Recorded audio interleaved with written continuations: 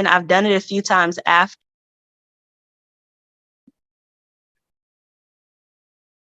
Uh-oh. I can't. It muted again. I think financially doing the shrooms right now may not be the best thing. But eventually, I will. And, I felt like earlier I needed to speak her name, Amina. I needed to tell her story, especially when it comes to shrooms. But I guess I had to wait for the right timing, because I've been wanting to just tell her story. And just, so Solana, you coming on and being a birth worker, death worker, shrooms, it was just like perfect timing, to just speak her name and just tell her story. And just express how, it just made me stronger, it just made me stronger, and it put me on this path to want to help other women. And, I'm here, man. And that's it. Oh my gosh. Thank you. Thank you so much. That is beautiful. And yeah, your story had everything in there. If you ever want to share more about it, I put my email in the chat for you. And because these things, they live in our body somatically, right? I call it somatic spoilage, the effects of racism or the effects of sexism or all the isms, the lateral violence or microaggressions and so on. They leave like a residue to a certain degree. I just call it somatic spoilage. And so that spoilage lives in our body, and we can induce the spoilage and purge or turn it. Oh, you were laughing. What? You were laughing. I thought it was something. Oh, somebody's not muted. Oh, okay. Yeah, Isabel is here, and thank you, Isabel, for letting Chelsea Naria share. Thank you, Leo. Thank you, women. I'm gonna just turn the video off when I do eventually get up, but I'm here with everyone, sending love and prayers and energy, strength from the deepest of depths, like from the space that not too many people know about, from the space that our songs come from the space that keeps our heartbeat in a certain rhythm during certain laboring, during certain times. Like, thank you so much. Sending everyone so much love right now. Thank you. Thank you, Solana. Thank you. And I just wanted to thank Chelsea Naraya again for sharing and for having an opportunity to speak Amina's name and share her story.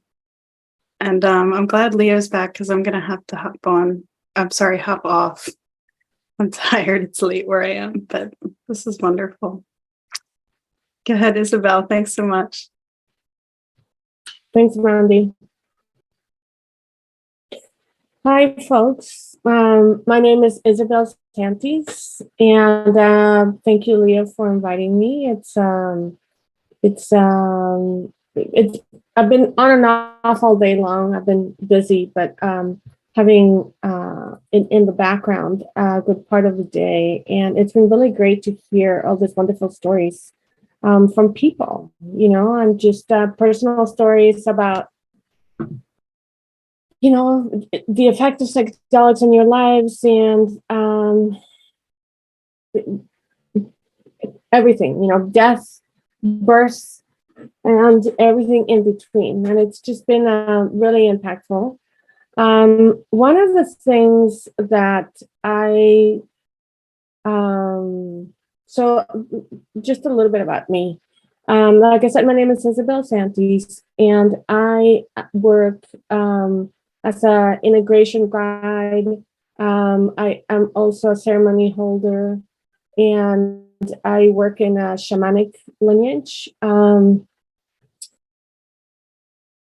also have, I've been in academia for some time, and I'm working on my PhD on East-West psychology. And I have been working with medicines for, it's going to be 20 some years, and intentionally for 15 or 17 by now. But I came to this work kind of by accident. It was not really something that I thought I would be doing. Perhaps most of the people that are doing this work never thought that that's what they were going to be doing. It's quite likely. because it was for the longest time not an option. But I came to this work through a dream. I had a dream when I was 25, where it was so completely different to anything that I have ever had. It really pulled the rug from under my feet. You know, my upbringing was very Catholic. I'm from Guatemala, and was born and raised there. And I was raised in a Catholic family, but very early on, when I was 13, I really became disillusioned with the church. You know, all of the questions that I had were answered in a dogmatic way that really made no sense to me. And every time that I asked a question, the answer was, oh, because you have to have faith. So from the very beginning, I didn't really believe much in spirituality. You know, growing up in the Catholic Church, you often see a lot of people that are, you know, they say one thing, but they, you know, do something completely different. And I would see all these folks going to church and asking for forgiveness and going through confession and mea culpa, you know, this big show of contrition, and starting the next day with the same type of behavior. So religion and spirituality were something that was not something I believed in. So I grew up and started going to school and followed the sciences and became very focused in materialism. The idea that if you cannot prove it, then it doesn't exist. And I lived that way through my life until I was 25, when I had this dream that literally pulled the rug from under my feet and sent me in a journey that I had no idea what to do with. You know, I understand now that what that dream did was put me in a spiritual emergency. You know, I didn't have the language at the time. I didn't know what that meant. But I had no context for processing this information. I knew for a fact that what I had experienced was true, and that I had gone somewhere and I had had these experiences that were completely real to me. I felt them in my body. I could smell the smells and the sensations and the changes in temperature and hear the sounds of the place that I had been. But I did not in any way have any framework in which I could make that process that information. So that took me into a journey of introspection and a lot of reading. It's when I discovered Jungian psychology, and that really helped me. It was like a little light that I could follow. You know, it was just the beginning of something that I could start making sense of those experiences that I had had. So I owe Jung a great debt of gratitude. And after that, I started reading more and more, and I discovered shamanism. And I understood that the dreams that I was having were the same type of dreams that one would have in a shamanic journey. So I wanted to be able to navigate and have some level of control over my dreams. So I started studying and practicing shamanism. And I was very lucky at the time to learn from Michael Harner and Susan Mokelke from the Core Shamanism Foundation, the Foundation for Shamanic Studies. And it was really amazing to have that opportunity to learn from these folks that devoted their life to this work. So that was my beginning into the world of expanded states, but I didn't discover psychedelics until much later. And at first, my first experiences with psychedelics were, you know, I live in San Francisco now, and I lived in San Francisco then, and I was going out with friends. A lot of them were gay, and we would go to these really amazing dance clubs, and everybody was doing MDMA. And I had no idea why everyone was so friendly. And I had these really wonderful experiences. I was the only girl there, and there was all these gorgeous men dancing around half naked. I had the best time of my life. But everyone was doing MDMA. And that was my first exposure to MDMA and psychedelics. It was not until a number of years later that I actually started, working intentionally with this amazing substances. And it was a process of self-discovery. For me, I learned so much about myself, as I'm sure everybody that has been, that's here, has as well. But also, I saw a lot of the,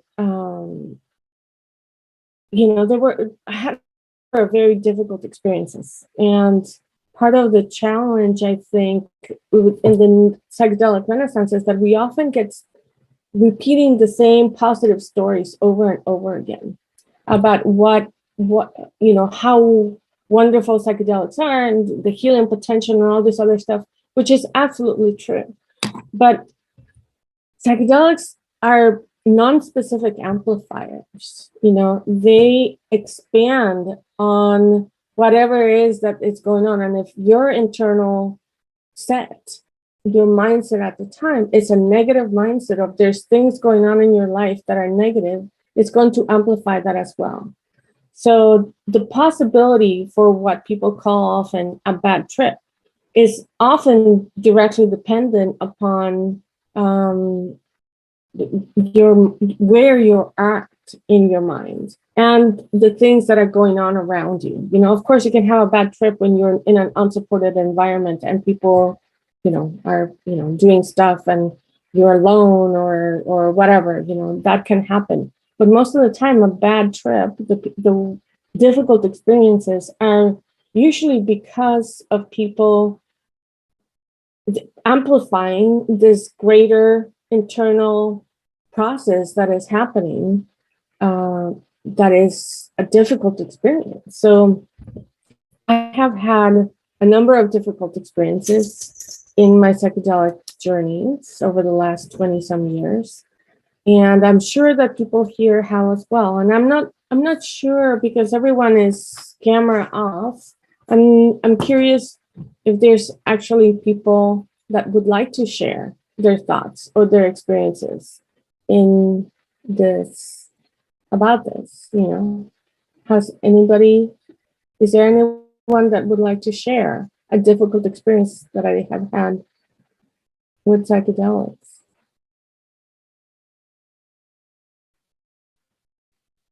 I don't know.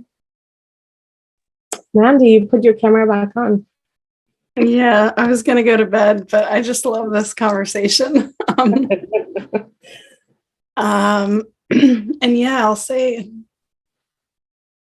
when I first returned to psychedelic medicines, or psychedelics as an adult with the explicit intention of using them as tools to aid in healing, the first medicine I worked with was psilocybin.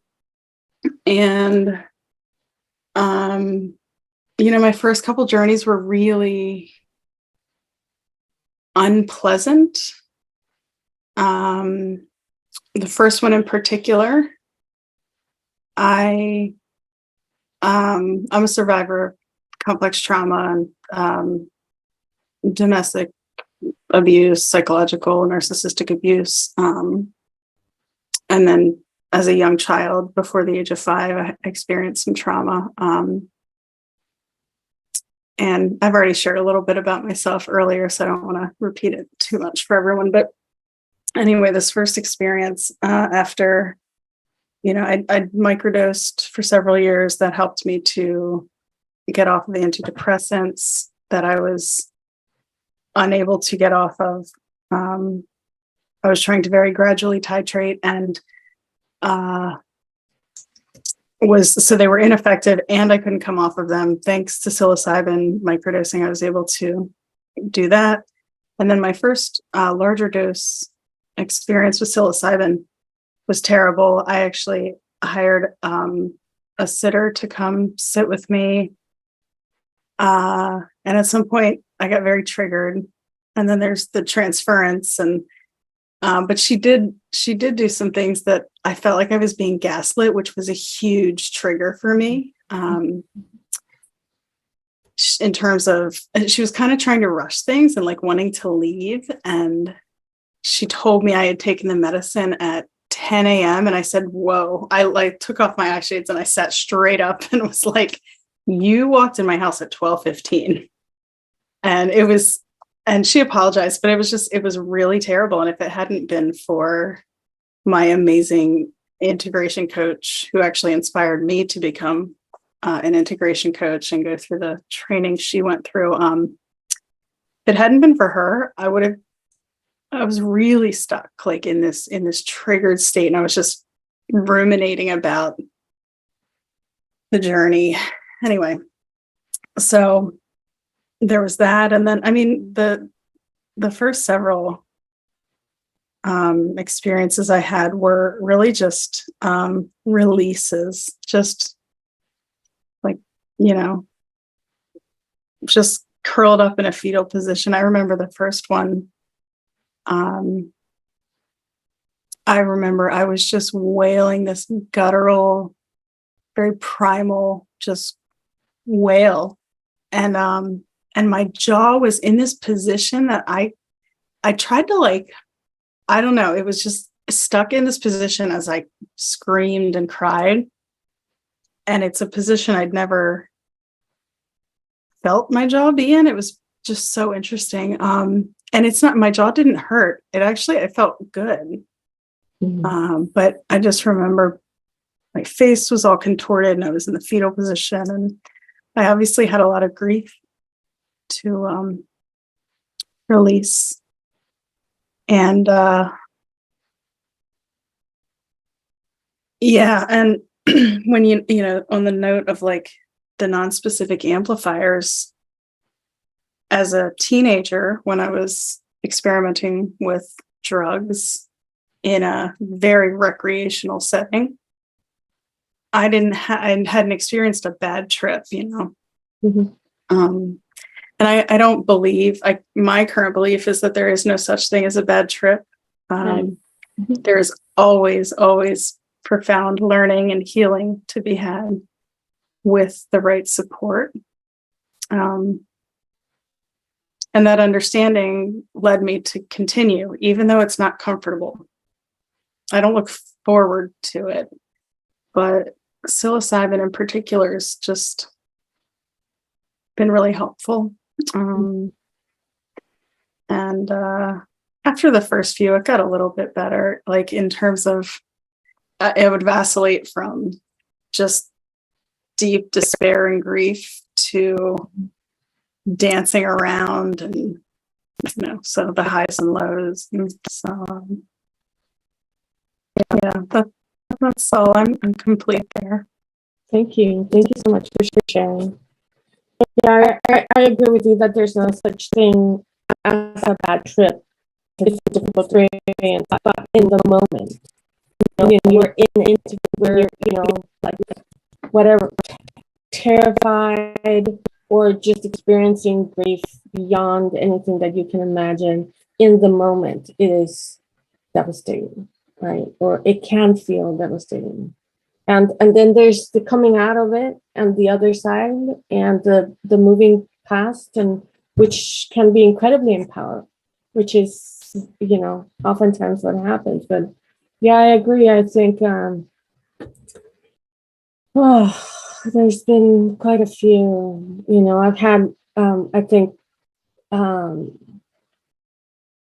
of my first difficult experiences was feeling that I was being hung to death. I don't know if this was some sort of epigenetic memory or past life regression, whatever it is, something, but having the memory of having of of dying with something on my neck or being hung on, and it was just such a horrible experience, and then not being able to catch my breath, it was just terrible. And probably one of the most impactful experiences of my life was a really difficult experience with ayahuasca, where I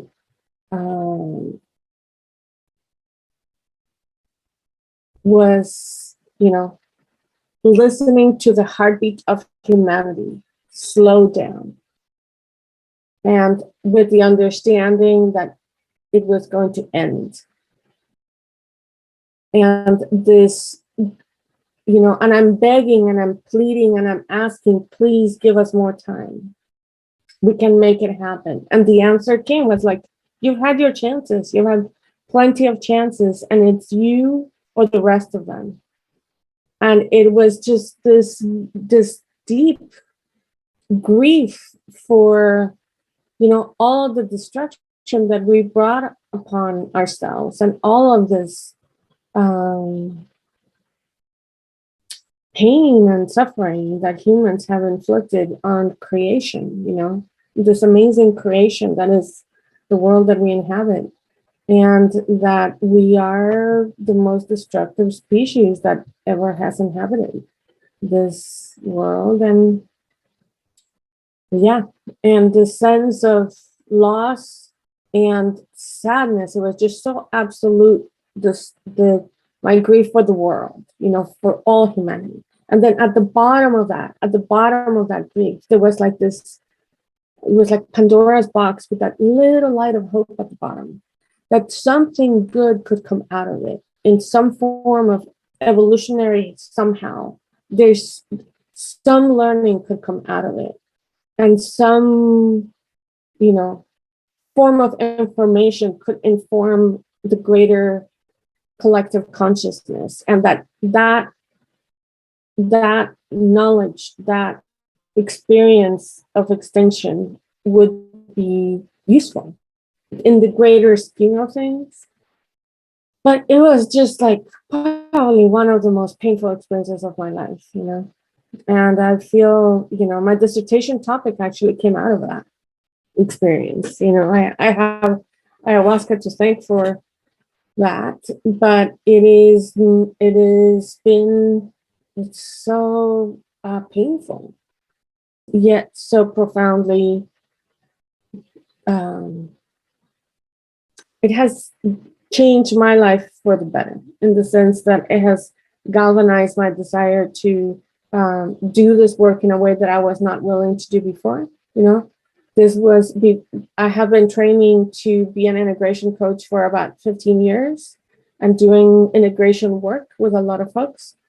But it was not until that dream, that vision, that I decided that I also had something to contribute to holding space for people, during their own sessions. And so that was just really important for me. So I see you yawning, girl. You're very tired. Thank you for holding space. I appreciate it. I am. Thank you so much for being here. And thank you, Leo, if you can hear me. Have a wonderful rest of the night. I look forward to more of these. This is fantastic.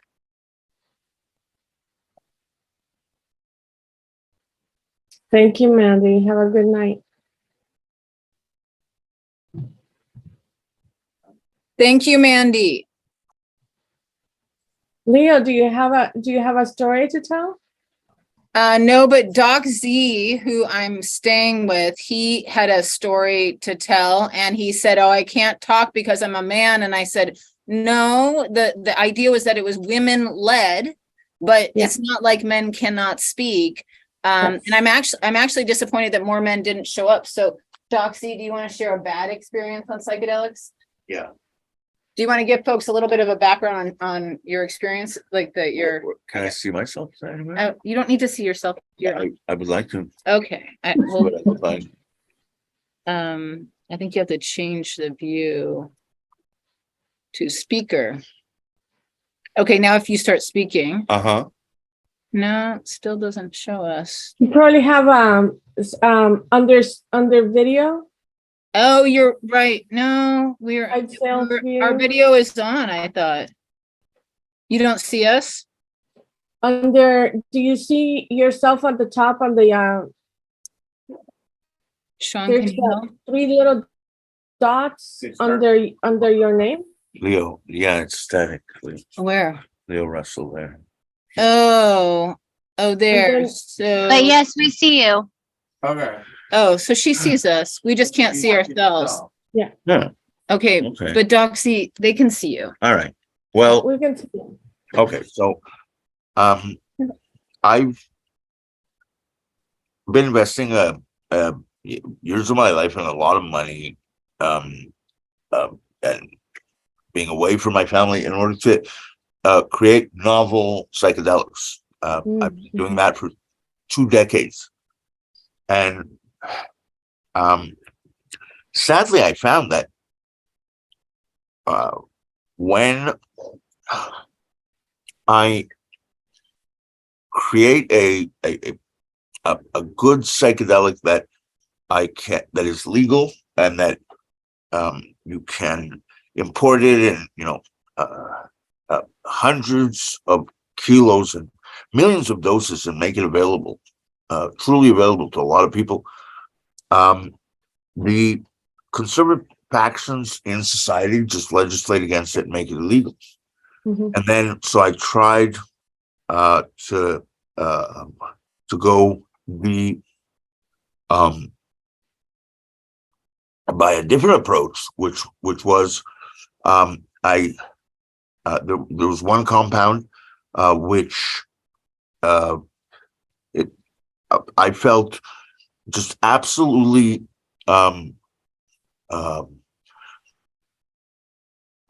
induced contentedness, and I patented it as a binge mitigator and alcohol substitute, and sold it to a company that's now on the NASDAQ. They're called Clear Mind Medicine, and they're going through the FDA route in order to create a alternative for alcohol, which is extremely effective because it doesn't make you it doesn't compel you to not drink. You can drink a little bit and you enjoy a little bit, and then it kind of changes your decision-making process, and makes you say, well, I think I've had enough. I'm going to go to bed. Where you would otherwise just go, continue until you pass out. And that process is not making the compound available to consumers. It's as if for any kind of narrative, the righteous, the legal, the illegal, the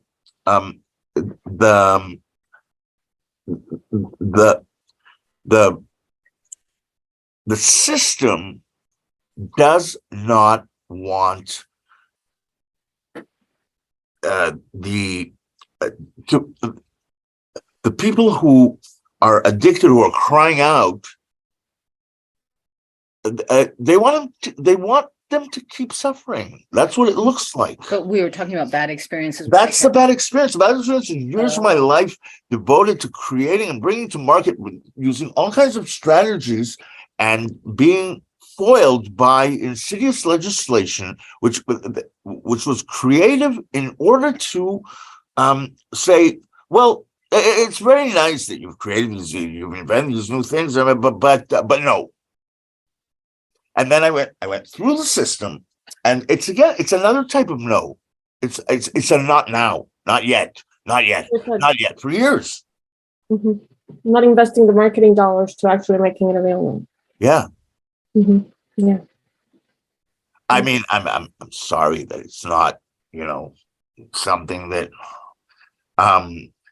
that I'm all in tears about, and it's not extremely personal, but it is years of my life with the best intentions that was foiled by the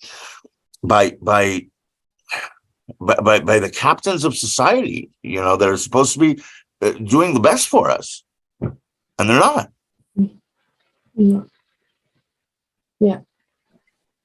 Yeah. Thank you for sharing. That must be so incredibly frustrating. I can only imagine. Annie, did you want to share your story?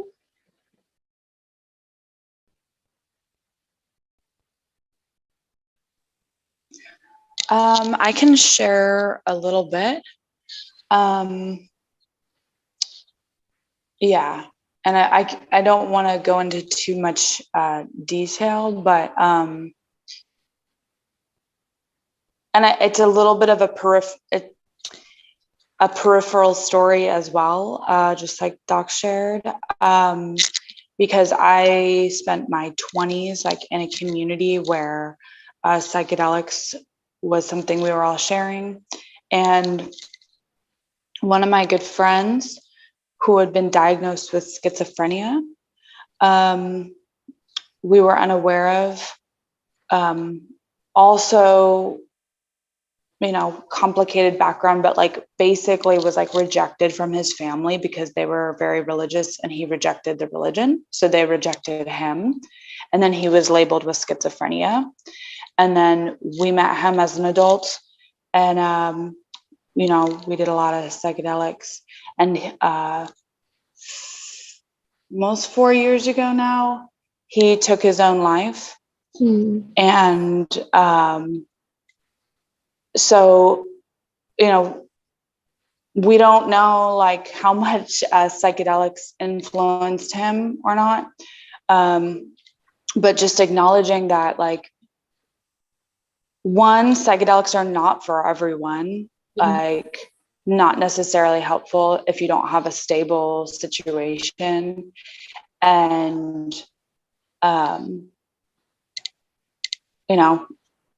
overall bad, very bad. We lost our friend. I wouldn't say that's because of psychedelics, but we had some very intense situations happen with this person on psychedelics. And what I've been sharing with, because I'm in a training with a lot of licensed people, like going into this field, who have very minimal experience and are coming from a diagnostics perspective. And I've been telling them, I'm like, when you give someone a diagnosis, a mentally ill person perhaps, or anybody, that treating that diagnosis with just as much power as you would a psychedelic.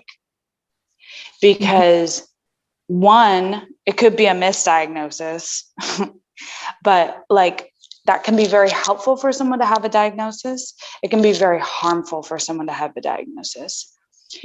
Because this person, in my understanding, who's my friend, just had some trauma because his family rejected him, and he probably wasn't schizophrenic, but we don't know.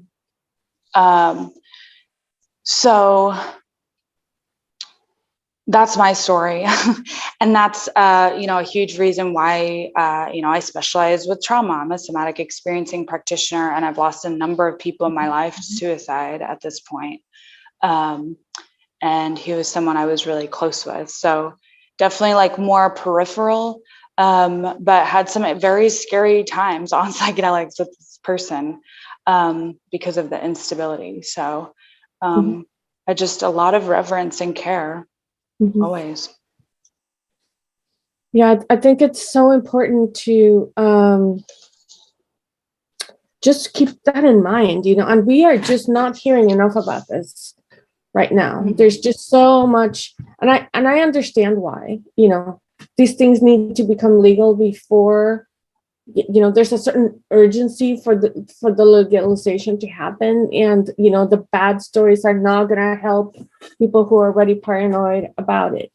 But at the same time, if we don't, I just keep on waiting for something really, really bad to happen and to make nationwide news because you know that it's going to happen, right? And if we don't start addressing and mitigating and doing harm control reduction, then we're not ready to deal with those situations. You know, we need to educate people in how to handle these difficult experiences. And I don't think the training is sufficient. You know, like you, I chose not to pursue a clinical psychology because I knew enough about psychedelics and I had been in therapy long enough to know that anyone who practiced traditional therapy would need to unlearn everything they knew in order to work with psychedelics. Yeah. So a lot of these psychedelic training programs is a re-education for people who have oftentimes have never done any psychedelics themselves. You know, the great majority, I go to CIS, which is one of the training places for, and 95% of the people graduating don't have psychedelic experiences. And I'm like, are you freaking kidding me? You know, like how, you know, if I'm gonna scale Everest, I don't want someone who's guiding me, who's only looked at it on Google Maps. Okay, that's or not they've gone on one hike ever. It's not who I want to take me to these high peaks, you know.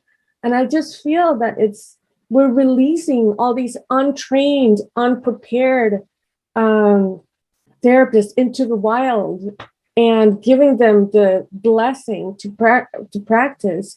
And something bad is going to happen. And I think, you know, I know so many people that are graduating from those programs, and there's no real discussion of how to deal with these difficult experiences. There's not enough training for how to hold the space for someone. You have the somatic experiencing and trauma background, but as you know, most therapists don't.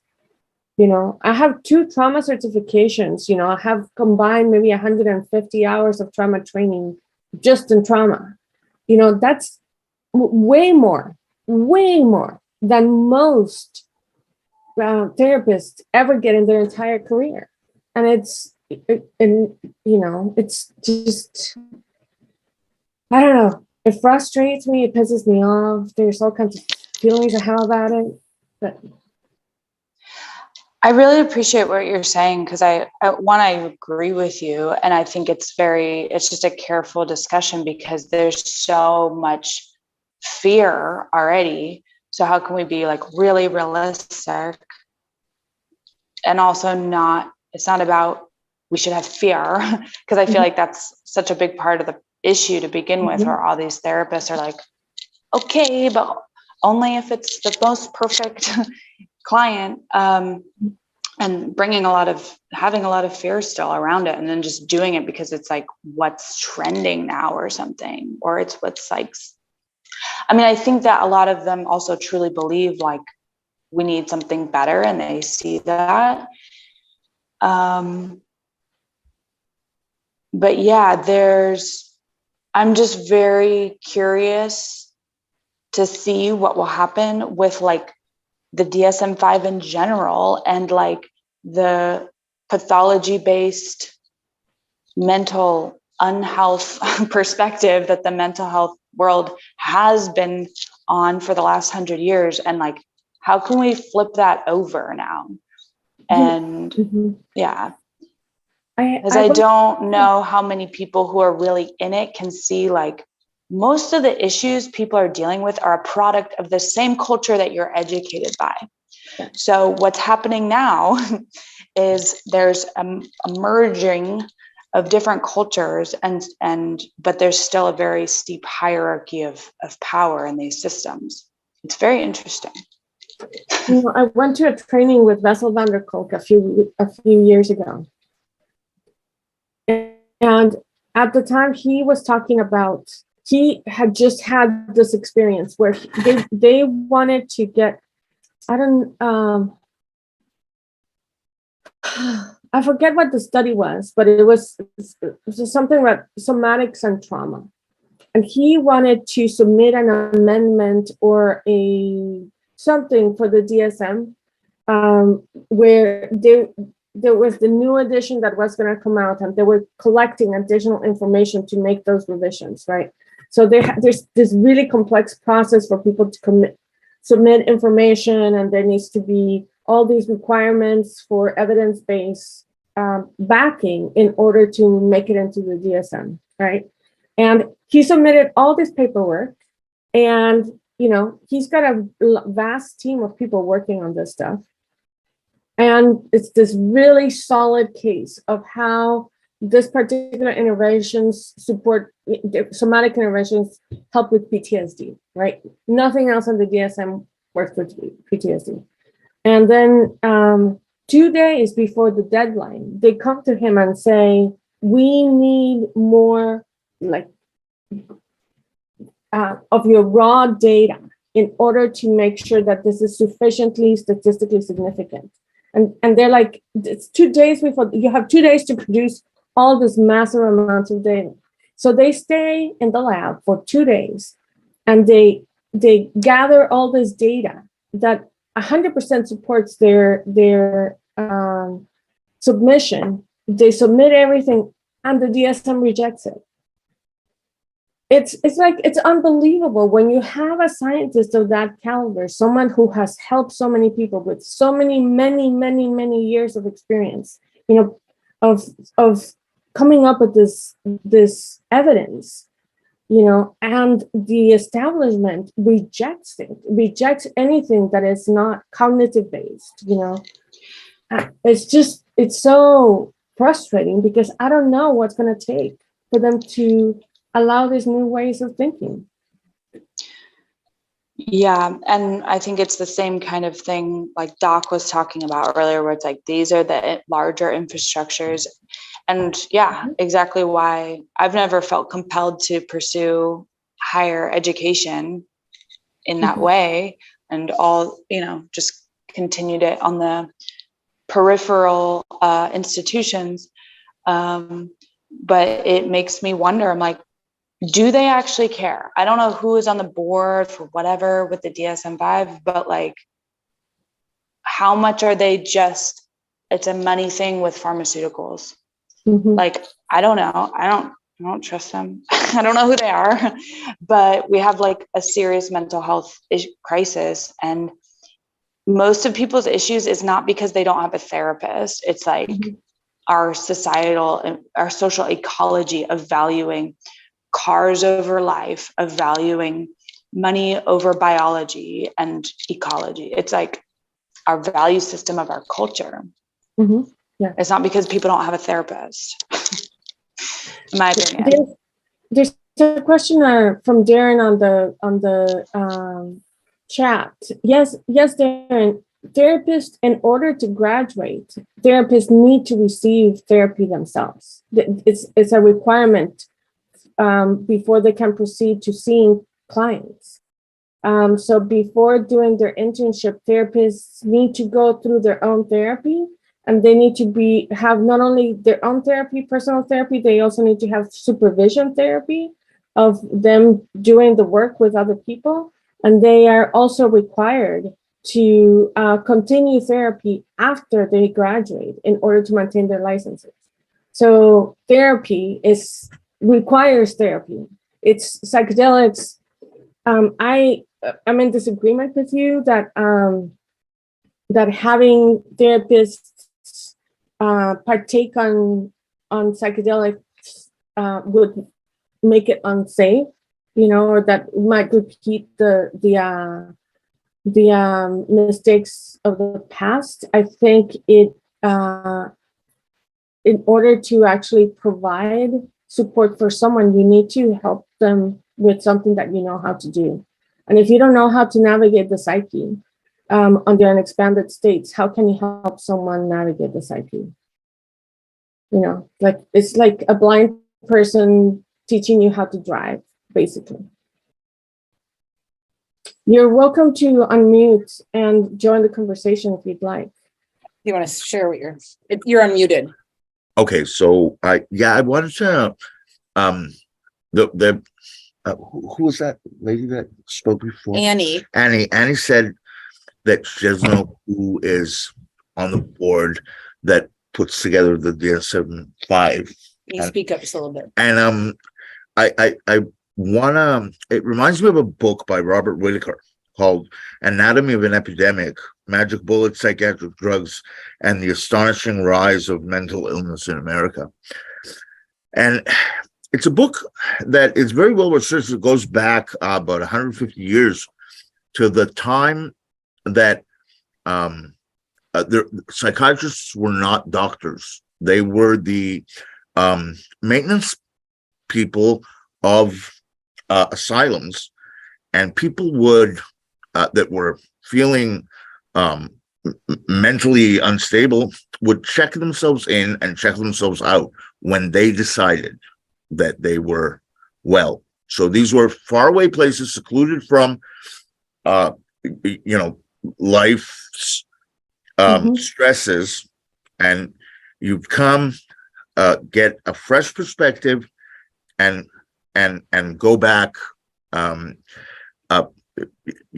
feeling cleansed, and it worked.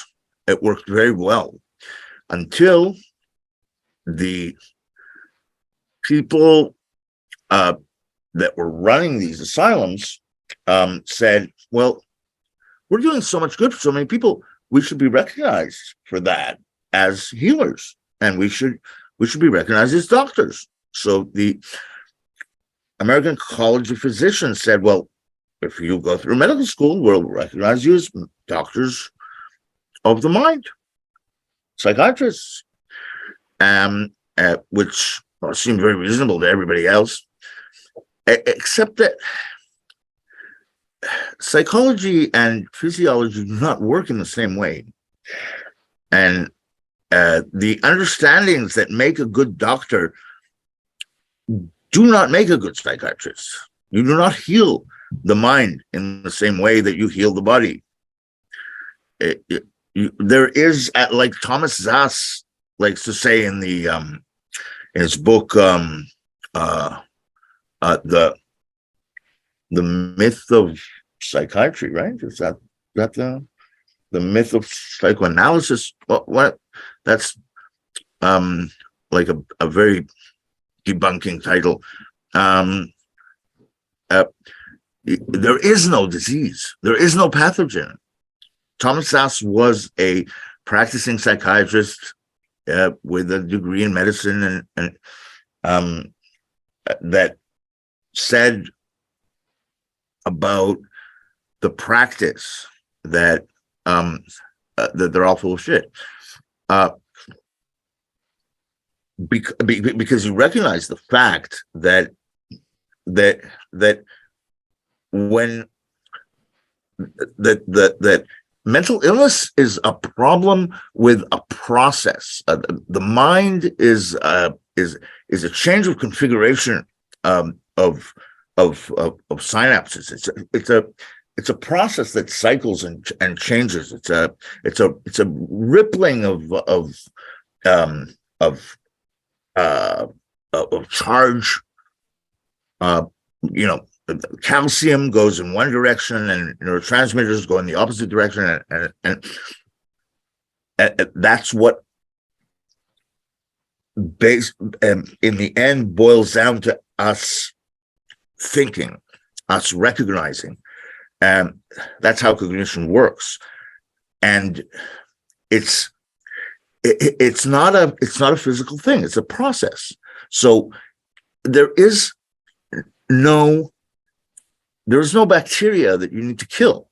There's no virus that you need to prevent from replicating.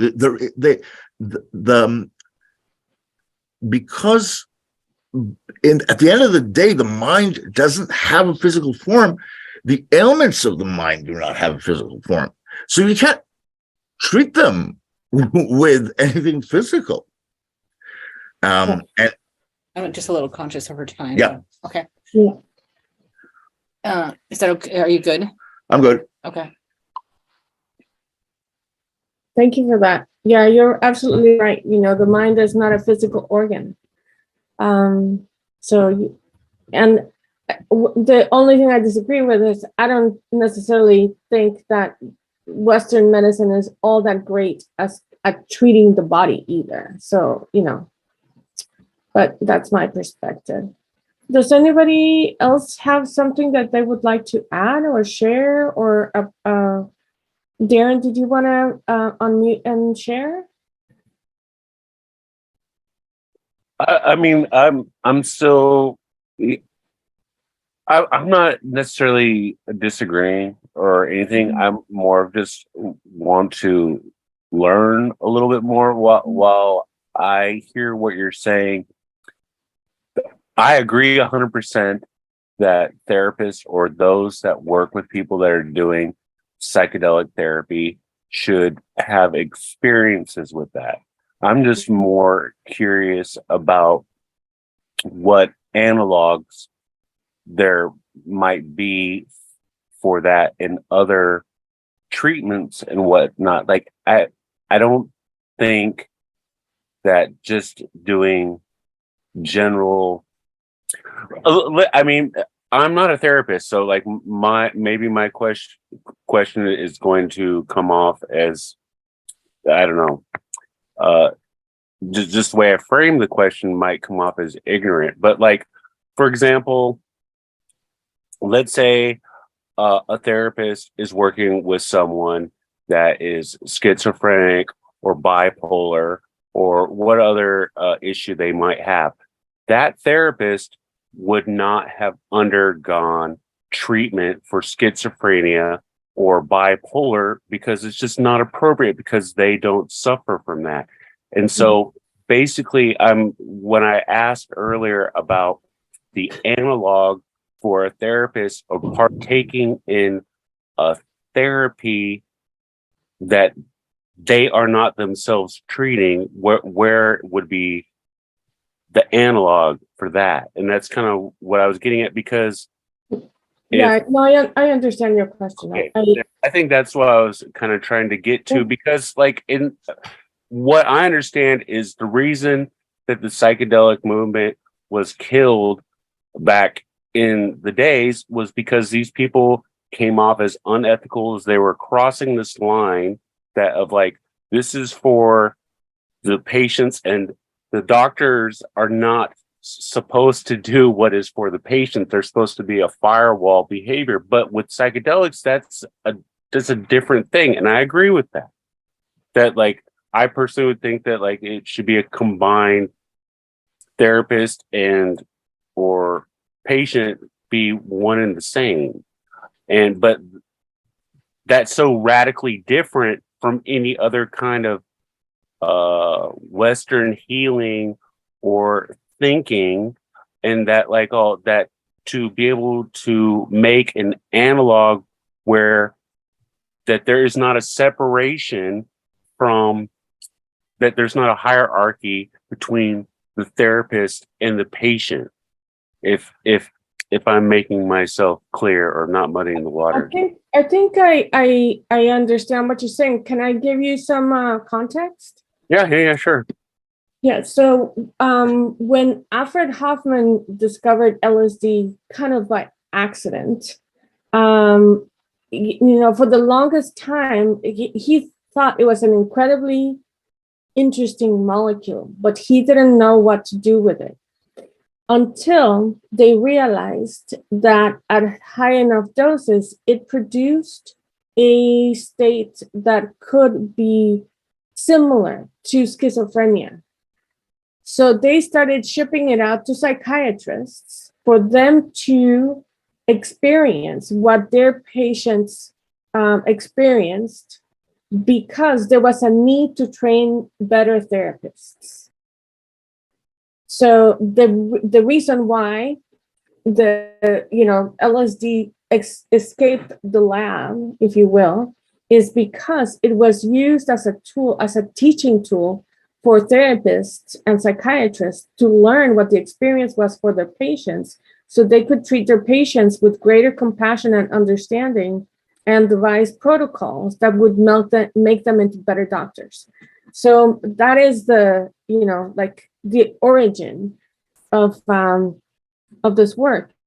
And for many, many years, using LSD or other psychomimetic substances to train doctors was accepted practice, and not only and it produced really great results. A lot of the neurotransmitters that have been discovered in recent years and their effect of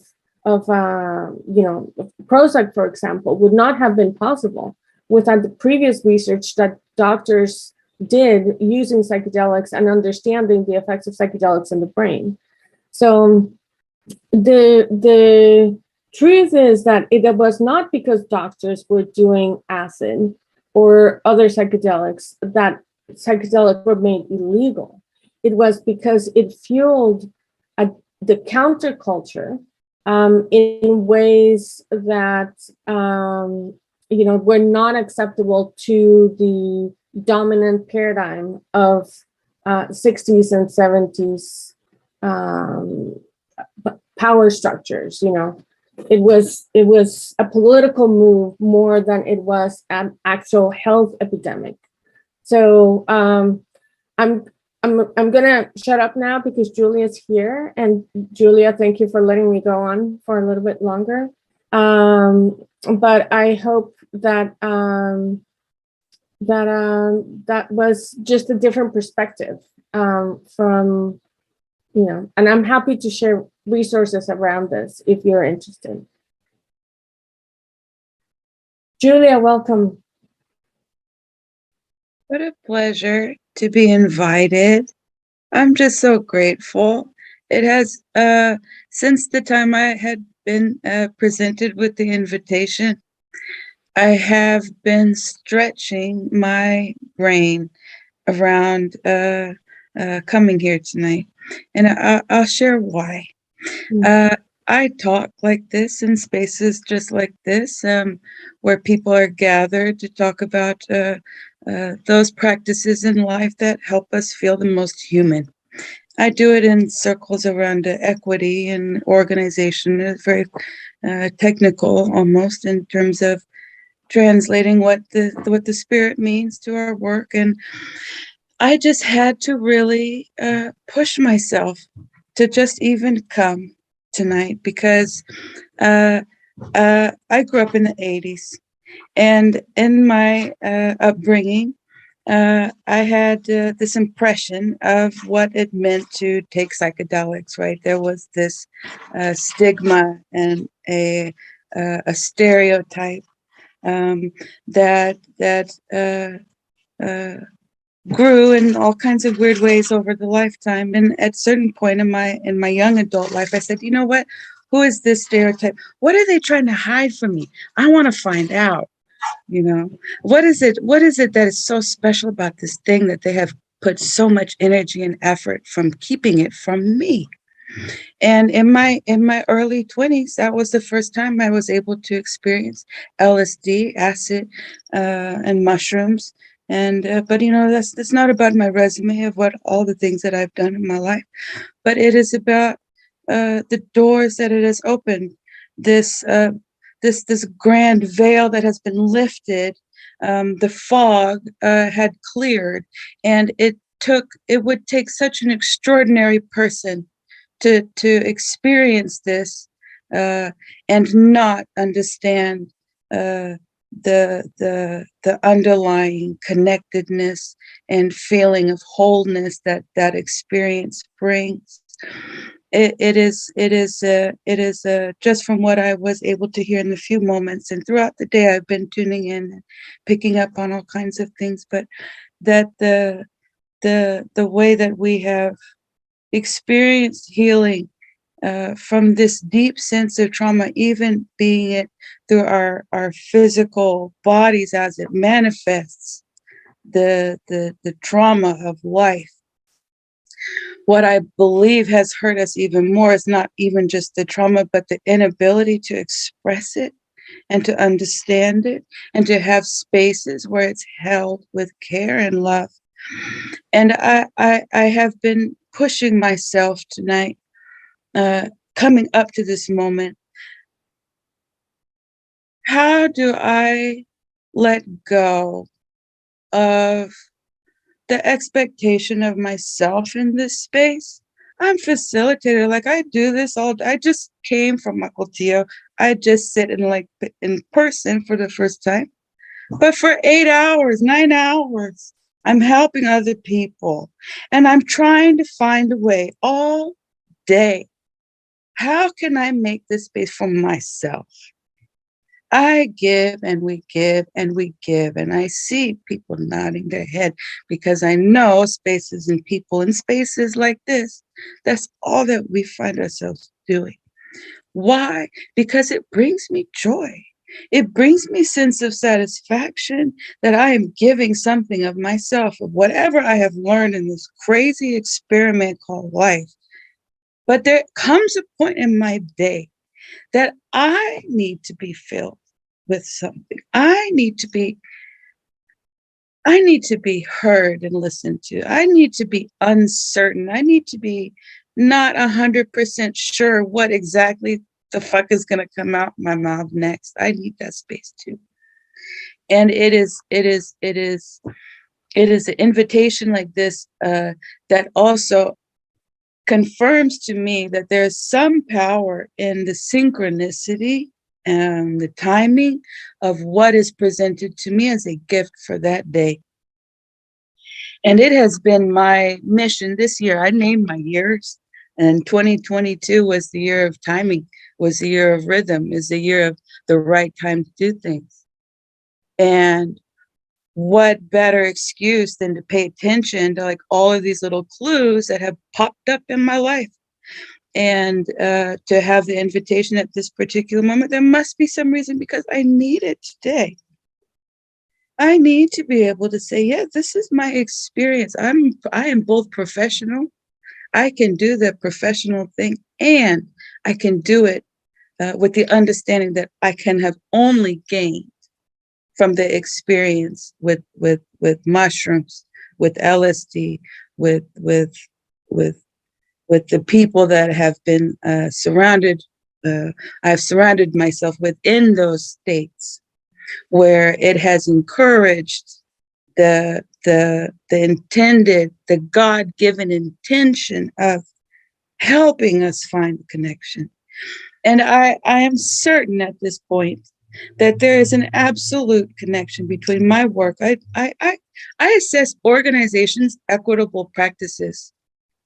And so I'm come face to face every single day with the very tangible result of all of the ways that we can live that are not helpful. You know, that is the most polite way I can find to say this, right? But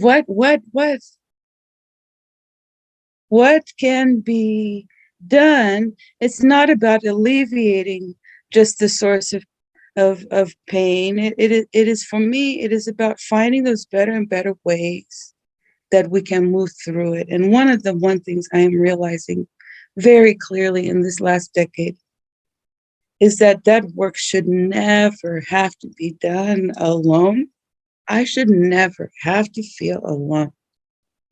And to me, that sense of isolation and of aloneness, that is the sole source of all pain. Is because even if I have that pain, if I have no one to share it with, it doesn't exist. And that means I don't exist. That doesn't, it gives me goosebumps. It feels so wrong to even say that I don't exist, because that is so far from the truth of how I feel.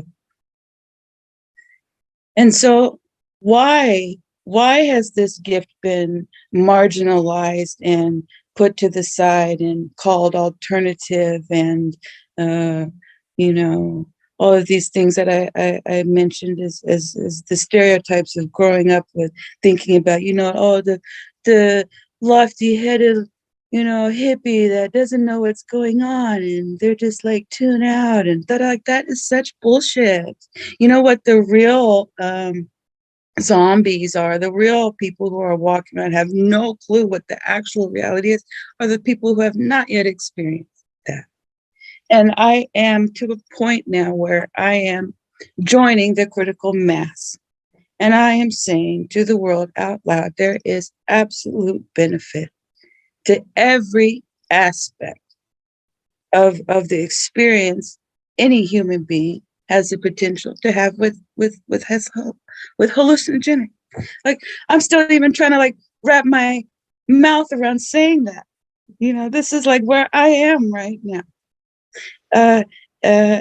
In that, along with every single other thing I have had to question about, why has this thing been kept from me? Who does that benefit? This yet another thing I'm adding to this list. Like,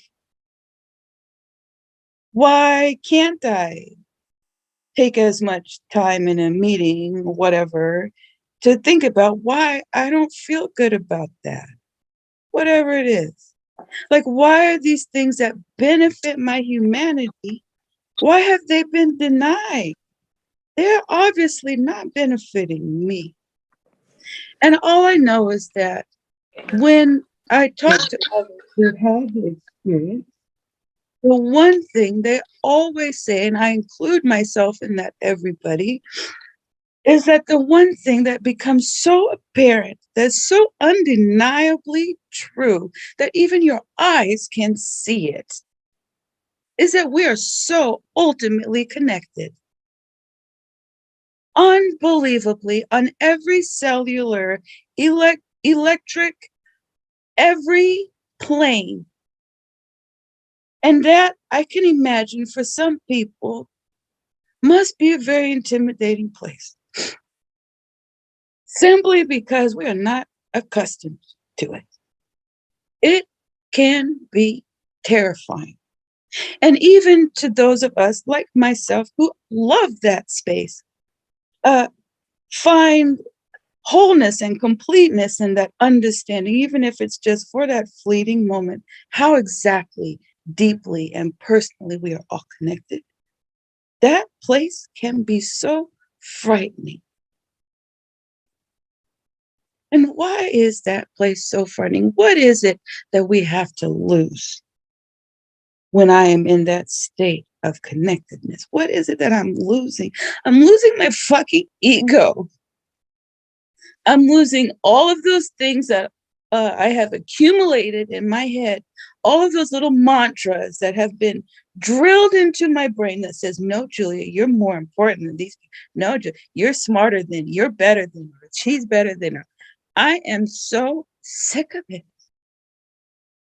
I am literally at my wits' end. It is so unbelievably frustrating to see the potential of our humanity and people not run to it. How could you not? There must be some reason, and I am dedicating my life to figuring out why. What is it that we are so afraid of and losing in being actually equal to each other? There is so much beauty and meaning and purpose in my identity as a Black person, as a woman, as a Muslim. What is there to give up? I have really wrestled with this, and I'm talking from like, what would Julia give up if my world was actually good? If I woke up one day and the world, and here's one example. The day after Obama got elected the first time, I went to the grocery store.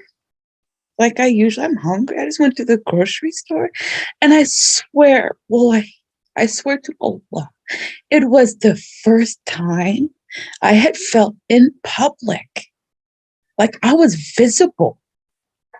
Like all of a sudden, every single person, regardless if they were white, whatever, they saw me in my beautiful Blackness.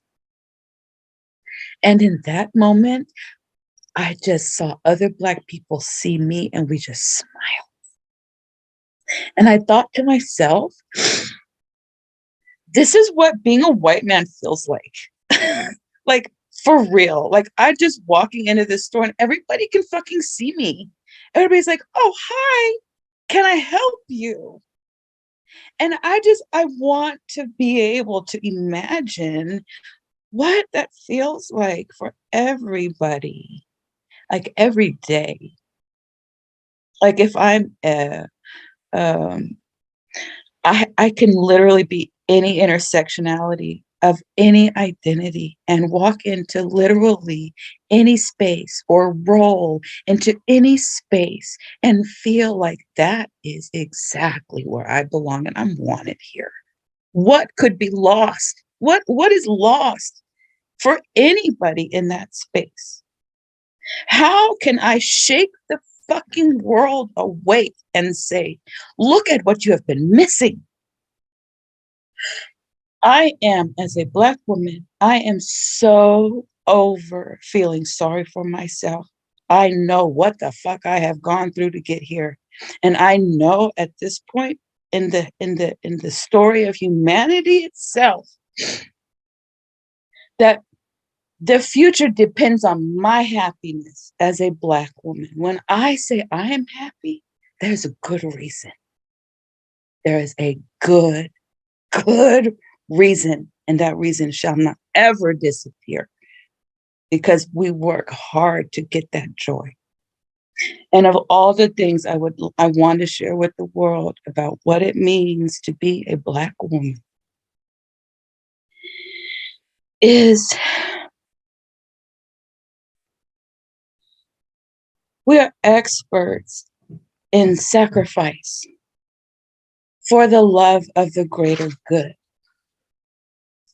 We have stood by and watched our men get rights, voting rights, privileges of access to proximity to power, and we have still found ways to support and love them and raise our family.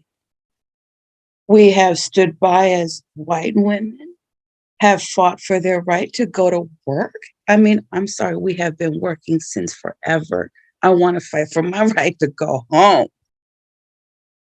I am realizing the value and the power of suffering, of sacrifice as a gift, as the ultimate expression of every facet of humanity. I'm Muslim, and we are given the gift of life, of experience, of learning through, of being better than the angels. We are told this because we have the ability to make mistake. Angels cannot make mistakes, therefore they cannot be forgiven. They cannot see the power in humility that make us human beings better than the angels.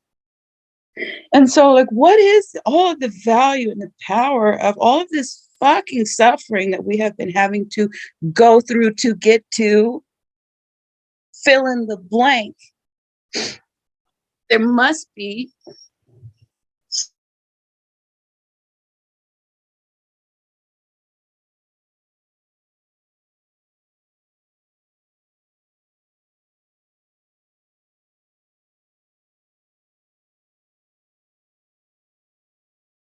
she's frozen. I'm not sure what to do. Yeah, she's frozen for me too. Let me see. I'll try messaging her.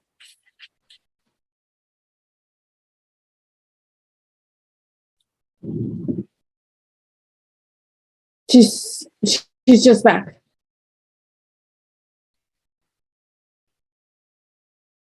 Are you back, Julia? Yes, she's back.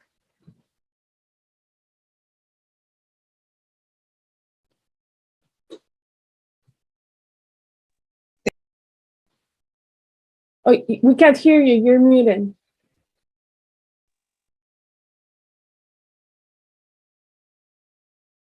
You're still muted. Let me. okay. Can you hear Okay. me? Yes, now we can hear you. Good. Oh, Welcome back. thank you. Oh my gosh, I feel like I wandered off the spaceship and you pulled me back onto it. And I've got good news. At least I remember exactly where I was, and so I will pick up on that thought where I left off. And I was talking about the value of suffering. And I was just about to share the best metaphor I could possibly think of to try to wrap my head around why are we suffering so? What is the cause and purpose? And I'm thinking of artists. I hope there's artists in this space. I hope so. The artist takes the block of marble violently out of the side of the mountain. That's my birth. I am birthed from the mountain, and here I am, plopped on the planet. This big, rough-looking piece of rock, but there's something in that rock that needs to be discovered. And over time, the artist tries to find the essence of the art. And big chunks, they fall off violently, like you thinking about what does it take to cut marble.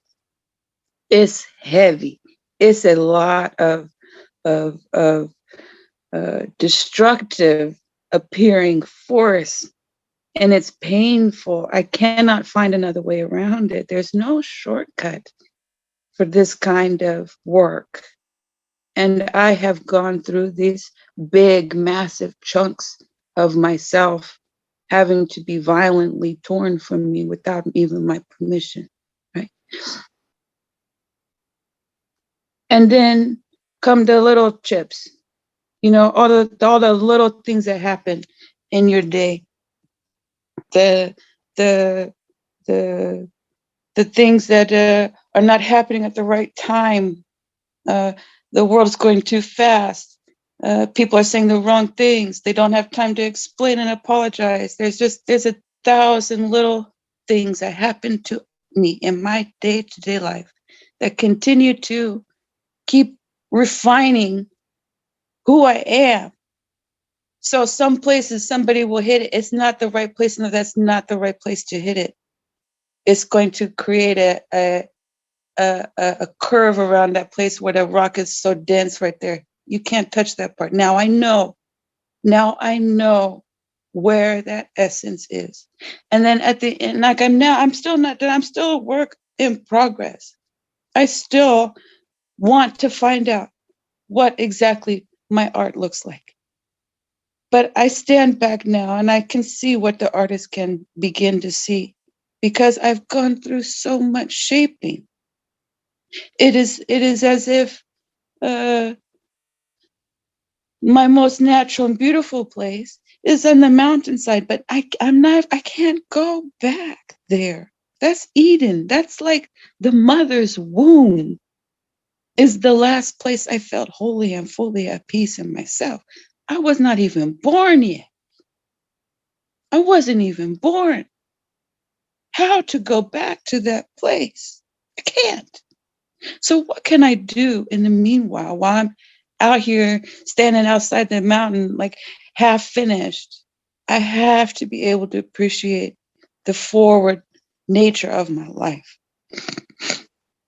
And that all of this pain and suffering will go unnoticed if I don't recognize that it's part of my art. And I, you know, as the folks who were sharing before I joined about how this intersects with therapy and the medical field, I'm at this point by any means necessary. Whatever it takes to open those eyes to say there's actually another way to see this pain without my judgment upon it. And I'm remembering my experiences that I've had and thinking about things where I was, where in another world would bring me a lot of pain and sorrow. Like, would be incomprehensible to be able to even talk about. let alone process with probably even a stranger. But, here I was, I found myself, and all of a sudden, that thing I thought was so massive and daunting, like that, I can just envision it like this big, like tar monster that just will, if I just let it in a little bit, it will take me over. How can this thing just be this? Oh, that's not what it was at all. When I released my judgment on why, that thing was bad. And again, I'm going back to that analogy of being a piece of art. Yes, it was painful, but was it bad? There can be possibly another way to think about things. And just that process alone was enough. It was enough to remember all the other days that, oh, there was another way to see this big sticky monster who actually has control over these things. I remember just before my session that no, the mind is not an organ. It is a collection of electrons firing. It is that malleable. It is that willing to bend to my need, and willing to and able to receive that which I don't have. And I know there's benefit. I know there's benefit. And I was very anxious about coming tonight, and not just to share this. I'm very comfortable with this, but I don't know if I can talk for a whole hour. I'm not used to this. And why? It's because I have made a whole life and around listening to other people. And so I'm so tempted. I'm so tempted. And I think, why not? I'm going to practice doing what feels right and not make myself uncomfortable. I came here, yes, to share how I believe equity connects to this industry and this philosophy and this practice and way of life. But what I really want to know,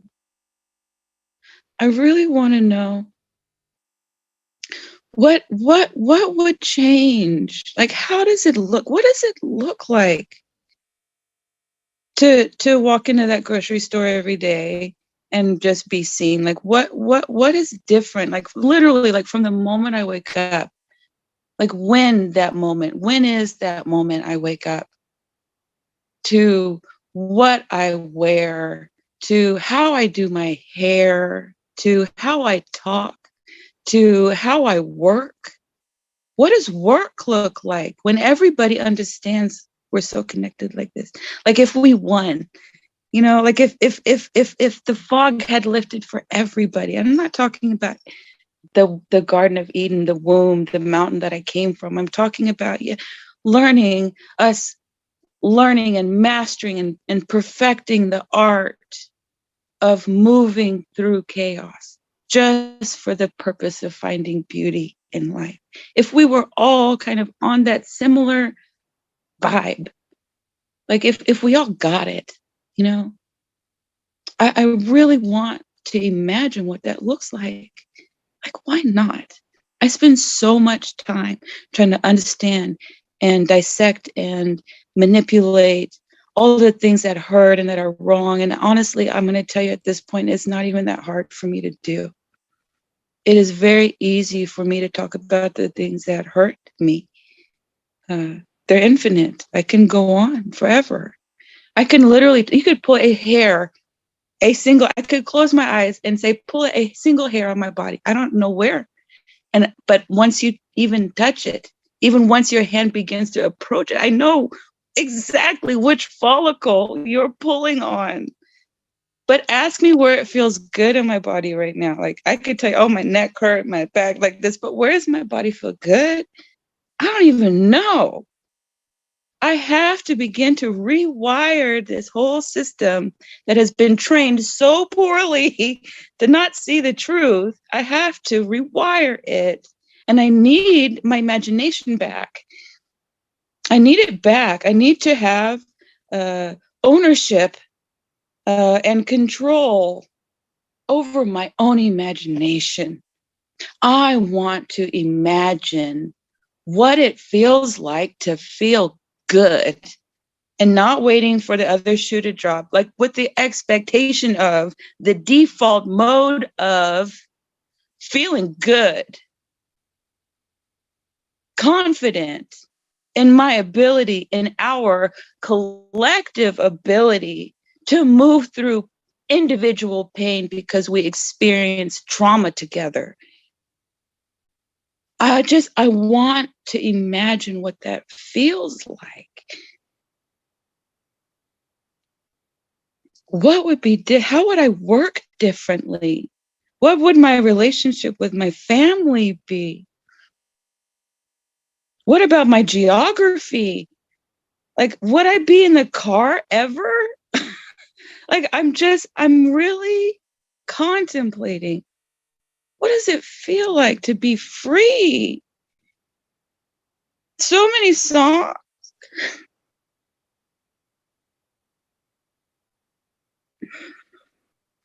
So many songs I've heard about what it feels like to be free.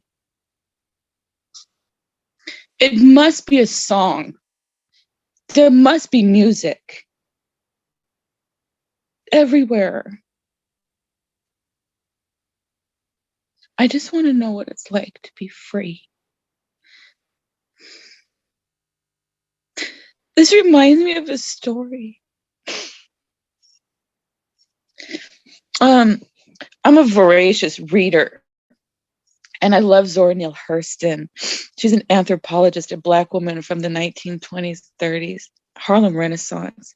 And she was so revolutionary. She was intent on documenting Blackness because she could tell where it was going. It was to be absorbed into whiteness, assimilated, and she saw it coming. And she said, I'm going to document so we shall never lose these precious stories. And one of the stories that she recounts in a collection of her essays that I just finished reading a few months ago, and I still think about it almost every day, this feeling of what it means to feel free through the gates of whatever medicine needed to get us there. But on the other side is freedom. And freedom to understand the stories that contribute to my DNA, the history of my blood, feels like an appropriate place to begin. And thinking also why I'm thinking of this story I'm going to tell you is because of the element of music. So you see, when Black people, when we were enslaved, we had gone through every imaginable test of hell on earth, have our babies ripped from our breast, our children sold. Every single imaginable expression of inhumanity we have endured. Humiliation of the most creative extent. And in those moments, we had story. And one of those stories involves a character named High John the Conqueror. Now, High John the Conqueror, he was mystical being, as enslaved himself. He would be on a plantation in Texas, and there would be an enslaved man being whipped to the threat of death the lowest possible point in any human being's life.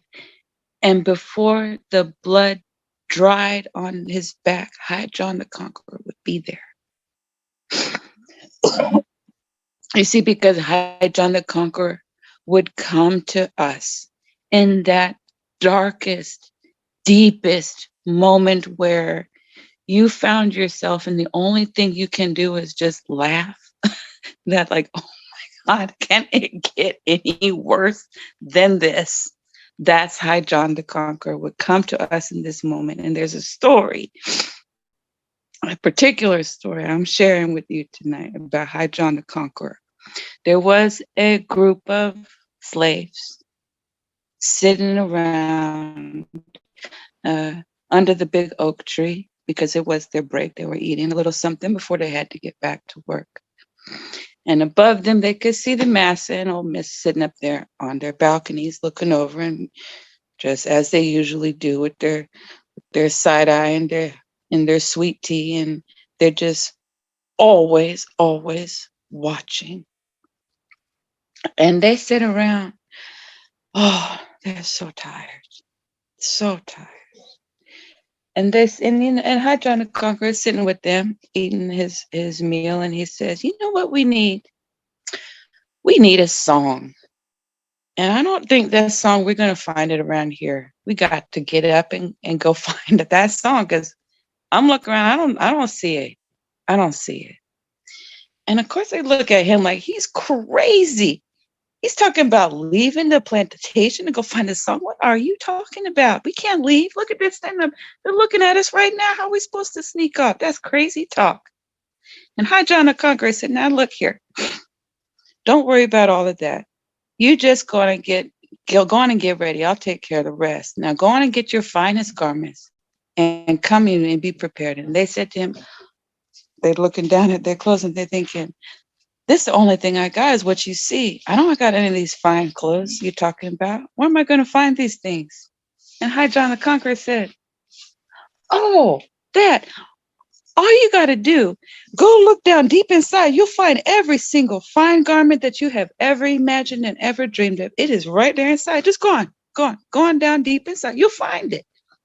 And so as they were busy going down inside and finding and putting on their most beautiful garments, filled with light and colors they haven't seen for decades, they was busying themselves, and High John the Conqueror sitting there watching them get dressed. And he says, you know what? I don't know what we're going to do when we find that song. We ain't got no instruments. And he's like looking around thinking, you know, where are your instruments? And they said, we don't have instruments. That's just a dream world. I don't have none of that. That's fine stuff. I haven't seen a violin in decades. He's like, oh, don't worry about this. You go right back to where you found those garments. Go back down and pull out those instruments because we need them. Come on, we got to get going. And so they sat and they're like, oh, well, I found the garment. I'm going to go down and find that instrument too. And so as they were going down deep into their souls to find that perfect instrument, High John the Conqueror had gone off to get their transportation, and he came back with a black bird as big as the sky. One wing reached from the sunset and the other to the sunrise. And one by one, he said, come on, climb on up. We're about to go find ourselves a song. And he helped each and every single one of them up on that beautiful big black bird, and off into the sky they went. And now here's where there's a whole bunch of stories, just like Anansi the spider, Brer Rabbit, High John the Conqueror, and his crew get into all kinds of adventures looking for that song. And they find themselves in one of these stories all the way down in hell, playing with the devil. And boy, did they have fun. They found themselves some songs down there, some nasty, dirty songs, and they had good time. They had such a good time. High John the Conqueror was actually elected the new devil, made the devil so mad want to chase them right out of hell. He said, you got to get on out of here. Don't you dare take my daughter with you. So I had John the Conqueror and his little crew got right back on that blackbird, soared right up on out of hell. They got enough. They knew what that was like. All right, we got what we need. We'll see you later or not. And on their way out, they're like, oh, what's that? Oh, hi, John the Conqueror says, oh, up there? That's the ladder way up to heaven. I said, we figure we're here already. You want to go check it out? Like, we here. Why not? So up they went all the way to the pearly gates. And they opened those gates. And you can just imagine what they saw. Nothing but beauty and happy and songs for days. The streets of heaven, one of them is bass and the other one is treble. And right on the corner of bass and treble sits the desk of God. And God sat there and he watched these people march up and down the street, up and down the avenue, just finding the most beautiful songs. They found a song, a tune, a rhythm for every single emotion, for every single moment down here on earth. They found a song. The order of notes that hit you just right, the ones that feel right on time, the ones that make your heart move, they found every single song. And just as they were at that intersection, playing into the grandest of crescendos, the world went dark. And when they opened their eyes, they looked up and they saw that oak tree they had been sitting under before they caught on that beautiful, beautiful bird. And you can imagine them looking back up at that Mason's house and seeing that Mason and having to hear him say, go on now, get on back to work. I got more work for you tomorrow. How the heart breaks to be brought back to the reality of this world.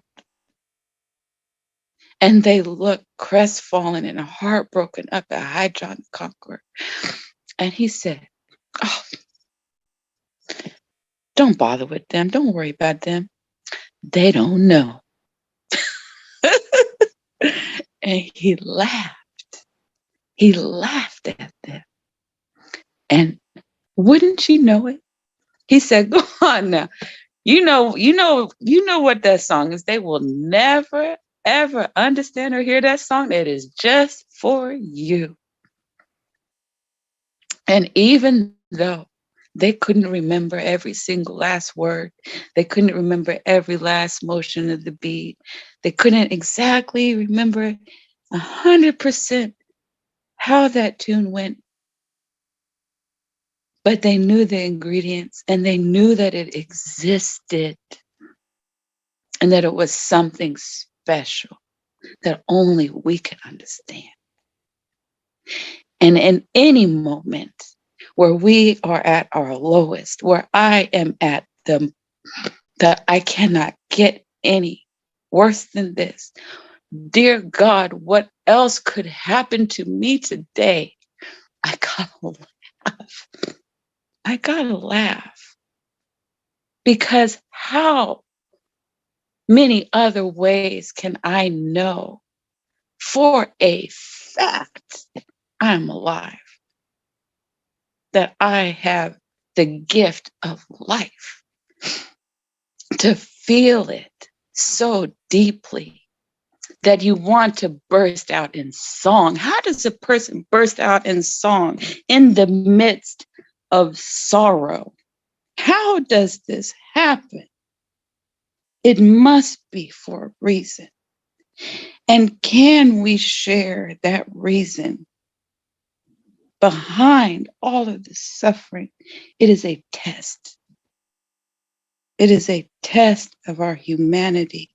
It is a test so that we can earn that song, that joy in the midst of no matter what is going on around me, to have that gift of laughter, of being able to see the comedy of life. This life is funny. It is funny how serious we take ourselves, how serious I take myself. I'm going to say this with 100% certainty. In 1,000 years, nobody's going to remember my name. I don't remember the seamstress's name, 700 years ago. I am just another experience that God has given us, from the most depraved to the highest elevated, and every single thing in between. We must have all of the experiences. And to be grateful for that is my life mission. Oh my gosh, I actually did almost talk for an hour. I'm like really surprised myself. Yeah. I really am very grateful for you all and Aurora for organizing this event. 24 hours is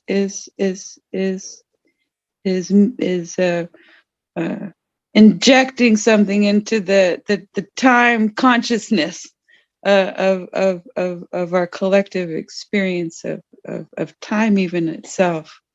24 hours, what can be said, what can be created in 24 hours of dedicated Herstory time? To give that time to women to speak uninterrupted is such a gift, not only to me, but to the world. Like, of all of the people who deserve the ability to speak uninterrupted, should be women. I am a firm believer. And why? It is because women, and you understand what I believe about Black women, and I also include Indigenous women in this group too. But in general, women have what the future requires. We have that experience. I'm not going to say is biological. It's just we have had millennia worth of opportunity to experience and practice what it means to sacrifice for the greater good, what it means to not be able to go to that concert that because I couldn't find a babysitter. Like, I'm still a little bitter about that. But you know what? I am willing to keep giving because I know how valuable our voice actually is when it is listened to, believed, and acted upon. I am tired of taking back seat. And to the men in this space, be very grateful, because I saw you here and I wasn't even going to come. But I said to myself, I am here for the women. And if men want to listen, you're welcome to listen. And so I appreciate everybody in this space allowing me the confidence and the ability to explore all these little corners of my mind and have zero plan coming in here tonight on what exactly I was going to talk about. So I thank you. Let us find more and more and more ways to listen to women, because of all of the tools and teachers we have in the discussion area tonight with these 24 hours, the power of the psychedelics as a tool, as a teacher. Let that teacher be a woman. I love you all. I'm very appreciative of you allowing me to say that I love you and to make that normal thing to say to a perfectly marvelous group of strangers. And so I will end just a few minutes early, if you don't mind. I will just get something to drink and be a good example to you on caring for self and knowing the right time for things. And so with that, Aurora, I'm not sure how you'd like to proceed, but in the last few minutes, I would love to hear anything anybody would have to say. So again, I'm going to put myself on mute on purpose this time and pass it back to this beautiful group. So thank you. Thank you, everybody.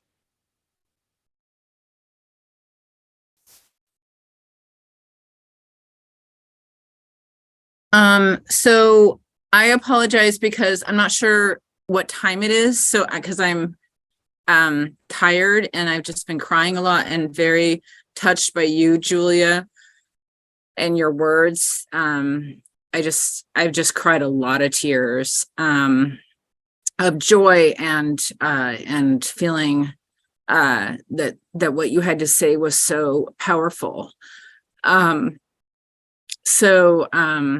I don't know what time it is because we have our next speaker on the hour, but if she hasn't joined yet, and I don't know if she has, I need to go find my phone. So maybe I'll just let you guys kind of hold space for a minute and I'll try to.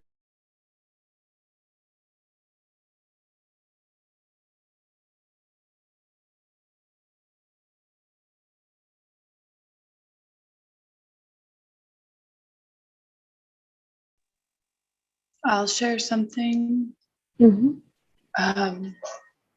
Sorry. Yeah, just thank you so much. So grateful for you sharing. Sorry, I'm just trying to change the view. On the 27th, I signed up while you were talking because I was just like, oh my gosh, more.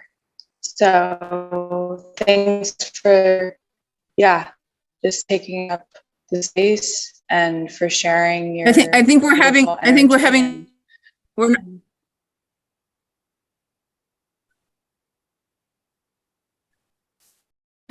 trouble hearing you. If you turn off, I don't know, maybe turn off your video if it's on. Sometimes it helps with reception.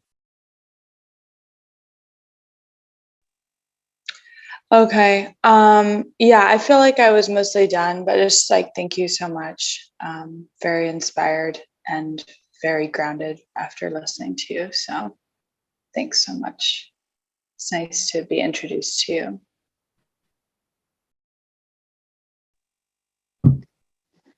I am learning how to take compliments. So I have been told to say thank you. It's not easy. What she was talking about the 27th. I'll share in the chat if it's okay. I don't want to buy my mixtape, put my plug in and whatnot. But thank you. I will. Okay. Every month I have a listening circle, which is why I was drawn to this space in particular. But I host something every month. So I'll put my website in the chat at your leisure. Thank you. I appreciate it.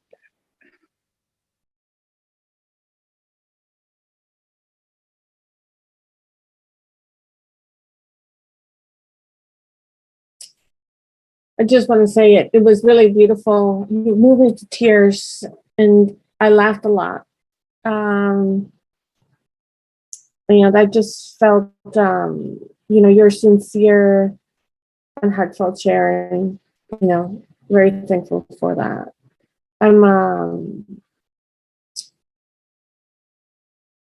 The experience that you shared that was really powerful for me was when you said you walked into the supermarket and you felt seen for the first time, and I don't know what it is to be Black in America. I'm an immigrant myself, and I have felt invisible many times. And it's,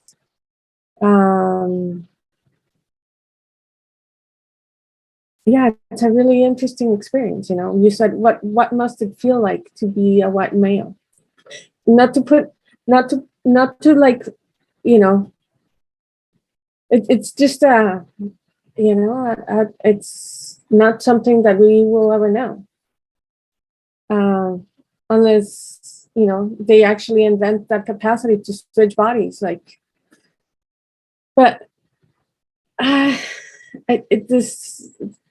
the sense of connection that you kept on talking about, the truth is that we are all interconnected, and if we don't have that understanding, we're so much easily divided, and things like color of our skin actually become important because they're one way in which we can be divided.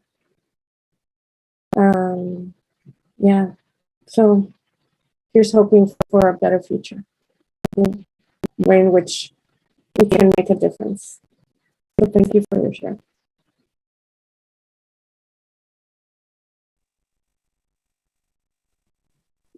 I was just going to give an update that Greta is joining us shortly. She's a public defense attorney who was raised in Nation of Islam. So very interesting that we're kind of going from Muslim person to Muslim woman.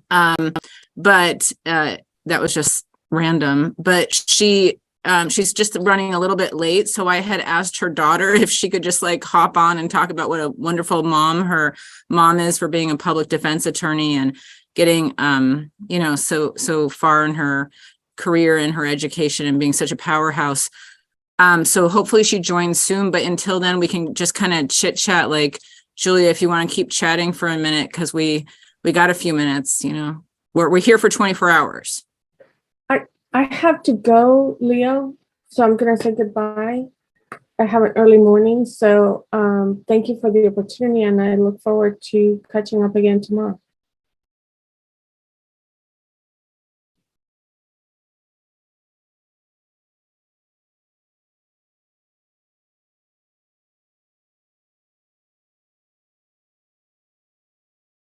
I also want to remind folks that we are live streaming, and even if you can't stay up for the full 24 hours, if you can encourage your friends or family who are overseas, I myself am going to be sleeping, but then my husband and Rick and some other folks are going to be handling things behind the scenes. But we are going for 24 hours. And so last time we had over 8,000 people involved with our clip of our 24-hour virtual microdose mushroom sit-in on Reddit. And so I just think that this event has been truly phenomenal in terms of the diversity of voices of people speaking. So I just want to encourage folks to just remind others to join us, even if they only can join for an hour. It just, keeps the train running until 10 tomorrow morning. I also want to remind folks that Daria Chisom, who's a famous TED talker and is doing a documentary right now on women in psychedelics. She and her team are joining us tomorrow morning at 7 a.m., I believe. So Pacific Standard Time. And they're going to talk about the documentary that they're doing. So for folks that are interested in the documentary that they're doing, it's 3 Black women, super powerful stuff. So that's happening tomorrow around 7. So anyway, to keep the conversation going. It could be song, it could be sharing, poetry, it could be, I do have a PowerPoint at one point if we really get somehow kind of into some quiet time. I have a PowerPoint about betrayal by women, from women to women, which is a powerful subject, and a lot of it can, be also connected with mothers that can betray us. And so it's about a 10 or 15 minute PowerPoint, and I'm happy to do it at some point before I go to bed for my little stint of sleeping.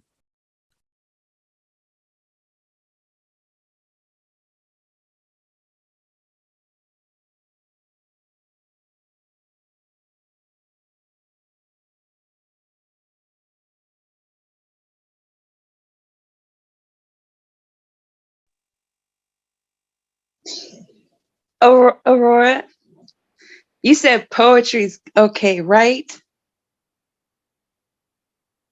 Julia, my name is Leo, but Aurora was the other woman that was starting us off.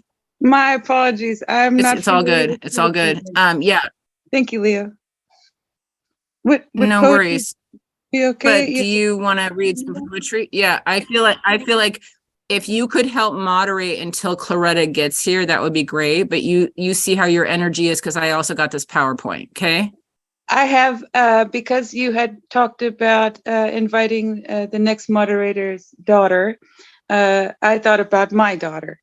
And I thought, as soon as you said poetry, I put the two together, and I'll share a piece that my daughter wrote. Yeah. This is her book. She wrote a book called Stepwell.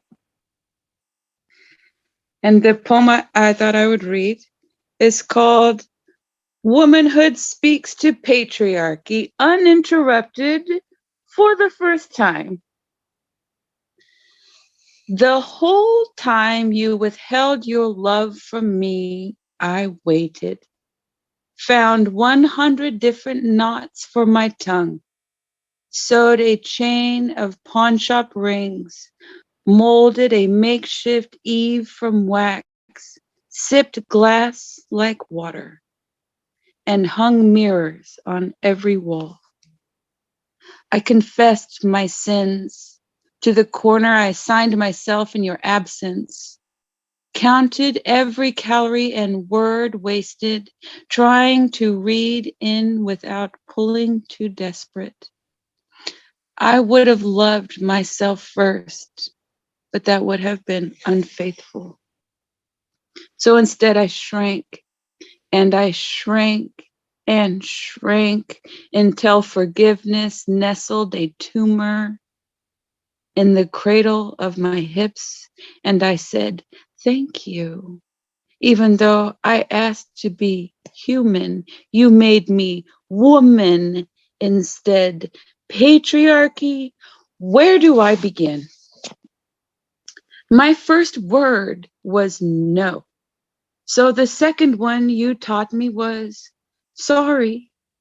I remember learning the word sister, tentatively calling hers my own, my daughter's, innocence, girlhood, when you called it your fetish.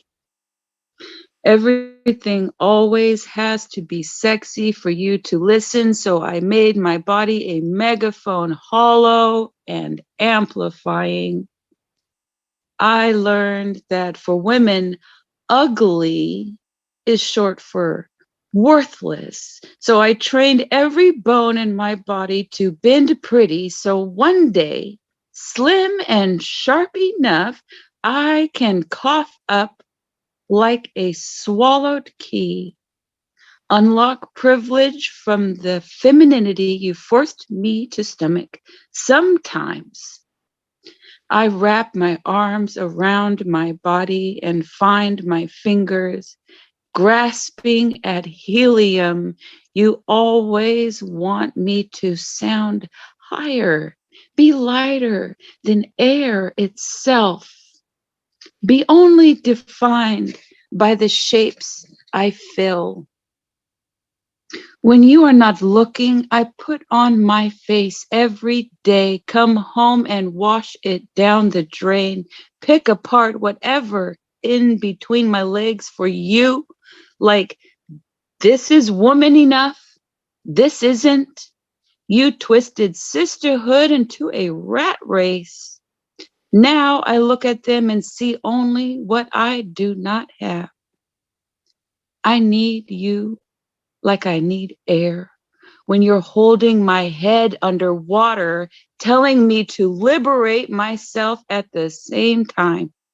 Patriarchy, my sisters are dying, and you are always mistaking their blood as lipstick stains. You only seem to care when they have your last name. To be woman means to be blamed for your own casket. And I'm tired of funerals, so I learned feminism. Will you love this feminism when it is not pretty? Will you be so eager to hashtag my movement when it does not turn you on? Will you love me when I am not pretty? Will you love me when I do not turn you on? I know you've made progress, patriarchy. On some occasions, you raised your fist with us, but even your most progressive heroes come home to beat me. I'm done waiting for you to love me back. I'm taking every hour spent silent and screaming to fill balloons at the party I throw for me and my sisters, and you will not invite yourself this time. It'll be so luxurious, so redemptive. Your God is gonna foot the bill. Every mirror is gonna shatter. We'll forgive on our own time, and there you'll be waiting. And that's her story. That's my daughter. That's Azura. That's my baby. I'm so proud. Thank you. How are we doing? You got your next moderator coming, Leah? No, apparently, not so much. Why don't I do the PowerPoint and we'll just kind of wait and see when Claretta gets here. Sounds good. Thank you for letting me share. Yeah, no, the poem was awesome and I appreciate it. It's so beautiful. So if I'm going to share my screen, let's go to my PowerPoint. Can you guys see the PowerPoint when I pull it up? Just like a thumbs up. Okay, cool. And hopefully the background noise is not too loud, but I'll just go ahead and shoot with my PowerPoint. And then Rick, can you be in charge of letting, oh, Claretta, of course, I'm sorry. Just like, of course she comes now. All right, here's Claretta. I need to get out of this book. Jeez. Here she is. Here I am, guys. Good. Nice to see you. I'm so sorry that it took me so long to get on. I am in the airport and I had the wrong baggage. I have somebody else's baggage tagged as mine, and so I have to give them back their bag. Hoping I could get my bag as well.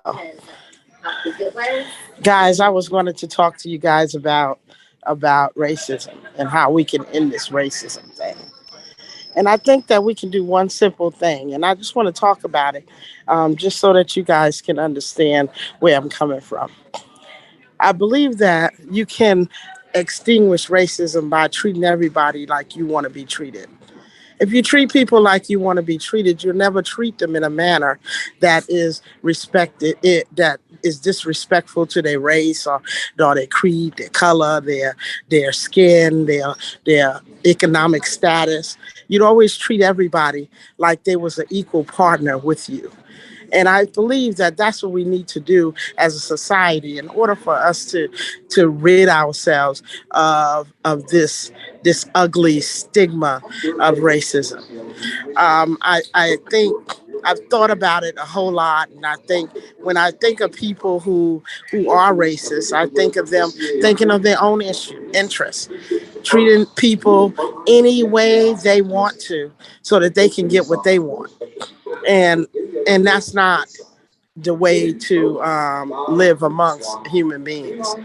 But do everybody want to be a human society, a sharing society? Everybody seems to think that they want to be a part of society. They want friends and they want neighbors and they want a community. But a lot of people don't put any effort into that community. And so, how do you get the effort that you are required to give? Let's think about that for a minute while I talk to this lady. What's your flight? Do you have your boarding pass? Oh yeah, I do. Okay. Sorry, I find this very funny, and it's probably not as funny to everyone else. So. Nothing. I was just finding a little humor. The Claretta experience for me is a very, a live one. Yeah, I'm trying to be live, but I'm trying to, I'm on Memorex right now because of what's happening with the airport and the airline. And so I have to find my bag because I have somebody now. You can ask somebody if they want it. So I see people on. I want to hear other people's thoughts about what I just said about the racism thing. How many people think they are even capable of treating people like you want to be treated? Or that people are even capable of that? I mean, I know I always think about if somebody killed my mom, what would I want to do? And I go, my mom's already dead, so I can't get anything by killing you. So why would I kill you? Maybe I would want you to be my indentured servant for life, like my mom would have been for me. I don't know. But do I want you to be jailed and me to be housing you for the rest of your life so that you can, what? Get punishment for killing somebody that you didn't even know? Or maybe you knew, but you didn't respect like I did? Someone raised their hand in the audience. So just go ahead and unmute yourself and ask the question or the comment. I was thinking on Loretta's question about treating people as you want to be treated. And I've sat with this for a little while for myself. And I don't know if that works, simply because how I wish to be treated may not be how someone else wishes to be treated. And I want to respect how they wish to be treated. So, but if you start with a base, of you treating them like you want to be treated, I mean, I wouldn't treat myself like a dog. I wouldn't throw things at me, or I wouldn't hit myself. I wouldn't beat myself. I wouldn't talk about myself. I want to treat myself as best as I want to. I've lived like this for my 57 years. I've lived like this. And I've come to dilemmas such as kill my mom, or dilemmas such as, people who use you or something like that. And I've found that even the people that use you, they're using you because they have a need. If you had a need, would you want a need? When I think of somebody stealing from me and I go, why would he steal from me? Well, maybe he got a need, or maybe he got a greed, but I'm going to teach him something different. I'm going to teach him that if he steals from me, he gets his need, or he get whatever he get. But I'm not hurt because I know that I'm always going to get it back, because I'm going to treat him exactly like I want to be treated. Would I want to be hunted down if I didn't have any food and I stole $5? No. I'd want you to have that $5 and do well. And so it takes a lot from you to treat people like you want to be treated. But to treat people like you want to be treated can never be disrespectful, because you're not going to disrespect yourself unless that's what you do. And then you got to look at how you treat yourself. Why would I treat myself like that? Right. I think that's exactly why I wouldn't make it a blank base of treat people how I want to be treated, because there is still trauma that we're undoing. So rather than treating people like I treat myself, I work from the mirror standpoint. I treat people, I treat my experiences as a mirror.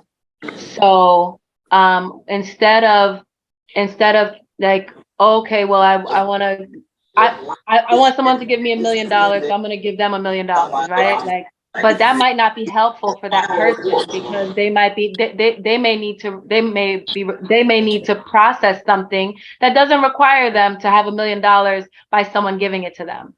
But as a reflection, I can recognize that if someone says something that I am very angry at, I recognize my own sovereignty. And if I find that I am angry, then I sit with myself to understand, why am I angry? What choice have I made that put me in this position?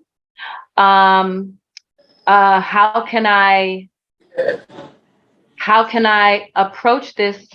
If I decide I want to dissolve the situation, if I decide but each time I'm negotiating each situation to decide how I can keep my sovereignty. So my base is my sovereignty. Because everything. And I would say that is, your sovereignty is how you want to be treated. Your sovereignty is how you treat yourself. That's your sovereignty. And that is the only thing that I would be responsible for in the reflection, right? So naturally, it offers the other person whatever it is that they want to express, however it is that they would like to express it. They can still express freely. And I can decide how I want to respond. Do you understand? Like, I am the reflection. Well, that's going to be a given. And no matter what in your human contact has to be you taking responsibility for the action that you do. And so no matter what in your human contact, you're always going to be taking responsibility for you. At least that's what you should do. But a lot of people don't. That's why treating people like someone else wouldn't. Treating people like you want to be treated. Excuse me. That's exactly why treating someone like how you want to be treated wouldn't work as a base, because everyone is holding. We're all working out this trauma. We're all figuring out what our shadows are, but our shadows are still unique to each vessel, each experience. So the base has to be still understanding your personal oneness and your personal. Well, see, I already understand my personal oneness. See, well, you do, but someone else may not. Now, they don't need to. They don't need to experience my oneness in order to know that I'm treating them the best I can. See, it comes out to treating people the best that you can in your given day, in your given time, in your space. Treating people like you want to be treated, period. I know lots of I'm a clinical sexologist for the last 20 years, right? Mm-hmm. I've had lovers that wanted me to slap them and choke them and and draw blood, and that brought them pleasure. And but then I have other lovers that wanted to be softly softly caressed and kissed. So but the lovers that wanted to be slapped and you know, maybe draw blood is, you know, I would personally prefer not to have drawn blood, and I don't want them to treat me like they want to be treated, because I don't want them to draw my blood. And they would perceive the best as, okay, I drew this blood and I left you marks and you're happy about the marks on your body. But I don't prefer that. So if they followed treat you like how you want to be treated, I would not prefer that at all. Well, see, I'm not talking about what a person prefers. I'm talking about how when you are giving treatment that is not reflective of what that person wants. I'm talking in a grocery store when you're standing behind someone and someone pushes you, or I'm talking about interaction that happens on a regular basis that you come in contact with. I'm not talking about consensual play or whatever you and your agreed consensual partner has decided.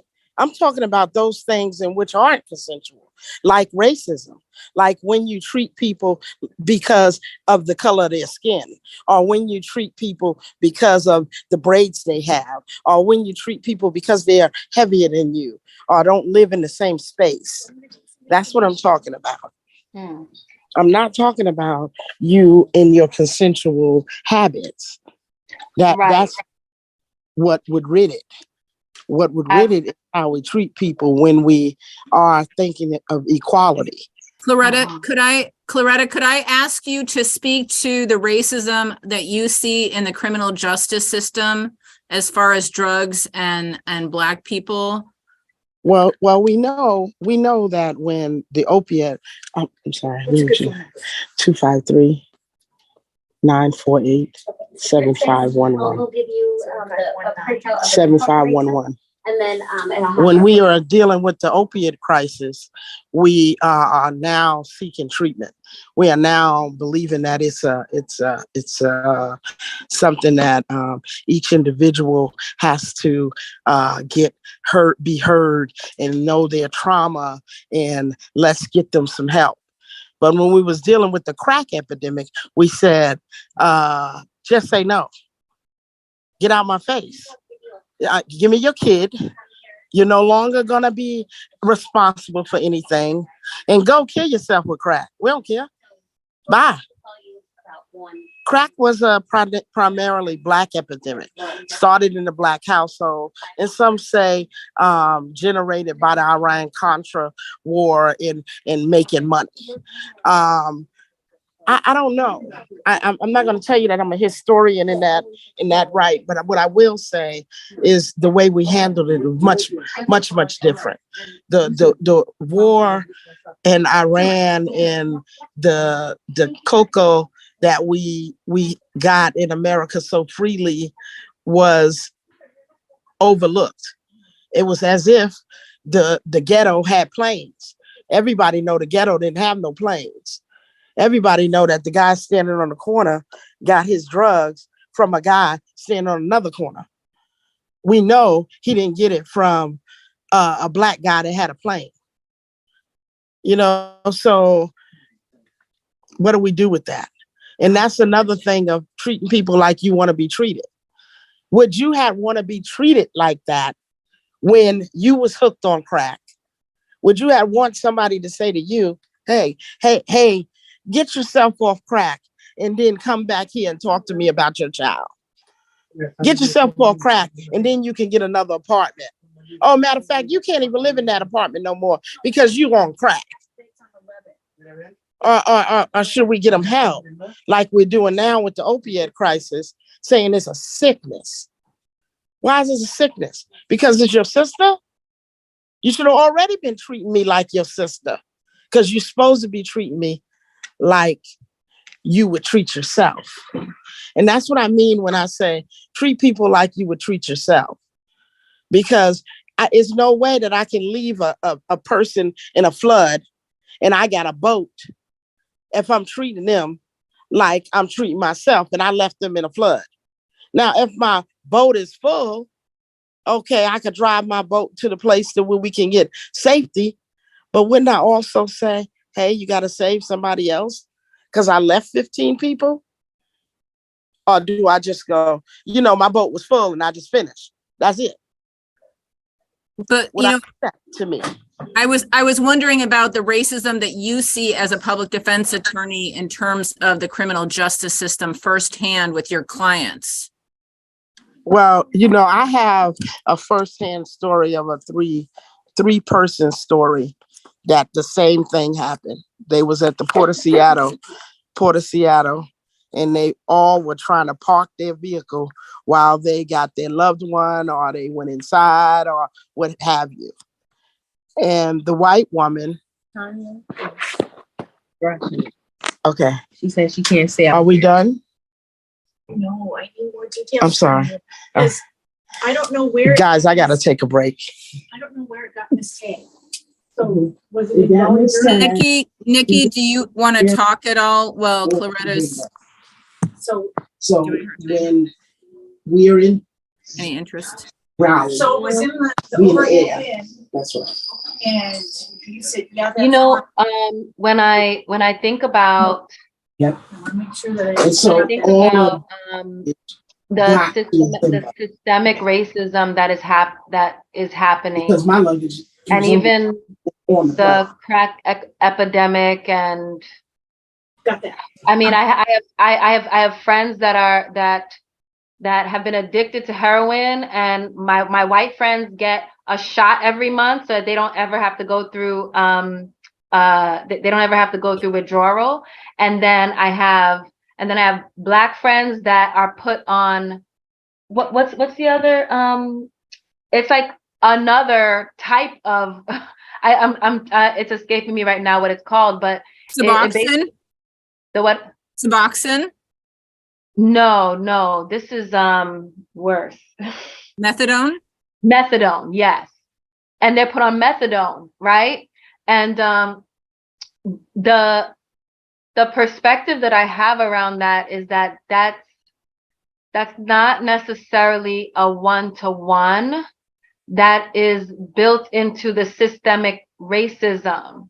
And so, like, the systemic racism, if I have a cousin that's a crackhead, I want to treat them well because they're my cousin.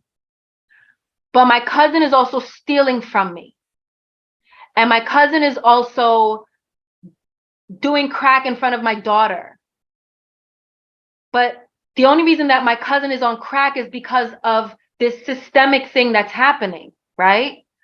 So, in my work, I started with, dealing with consent, right? And then consent grows when consent is not just your words. Yes, no, maybe, right? It's your embodiment. And then what is your cosmic consent? Your sovereign consent. And of course that brings us to manufactured consent, right? And manufactured consent is a strategic design for people our age. I don't know how old everyone is here, but this would be the age that you are a lawyer, a doctor, you're running the world in some form of fashion, and you are rewarded for the behavior that the programming precedes you. And if you act out of the programming, then everything goes against you.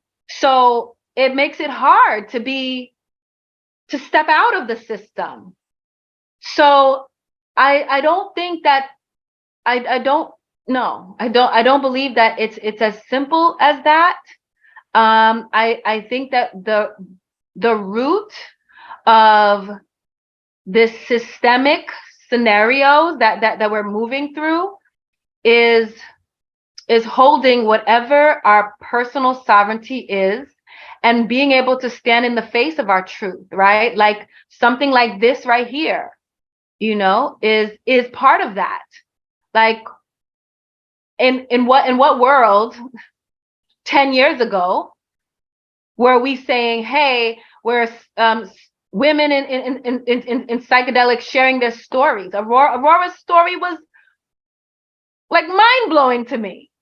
And I'm also working with doulas who are looking to undo these things. And I have and the statistic that everyone that looks like me dies 3 to 4 times more than someone that looks like anyone that doesn't have this complexion, who's giving birth. But then when you look at the systemic thing, America is the worst place to give birth, right? So there is trickery. There is trickery in the conversation. And it's making me look at this when I need to look at this.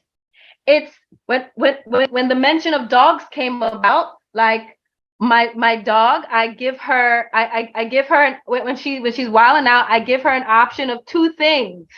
I give her an option of 2 things because I want her to behave. And so she's going to choose this or that because that's what I showed her. But I'm sure maybe if she went on a few mushroom trips, she would see that, it's not just those 2. She's trying to trick me. So I believe that it's I just greater. Looked in Denver and there isn't anything that we don't know what other name might be on it. If No. I think that what happened is they're talking about the bag. So I do think that there is a special there's a special responsibility that we have one-to-one with one another in relating. I do think that there are levels of our awareness that we need to check ourselves on and take a look around and see what roles are we playing, what identity, how much of our identities are actually habit. And like a lot of times we'll find that but you much of our got his identities are bag, habit. so at least that person can get their bag. And we don't Thank you. recognize that they're habit because there's background on what is right, what is wrong, what this looks like, what that looks like. Even language when it comes, as a sexologist, when it comes to language, I had to start changing my language and saying white culture. And even that is still off, right? But I can, for the sake of what we're discussing, I'll say white culture because I have white friends that don't behave that way, right? And when we think of man, woman, the label woman outside of these bodies, like it is my perception that the universal womb encompasses all matter. And so all bodies are womb bodies. Now, when we start getting into man, woman, because of the culture that comes with the label, there's an assumption of a behavior that is adopted or assumed. And so because of the language itself, we end up tricking ourselves even further and thinking that we're righteous in the words that we say, when the words are actually the thing that can distract you. And so much of the time, so I was born with a lot of my other life memories, and I was able to keep them. And so words for me have been very challenged. I stuttered a great deal. And when I'm in my ceremony, I prefer tones. I spent a few years going around the country touring, doing Touch This Orgasm, to show everyone that are the energy that we project off of these bodies are the true language. It is a true universal language. But because we are distracted by the illusion, because we are distracted by the words, because and remember, language is an encompassment of a culture's experience. So if a culture wants to hide something, if a culture wants to repress something, whatever it is, then it's going to be built into the language, and you won't be able to speak around it unless you start going outside of yourself and really going outside of yourself. And even then, No, you if say you that is not enough. understand the language, Nikki, if you understand the language, you can articulate what it is that you want to be speaking about that language. No, that's not what I'm saying. The systematic racism is only because the system allow it to continue. If we all say, I'm going to treat my next encounter like I want to be treated, we won't systematically treat people. We won't say, because you're black skin, I think that you're 3 times more likely to lie to me. We won't say that because we'll be treating them like we want to be treated, not like they have traditionally been treated. Do you get the simplicity of the treat people like you want to be treated? It's a simplest. I do understand what you're saying. I absolutely understand how you are explaining this. And when I say, okay, perfect example, right? When I'm talking about the language. Mm-hmm. So have you ever been in a room where someone walked in and they're angry, and you feel that they're angry, but they're like, I'm fine. But you can feel that they're angry. I'm fine. I'm fine. Yep. So sometimes, because of these bodies, because of how these bodies work, our minds work faster, our energy works faster than these bodies. These bodies are an absolute now, and these bodies are completely obedient to our navigation. We are not the body. We have a body. We inhabit the body. So if your body has a relationship with family, the word family, as something that's hurtful. Uh-huh. And then I come to you and I say, but you are my family.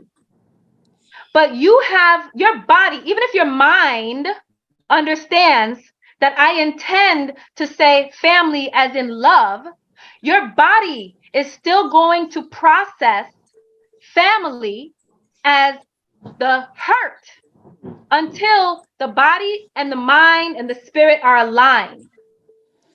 Well, so I'm not saying I'm not saying that you're wrong.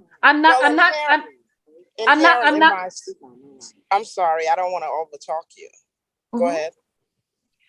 So I'm not saying, I hear your point. I'm not saying that it's what you're saying is incorrect.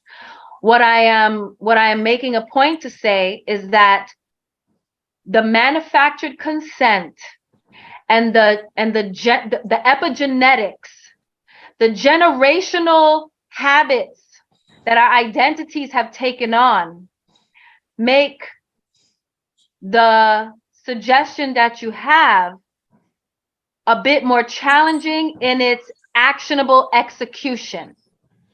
But if you stop it every single time you are interacting, I'm not saying let any action go without doing that. Every action that comes from you, your action. I'm not like when the angry lady walks in the room. The angry lady walks in the room, she's gonna be an angry lady no matter what you do. But she's gonna say, I'm fine. Listen, and she's gonna say, I'm fine. So the only thing you have to do is figure out why she's there and what is your role to fix.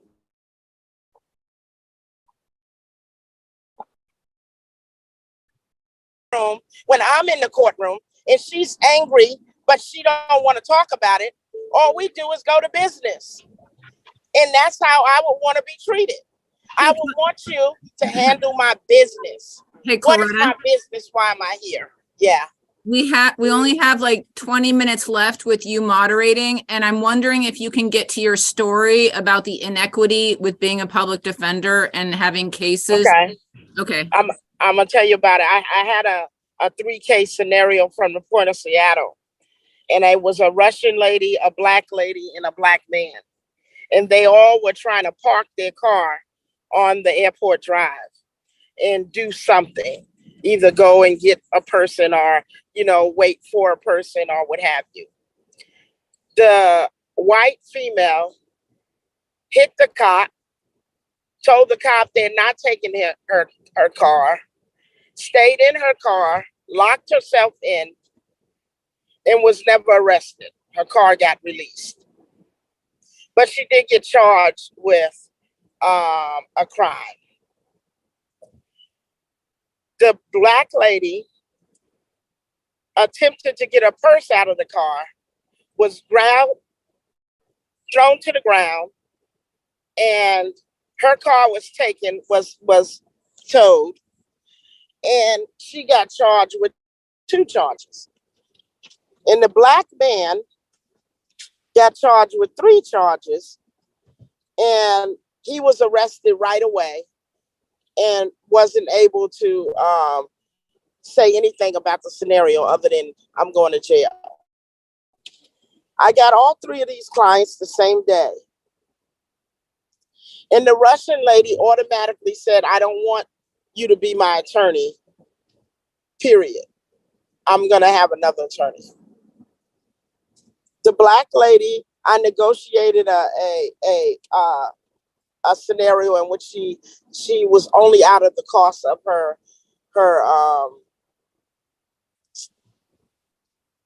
car, and she had a deferred sentence. And the Black man wound up doing 10 days jail. I looked at those scenarios and I thought maybe there's some real difference in what the people are and who. And I couldn't figure out what is the difference other than their color and their sexuality. But what I did know is that the Russian woman was indignant. She felt as though you can't treat her any way you want to, and I'm not going to take that kind of treatment. Whereas the Black woman felt as though she had to succumb to the will of what the police officer were saying in order to survive that scenario. And I think that the Black man, he didn't even wrestle with it. He didn't offer the solution. He didn't do anything. He just said, go ahead, take me to jail. And so I think sometimes it's in the way you present. However, we've seen with Sandra Bland that, you can present indignant and die, and nobody is responsible for your life. So we've seen people act in these manners. But I think in our ex-president, Barack Obama, you can see how when you're raised in a certain manner, to have a certain amount of dignity about yourself, and you understand who you are, nobody can rock that. So when everybody was saying, get his birth certificate, he's not a citizen, he didn't have to answer that because he already was proud in his stance of how he stood as a citizen. And so I think a lot of what happens to African Americans in this country is that we don't even understand how to deal with that issue or how to articulate ourselves out of the issue or how to handle it. And so I always, lately I've been taking a page from my younger African Americans who say, I'm just proud of me and I'm going to do what I want to do. I'm going to be American and I'm going to be able to speak.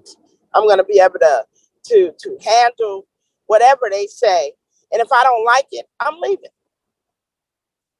Whereas the school that I come from is we usually stay in our shit and we play in it and, and just act like it's, it ain't shit.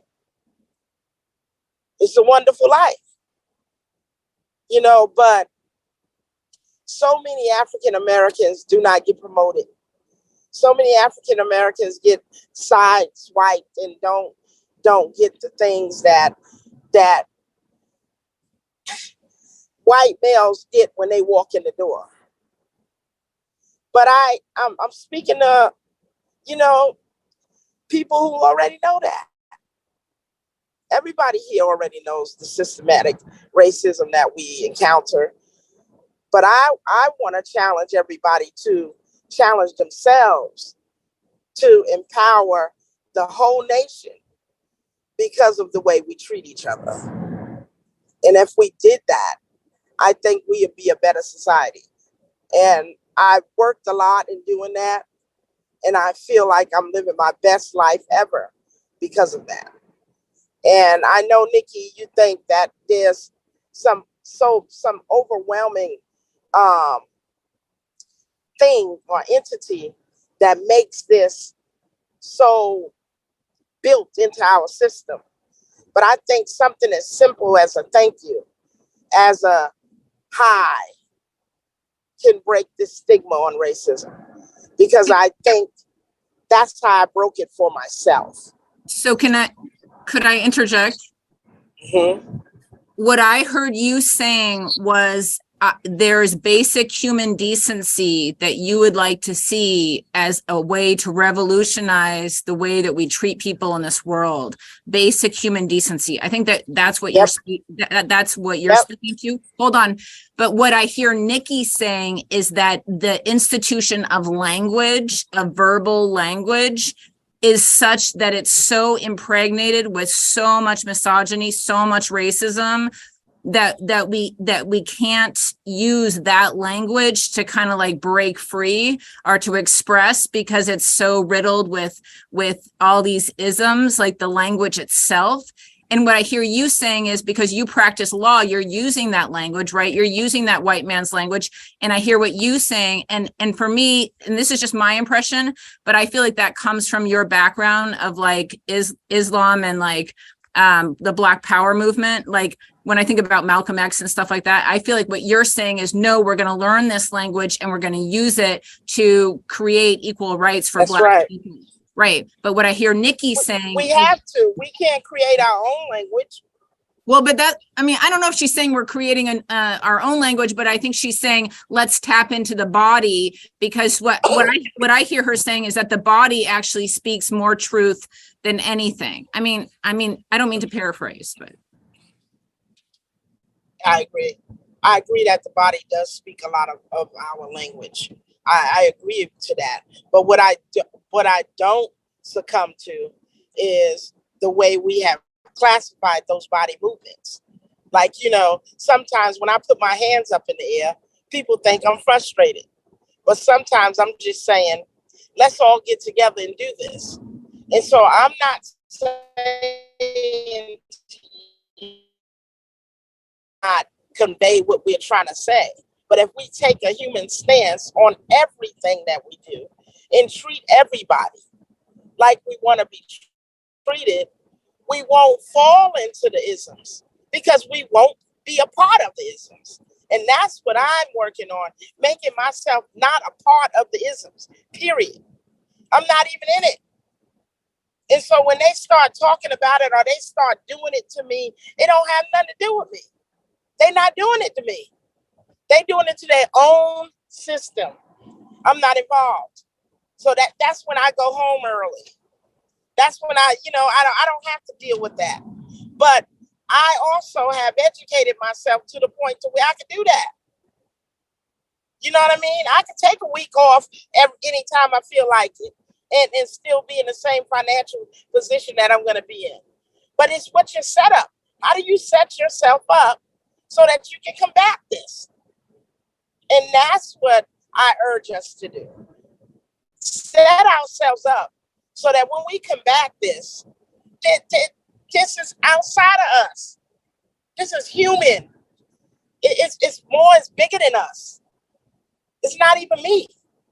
So when I talk about racism, I don't talk about Corettaism or it doing something to Coretta, because it's not doing nothing to me, because I'm taking it with stride. I'm making a living. I already learned their language. I already speak it well. I already say it and do it. So it doesn't matter how you treat me, because I'm still going to treat you like I want to be treated.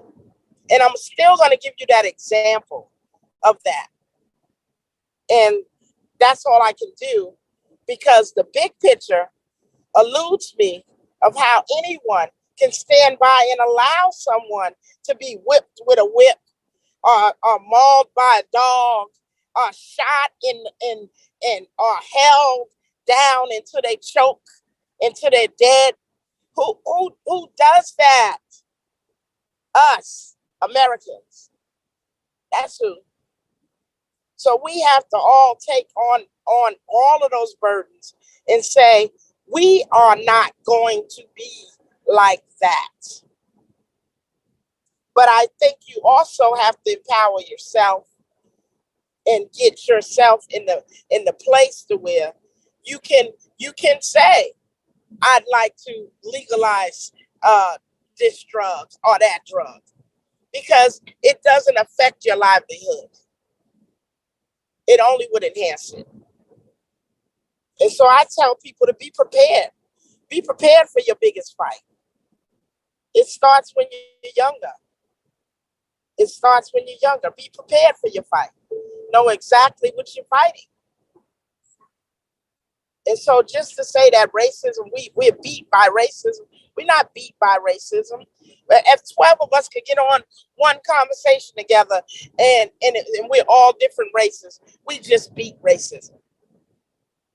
But we got to recognize our power, like they did in Georgia. See, Georgia recognized they had power. We can flip this state. We can make this state blue, because we're blue.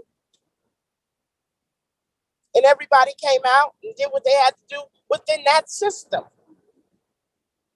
You can't fight against the system without knowing what the system is. And you have to fight within that system. That's interesting, because I always have this quote that I say to people that, you can't fight evil without knowing evil. Like, you have to go and understand evil. And people are like, no, we don't want to learn about evil. And I'm like, well, evil's going to learn about you. That's right. So. That's right. And it's going to take you on. Evil's going to take you on like you his partner. And you got to know evil and go, I'm not your partner. So when they do kill your mother, you take another stance. You don't say, I'm just going to kill you. Because I'm just teaching you to do exactly what you did. I want to teach you something different. So I don't know. I mean, it's been great talking to you guys. I'm sorry about the glitch in the beginning. I lost the bag, but it doesn't matter. Things come, things go. So yeah, I was hoping to hear, does your heart break with working with like Black men that you see in the system getting so many of these drug charges, and like here you are helping to legalize psychedelics, but yet seeing the punishment to people of color in the criminal justice system, like how does that affect you emotionally? I think emotionally, I don't get affected by things that happen to America, unfortunately. And that's because I have a big family base that I'm always thinking about. And I'm a mother of 4. I'm a sister of 8. And I'm number 9.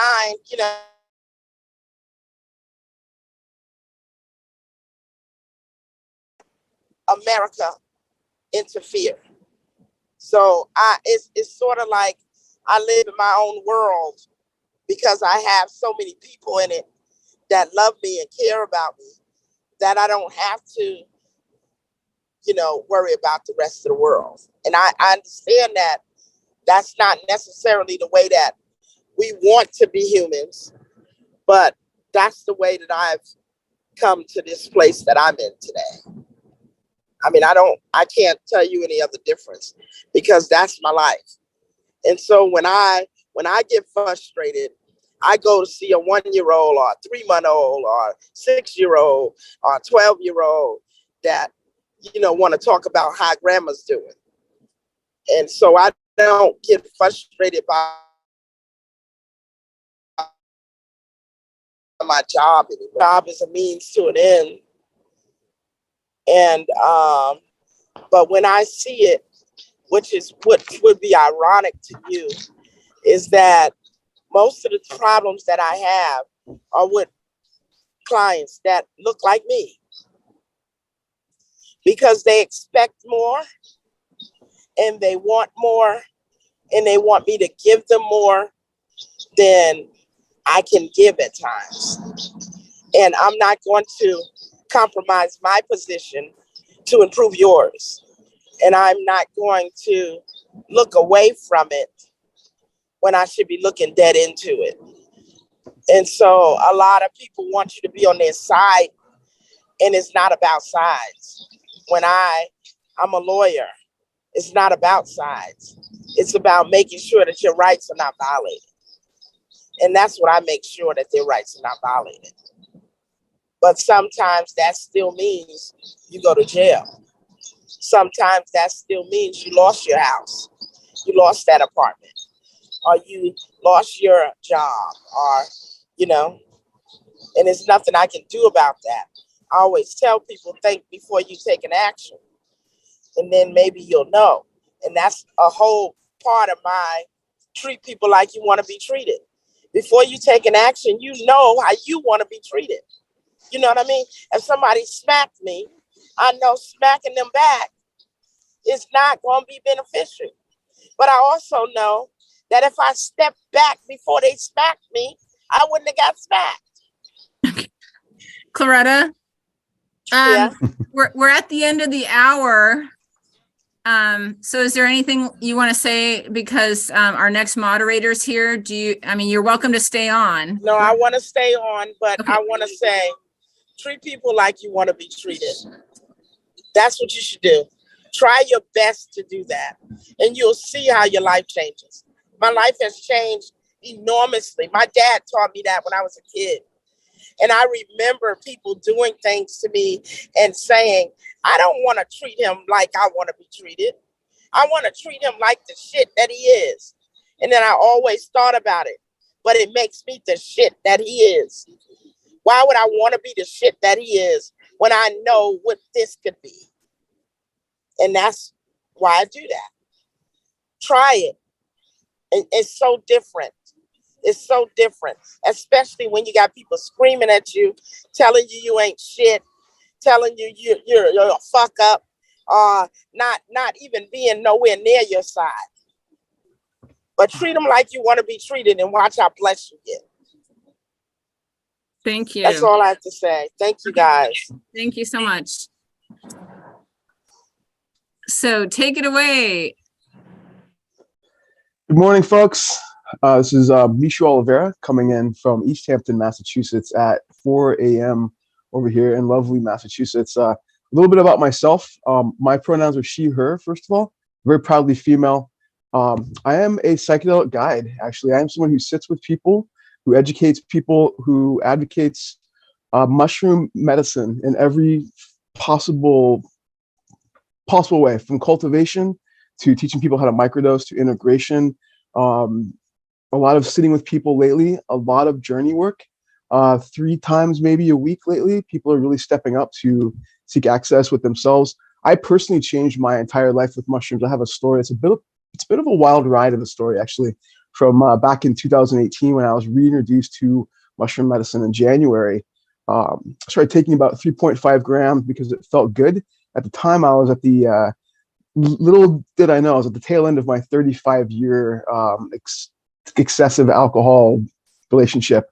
And I took them basically for fun once a month, because it was one time a month that I could actually feel my heart and feel the rest of my self or my being without feeling like I was underwater with alcohol. So I took an eighth to 4.5 grams once a month. And at about 7 month mark of doing that repeatedly, I woke up one morning and just didn't want to drink that day. And on top of that, I just actually felt whole. I didn't feel like I was basically filling holes with alcohol. Basically, I took that as a sign to keep kind of not drinking, but not just that though, but to go deeper into mushrooms and understand what they're trying to show me. And I had a spiritual awakening about 6 months later, on 3.5, almost 4 grams of golden teachers. Nothing crazy, no 5 grams needed here. I actually saw 4 entities that showed me, basically told me I knew the way this mushroom methodology works, and to share that with people. And to really step into myself, I had to really walk that path of righteous truth, right? Of radical honesty. And for advocating for basically earth medicine of mushrooms specifically, because this is what I've changed my life with. So now I know how to use this medicine for these massive results. So I sit back and I live my life here in Massachusetts. I used to be homeless during this whole time, no longer homeless. I have actually a business with this now. I married the love of my life. My entire life is actually a dream now, which is crazy because it never was. Before any of this, it was a disaster.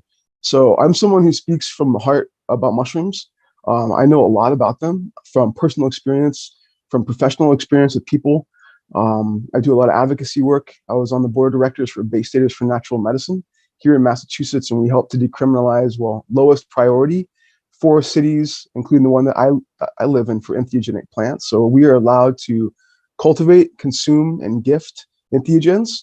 Yeah, I'm absolutely so honored to be a part of that, and we're hoping to continue spreading that wave of consciousness around the state so that people can really kind of see, I don't know, like there's no harm really in advocating for earth medicines to be accessible for people.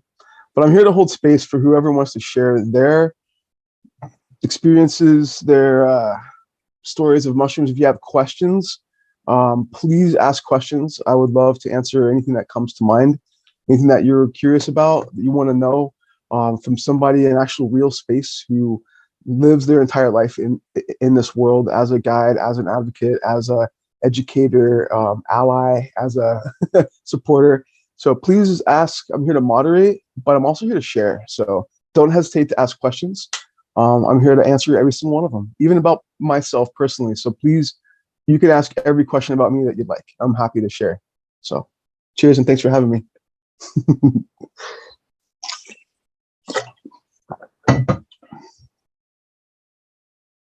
Crickets, huh?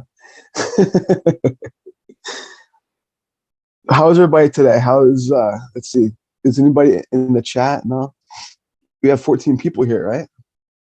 Well, I feel like some people might be sleeping. We just had a very active conversation. It was kind of intense, but it was like, oh shit. It was like, funny. It definitely has some aspects of humor to it. Like I personally am starting to like crash, but my husband ran off with Doc Z. Doc Z, I don't know if you saw him from last time, but he's like this scientist who is creating like new drugs and so forth. So anyway, we're up here visiting him in Vancouver. We had met him at the last 24-hour microdose sit-in. Like we had already had known about him, but this is like the first time we got to know him better was at the last 24-hour microdose sit-in. And so he invited us up to his house in Vancouver, BC. Nice. So it's just had this beautiful, it's just been a beautiful 24 hours wherever we're at in the 24 hours. But I know that I'm really tired, but I'm happy to share, but I would hope that Rick, could you share, or Yasmin, are you still awake? I know Lovely probably has gone to sleep. She was saying that she was feeling tired. I think it would be really cool. I think it'd be really cool if you could do, okay, maybe oh, here comes Rick. So Rick, you're muted. Yep, I'm here. Do you mind sharing anything about what what was just asked, or like in general, like maybe what your observations are, what your thoughts are after listening to all these speakers so far? Oh man, it's been amazing. It's been really cool hearing all That's these awesome. stories. I'm sorry, is it Michu? Is that how you say it? Mishu. Michu? Mishu. Mishu. Mishu. Okay. Yeah. I Mishu. remember you from the last time. We had that Yeah, yeah. very, like awkward moment where some dude came in and started talking about like Just took over. Yeah. Some weird stuff. I was like, I don't. yeah, Yeah, I that don't was a know little where strange. that dude came from, but I remember you and I like sharing that kind of awkward moment, and so Yeah. That I was think great. you're That was awesome. bonding. I love hearing your Thanks. stories about the I treatment to think you're you awesome too. and whatnot. Yeah, Thank you're you. the bee's knees. Oh I man. appreciate you. Thank Okay. you. I know I've been so shy all day. I'm not It's all right. exactly You can be sure shy. why. There's no reason. There's no reason to But be ashamed of that. geez, where I'm to shy sometimes too, though. You know, that's okay. come in? Yeah, I'm sorry. I really don't No, know you're what good. to share. So, Mishu, do you feel, Mhm. could you tell us about the work you do and how you see people getting transformed by the work that you're doing? Yeah. In fact, I'd love to share. I had the most beautiful experience with a woman just on Thursday, and it was phenomenal. It was an 11-hour day. Like I actually just posted about this on my personal wall and my business wall on Facebook.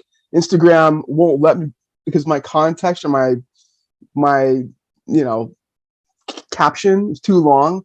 So, but on Facebook, I posted about this. So here's in sum, I'll break it down.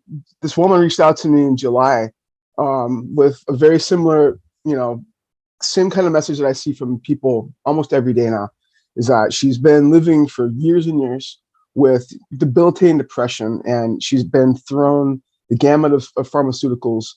Nothing's working, and she's miserable. She's done. She's like, this is not my life. I've read about microdosing. I don't know anything about it. I know that it's illegal, but I don't know how to get access or how to do any of this work. But I need your guidance. Please help me. So right off the bat, we go right to the phone. We start to talk. We get her into, she agrees to do microdosing because she feels that would be a good place to start. But she's still taking 50 milligrams of Zoloft and has been for 20 plus years, basically, right? So this is July. She starts microdosing probably the end of July, beginning of August. And so August, September, October, November, nothing's resonating for her, right? And I'm not surprised because you're on 50 milligrams of Zoloft for 20 plus years. You're gonna need a little something extra, right? So she basically speaks up and says, "Look, I need to go higher. I think my body says I need to do a bigger macrodose." And I'm like, "All right, let's make space."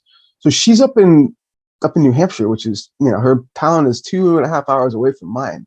And she wants to meet at 7 a.m. because that's when her kids go to school. And I'm like, all right, I'll show up. So here I go. I get up at 3 in the morning. I leave my house at 4:30 in the morning.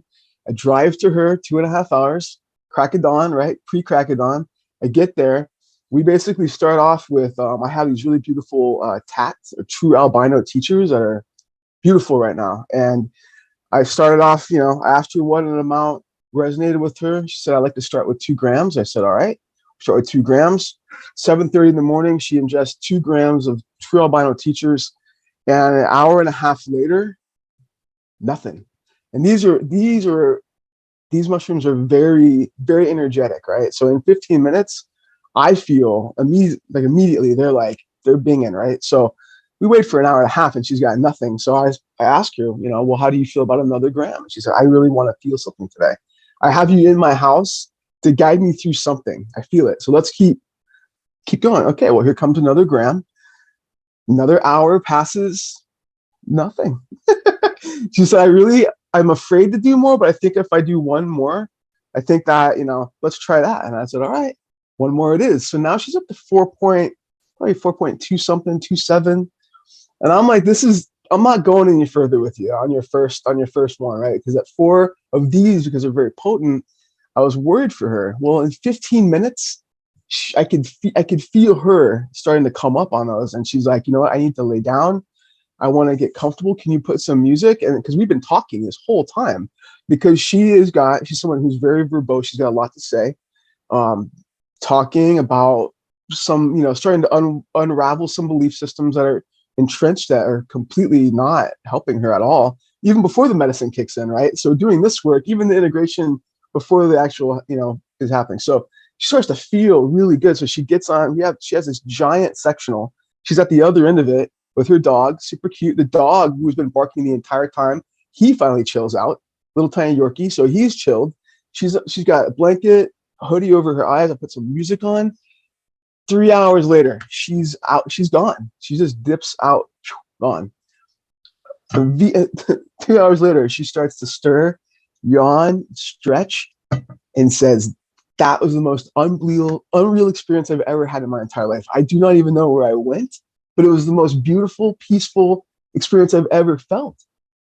And she just sat up and was just like, wow, like just astounded that that could be possible from her own self, right? That this has been hiding within her for so many years under so many layers of bullshit with whatever conditioning in her mind, pharmaceuticals, all these things.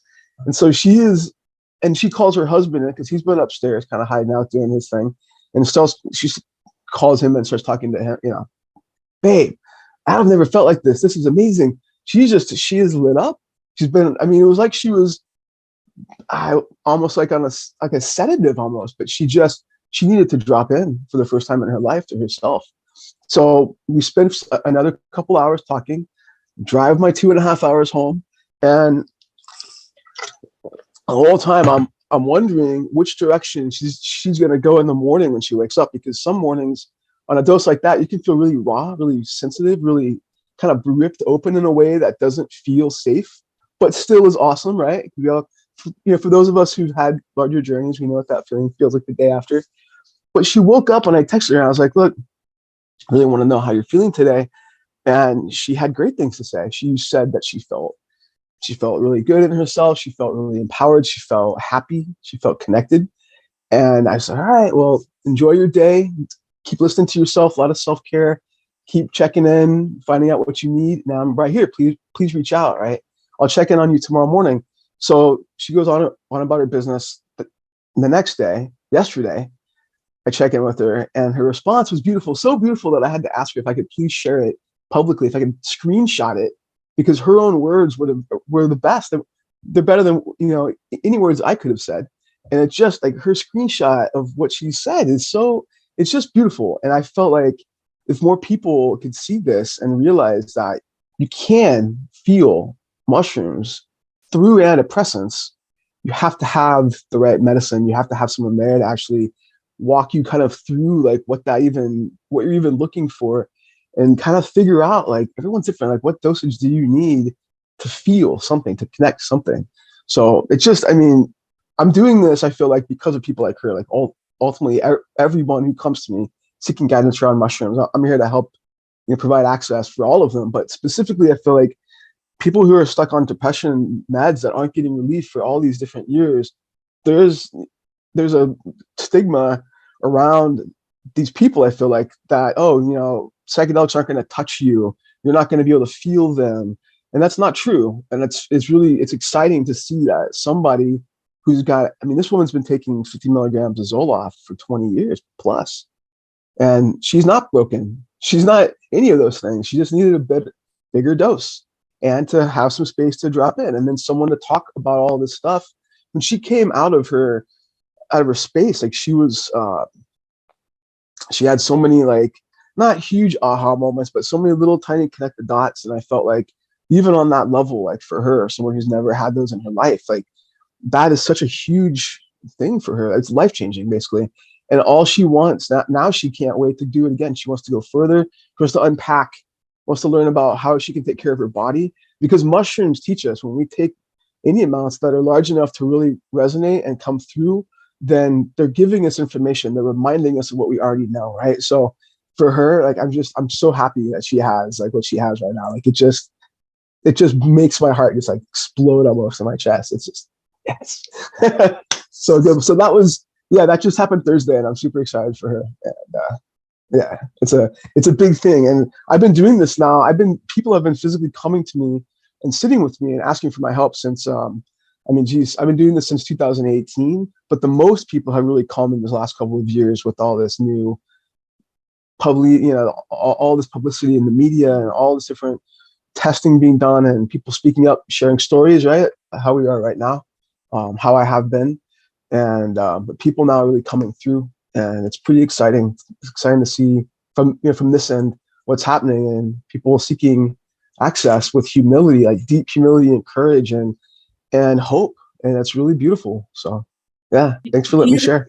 Yeah, thank you. Do you have any thoughts on the political realm for women in the psychedelic space, the business realm for women in the psychedelic space, and the spiritual realm for women in psychedelic space? Because I feel like a lot of times we'll let women be the Kama Sutra goddess role and do her yoni workshop, but we won't let her be the head of the political movement or the head of the new venture capitalists, the businesswoman.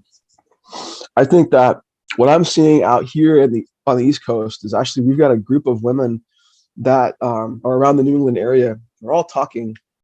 We've all kind of risen up and have somehow found each other, basically. And we're forming a coalition, actually. Women in Psychedelics are like a New England Women Psychedelics Coalition, or something around that. We haven't really named it yet, but there's about 15 of us so far. And we really want to start a coalition and do some sort of nonprofit and start an entity, right? So that we have something in place when stuff does start coming through, as far as like medicine, they're trying to like medicinize stuff and clinicanize things that you have to, go to a clinic to have a session with. And pretty much all of us come from everyone's in a different modality.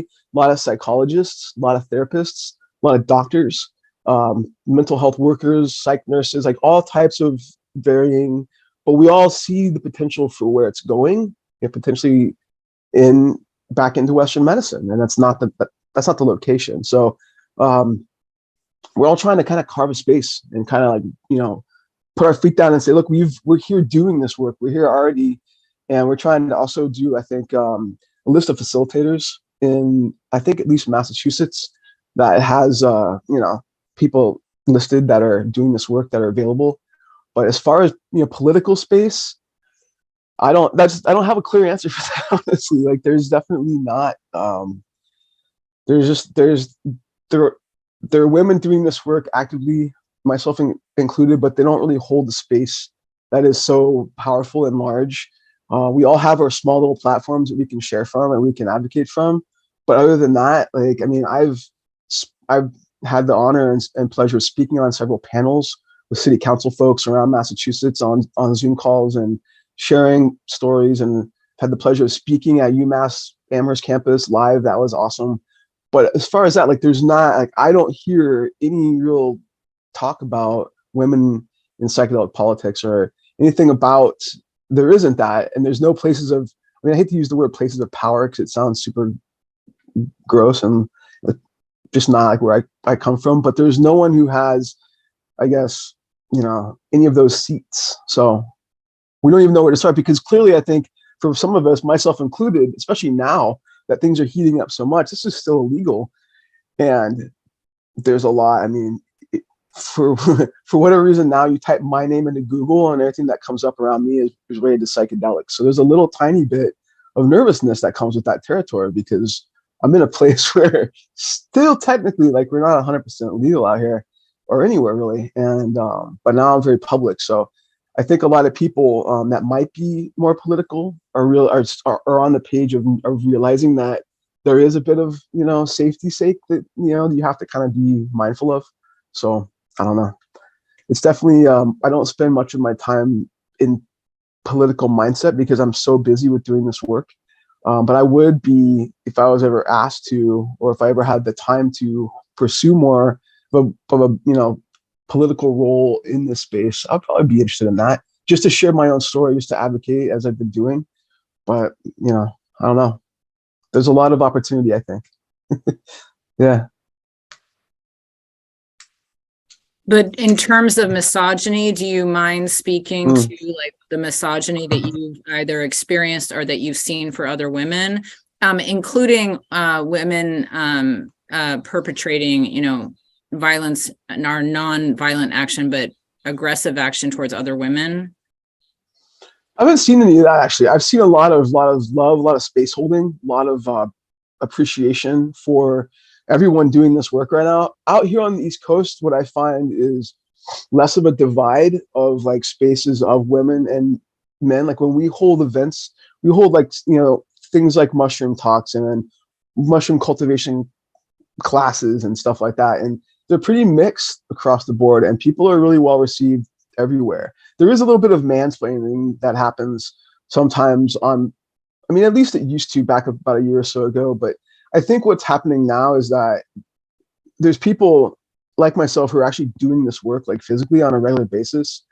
And what I saw in the beginning was a lot of men trying to assert their knowledge, but without ever having the experience. And so now that they don't have the experience of what I'm doing, not that I'm not special, but I've been asked to do this work on a universal level, and the universe is sending people to me every day to help them step in, right? And so for someone to tell me how this works, who's never done this, it makes them look really, really silly. And so that was happening back in the beginning, like back in 2000.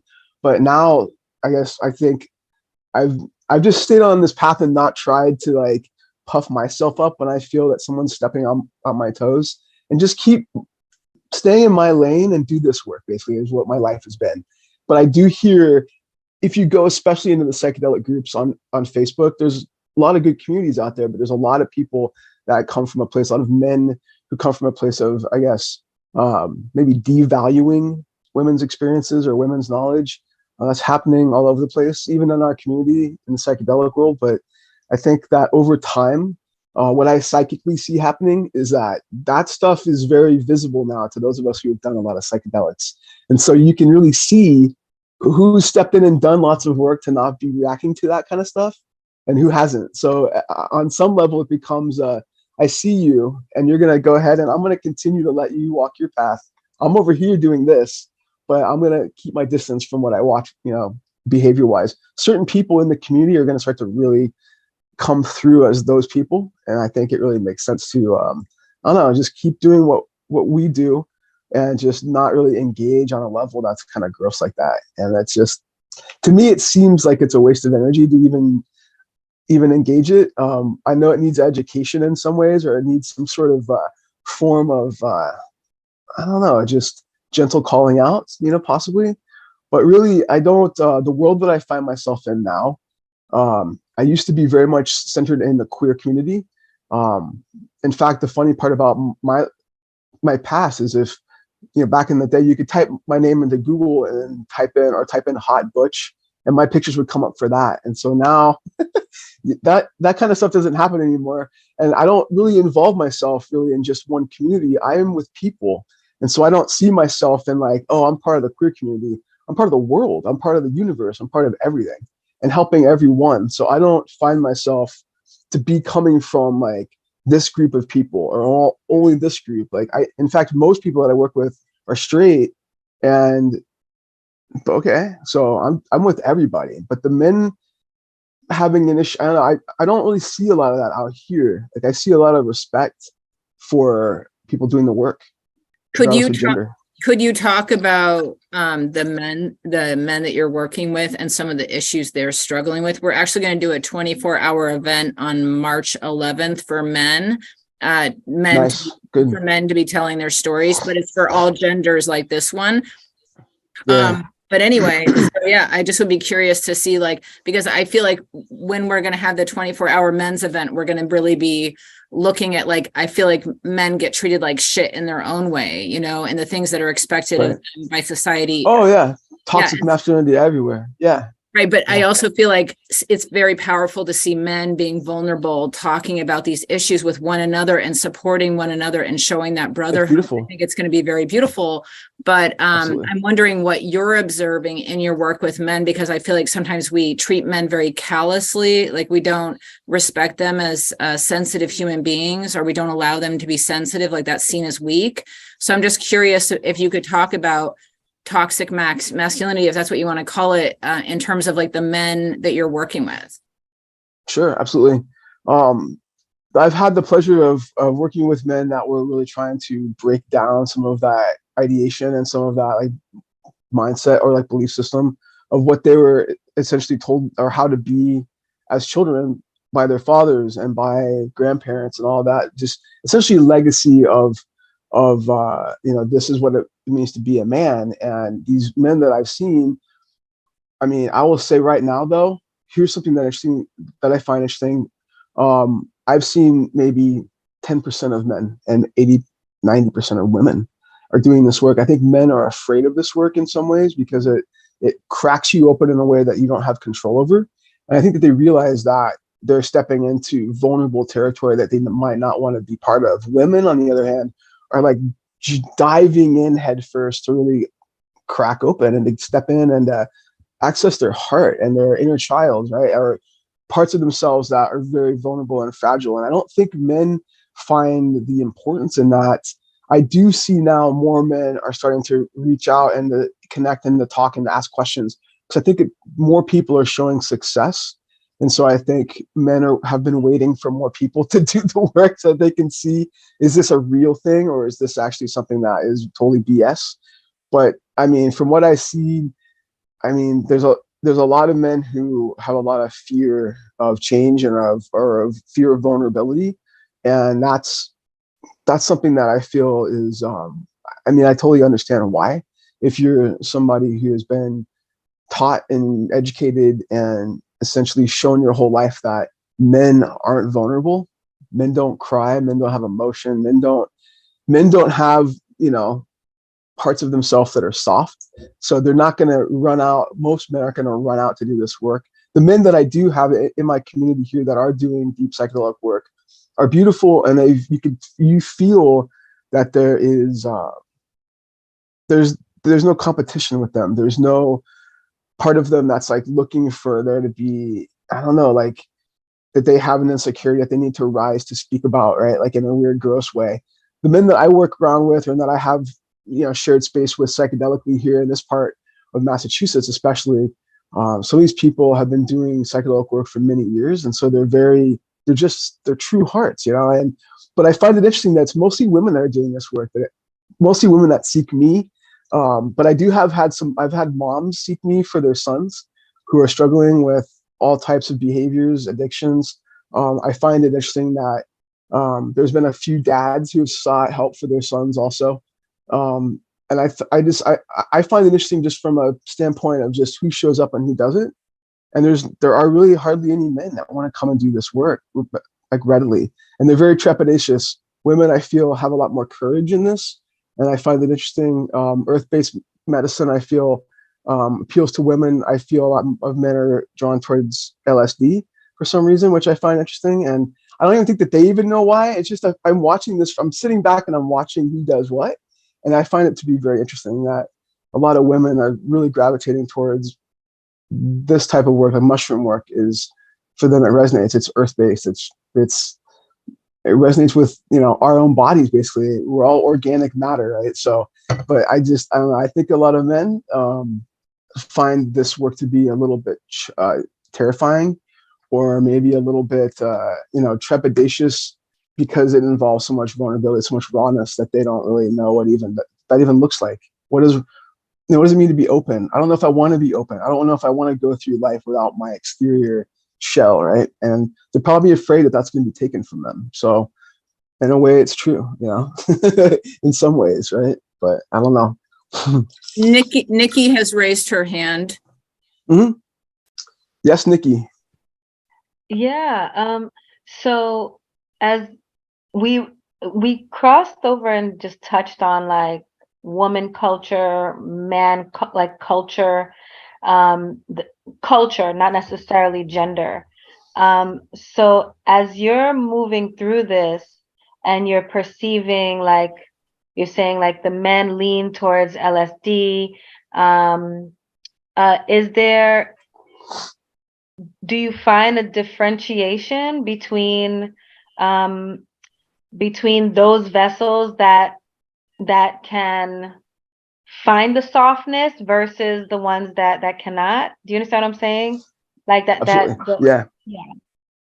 Yeah. I mean, basically, what I see happening is that there are, I mean, there are men that are drawn to doing this work, I think, because they innately know that they're going to be going in for essentially like a soul cleanse or a shift of complete and total, all their belief systems are going to be like wiped. And I think that there's some men out there that really seek to vulnerabilize themselves, or to notch themselves down to a level of rawness that they can be a little more palatable by the rest of the world. Because I think a lot of men are realizing that the way they present it in the world doesn't taste good for the rest of us. It doesn't have a good look. It doesn't have a good feel. It doesn't have anything that even remotely resembles love and appreciation for everybody else, because it's really all about them, right? And so there are men that I'm seeing that are definitely coming into the space of awareness, and I think it takes maybe a little more for them, I think, for men to really do psychedelic work, because it's a complete dismantling of all of their structure of conditioning. But, you know, for LSD, I mean, I do have some experience with LSD, obviously, and it's a very different experience. It's very social, it's very up, it's very jazzy, it's different. It's a whole other mindset, whereas mushrooms are here to teach and break us down so we can rebuild from raw heart, right? And so I think men have a lot of fear, and what I do see with men is that there's a mindset in these communities that I'm in of like, oh, you gotta take a big dose and you gotta have this, you know, it's this whole bravado, this machismo shit about this giant, they're taking strips of LSD, they're taking handfuls of mushrooms. And that, I think, pure ego. And even still, it's like the mindset around the way that you're consuming psychedelics that's not even how it's supposed to. I don't feel like that's helping, because it's still back in your same mindset of this more is better. I have to be this macho person in this experience to really, I don't even know, make my mark, or to show off in the group that I've taken 10 grams of mushrooms or whatever it is. And it's really kind of ridiculous. So I'm watching this also. And I think men sadly hold a place in this community of, I don't know, it's a little embarrassing to watch sometimes, honestly, like to see the behavior. But there are those out there that are seeking to, I think they are aware that they don't, you know, the rest of us are watching. And then it's not, and it's kind of embarrassing to watch some of the behavior and some of this, I don't know, lack of appreciation for the rest of what's not men, right? And I don't know, I'm over here watching now, is all I'm doing. I'm over here doing the work and I'm watching. And I love whatever's on your face and your setting right now is like so magic and awesome. I'm like, I don't even know who you are, but I want to know you, because all this is like perfect. So thank you for that right now today. You look like you're out of a movie or something. I'm like, wow, what is going on right now? I just needed to turn down the lights a little. Thank you so much. You're welcome. Rick looked like he has the hand raised. Yeah, poor Leo's been begging me to jump in and help guide the conversation a little bit. So yeah, please. I'm gonna do it. Okay, so I was watching Goonies the other day. I love that movie. From my childhood. My childhood too. Yeah. Movie. And there's this scene in there where Andy, y'all remember the cheerleader character? And they're going through tunnels, and it's comic relief, right? She starts going into hysterics, like, oh my God, and I done this and that. Yeah. And it's supposed to be like funny because she's a kid going into the same kind of hysterics that normally a grown-up woman. And I remember just thinking, like, man, I'm so glad. Like, I have two nieces, you know, they're just coming out of high school. Like, they grew up in an age where there's just like so many more like awesome female role models in film, you know, from Mad Max to you know, all the Marvel universe. Yeah. You know what I mean? So anyways, yeah, that was my thought on that.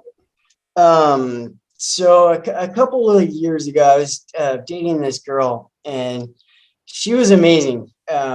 She was like tiny. She was like 5'2" and weighed like, you know, 125 pounds. And she was like the most like bravest dare and do. I mean, this girl, she was she would like dive down to the bottom of the sound and go like play with octopus and shit.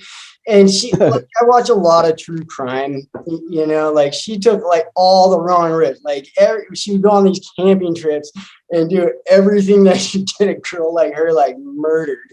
Right. Anyways, so there was this one time where I was like, she, you know, we're texting each other and she's on her way back from this camping trip, and like I'd taken a pretty heavy dose of some mushrooms. I'm a cultivator.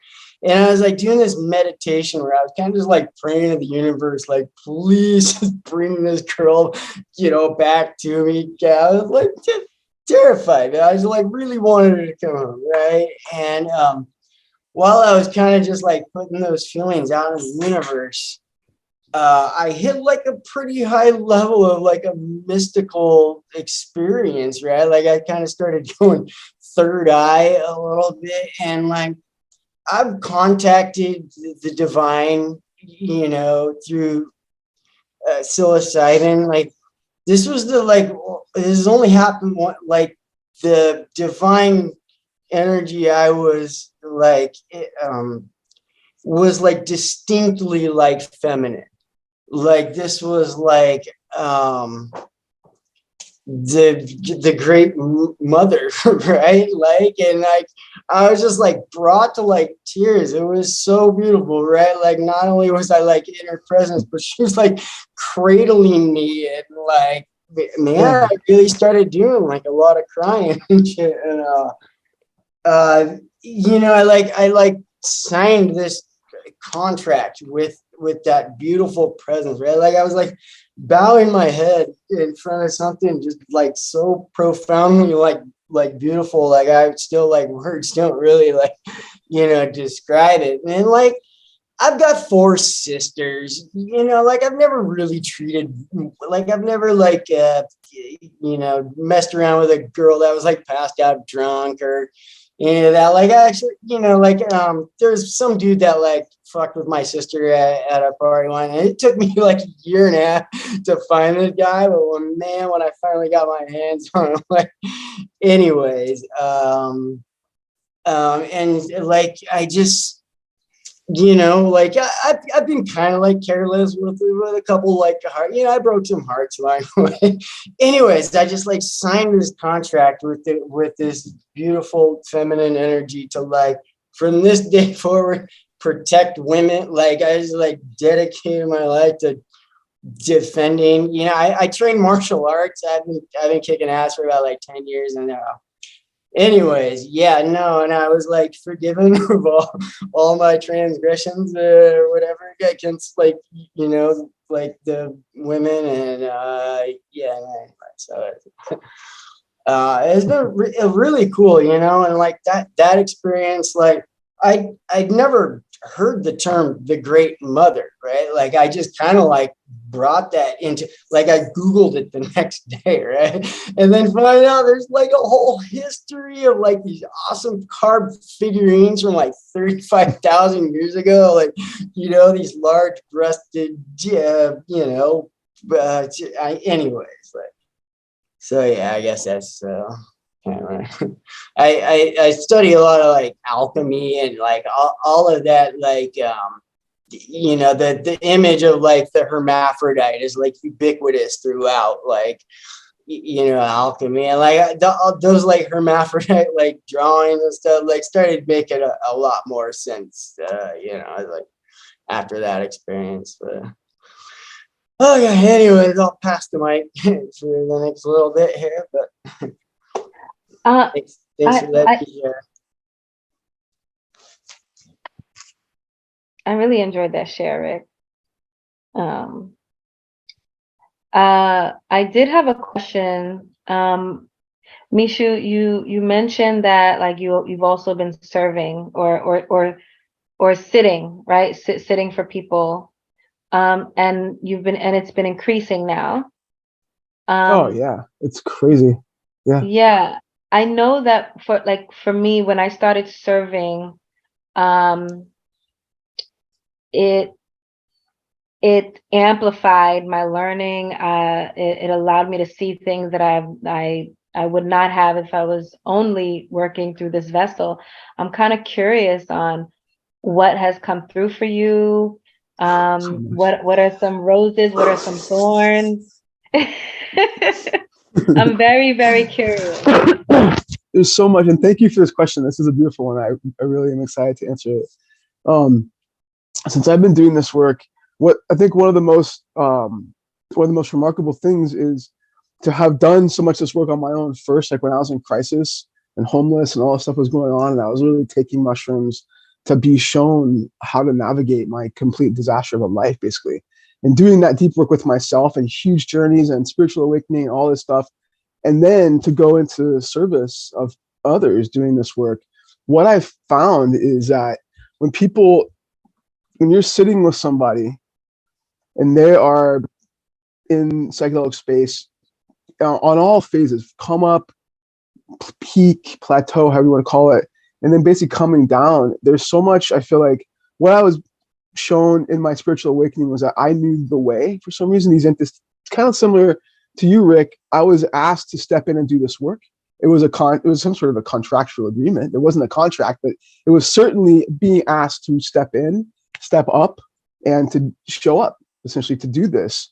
But there's no book that says this is the way. I just know this somehow innately. Well, as I've been doing this work now for these last 5 years with people and sitting with them, and on the back end, I started having people start talking to me about what's happening. And I have these thoughts, and innately I have answers. And this kind of stuff has been the most profound and craziest shit that it's almost like I'm in their trip with them. And because I've always been psychic, but all the mushroom consumption, all the work, all the psychedelics has made my psychic stuff like through the roof, like to the point where I read my wife's mind. I do a lot of like weird stuff that I never did before, and it's fucking crazy. And I don't even ask or try to get into it. It just happens, and I access it, right? So when I'm in psychedelic space with people that I'm sitting with, one of the gifts that I bring here is that when they're coming out of their experience and coming and connecting really deeply with collective consciousness and universal truth, and they're having these questions that are really like, breakthrough kind of questions, I have answers to that stuff. And these answers give them peace and comfort. And I've had to do a lot of my own self-worth work to trust and believe. And I never saw that as something that I would really have to do, because I know the way, right? But to being worthy of knowing the way is a whole other ball of wax and work that you have to do. So I feel like part of doing this work is honoring yourself and trusting yourself with what you know already innately in your cells, in your DNA. I was meant to do this work my entire life. I'm a woman who looks like this and who has remained female because my work has been to do this, right? So coming in contact with yourself in brutal ways, in painful ways, and then appreciating and loving what you see and who you are with this medicine, and then watching other people and helping them do the same thing, stepping into themselves, you're shown so much of your own work that's still left to be done in such awesome ways and with such gentle and loving hands to kind of like help you. I feel that watching other people go through their experiences, showing up for them, it basically peels back the layers of basically more work for myself in some really kind of sometimes uncomfortable ways also.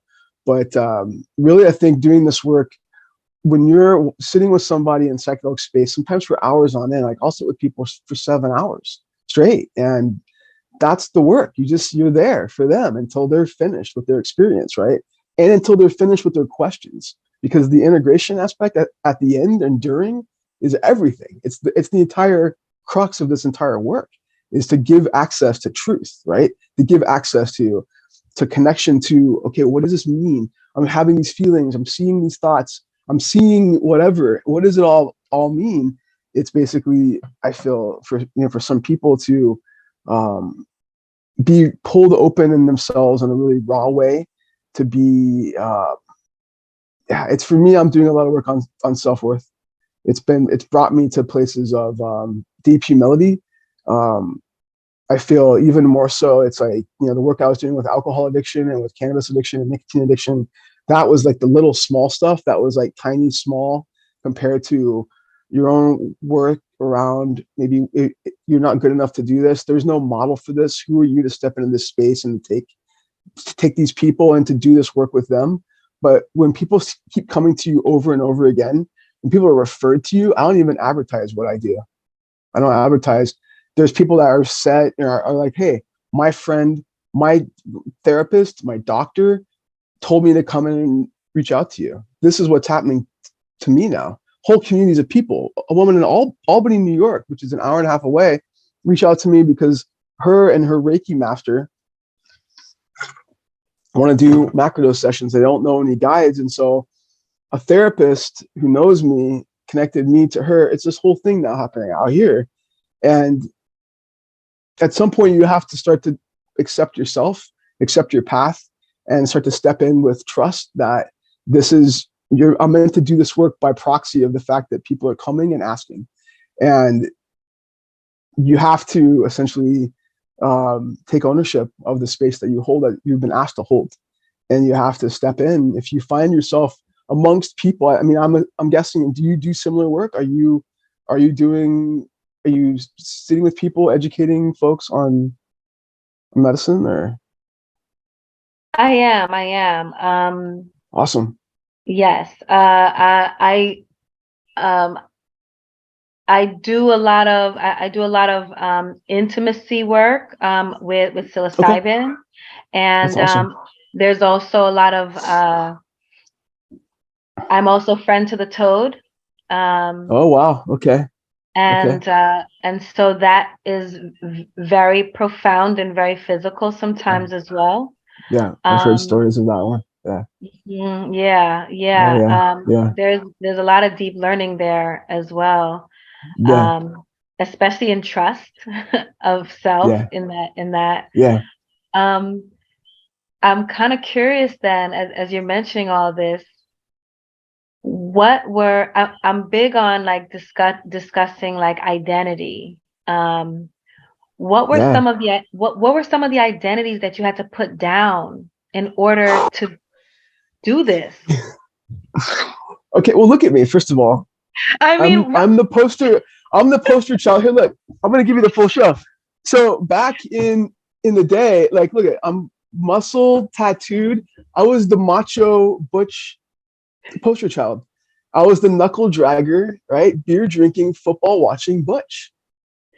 I was that. So let's talk about identity putting down right now. Let's talk about, I had a spiritual awakening that took this from me. Imagine this. I took the mushrooms and I had a complete death of identity, a complete crushing of all I thought. And here's the kicker. In the online community on Facebook or anywhere you go, people were stealing my picture to catfish for their profiles. People knew me as this hot butch. And so I would start to share my experience on Facebook with a selfie, and then with like some words about my feelings. And all people could comment on was how I looked. And I started to realize, I'm like, wait a minute, like, this is the way that I'm seen. I'm a face. I'm tattoos. I'm muscles. I'm an identity. I'm not even a person. Yeah, take your time. And so I when just don't know how to turn it down. You can mute your volume on the microphone there, whoever is not wanting to be heard. So part of the work that I've had to do was work that I never asked to do this work. I feel that it was it was fated to happen for me to step into the role that I am in now.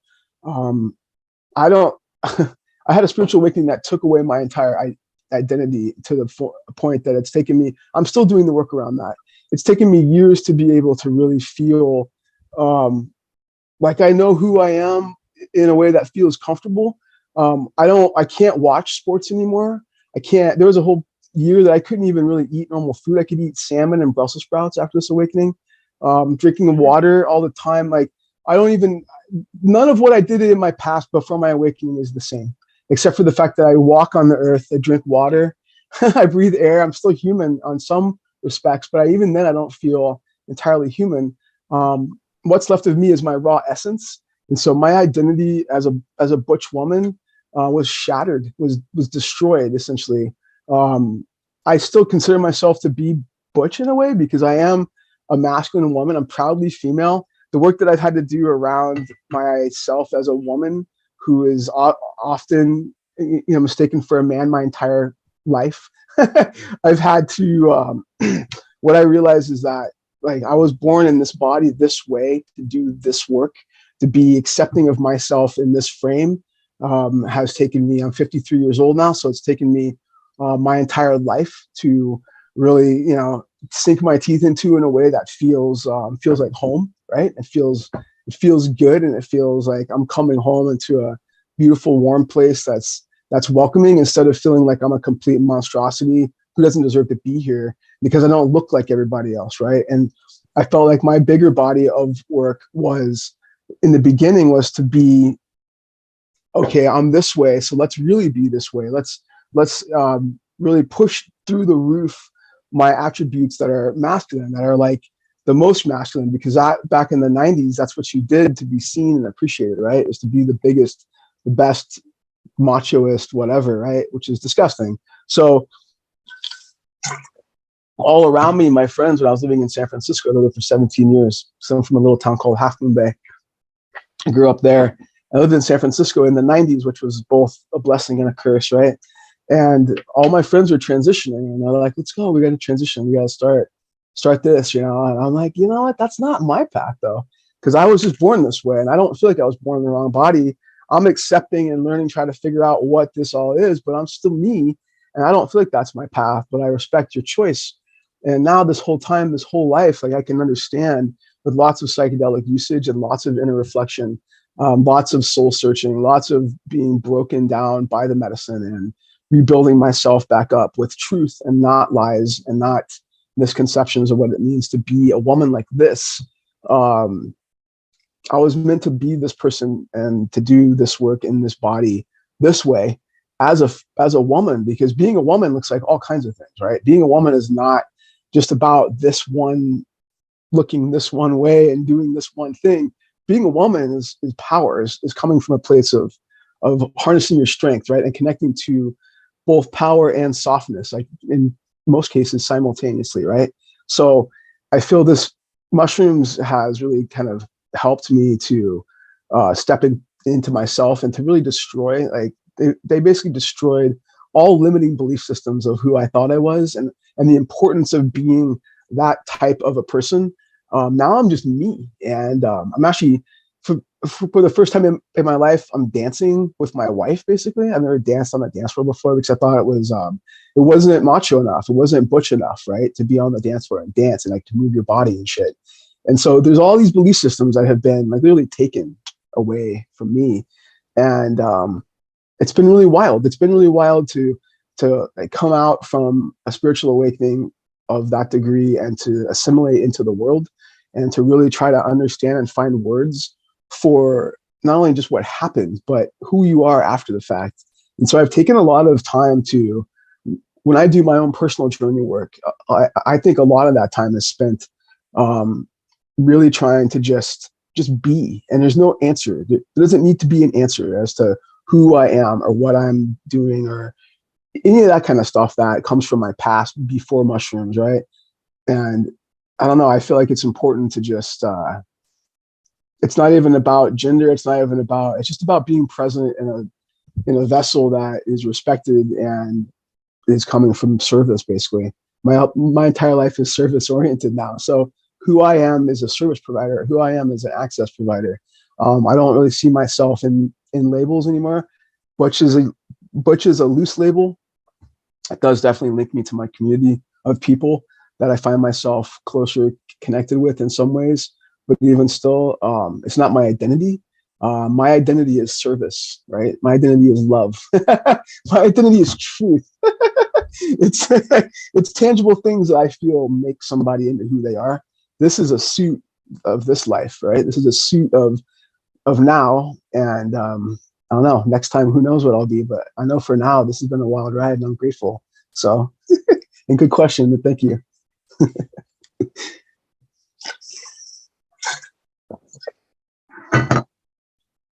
Okay. Uh-oh. Jumping in here for just a quick second. So yeah, do your thing. I hadn't seen That was an hour already. remember Dustin Hoffman. It's from like 1968. It's called Little Big Man. Oh, that's an old one. Yeah. Yeah, so I watched it recently. So they get kidnapped by like Native Americans at the time, and she's like wait, she does this whole like dialogue. She's like, oh, they're gonna come and rape me. But like they never come to like do it. And then there's like another thing where like they thought she was a boy at first. Anyways, but like it, you know what I mean? Like that this stuff has been around, forever. That movie is really amazing. It's the only time like it honestly showed like women and children being gunned down by the cavalry. Like it was a very honest movie, like that had never been on the big screen before, where they, the genocide. So anyway, yeah, if you get a chance to, you should go back and watch Little Big Man. Dustin Hoffman. I'll have to It's put great. that on my list. Funny as hell. Oh my God, Faye Dunaway. Is that her name, right? I got such a crush on Faye Dunaway. She's so awesome. But yeah, no, she's in it. Yeah, That's crazy. Got this great role. Okay, all right, I'm shut up. Well, so it's 5:00. Is there the next person coming up, or like what's the just she's not talking? She's not here. I don't know why. But I had asked Nikki if she could help us out until Shada shows up. Cool. Yeah, I'm open to it. What to discuss? I mean, I tend to talk about orgasms and sexuality.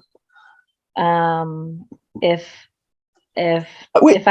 no one tells me a direction, that's generally where I lean. Please. I want to talk about that. Okay, so in my spiritual awakening, my sexuality out the window. I don't even know who the fuck I am after identity death and all of that. I don't even know how to. Okay, so the way I used to show up for sex is that I was packing a giant dildo in my pants and I would fuck the shit out of whoever I was with. But now that I'm not that person anymore, I don't even know what the fuck. I mean, I do enjoy raw like contact with my wife, like physical, without toys and any of that kind of stuff. But part of that shit was my identity. That fucking strap on was my fucking, that was my thing. But I don't even relate to that anymore in that way, or that action.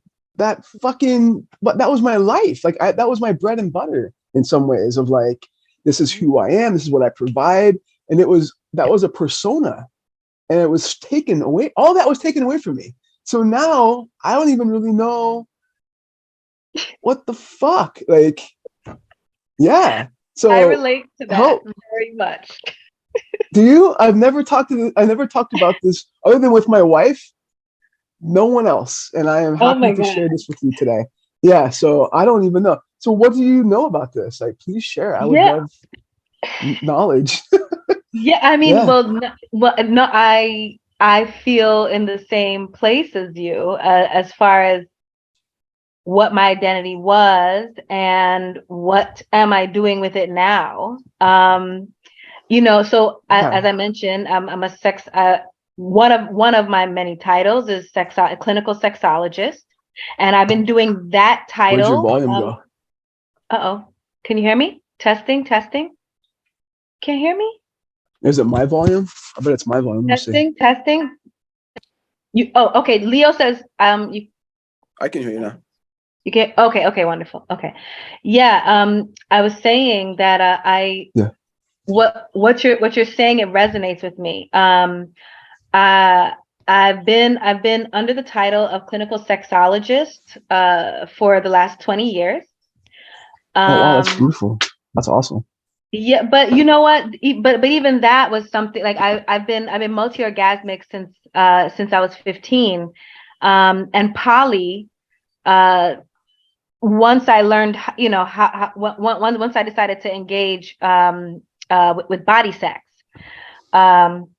And so there was a point in my journey where I was not sufficient enough, and so I could only use we in my discussion. It felt so icky for a long time to use I, and so we was a part of it. And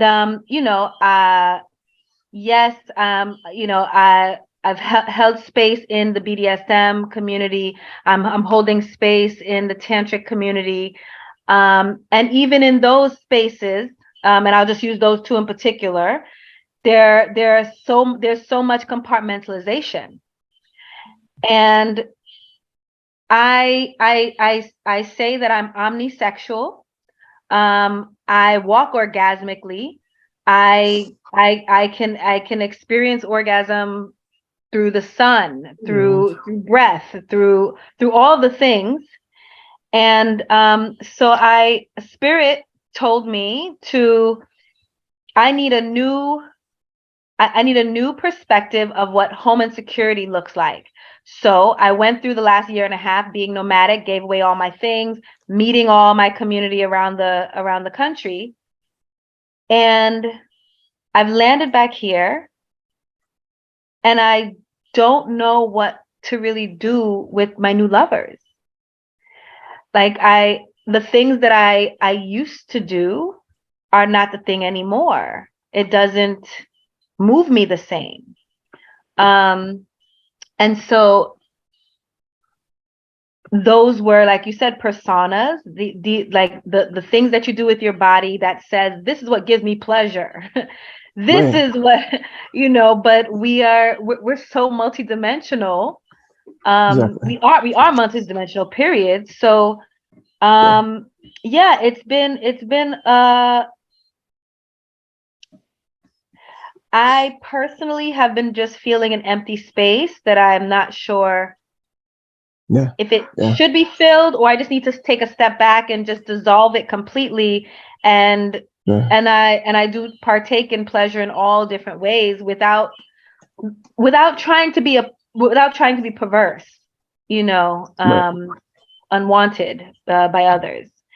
So it's been, I don't really have an answer. It's just no, I totally get it. Well, no, it confirms my own thought that this space, I find that people like you or myself find ourselves occupying is it's interesting. I think there's a lot to learn, and I just for me is just settling back and trying to also honor. I feel like because I'm 53 years old, I'm also like my sexuality, my sex drive is like definitely like tanking because my whole life was always like through the roof, and I woke up in sex space constantly. I was always hunting for interaction because that's how I expressed myself.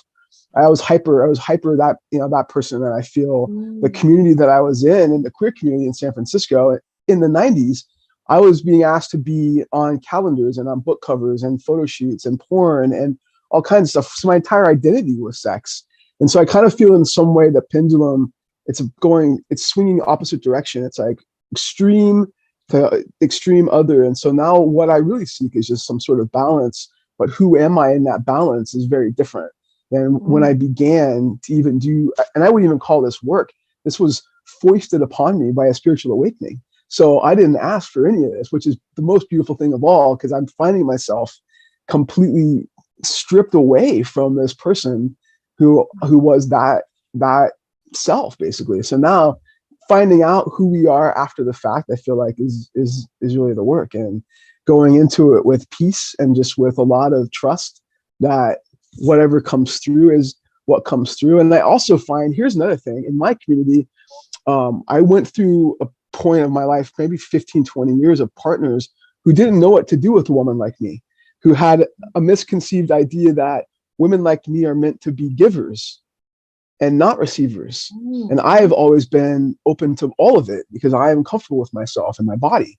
And so I spent many years with partners that were totally uncomfortable with the idea of doing anything to me other than receiving.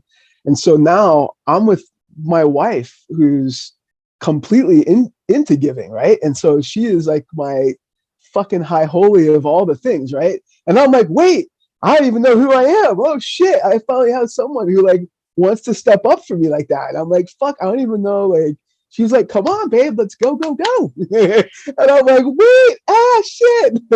All my life I've been like, where's my girl? Where's the girl that's supposed to go down on me? Where's the girl that lives for that? Like, I want that girl, right? Well, now I married her and I'm still like, I'm in the place of like, fuck, like, how do I don't even really feel like I feel so much of, I don't feel sexual anymore in a sense of I'm horny, I have to get off. I always feel satisfied in a way. And so I don't understand, like, it's like, I don't have that burning need to always be getting off or fucking someone to prove something or to fill this void in my life. I feel satisfied. Like, I am deeply satisfied without orgasms, right? I don't know. Like, I guess, I don't know. I still have them. It's still nice, but my whole life doesn't revolve around it anymore, which blows my mind because that was my life. Yeah. So so as you're saying this, like, I've been stretching myself around the idea of sexual act versus sexual expression, right? Yeah. And feeling hungry for it, right? Versus I just feel this thing and my expression happens to look this way. Right. Right. And so my understanding, as it's been delivered to me, is body sex in particular is one of our oldest languages. Sure. And so it's like a huge nuclear bomb, a nuclear decolonization bomb. Oh, sure. Yeah. Thank you, Leo. Leo. Thank you for everything. Well, thank you for having us. Thank Sleep you. well. You guys And have thank been you so much. amazing. Thank you so much. Rest you get a good well. rest. Okay. Yeah. Night. Yeah. So it like sets off this huge decolonization bomb of our sexual expression, right? And how we've contained it. And so my response has been different from yours, where I just feel like I want to make love to the world. And I want deep intimacy in that expression with the world. And so in essence, it's like my question for myself, my identity is, how do I express that? How do you express that in a physical form? Because it's still all energy exchange. And it can be equivalent to having an argument or having a really great discussion. Or, you know, so, and then what is attraction to body, you know, body parts. So, you know, just playing in all of those places, I don't have any landing answers or anything, but you know, this is just in this work and how it reminds you that you are not just this identity that you've been told or programmed. What does sexuality look like from a multi-dimensional space?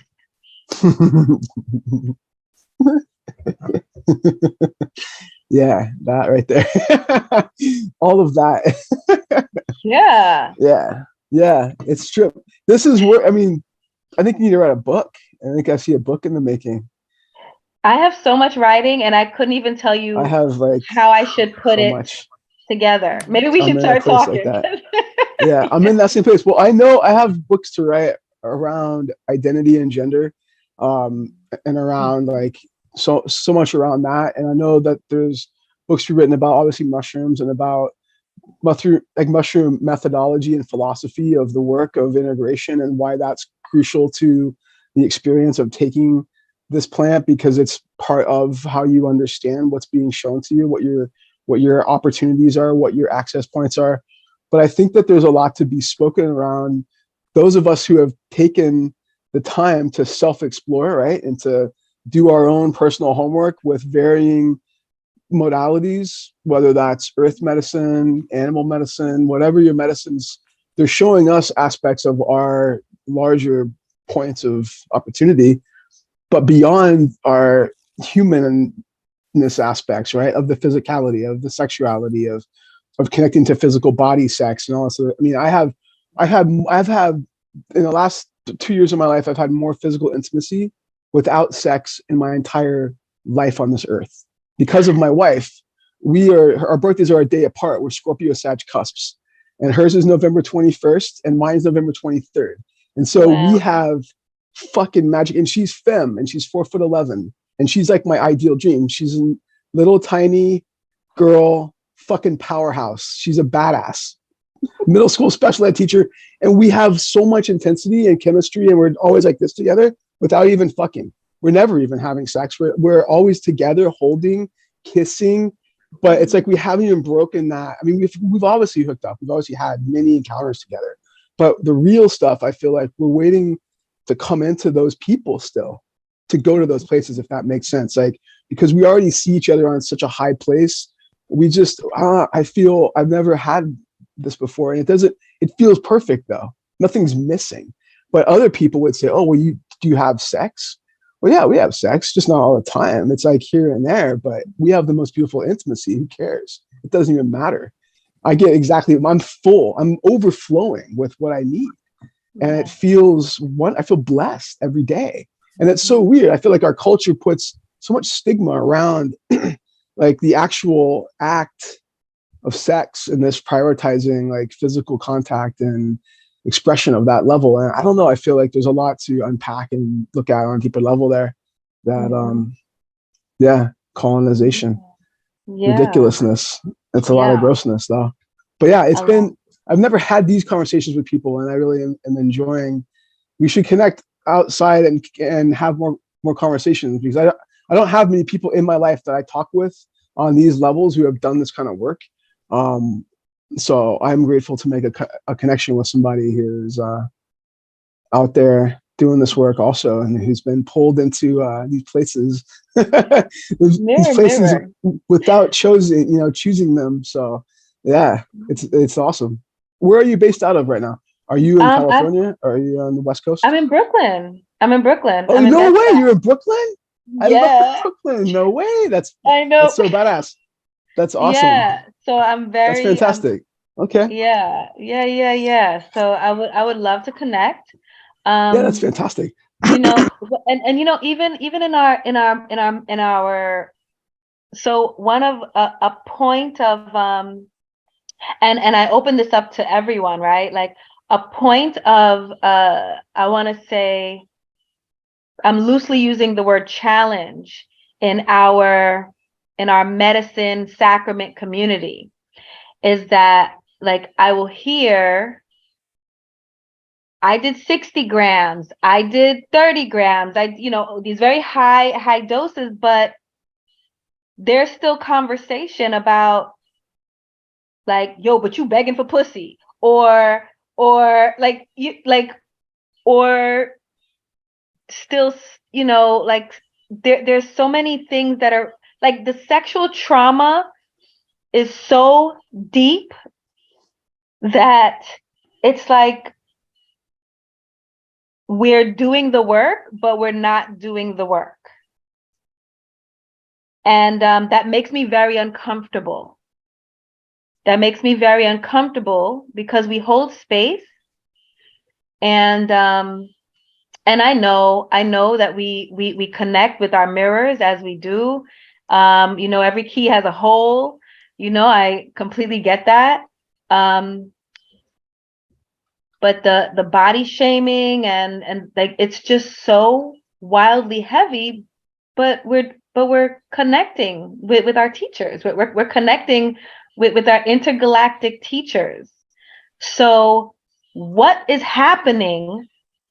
What is the missing link that we can sit with we can sit with the mushroom. We can sit with we can sit with the toad. We can sit with salvia. We can sit with all of these beautiful, amazing sacraments and still have such a huge stronghold on a nipple being shown. Meanwhile, we're so angry about sex trafficking. Right. Like I know this, if there's something to speak on that's going to come out of this vessel that's pushing the edge, this is something that I don't get to discuss very often, and it challenges my work. And I know that obviously if I'm being challenged by it, then it is my mission. Yeah. I understand that. Lucia, who opened up earlier, when we first started, Lucia and I are holding a gather, not for particularly clients, but facilitators, people who have high doses, and we want to use we will be using the sacraments so that we can work on touch and dissolve what worldly perceptions we have about body, sexuality, intimacy, and can it exist in sacred spaces? And I feel like it's building the container for it has been, when a ceremony's coming up, all the things that want to push back on it, all the resistance builds up. So because we're building towards that at the end of the month, I'm telling you, I have encountered the most scrutiny ever. And building the container for something like that, the consideration of building the container for something like that, right? So everyone can remain safe, so that the magical beings that show up, who do whatever they want anyway, because they're such magical beings and they know it, can also be able to understand permission and what consent is, all of the things. And then because of all those high frequency beings being all in the same space, making sure that we have the right I want to say security, because when you put all of these high frequency beings in one space, you can in essence throw off the balance elsewhere and attract, just like moth to flame, all of those resistance energies. I know it's a long way around, but like, what is the experience in this space here? I welcome everyone. What is the experience in this space around sexuality and sacrament for you all? Even if it's a little bit, like what does that look like? Because this is a part of our work, and we're not going to be able to be fully us if we are not okay with this. It's spirit hour, so. Veil is thin. We got some sleepers out there. That's fair. Someone's up in the chat. Some sleepers. I think it's unpacking is a lot of it. I think a lot of it is the dismantling of what is the belief system around sexuality and spirituality. I think when it comes down to it, I don't really see, I used to be very focused. You mentioned like body part focused and stuff like that. Like you started talking about that. And there was a part of my life that was really focused on asses or whatever it is, right? Like that was my thing. I'd walk down the street and someone had a nice ass, I'd break my neck. I'd be looking at that ass the whole way down the street. And now you could have a parade of asses in front of me. And I don't even know if I'd even notice it. And I'm like, I find that to be very interesting and also relieving, because it felt really gross to be like some sort of an animal. Like completely fixated on this part, and it was like, it felt really predatory and disgusting. I felt myself even in the back of my, just as I was walking down the street with my feeling very powerful in my butch self in the 90s and my 20s, right? With my 10-inch cock in my pants, ready to go to a club or whatever, gonna go have a good time. Predatory. And when I look back on that, that's the taste in my mouth that's left in the remembrance of that. And so I don't feel like that's a good way to be at all. And to be who I am today, to live this life of not seeing women or bodies like that, any bodies. I don't objectify people like that, I think is the right verbiage there, because I don't know, I see them as they're a whole being. They're not an ass, or they're not tits, or they're not beautiful hair, or whatever it is. It's not some objectification of this person. It's them as a person, right? So I don't know. It's wild to step back and to look at behaviors of myself from my past life as who I used to be. And it was gross. It was really fucking gross. Like, and now I understand more of why some of what I used to chase as far as women would just look at me and laugh and not want to go anywhere near me, even though they thought I was attractive and I had like big muscles or whatever. That's not good. That's not good. The behavior that I was exuding towards women, towards even out of myself, was really not savory. It was really unsavory, in fact. And I think a lot of my work around sexuality is a lot of shame and a lot of undoing of the shame of being that person. And of all, I don't have much ego left, but what is left definitely feels the shame of that behavior. and that's okay. Like that humility to me, I feel like is so beautiful and necessary. But I think when you're taken out of a sexual self and you're able to look back and see those behaviors of objectification or of focusing in on people as sex objects, basically, it's really not how we're supposed to be on this earth. And I think a lot of that comes from a lack of a deeper awareness of who we are, like on a self-realization level, no consciousness of who we are beyond, physical body and physical desire. We're much more than all of those things, but I think we live in that space because our culture really supports that. It's very much like our culture is geared around that type of relations with people. It's all about, how do you look? Do you look good to me? Then we should go have sex because we look good together, right? Like, you think I look good and you look good, and so we should go and have some fun, right? And it's very surface level. That's how I feel like in the queer community, when people are dating and talking about dating each other, it's from a physical standpoint. It's not even from a who are you on the inside standpoint. It's, do you look good to me? And there's the first fucking problem right there. What the fuck is that? How about who are you? What do you stand for? Who are you? What are your, what's your fucking meat? What's important to you? What do you stand for? What comes out of your mouth when you speak? Like, how do you show up in the world? That's who you want to be with. Someone who has some sort of substance to them, right? Not just because they look good, but our culture doesn't give a fuck about any of that. We're just here for the shell, right? For the meat suit. Yeah. And that's that's the beginning of the problem that we have out here. I feel like, and it's the beginning. It's the tip of the iceberg. Yeah, definitely. Absolutely. I encounter my close friends who have secret sex lives, and their secret sex lives, it's only secret because it's sex, but like, so it's shameful.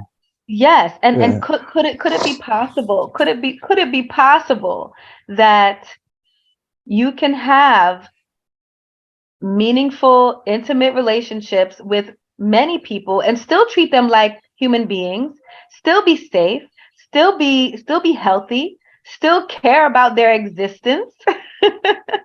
Definitely. And it seems like it's a tall ask for this now. Right. Yeah, I think so too. Yeah. Yeah. And I do experience impatience sometimes around that. And I know that that is hard work for me to do. The impatience that lives there.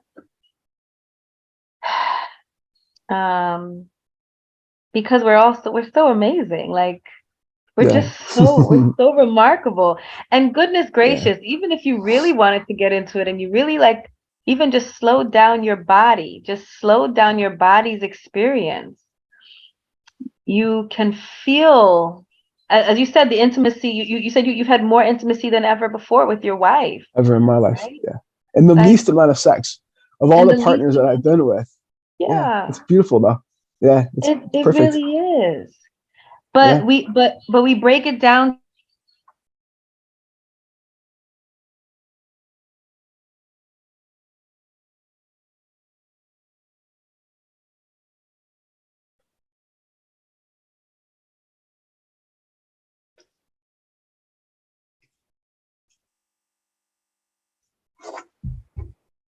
Looks like we lost Nikki There we go. for a little bit. I'm sorry. A little bit. Yeah, she She's did a back little in. bit of a.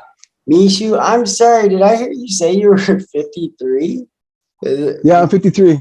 Oh man, there's no way I would guess. I was born in 69, yo. Yep. Incredible. Yeah, 1969. Hey, Yeah, it's yeah. I'm not from here. I'm a space alien, so we don't have Yeah. any. We're timeless. We don't have any age, right? So Yeah, yeah. I don't know. I am 53. I just turned 53 November 23rd. So yes, that is true. You can't see all the gray hair coming through right now. The wrinkles. Yeah, you look great. I forgot that I grew up in Santa Cruz, actually. I heard you say Oh, wait, I'm from Half Moon Bay. Yeah, I'm from Half Moon Bay. yeah. Where did you live? West Side? Are you from South Side? West Side? Like 26th Avenue, Live Oak. Yeah, so East Side, Pleasure Point area. Was Pleasure like, Point. Yeah. Yeah, I grew up that was there. my stomping ground.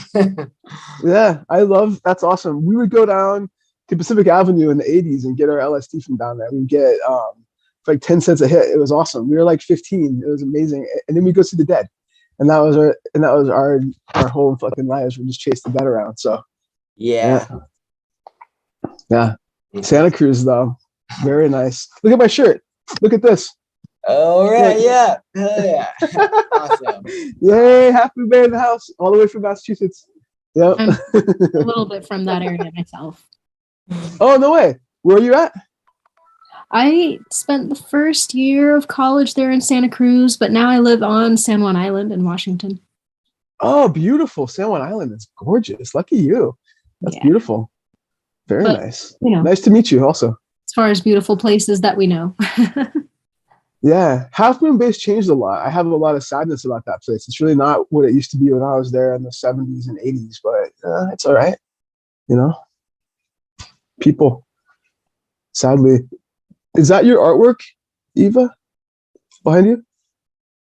This is sort of a idea board for my Beautiful.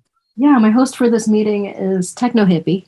I like it. That's awesome. Beautiful. Yeah, they produce music, and this is nice art that's inspiring them right now.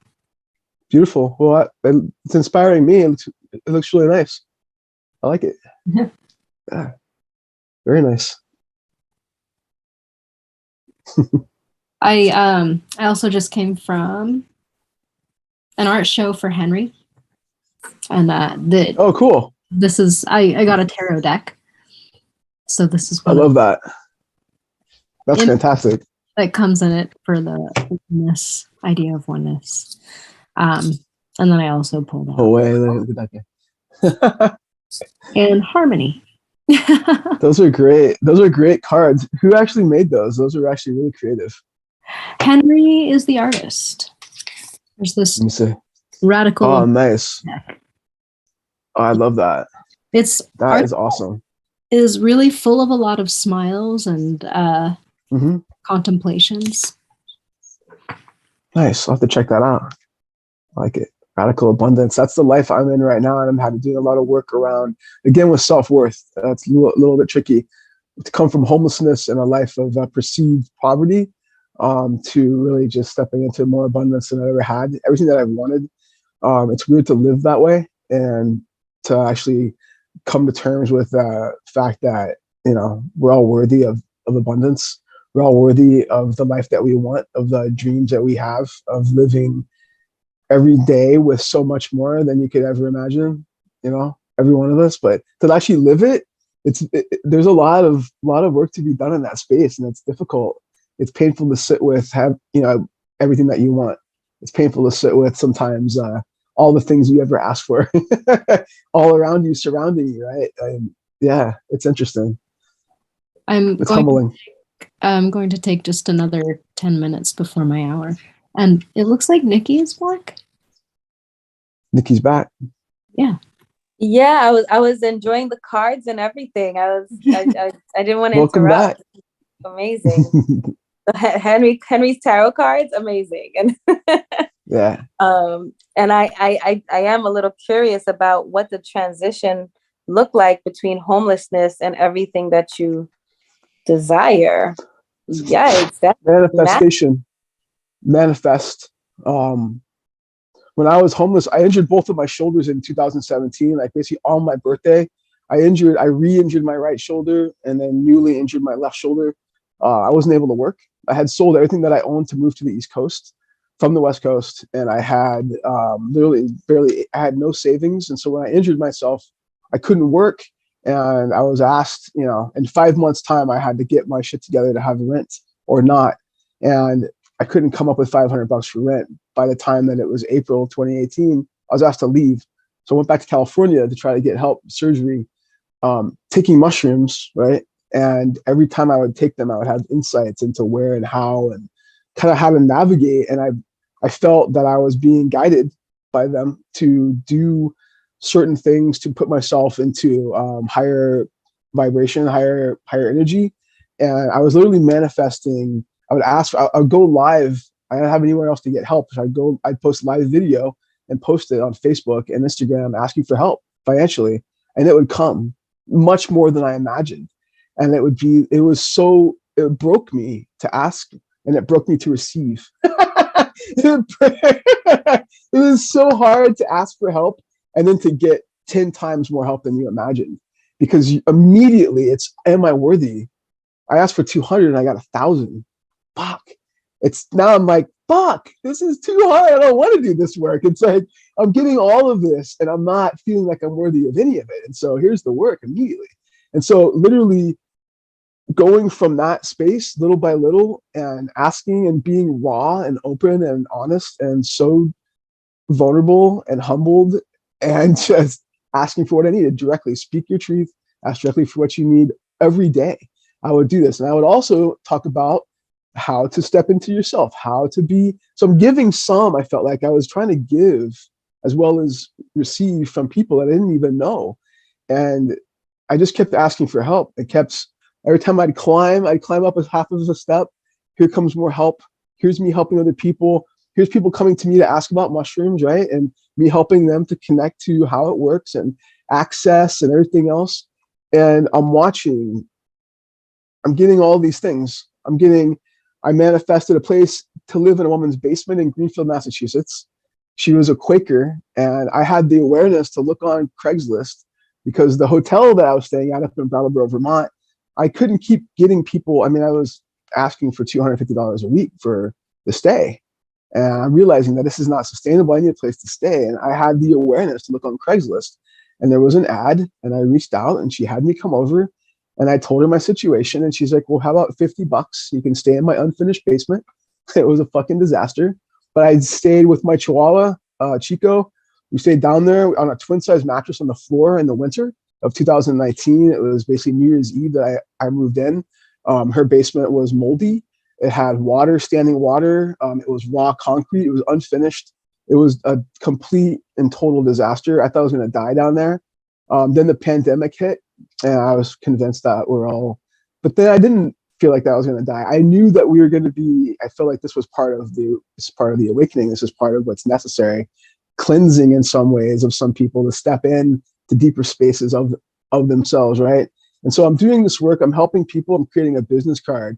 I'm creating a business now in the basement. I'm making a website. I'm doing all this work. I'm having people ask me to come stay with them to do medicine work in different states. And I'm still in this place. I'm still in the basement, right? But I'm still continuing to honor myself and to stay present in the day. I'm still trying to essentially stay present and not care about what's next, because I didn't have an answer to what was next, right? Except for to show up for myself and to show up for those who show up to me to get help and to get access, right? So I keep doing this work. I keep going public and speaking about it. And little by little, just basically life is just handing me what I need to continue to grow and to move higher in myself.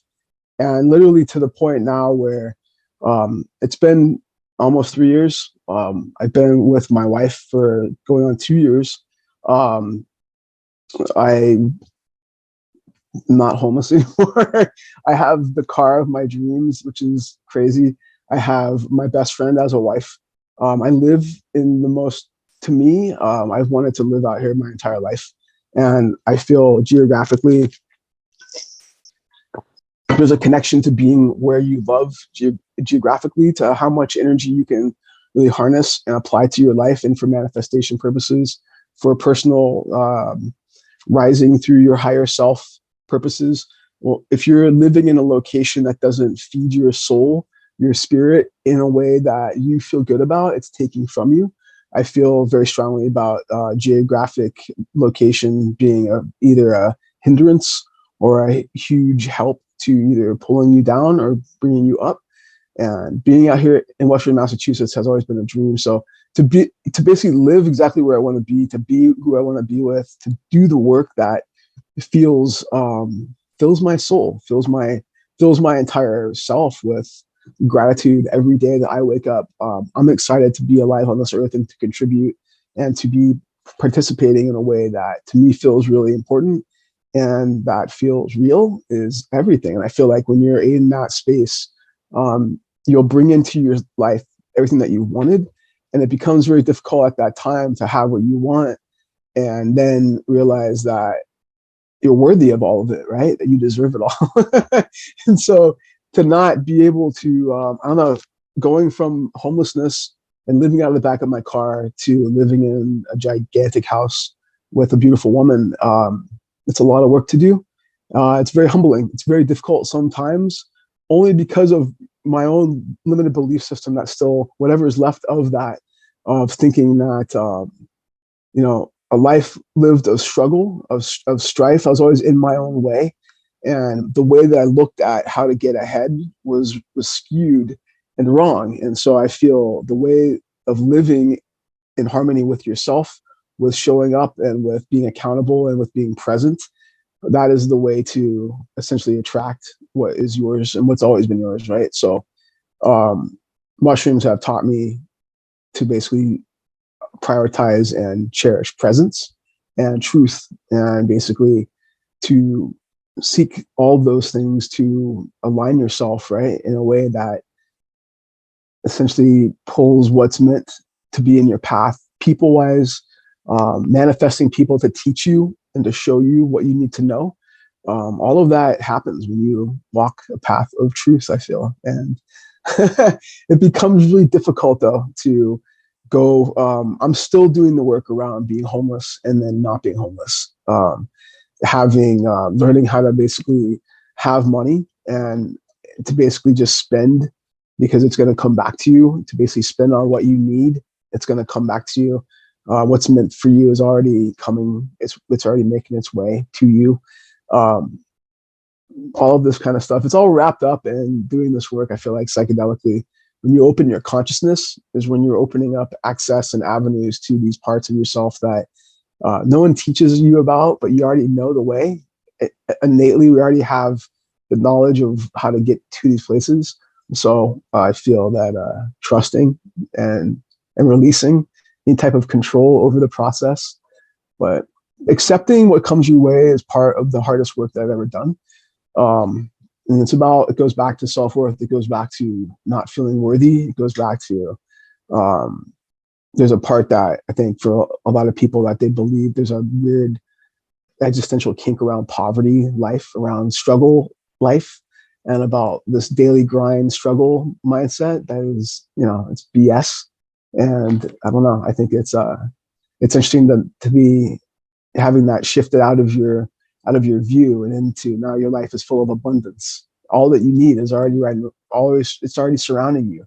Everything that you need, and whatever else you need that you don't have, you just get it, right? And I never come from that life. I come from a life of struggle, always living hand to mouth, paycheck to paycheck, never having enough.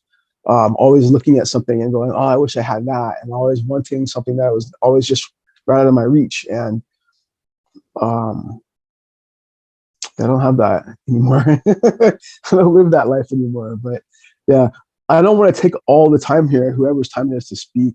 I know there's 13 people in this room right now. I wanted to open up if someone has things to share, if they want to contribute to the conversation, please do. But yeah, I don't want to hog the space here, so I'm trying to be mindful. Thank you so much. Thank you so much for sharing. You're welcome, Rick. Thank you for having me. Nah, we're all the best. We're all the best. Definitely. I'm going to throw a contact into my phone here really quick. Hey, sorry, I just wanted to chime in. I've been on the line, but I haven't been awake. Are we still on the schedule? I'm sorry. I am listed for 3 a.m., so I'm here. Okay. Okay. All right. I was just seeing what we were talking about now. I didn't want to miss anybody's story. Sure. Yeah, I'm bringing the perspective of a science fiction author with just kind of I have a background in biology and some plant biology as well as lab. But I write science fiction and fantasy. What I'm creating right now is the trilogy Bones of Starlight. It's a fantasy space opera, which combines elements of both genres. And I make what's called speculative fiction. So it's really, it dovetails really well with psychedelic culture. Okay. I'm sorry, let me go back to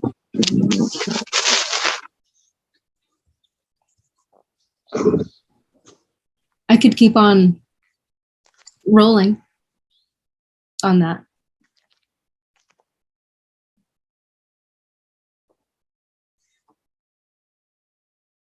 Are you there, Mishu? Yes, I am. Okay, because you've had the most consistent response, so I just wanted to check that everybody's on. Yeah, I'm right here. No, I can keep on rolling. Yeah. Yeah, please do.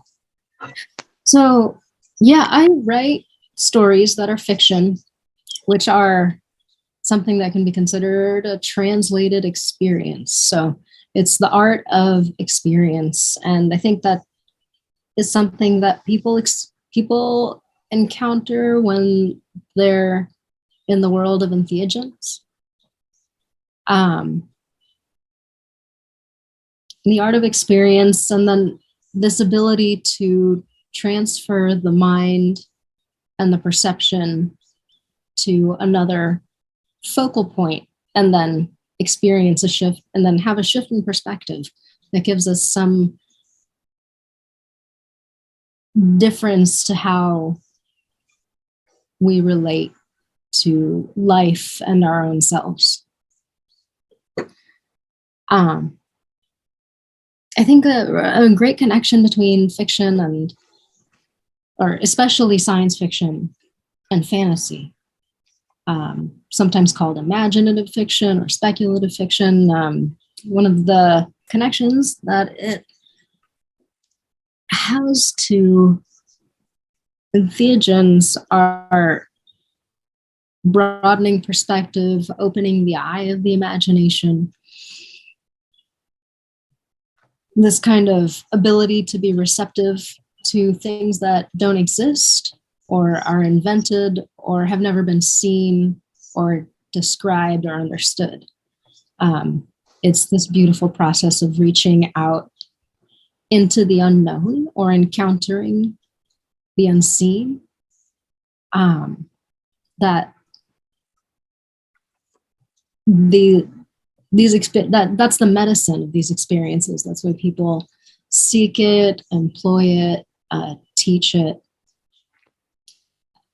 And it's not, interestingly, you could say it's not something that's addictive, but actually science fiction and fantasy can be very addictive in good ways, possibly. I'm a personal attestation. I have, at this point, devoted a large portion of my life to science fiction, fantasy literature, not just reading it, but now creating it. Bones of Starlight has been going for 9 years now. I'll put the link in the chat. And I'm going to jump off the video, but I'm still listening to you, so please continue. I'm just going to stop my video for a moment here. Sure. I'm still listening to you. And let me see. That could be a more live link. That for you now.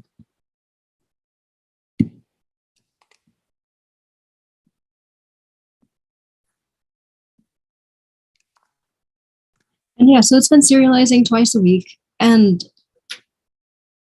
I think it's not just escapism, because the interesting thing about getting outside of oneself is that it might allow someone to see themselves. So that's the beauty of the mirror in fiction to me, about this ability to think or imagine as though one were another person.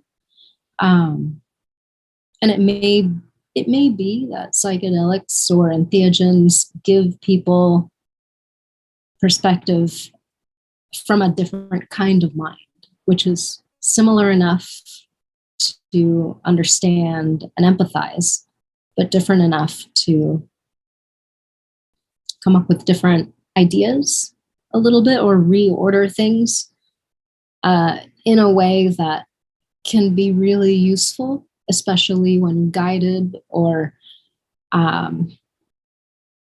knowledgeable. And that's why ancient cultures have sort of traditions of how to encounter their ancestral medicines and make sure that the space they occur in is nurturing and receptive and encouraging. So those are things that help make it work. And that's, interestingly, those are the same conditions that make art possible, art and creativity. Nurturing environment, supportive, kind of loving or even caring or interested. Art and creativity have a similar magic of exploration. And I've heard people say to artists that I know that art is drugs. Art does what drugs do. Paintings open portals. Books are absolutely, wormholes into some other person as far as humans can imagine. And then it's almost like the psychedelic and theogenic experience can create that safety for exploration. But it's interesting, it's not just, woo-woo visions, because it really absolutely lets us explore how we feel and how we could be, or perhaps we're able to allow ourselves something. There are so many different things that people have gone through, experiences that lead to a more grown life as a human being. So I personally love to get to know about a person by looking into their library as a little bit like a materialization of thoughts and shared experience, because art is like shared experience. And entheogens, in some of their ceremonial uses, are absolutely shared experiences, like the ayahuasca circle, where many people come together with a guide or a guiding team, and then people share this experience of vulnerability and inquiry with each other. So it and then, you know, like a book is a shared experience. Everybody who's read it has encountered all the events in the book, but had different ideas about it, were affected differently. And it's ideation, I think, is one of those things that science fiction and psychedelia both address. You hear this. I've encountered articles about microdosing that you know, people that discuss it in realms of business, not just therapy, but functionality. That these are power tricks, kind of ways that people who have a lot on their shoulders, who are in charge of a lot, who have structures to create for their networks, are able to work better with their minds, partially through microdosing. I swear it could have been in Forbes, and if not in Forbes, then something equally well read and peer reviewed, like the New York Times. Dicey to call it peer reviewed, because there are different perceptions of that term, but there's some sense of social approval in those publications. I also want to I have this right here. I'm going to flash my emergency event slip for Bones of Starlight, Fire Within, Abyss Surrounding. Wow, that shows up backwards on camera. So, but that's, you know, it's not the fancy card.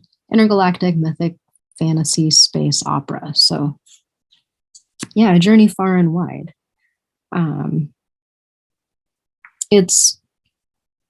I go into, you know, both alien realms, planets, spacey stuff, technology, and then there's magic in this as well, like cosmic elemental space dragons that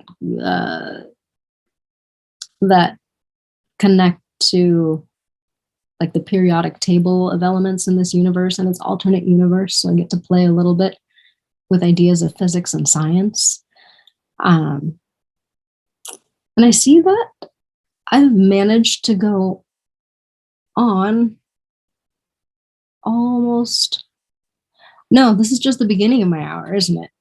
Let me just take a breather and I guess open this up to some of the media that other people would like to tie into, as well as like, it doesn't have to be science fiction and fantasy, but these bridges from creativity to psychedelia. And I haven't even begun to touch on, you know, the experience as a woman in my realm. So yeah, anybody just feel like bringing in some media discussion? No, I guess so. You're the 3 a.m. speaker. Yeah. Oh, okay. I just got given the mic a little bit already. Like the floor is already yours, but awesome. Okay. Yeah. Okay. So let's see. Psychedelia.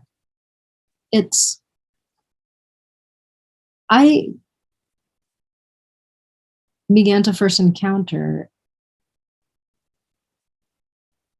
at 18, I think, no, like, and then there are these things going from the heroic experience to the microdose. And I think heroic is heroic is one of those realms where people want to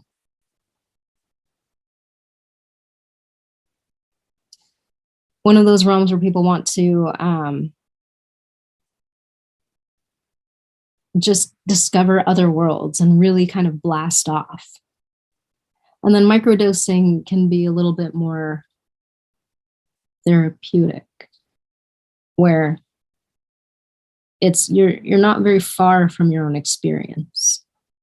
And there are different ways that people can think. So that's where that comes to. It's like, then there's this whole journey, from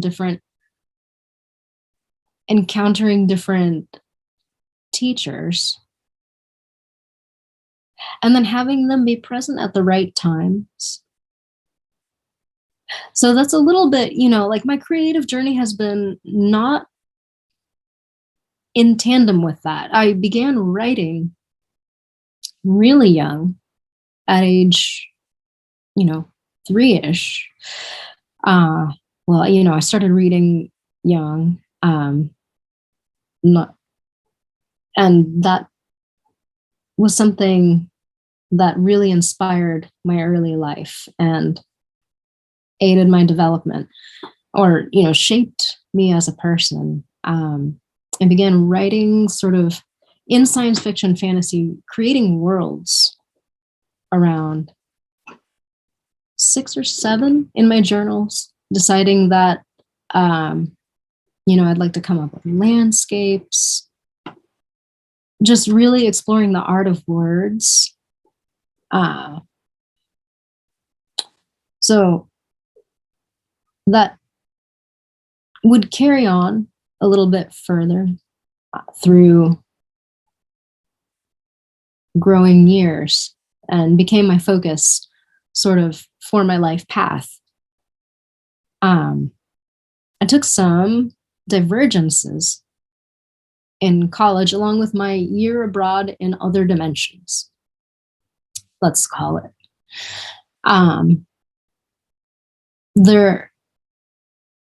The path actually was beautifully varied and ended up being my own designed study that would pertain to science fiction and fantasy. I was accepted into UC Santa Cruz for creative writing, which made perfect sense for all my life experience.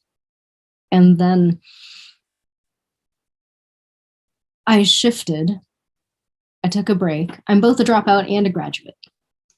So I'm kind of honestly, I wear both as a badge. I'm both. I can work with the system, but I don't completely, I don't completely follow authority. I question authority, but I can work with the system. So that's my journey there. I went from creative writing to arts and humanities. I refocused on arts and humanities in community college, thinking about creative development, community arts. And I did a lot of volunteering in the San Francisco Bay Area, working faculty rosters, managing venues, interarts. I was sent to a school for interarts collaboration as a high school honoree for creative writing. So, I earned myself a medal in creative writing. And then I went to a special program that focused on interdisciplinary collaboration, but also development in our own skill set. And I was admitted for creative writing, and that's called That was called CISA at the time, California State Summer School for the Arts. It was amazing. And so I have developed since really a long time ago a synesthetic approach to creativity where I draw on a lot of different influences to produce something new. And so synesthesia, I think, is one of those. It's a psychedelic working for some, or it's a part of the experience where the boundaries between discrete sensory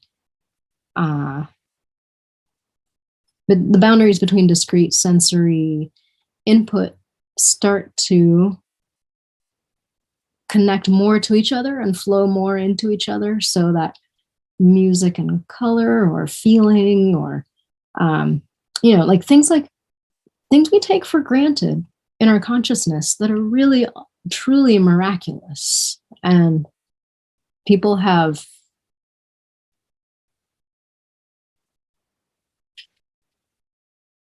suspected, people have investigated into these explorations of mind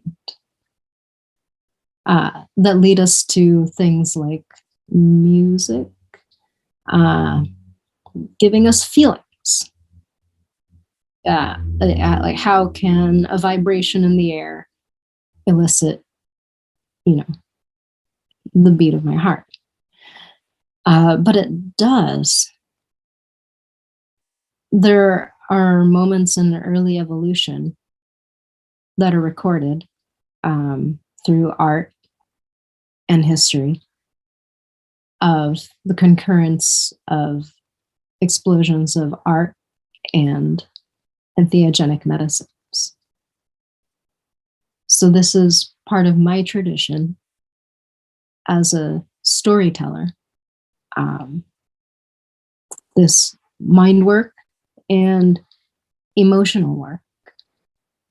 I think a lot of what happens in stories, I was thinking of this term the other day, emotional Sherpa. Sometimes it really feels like, especially as a writer, people want to come to me with their stories and their faces and their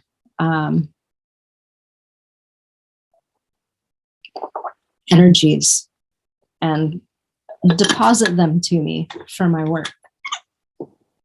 Stories approach me and insist on being heard or acknowledged. And that's something I've contended with since that very young age, when I began to read and love writing. And I'm not sure I connected them both. I think maybe that sense of sharing story also relates to entheogenic medicinal practice. This is part of community healing. There are some tribal healers in various disciplines around the world connect story with healing. Specifically, I've researched or found out a little bit about something that it hadn't been discussed a lot previously, recently, and the Babaylan is having a resurgence in the Philippines, and it's this idea of the tribal woman healer. The word means woman of power, Babae meaning woman, and Babaylan being woman, like woman of power, special power. And in that tradition, what I've read, this could be from the Visayan Islands. I myself have old roots in Mindoro with the Mangyans, the mountain tribes, and Batangas, the traders, carvers, weapons and coffee. Yeah, so those are my provinces. But there may have been Babaylan. There are definitely other kinds of tribal healers. I believe on my mother's side, her grandfather was a Manghihilot, someone who used various a tribal healer with various modalities, including physical therapy and something energetic as well, like Reiki. So, but the Babaylan, which I've been reading about in its resurgence, is one thing that struck me about it was how story was seen as part of community healing. So, and this is definitely true of other tribal healers that, I've read of, and, I've just read ethnographic articles here and there, that, a story, people call them myths, as well as stories, myths and stories. It's the fireside chat, and it probably relates to the same idea as the sermon, where when something's happening in the community, we can tell a story that's not about any one of us, but that might help us figure out something that's going on, or discover something within ourselves that the community wants to encourage. Things like social responsibility or ingenuity or coming of age. And that is what stories serve. Some sacred books collect a lot of stories into one book that can be the only book someone reads, if such be the case. I love many books. I love that there are many books. I love that there are many authors in this world of authors. I look around and I'm glad there are so many. It takes a lot of us to fill a bookshelf. And when I look around, even at the slightly bigger industry events in science fiction, fantasy, we're only part of a library. And that's full of a lot of people who came before and hopefully after. We say hopefully because these stories meant a lot to us developing. And that's the role of psychedelics and entheogens in development of humanity has been noted variously, but that has a sort of fractal reiteration to maybe the points when entheogens come into the life of a single person, a little bit like when a person encounters a story for the first time that changes their life a little bit. And these experiences outside ourselves can change our life a little bit. Our lives are always changing as we age, more or less as people prefer, but necessarily so.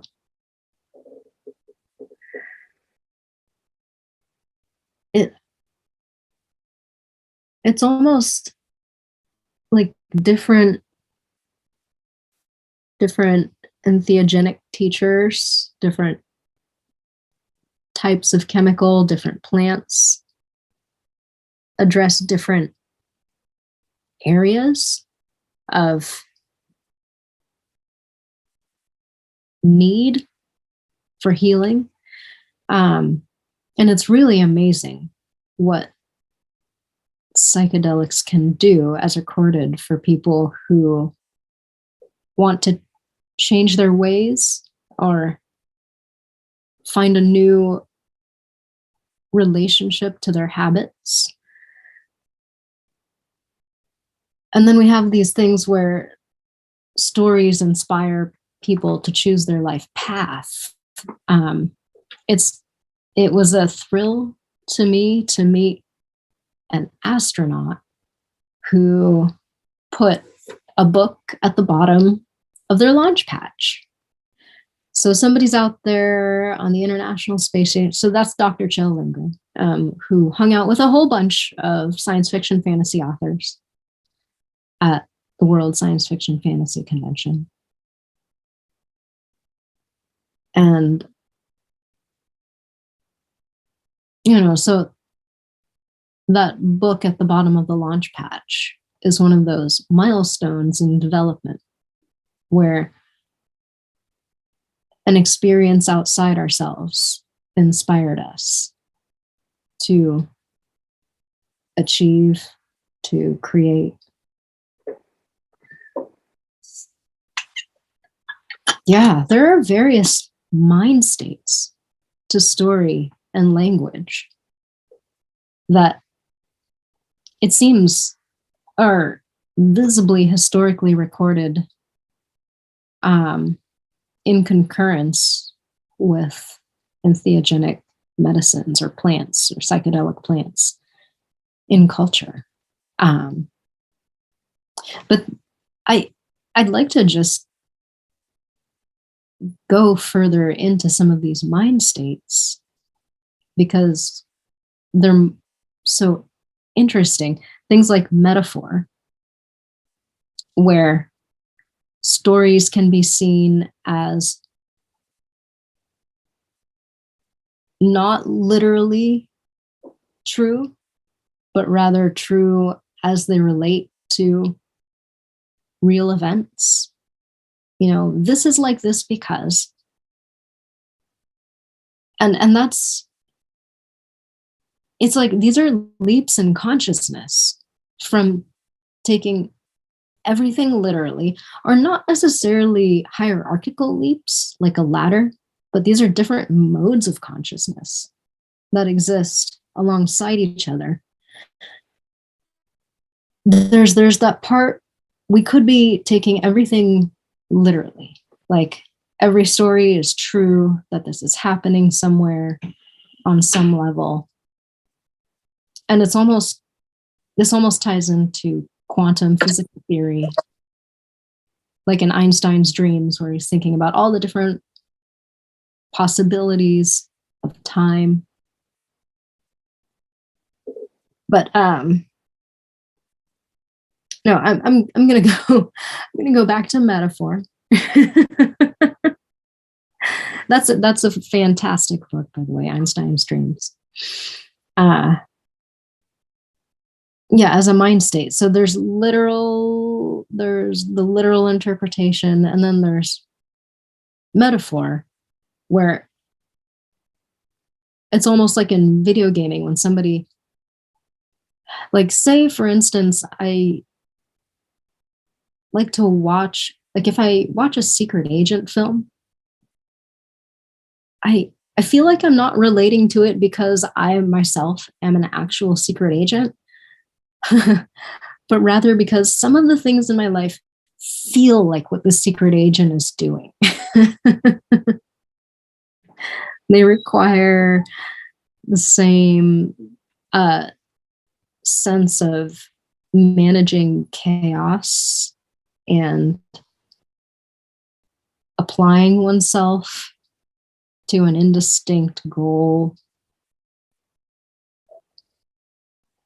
These abstractions that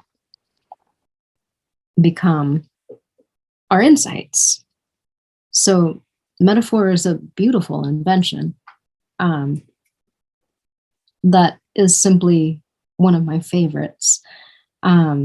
This relates to, I think, I'm going to tie into something I talked about at a concert. There was a concert with a couple speakers beforehand, which was a really fun event. That poetry is a little bit like science fiction in the ways that it increases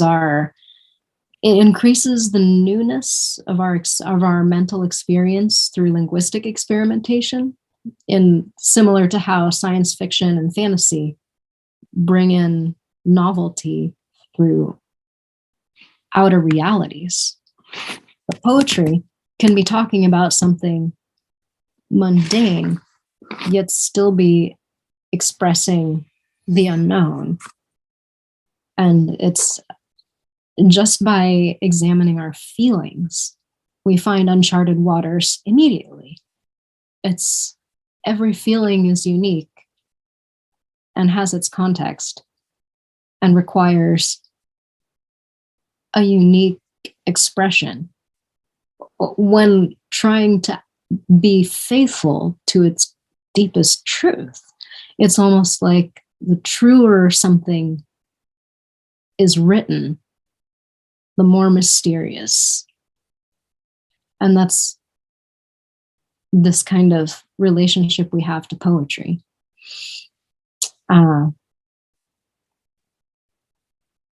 So it, people do a lot of different form alterations, grammatical shifts.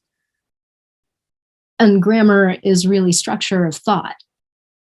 We have languages of communication by ordering our minds to certain structures of thought. And within these structures of thought, certain kinds of thinking are more possible. And these structures are actually always living. Even the dead ones, it seems. There are constant generational debates on the pronunciations and meanings and discoveries in history and etymology. I love etymology. It's like the evolution of a word is also the evolution of a concept. So yeah, it's poetry, the experimentation of language, structure of thought. These are all related to freedom of mind. And these are those moments that entheogens have had in human evolution. Things like revolutions have come from medicines or accidental medicines. The French Revolution and its relationship to ergot, which is a producer of LSD, possibly, or LSA. Yeah. So it's this wonderful, I just want to say that entheogenic exploration and development is wonderfully non-addictive. Though maybe it's a little bit like science fiction fantasy. Some people really decide that this is their path. And then take that role for themselves in society. I myself, I trip twice a week for sure. Just, as a writer, because I'm currently writing and releasing new story at least twice a week for Bones of Starlight. This was the deep commitment I made to this trilogy that's lasted years and years, pretty much longer than anything else I've ever worked on. It just became my passion, and it became every kind of opportunity that I cared to pursue. So yeah, it's just these developments for us when we need to rethink our experience and our existence. And poetry being part of that, and language. Yes. So this is my kind of, and here we are at a microdose sit-in on the cusp of, it's pretty beautiful hearing about how therapies are being developed in Oregon, where psilocybin has been legalized. And people are working with other things as well. And learning again how to reintegrate sort of guided healing with these plant teachers that can affect the emotional and physical well-being in such a way that, you know, they become something we're thankful for. And they're not always easy on the experience, depending on how they're approached. But that's part of why these new therapy modalities are kind of inspiring. Where in other countries, the guide for an experience is customary. There is a festival called Tribal Gathering, where indigenous tribes are invited from all over the world to share whatever of their teachings they're willing to share with people who come to an international location. And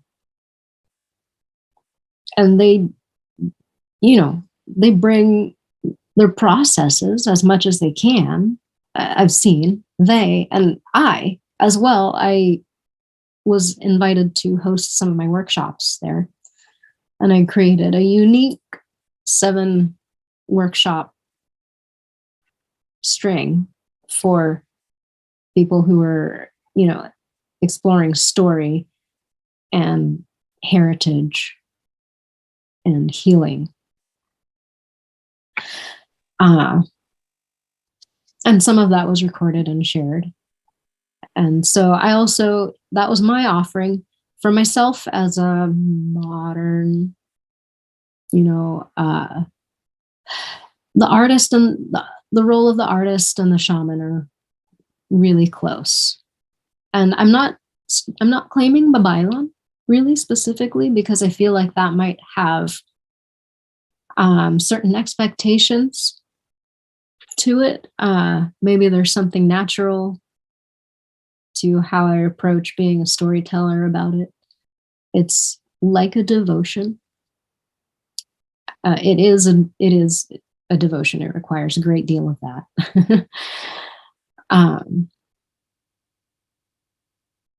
And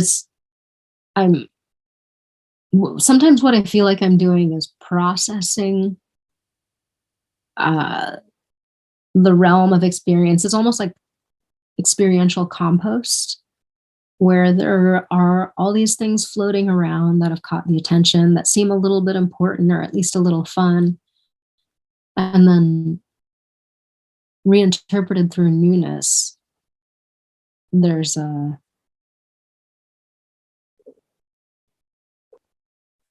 evolution of the mind, of the being, of the moment.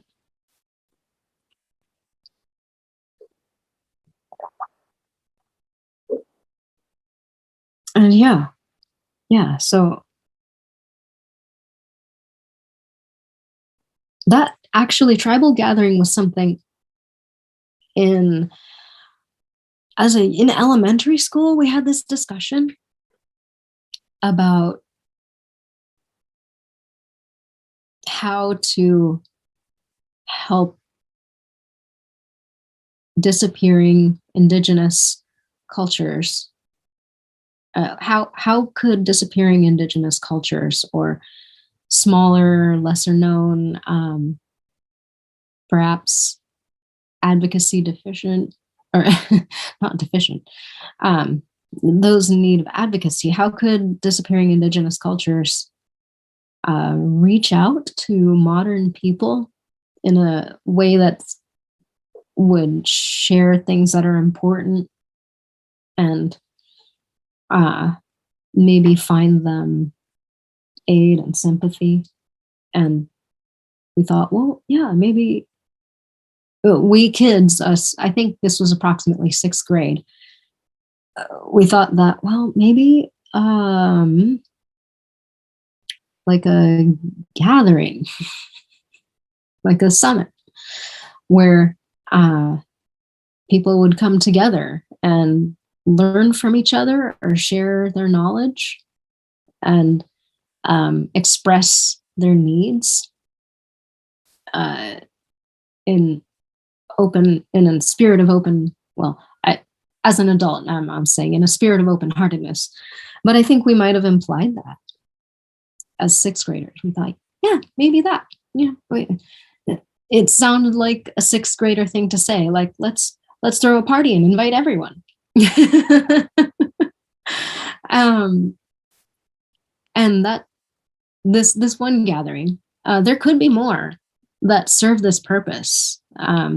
In different cultures. I acknowledge myself as a hippie, a total hippie. I'm also a total wordo. I created a convention ribbon that says complete and total wordo. That's my play on words, because the word for word comes from weird, which is magic.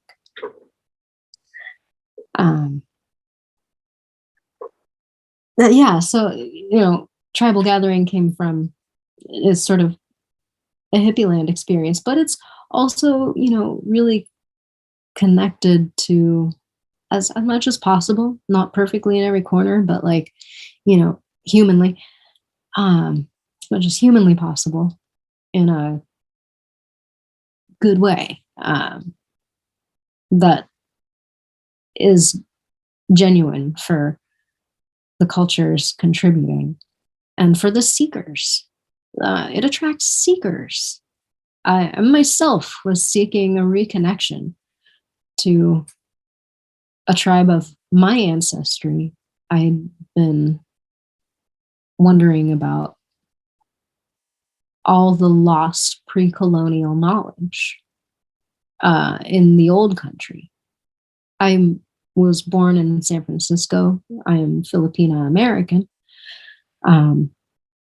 With some part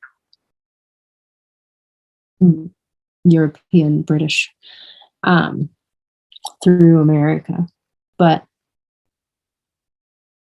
so I was looking to connect with some element of pre-colonial culture from the Philippines, which had seemingly entirely disappeared from my conception or the conception of ourselves in those around me. Not entirely. I mean, when I made my family, when I went with my family back to the Philippines, one of the some times that I have, we went to a cultural center where we saw dances. We went to a cultural center for our own culture, yes. As first generation, that's a thing. Isn't it in my home? Don't I live at all? Well, not all anymore, or something. And there's so many tribes that,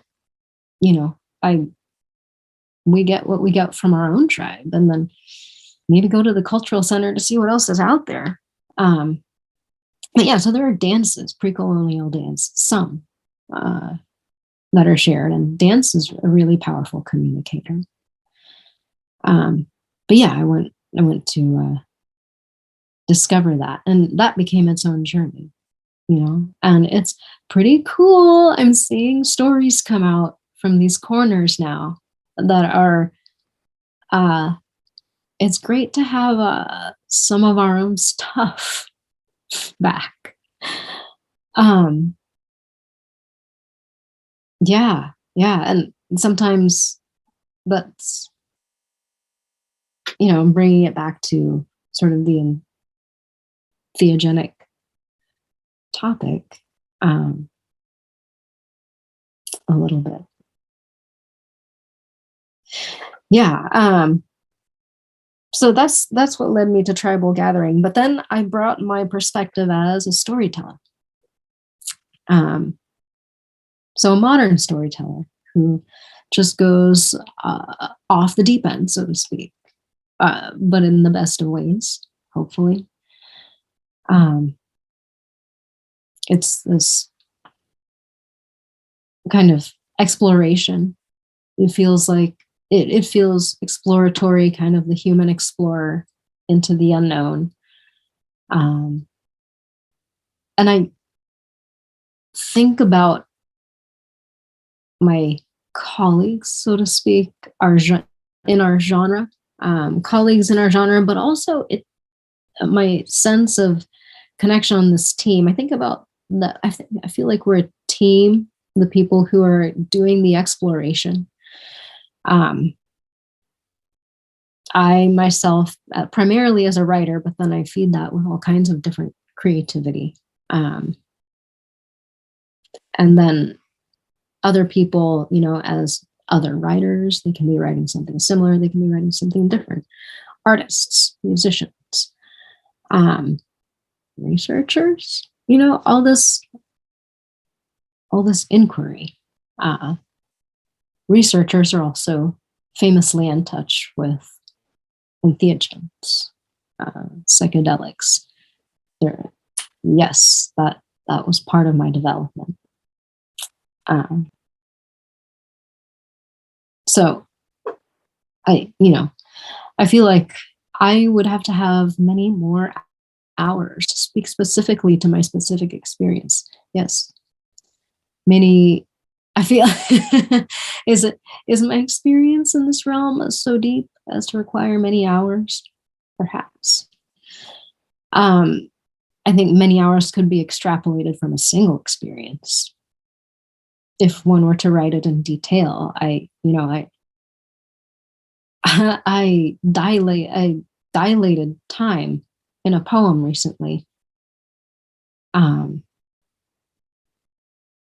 that takes about 20 minutes to read. And it just seems like small moments become like this deep, intricate fabric of experience just for that small moment when dragonflies light up. Yes. But you don't have to believe it. I wrote it as a poem so that people don't have to believe it. And that's the interesting thing, I think, about visions, visionary exploration and healing that we talk about, that we discuss with entheogens.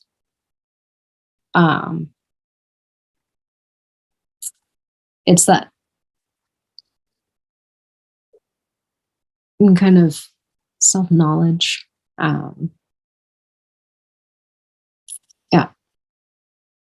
Visionary exploration. I just, headed off to the corner of that ship there. So in the story, I think people seek different things like resolution, conclusion. Maybe people like things to make sense. Maybe people want things to have meaning. And events have meaning when they're tied to others. Thoughts and experiences reflected back to us help us feel seen. That's one of the biggest things, I think, is the way that fiction makes people feel seen and understood from within. And so there's that same sense. There are a lot of accounts of what people experience on mushrooms or LSD that, it's about self-realization in a way that can somehow be applied to life. Sometimes it's applied dramatically, other times gently. And it's not all expected to be serious. Yeah, there are ways to encourage, the seriousness of the experience. But some of these experiences themselves will teach you to laugh. And science fiction fantasy I dearly love this genre because it's, no matter how serious it is, it's not supposed to be too serious because it's fiction. There's that just sense of disconnect that, you know, don't worry, this is just a story. You can think what you want about it, more or less. Decide what's important about it. And these are assessments that are healthy for us to exercise. Kind of encountering ideas as though we have the liberty to mold them because it's just a story. And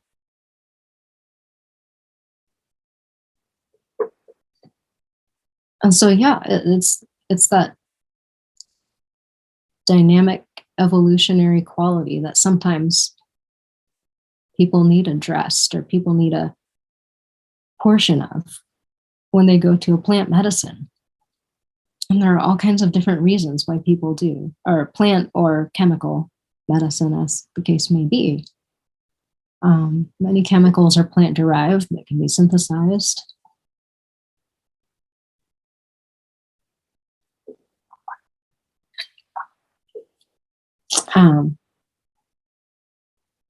And yeah, it's there's that, the Iron Goddess of Mercy, Kuan Yin, I think mercilessly brings compassionate self-realization, like the hammer of enlightenment or the sword. Like ego death, full, you know, totally shocking ego death. These are things that can happen in increments, but like the ego death that results in self-growth.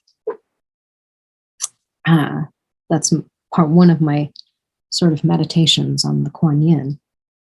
And that's one of those reflections that come forward in both psychedelics and science fiction fantasy. I think some people have experienced shocking ego death reading novels.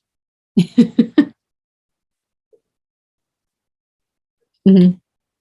I know I have that moment where I read something and I think, oh, you know, just look around at the world and realize something. And remember this moment as having happened, reading a book, and understand something. You know, it's connecting to experience, connecting to others. Interesting thing about entheogens is that they act as shared experiences. People who benefited from one like to discuss them with each other. Like, here we are sharing an experience because of because of our relationship to psychedelics. We're having a discussion that comes together from many different kinds of lives who are focused on healing, or developing, or embodying, or just being. So yeah, that's one of the traditional interpretations of the concept of medicine. Medicine is what heals.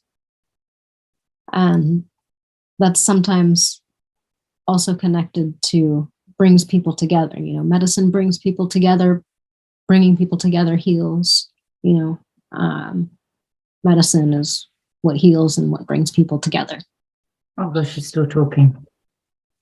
Hey, am I coming through? I should be. Yeah.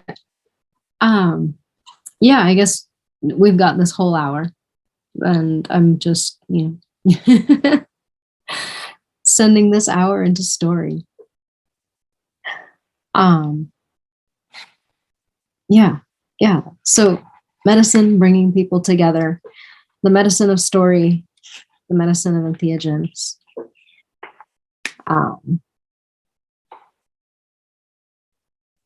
Not necessarily with each other, you know, with or without each other, on one hand or on the other, or, you know, whichever works. I'm certain that many authors have credited psychedelics, and here I am at a psychedelic event as an author. These two things are related within my existence, if only through concurrence. But, you know, there could be a greater connection there, I'm admitting. Why not? You know, I have a mind that is focused on ideas for the most part in this main pursuit of mine that is writing. They're not all ideas. Sometimes it's art, the art of telling and showing.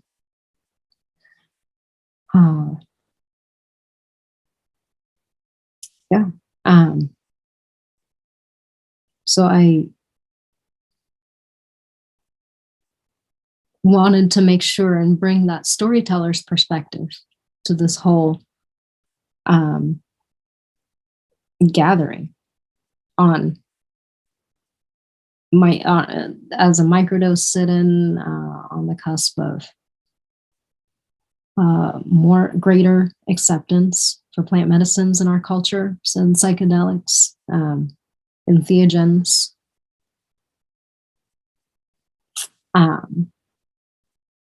to bring in their connection to those, ancestral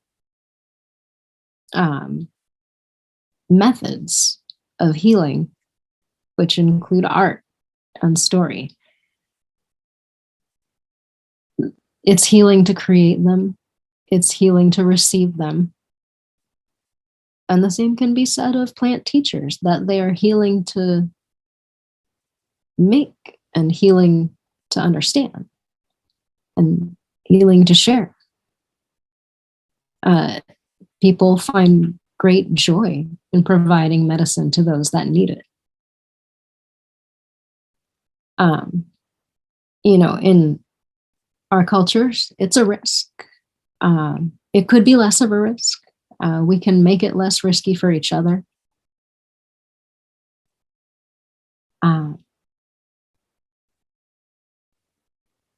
But it's a risk that some people decide they're willing to take for themselves and others, potentially. And medicine is tricky. Medicine does involve knowledge of balance. And it can take experience and finesse to help to find that balance themselves and others.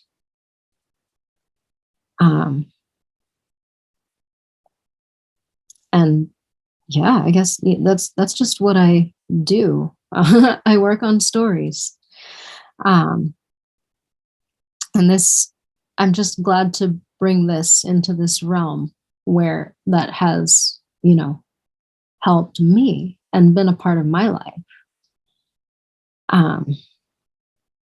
And I think, you know, I'm treating this like a panel at the convention. We're like, whoa, we got a panel and I'm the only person. Like, hello. And panels often end at 10 to the hour, and we're at 10 to the hour. And I could open it up for questions and just let people talk into the next topic. I guess it looks like Teresa Ellis is next on the schedule. I'm not a moderator. Who actually is the moderator currently? Hey, I'm not sure who's coming on it for. Leo did. She sent me the whole set list.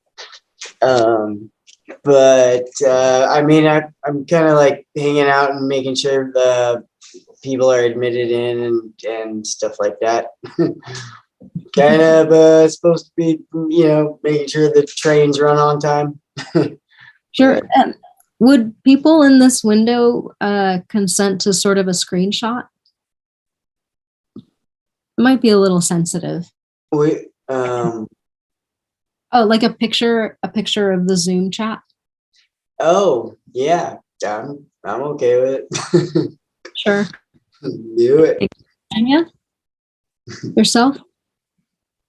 Seems like I'm not getting total, but I'll just screenshot like part of our screen, the part with us in it.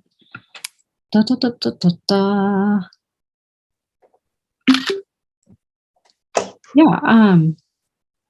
Yeah, and so any questions relating to story and psychedelia, poetry, but yeah, I don't know.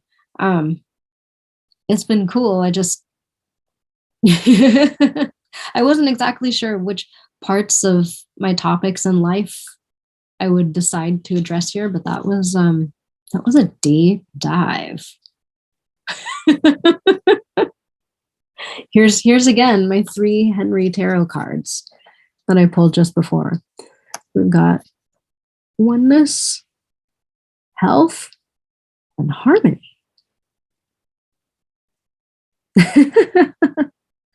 and oneness just pertained perfectly to this, microdose sit-in event. And I guess I didn't really go into. I went into a little bit of the feminine experience. I'm a little bit. I say I'm gender fluid, non-binary, but I'm more. I'm she, they, she or they are good pronouns for me. Either is acceptable. They is fine. She's great.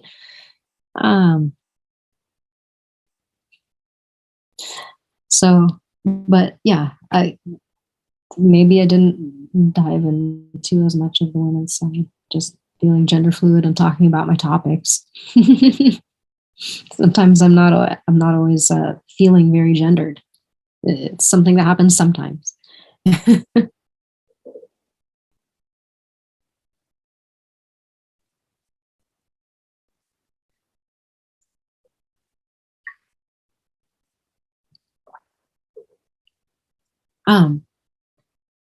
I'm going to dip out, I think, for a minute here, but I can keep. I can keep. Cool. No, I mean, if you want to take a break, that's cool. It looks like Naja is, I'm not sure if I'm pronouncing that right, is up at 4 a.m. So they want to start a little bit early. That's cool. Oh, well, I'm at 5 a.m. actually. Oh, I'm sorry. Yeah. Oh, yeah. Excuse me. I'm sorry. Teresa Ellis is up at 4? Is there Teresa around? Yes, Teresa's not here, so yeah, we could. Oh, crap. Well, sheesh. Yeah, no, I'm not even. No, I don't know what to do. And what? Do you have a topic yourself? Rick, I didn't see your background, but what was your, experience coming to this group? Oh man, how I got here? I guess, so I have a buddy out in Fall City. He runs the Kung Fu club out there, Sifu Johan. And I've been good friends with him and training Kung Fu out there with him for quite some time. And he sent me Leo's number, and I volunteered at a fundraising and helped out with the last microdose thing. I'm have been like have pretty severe PTSD. It's kind of, it comes and it goes. I have a really awesome service dog who's like trained to recognize a couple, like my tells of when I'm starting to kind of go into panic attacks. So she's awesome. It's been, it was really cool training her and getting her through the service dog program. I started cultivating Cubensis about during the pandemic. I just had done some research that John Hopkins, studies and all of that stuff. I had otherwise, treatable anxiety and depression, thrown a bunch of pharmaceuticals at it for, years and stuff, but nothing really seemed to do the trick until I started growing Cubensis, and just had some really amazing breakthroughs as far as like addressing the trauma and all that icky inside that, drove me to self-destructive behavior, heroin, and all of that. So yeah, no, I've been doing killer. I got like coming up on 3 years clean off of hard drugs, and yeah. I'm gonna get going for now, personally. Okay. Yeah, happy to hand this off to folks for the moment. Yeah. Thank you so much. Yeah, no, I'll catch up with you. All right. Enjoy the rest. Yeah. Okay. Good night. So yeah, I guess we've got a 4 a.m. to 5 a.m. hour to kill. Does anybody want to jump in and share anything, or ask any questions, or tell any stories, or anything like that? No? Yes? Huh.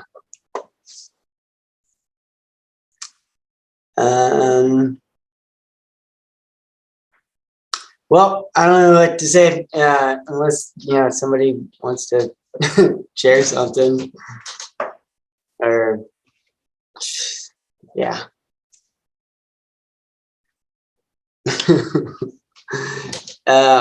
Do we know if Teresa Ellis is going to be coming at all, or is that just?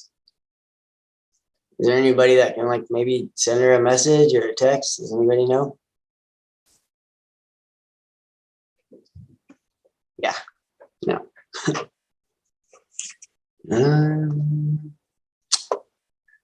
Well, I'm afraid this is terribly awkward. Yeah. What about, is Yasmin still with us? I haven't heard from her in a while. Is that a no?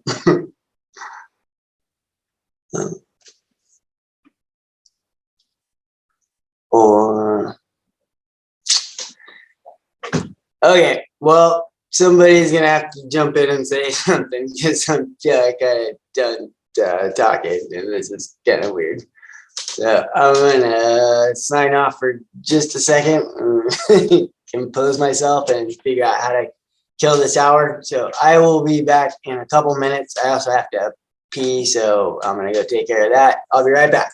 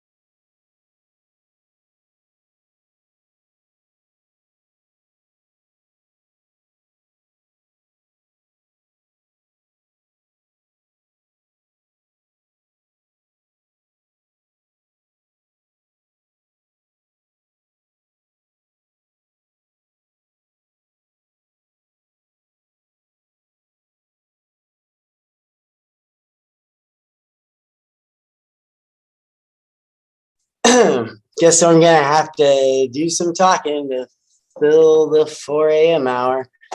I really don't know what to say. We had a pretty cool talk earlier about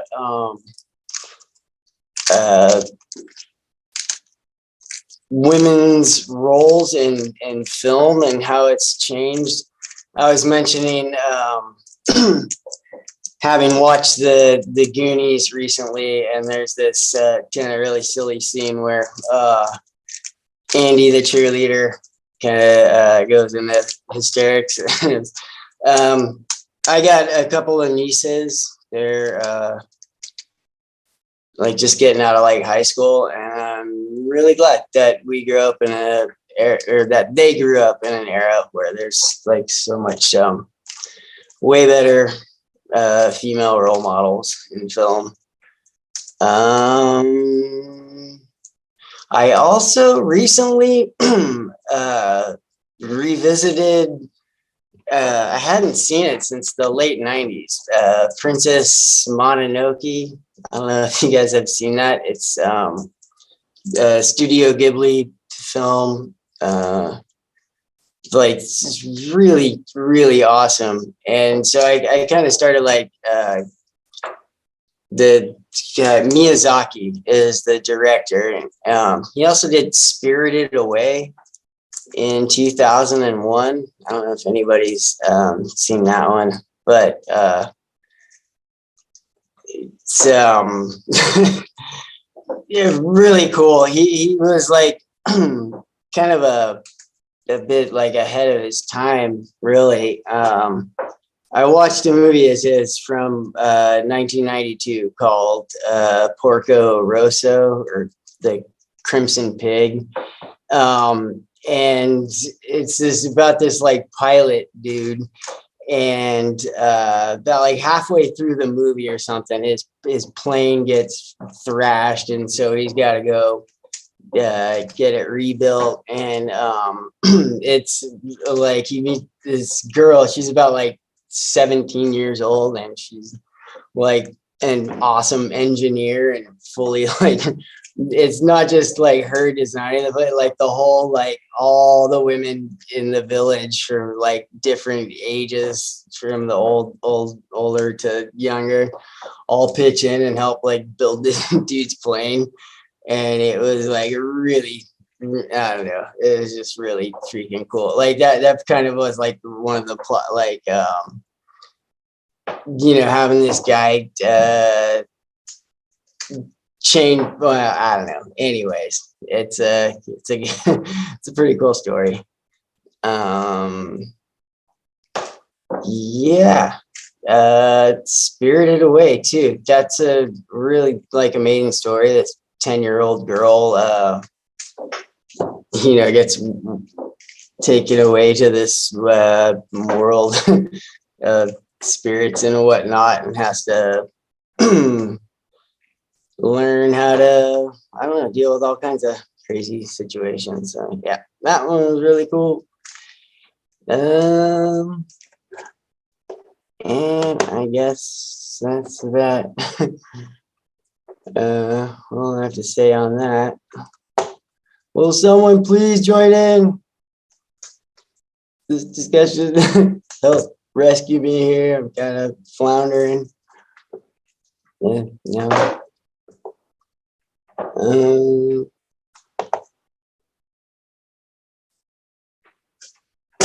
Also, has anybody seen the new the Wednesday? It's a Netflix, the Addams Family thing. It's actually pretty cool. Like Tim Burton and Danny Elfman are behind it, and like she's she's a really awesome character too. Very like resourceful. She's kind of like a James Bond, Indiana Jones, you know, like kind of get herself out of any situation. And yeah, it's no, anyway.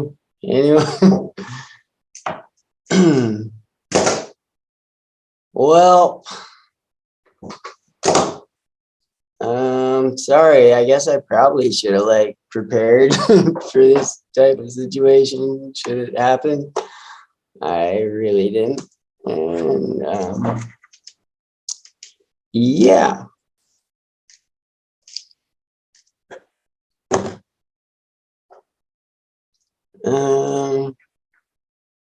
Okay, well, I'm gonna shut up for a minute and I hope that someone else wants to hop in here. Yeah, I've been yakking for a while and I'm gonna shut up for now.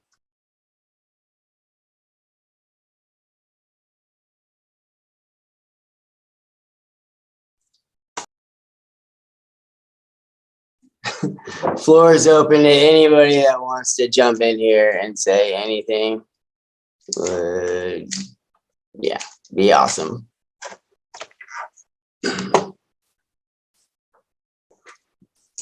Damn.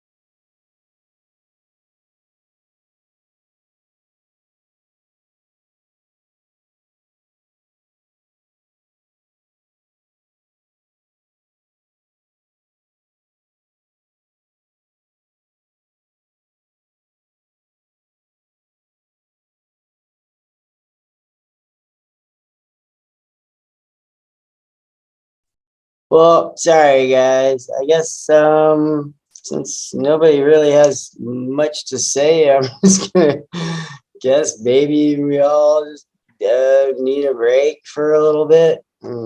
So yeah, I guess just chill, go smoke something if you got it or whatever. And I'll check in back at in a half hour or something. So yeah, all right, I'm taking a break.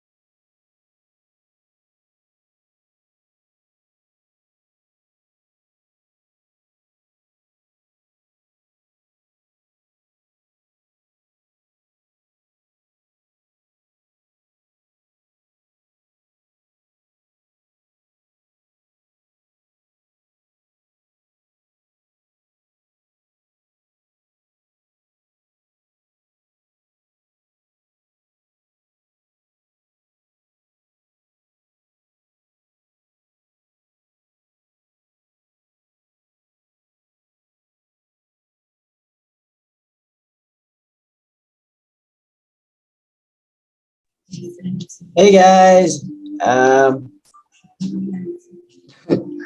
anyone still with us? I'm still here. Do we not? Because it's daytime where I am. I'm in France, and it's oh, awesome. middle of the afternoon. But do we not have another speaker coming on at some point? So I believe Naja is up at 5 a.m. Yeah, we had someone flake out at. Sorry, let me hold 1 second. I was sorry, I was listening to some music. Yeah, no, I'm sorry. We had someone flake out at 4 a.m. and that was yeah. So we just all kind of like took a break or something. I actually feel a bit refreshed. I went and had a cup of tea and smoked a cigarette and a little meditation. And yeah, no, I guess yeah. Please, where you said Virginia? You said you're in the UK?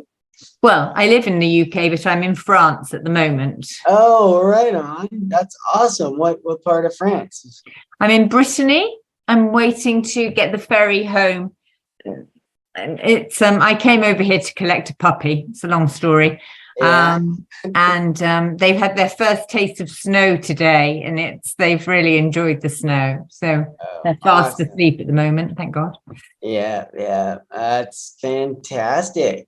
Well, cool. So you're up all through the night. You people the other side of the pond. Yeah. So I'm in Seattle, Washington, and yeah, Leo asked me to participate in this thing, and it's just been it's been such an awesome.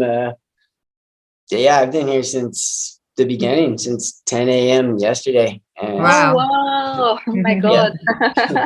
I'm in for the long haul. I'm pulling the all-nighter. Someone, excuse me, Sean, I believe Leo's husband is going to be coming in at 6 a.m. to relieve me and take over. But in the Naja, am I saying that right? Naja? No, you're saying it wrong. Like almost every American, it's Nadia. Nadia? But it's fine. I'm getting used to it. Yeah, it's Nadia. Nadia. Okay, I will not make that mistake again. No worries. Where are you, Nadia? It has a special charm. I'm from Berlin. I'm sitting here in Germany, Berlin. So same time zone as me then at the moment. Yeah. I guess so. What kind of puppy did you save? Pyrenean sheepdog. Ah, that's so cute. And you're going extra to France to save a puppy? Well, I haven't saved this one. I bought this one. I have saved a lot of dogs, but this one is because they're hard to get hold of in England, and you actually have to go to the Pyrenees to get them. But can't.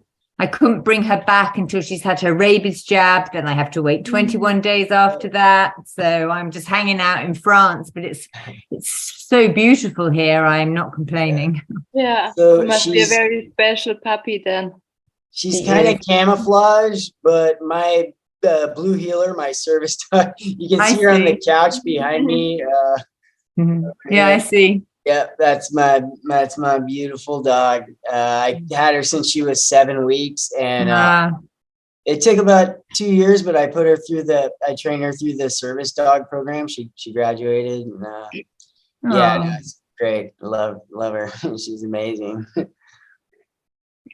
I train mine but not to do anything useful. I train them to do jumping over jumps and running through tunnels, things like that. Yeah, that's awesome. Well, I guess Nadia, did you want to get started a little bit early, or? Yeah, well, I can tell a little bit about myself. I'm not sure actually how this is working here. That's why I logged in a little bit earlier to see how the other moderators are doing it. But obviously there has been no moderator. Yeah, no, I about an hour ago was just babbling on about some movies I'd seen recently. I was kind of floundering. So I'm really glad we have people back in the discussion, and thank you so much. And I'm going to mute myself and let you tell your story. I'm just introducing myself a little bit. So as I already said, I am from Berlin, Germany. I'm like part of the psychedelic community here since a very long time already. I worked for different organizations. One of them is the Mind Foundation. I don't know if any one of you knows about that one. Ever heard of the Mind Foundation in Germany? Sure. They're like similar than MAPS, no? They're on this whole medicalization stuff. Trying to bring research and studies to Germany. Now there actually has been the first study with psilocybin here in Germany. And I worked quite a while for them until 2019. I decided with some friends to found my own organization, which is called the Psychedelic Society Berlin. So we just wanted to bring the society also here to Germany and to Berlin. Ever since I'm trying to let my organization grow. It has been tough because shortly after we founded it, Corona happened. So we weren't so very able to do a lot of stuff during those first 2 years. But actually the last year now, 2022 has been a very nice year for us. We have done a lot of events. For example, we're doing integration circles. We're doing talks with different topics. We're having community gatherings. We're sometimes making a party. We're trying to be very diverse in what we are doing so that there's something for everyone. Also storytelling events, which are very nice. I really love them. So our community slowly is growing here. I'm super happy about it. And now I'm looking forward to the next year for doing even more beautiful events, hopefully. So that's my story or my background working with psychedelics. And I don't know. Are we the only 3 people now here, or is there someone else who want to join? Or maybe we can have a little introduction so I get to know you also a little bit. I mean, you already were talking and telling a little bit about you, Rick, no? And what about you, Virginia? You're from the UK? Yeah.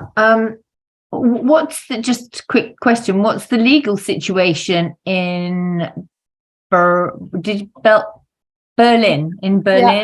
With the medicines? Yeah, well, most of them are still illegal, just like in any other European country. I guess Portugal and the Netherlands are some sort of an exception, but in Berlin, almost everything is illegal.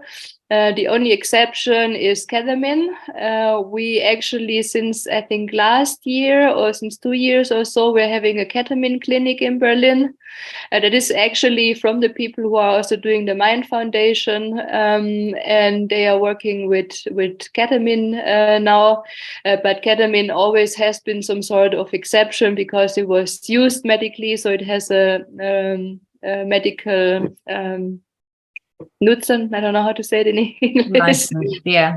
Yeah, exactly. But the rest is just the same. We are working on legalizing cannabis now.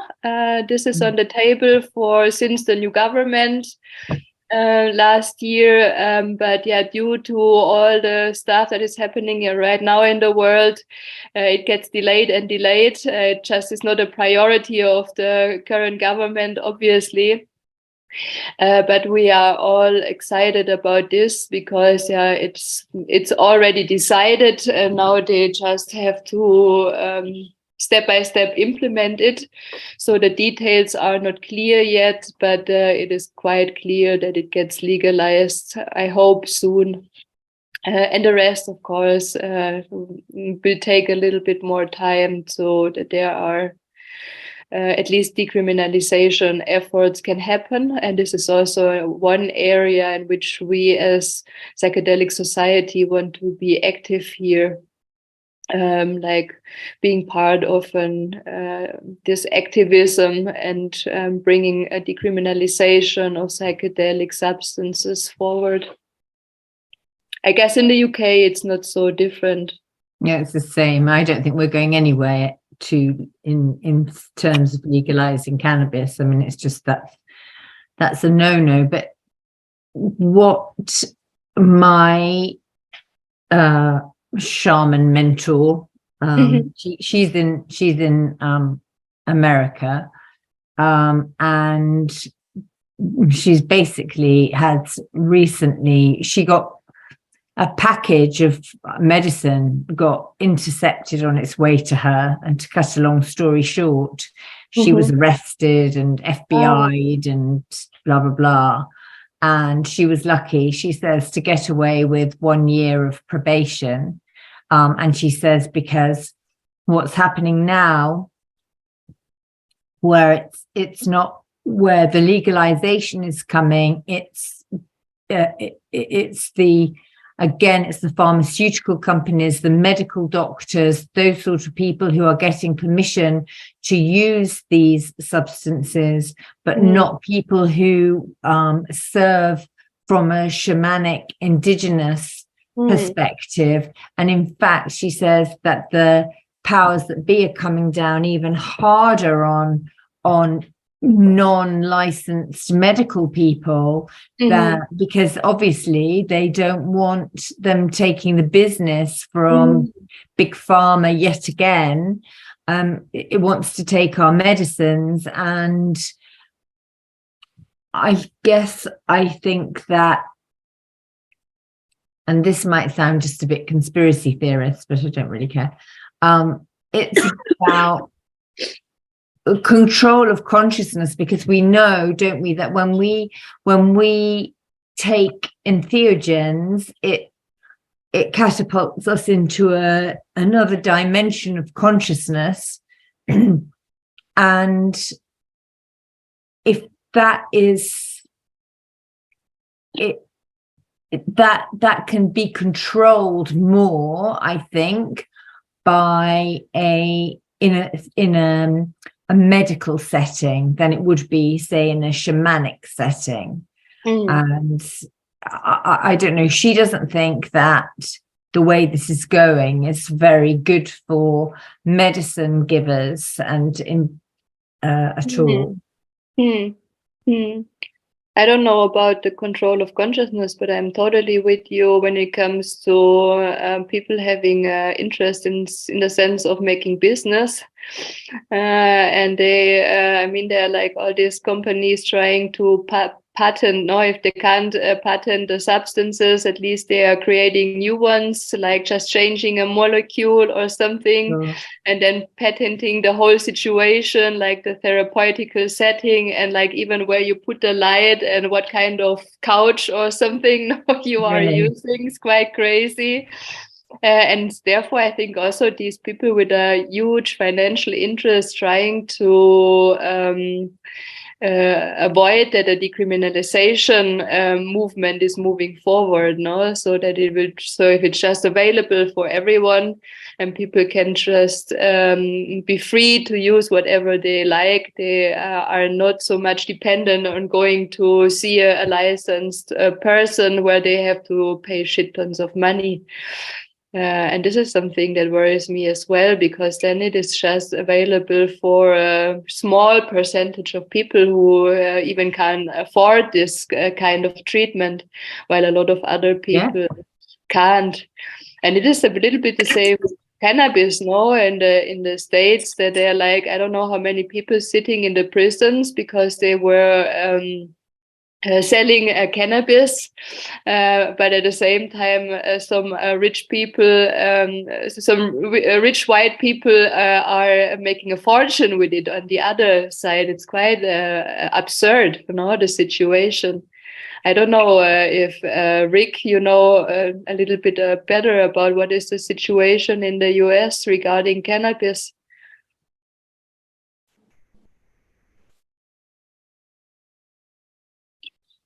Yeah, so I'm in the Pacific Northwest. The state of Washington legalized for recreational use, and in the state of Washington, like gosh, maybe about like 12 years ago now. It's been a while.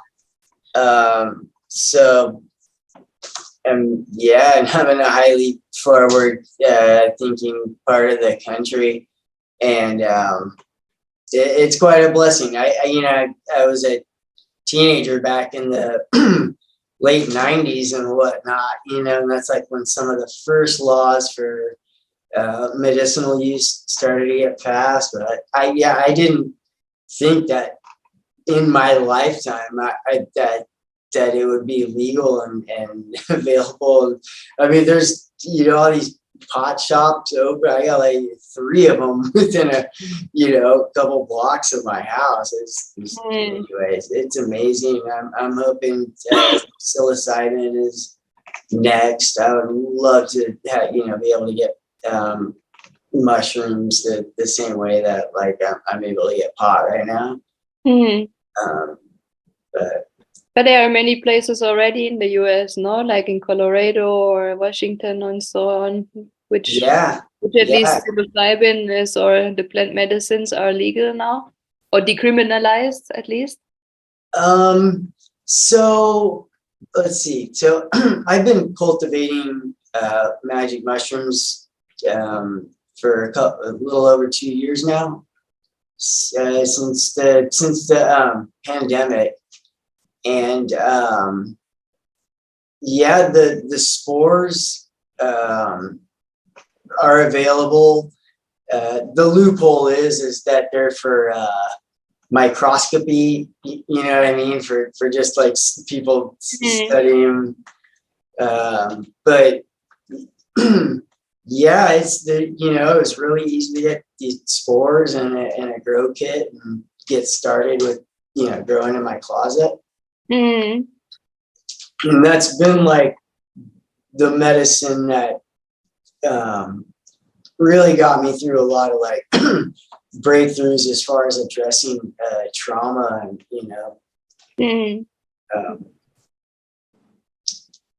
as a mental health therapy, it's been amazing. It's I do kung fu and meditate and stuff, and it's just well, anyways, sorry, I lost my train of thought there. No worries. And Virginia, the medicine you were referring to, is that ayahuasca? Sure, yeah. So you're And working with we can get grow kits, we can get spores exactly the same. So we can get mushroom spores and grow kits. So that's how I get through mine at home. But you're not allowed to. You're not allowed to put the grow kit together with the spores. Yeah, but sure. yes, ayahuasca is what was being delivered to her. Yeah. Same here, just what Rick said. Also, we can get spores or even spore syringes for microscopic reasons. We can look at it, but we can't grow it. As soon as you put it somewhere where it can grow to a mycelium, it is not legal anymore. And how long are you working with ayahuasca already? Me, I've been working with ayahuasca for about 7 years now. Nice. My first experience of it about 7 years ago, and now I serve the medicine occasionally. Yeah. Would you like to tell a little bit how it came to this first experience, that you got interested into this topic? And I can do. For decades, I've been trying to stop drinking alcohol, and I've never had not been able to function. I mean, apart from the few hot days here and there, but it's generally not been But it's been something that's haunted me really, and when I didn't know anything about spirituality or religion or anything when I went to live in California when I was about 25, and then you can't really avoid it there. And it was a huge awakening for me. And I suppose my journey has been since then a long time, but it's taken me a long, long time to stop drinking alcohol. And I was at a a satsang being held in the UK by a guy who is a recovering alcoholic and addict, and talks on non-duality. And I'd gone to see him, and we went out for lunch, everybody who was at the satsang, and somebody started talking to me about this thing called ayahuasca. I'd never heard of it, and they said a bit about what it was, and then we all moved around, and the next person I went to speak to started talking about ayahuasca, and I went, right, okay. And then the third person, I went, yeah, okay, I've got the message. And within a couple of weeks, I was on a plane to Madrid, and I didn't know where I was going, what I was doing, what I was going to be involved in. The ceremony, the retreat was really, there were a lot of Spanish lads who were, you know, street drug takers, so sweet, such nice young men.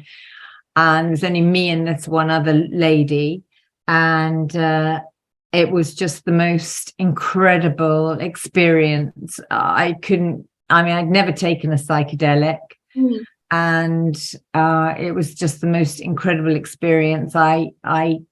Something came really painful came up for me that I didn't even know I'd been holding on to. I was able to release. It was just amazing. And then I went back, and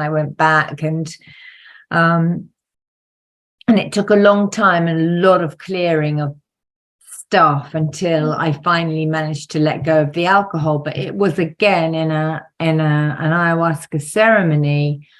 Well, it was just me and my colleague in my house, but we'd taken ayahuasca, and it finally showed me how I could stop drinking. And hurrah, I finally managed that with a lot of support from, I go to AA, and I go to there's an organization called PIR. Do you know that? Psychedelics in Recovery. So there's even now a 12-step program for people who are using psychedelics to recover from their addiction, which is amazing as well. And there are Zoom meetings for that every day. I mean, it's mainly America based, but it's so and through that, then I've taken bufo, and I've taken mushrooms. I grow my own mushrooms now. I had an experience with iboga, which I will never ever do again. Same here. Only once. Not my medicine. Not my medicine at all. So it's been amazing. It's been amazing, and it continues to be. I'm so grateful, really, for I'm so grateful for being led to that, and being able to hear that message that was, this is what you need to do. And it's just been an intense learning. The last 7 years have been intense learning for me, but So it took you like several experiences with ayahuasca, and you worked like step by step through different layers or something until you really got to the point where you were finally able to turn around the whole addiction thing. Yeah. How long was that? How many sessions did it take you to get? God knows. I've no idea over all those years, because I don't know. 50, 60 doses. I mean, a long time, because I went a lot. And I went to Costa Rica. This year I had 4 weeks in Peru doing a shamanic initiations thing. So lots of time in Spain, lots in the UK. I mean, we shouldn't have ceremonies, but we do.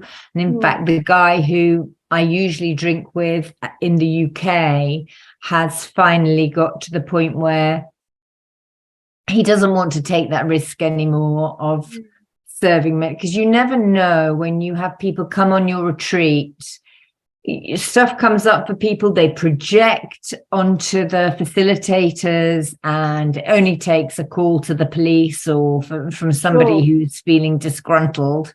So he's now he's now serving medicine in Spain, but Spain's not, I think it's better than the UK, but it's still not safe, is it really? I don't think.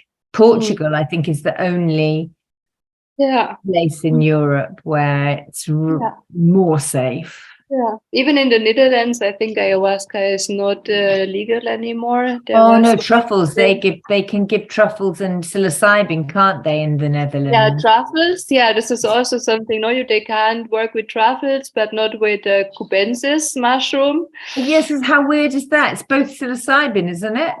Yeah, I think had been an incident where a girl died, unfortunately, taking the specific mushrooms, and after that they made them illegal, but still kept like one door open where you go and use the truffles. And also with the ayahuasca was the same. I think something happened and people died, and then they made it illegal, unfortunately. Yeah. But it wouldn't have been the ayahuasca that killed the person. No, yeah, definitely not. There's just a lot of irresponsible people walking around now, with like this whole hype happening around psychedelics. A lot of people having the wrong intentions or the wrong motives to work with the medicine, and this is really dangerous. And I mean, like even if you're having good intentions, stuff can happen, no? So you're drinking like quite frequently, like how often? Once a week or once a month? No, not now. But I mean, I was doing a retreat every month, so I would be having 3 or 4 doses over a weekend. Yeah. And then going to Costa Rica, and then going to Peru. I think we were drinking like every other night in Peru, but actually I got to the point where I was so literally sick of the medicine in Peru. I only looked at the bottle containing the medicine, and I was so I didn't drink every night then.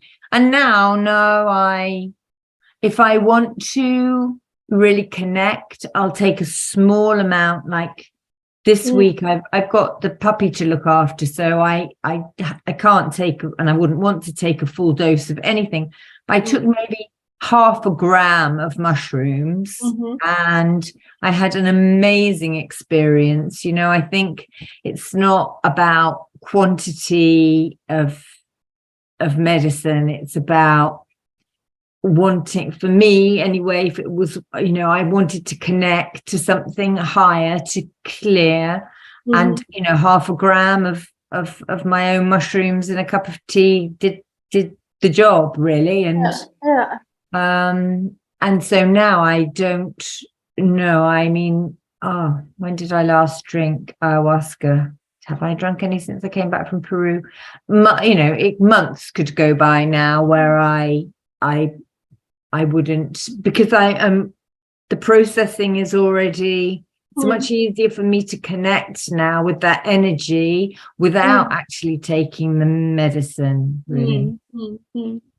I can relate to that a lot. When I was in Peru, just like you said, in the end, I felt like I just have to smell it, no? And I'm already going somewhere. I don't even have to drink it anymore.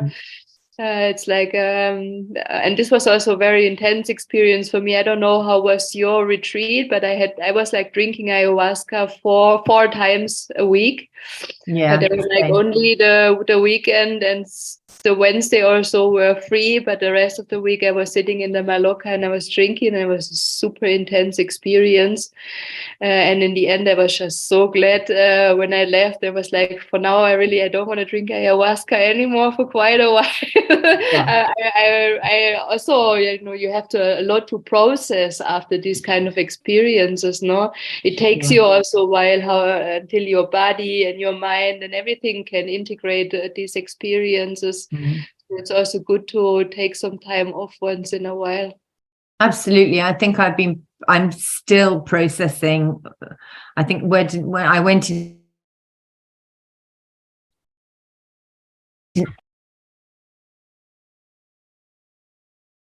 Oh, I don't understand you anymore because your microphone is.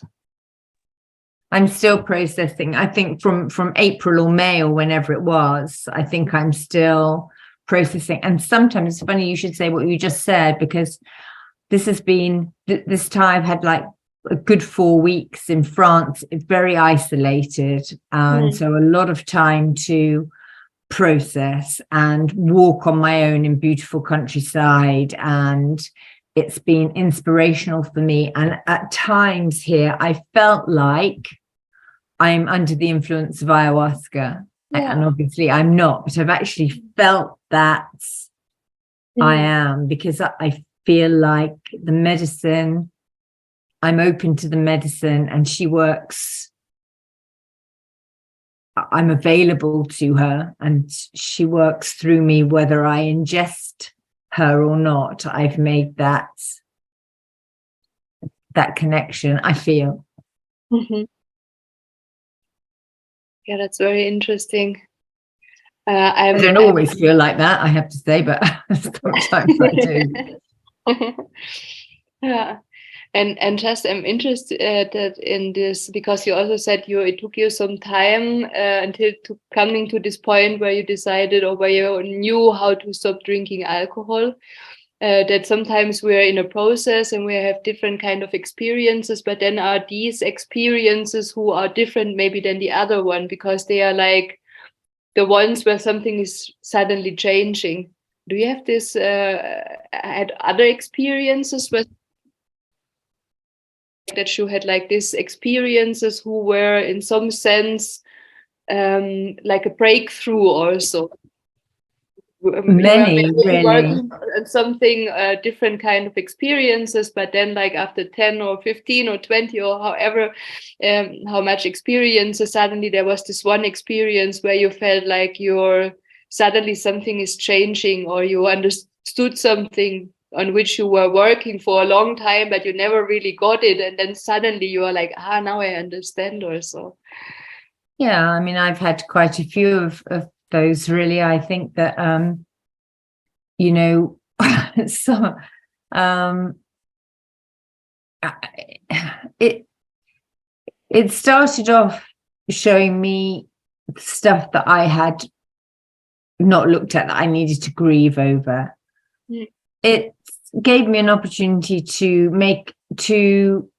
get closure with my parents, who are both dead, and I have met them both in medicine, and I have danced with my whole family, and so I've had some just really wonderful experiences, and then I've had ones where, and this was quite one that was really, really so painful, where I felt I was asking God why he had forsaken me, and I felt forsaken, and as that was part of it, and the pain was incredible. And then also, as part of, not necessarily linked to that, but also I was shown that what an arsehole I am, or what an arsehole I'd been, and how arrogant I'd been, how self-centered I'd been, and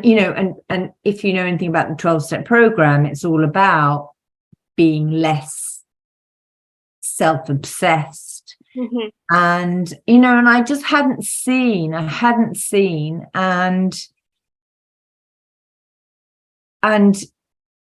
it showed me how I treated some people who are really close to me unconsciously, but not well. I had not treated them well.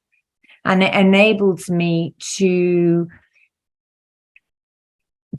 make amends and to repair relationships. So that was probably the hardest journey that I've had, but yet something that I really needed to see about myself, and to get a bit more humble and see that in my general insignificance in the eyes of the divine, and who do you think you are, really? So yeah, so a lot of them have changed. And one of the last ones said, look at the state of yourself, you need to do something about your body. So I started going to the gym, but that didn't last too long. I'm afraid. So yeah.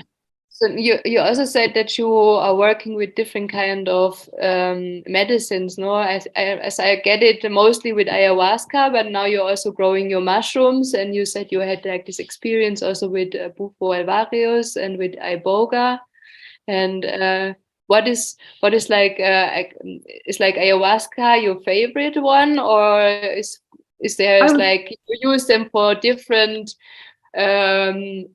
I don't know. Yeah, is it different for you to take mushrooms and ayahuasca, for example, or are they just different keys to the same door? No, are you going to the same places, having similar experiences, or are you taking them for different reasons?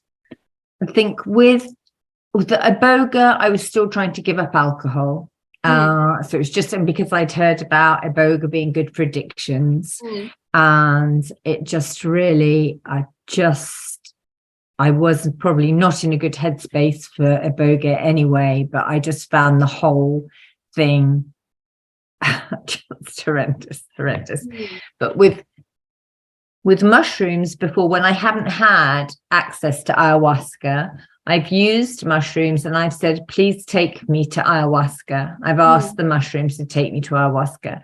But normally, so I would take mushrooms during the day, where I would take ayahuasca at night. And on mushrooms, I tend to laugh a lot more than I laugh with ayahuasca. And mushrooms tend to show me the absolute ridiculousness of humanity and human life. And I get to laugh at myself and see what an idiot I am, and how, and how, one of the things that comes up, and it came up in ayahuasca too, is how seriously we take ourselves, and that is such a shame, because I think God has got a fantastic sense of humor, and I think the joke is often on us, and we and there's such an opportunity to laugh at to laugh at ourselves and not take ourselves quite so seriously.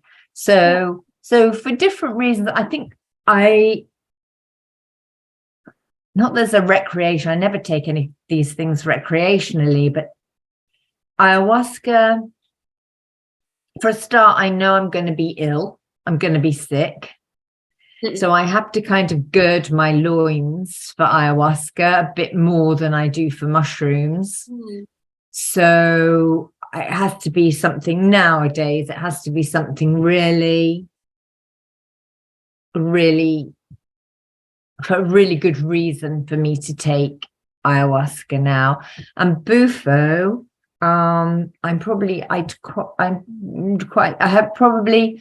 that is just not something one does on a regular basis, is it? I mean, it's just the first time I took it, I'd taken ayahuasca a few times, and I thought, oh yeah, I've got this. This is, no problem. And I took Bufo, and I spent 15 minutes screaming in absolute terror. That was the first time I took it. And then each experience has been different. So it's not been something that I had one experience on it, which was very, very strange and very profound. I felt I can't really describe, but I mean, I approach all of these medicines with great respect and a modicum of terror.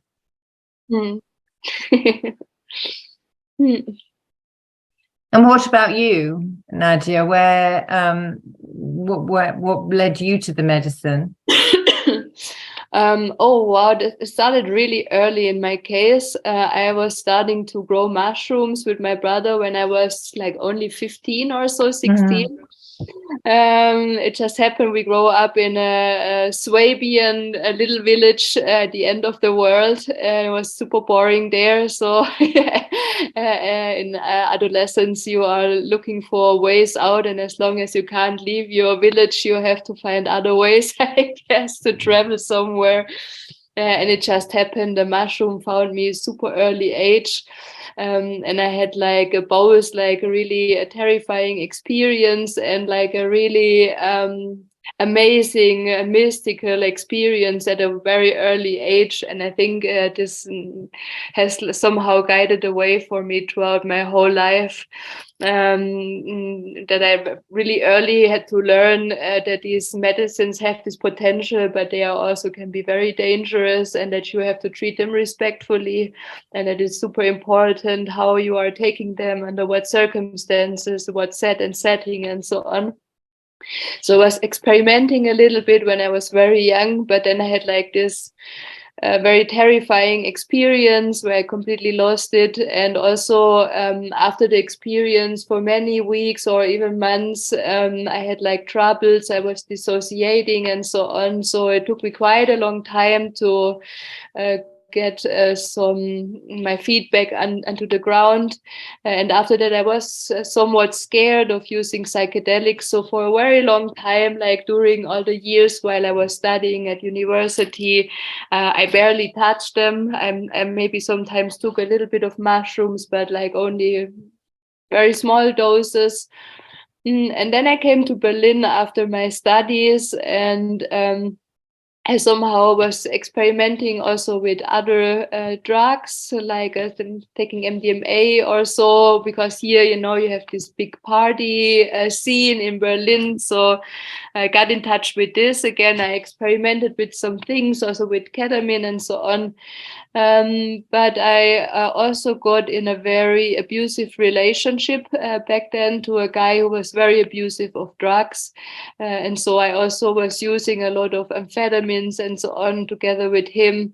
And I started to feel really terrible after a while. No, I really at some point realized that this is not good what you are doing. You're abusing your body. You're in an abusive relationship with a man that is like very bad for you.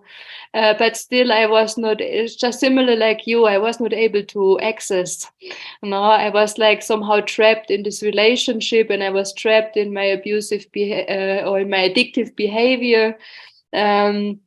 And I was looking for a way out, and I didn't find one. I was splitting up with this guy several times, but I always got back together with him again. He somehow always managed to bring me back, although I didn't want to, no. But I somehow, it was like this addiction was like so multi-layered with the relationship and with substance abuse and so on. And then at some point, a friend of mine, she came and she said, like, listen, Nadia, somebody just gifted me some mushrooms and I really would like to take them, but I don't want to take them alone. And would you be willing to take those mushrooms with me? And I was like, wow, I'm in such a bad place right now. I don't think it's a good idea to take mushrooms. I think you should be in a good place to take them. And right now is not a good time for me. But somehow, I don't know, I changed my mind. And at some point we were like, okay, let's take it. Why not? Anyway, everything is shit right now. It can't get even worse. And so I met with her one evening and we took the mushrooms and we were sitting at a Landwehrkanal. It's like this river that goes through the city. And we were just the whole night sitting there looking at the water. There were like the swans swimming on the water, and they were drawing some mandalas on the water, and it was really beautiful. And I felt so serene and peaceful inside. And we were just hugging our dogs, and we didn't talk all night. But something happened. No, I just somehow at some point had the feeling that I was like so much in touch with myself, like in this place inside of myself where I felt like so sorry what is happening to me, that I was like just looking at me from a perspective of understanding and like caring and kindness. And I felt like, no, I want to hug myself and I want to give love to myself. And I somehow felt like I don't want this person that is me, I don't want you to be abused anymore. Then neither that you're abusing yourself by taking drugs or being abused by this man you are in a relationship with. And I just felt something changed in me that night. No? And the next morning I went home, I went to sleep, I slept a very long time. And when I got up, I finally finished this relationship the same day. And never got back. And no matter what he did, he was not successful anymore, because something in me was just so convinced that I don't want this anymore and that I don't need it anymore. And that I want to change my life. So I stopped to take any drugs.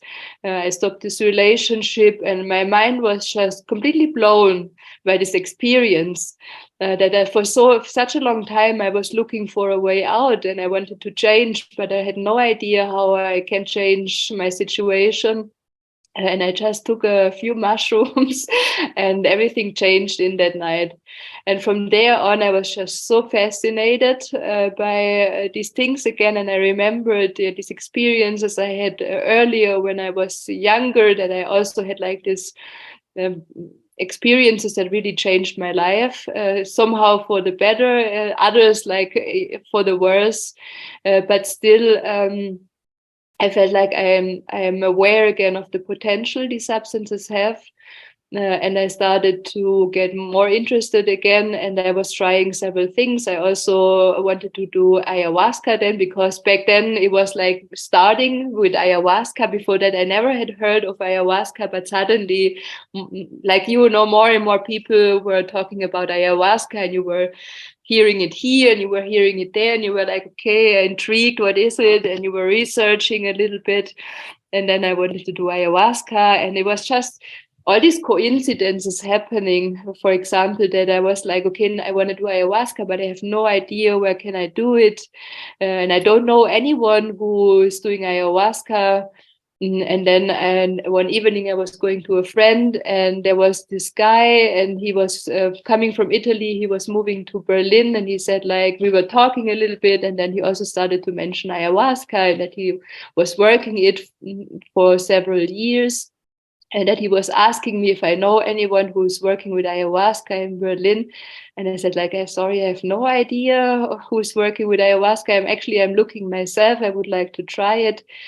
And he said, like, okay, yeah, if you know something, let me know. And I said, yeah, you the same.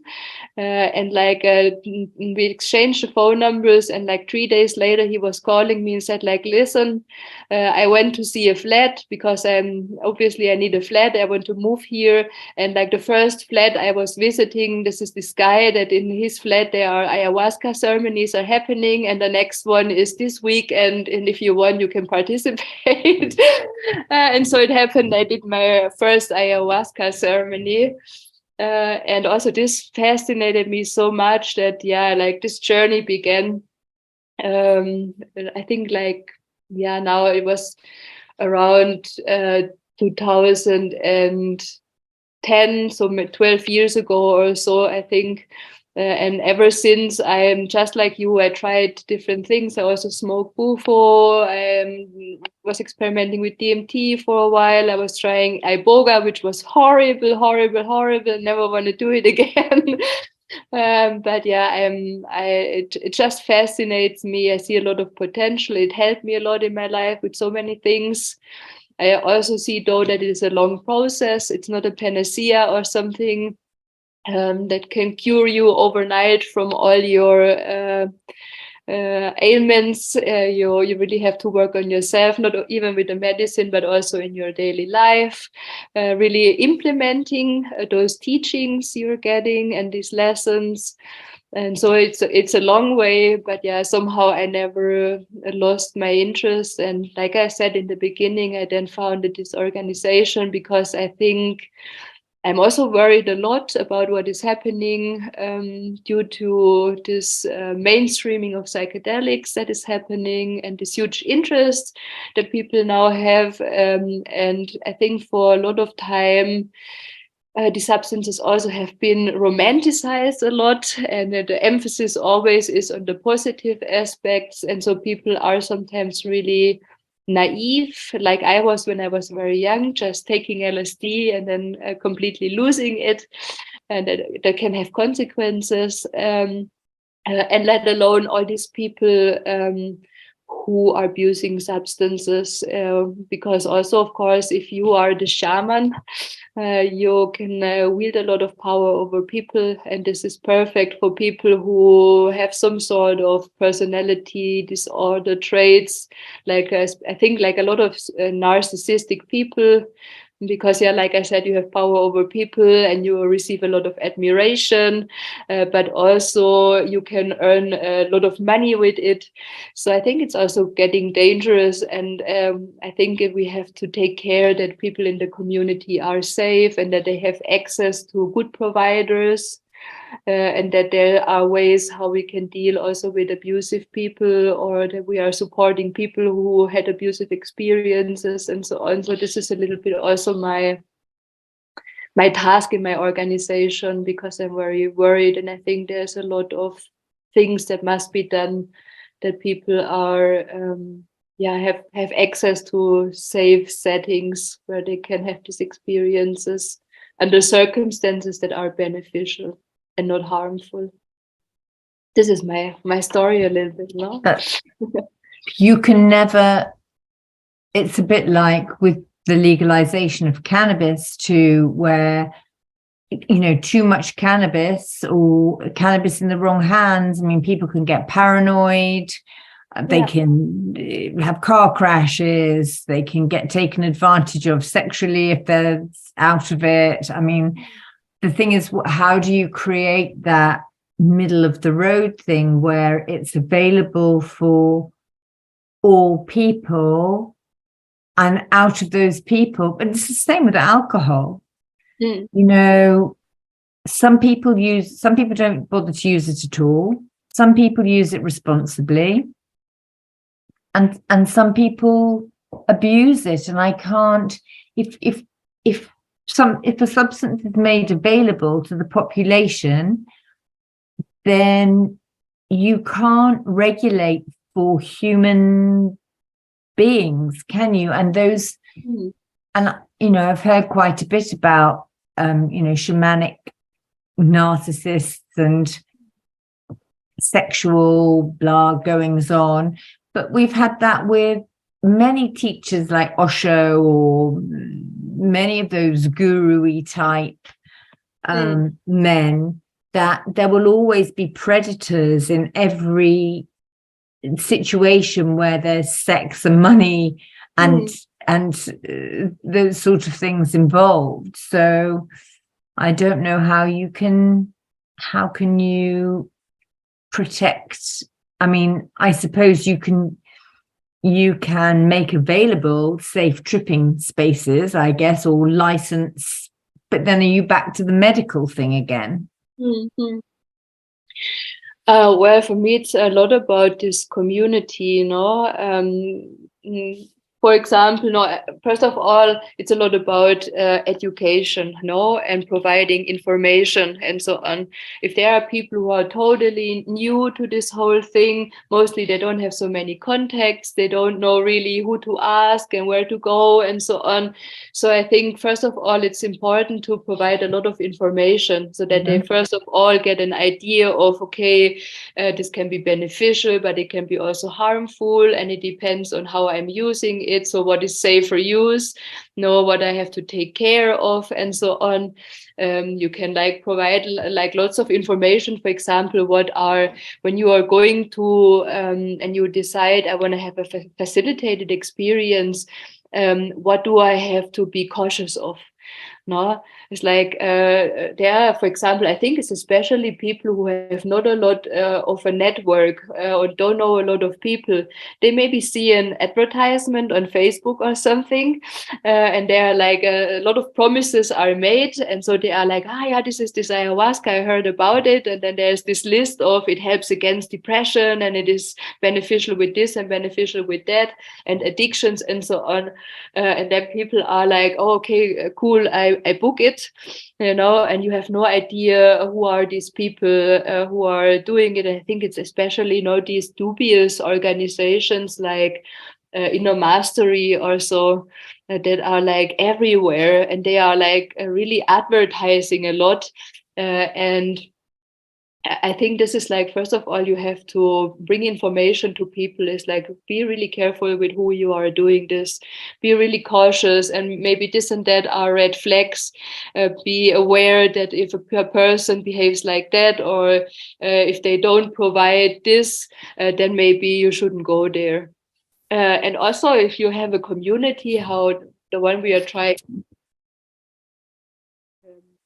For example, we're having like a Telegram group also, where people constantly can exchange each other.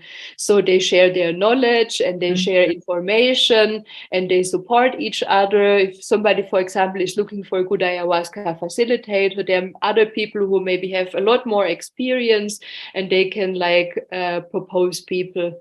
And so, you know, this is, I think, very important that people, first of all, have access to all the information and education that is necessary, so you can make informed decisions and not naively run into something.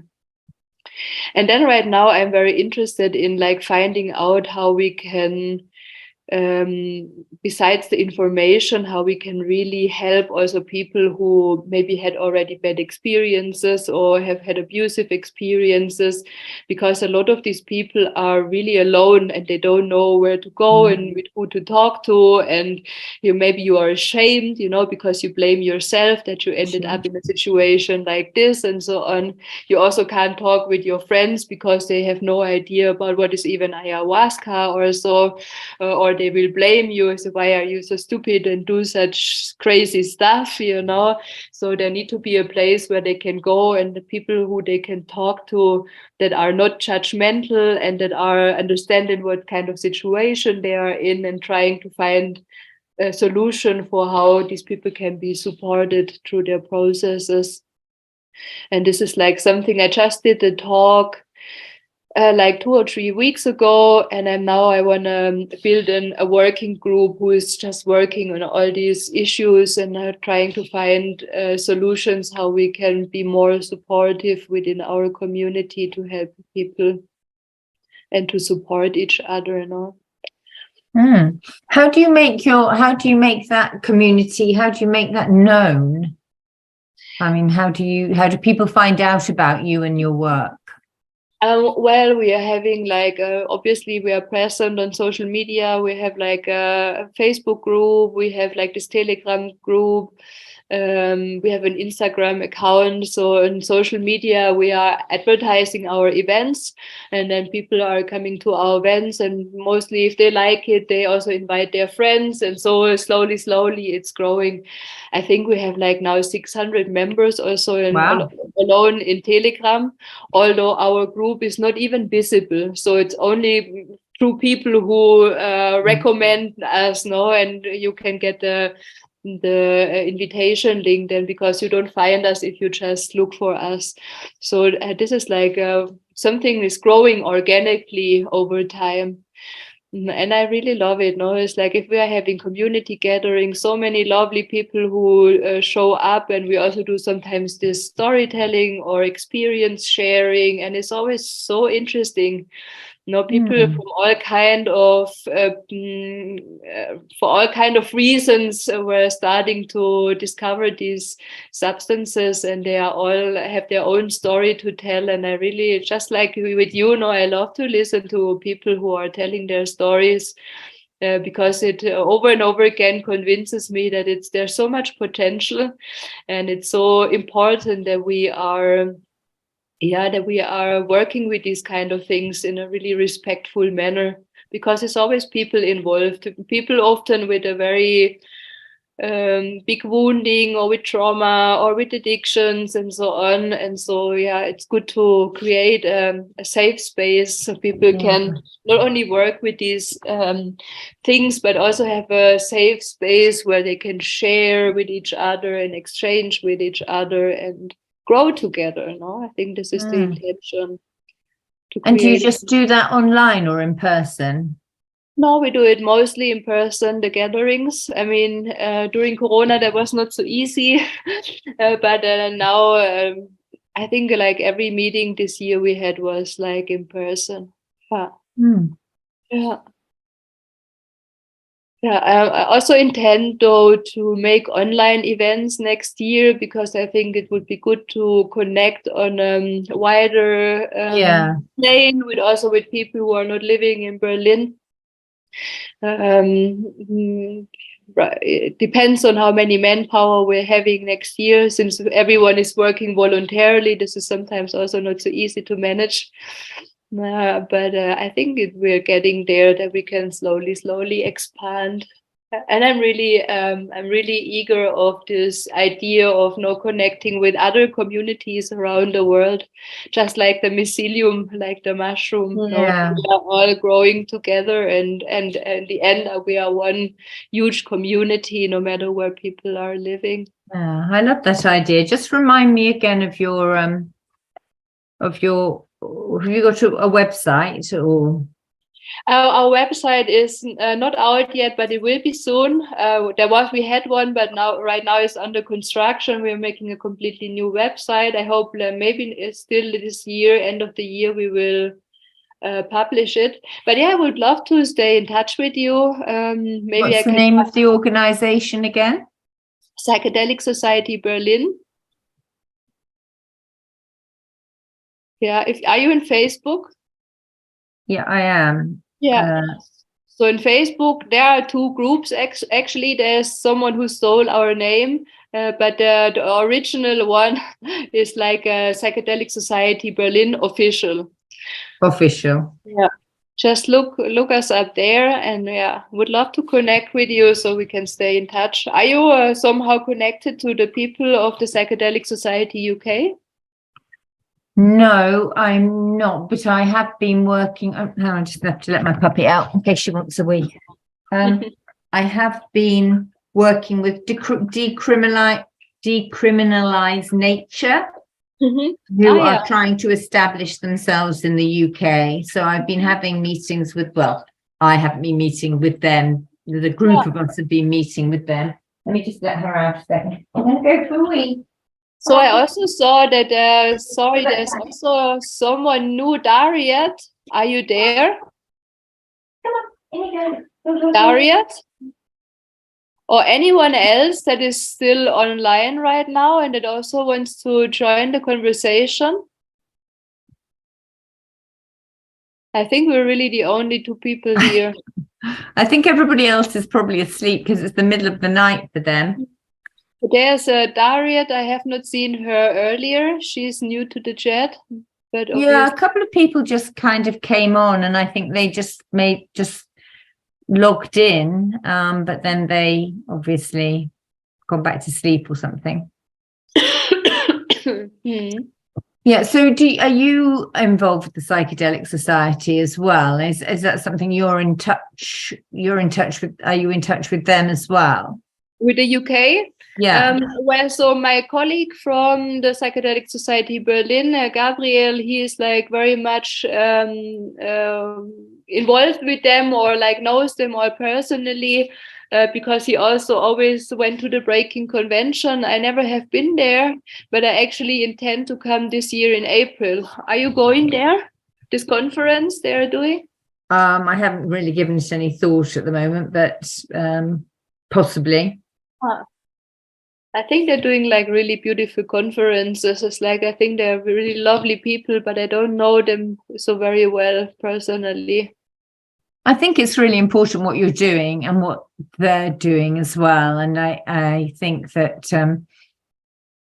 as more and more people venture into this world, and because it's so underground in the UK in a way, there's a few Facebook groups that I belong to. I can't even tell, but to do with psychedelics. Yeah. And a lot of people also, I think, have problems finding decent integration or knowing how to integrate. Yeah. After that, I stay very, very close to everybody I've ever served medicine to. I'm available at all times to but when you have an organization like Inner Mastery, which is in fact where I went many times, it's hard for people to get the integration that they need sometimes, I think. Yeah. How was your experience working with them? I don't know them. I never participated, but I heard like lots of bad stuff. Yeah, well, I know, but I think Alberto tried to grow the organization too quickly. And now I think he's really more focused on his community. So I don't really know how Inner Mastery is doing as a whole. But when I went there, I had every experience I had was really good. So yeah. I mean, crowded. They tend to pack everyone in like sardines, but yeah. I think they had good staff when I was there, good facilitators when I was there. Yeah, I don't really, like I said, I have no experience with them. I just know people who were like really disappointed and had like a lot of like, especially also this, that it's much too crowded, too many people, and that nobody really is taking care so much of the people then, because it's just simply too many people. I don't know how many facilitators there are. Probably it also differs. I don't know. And also they have some sort of pyramid scheme or so and stuff like, I don't know. Yeah, I don't really know. I don't know about that. But the only time I found it was too crowded was when I went on a couple of school cycles, because they train people to be facilitators. And I went on a couple of those and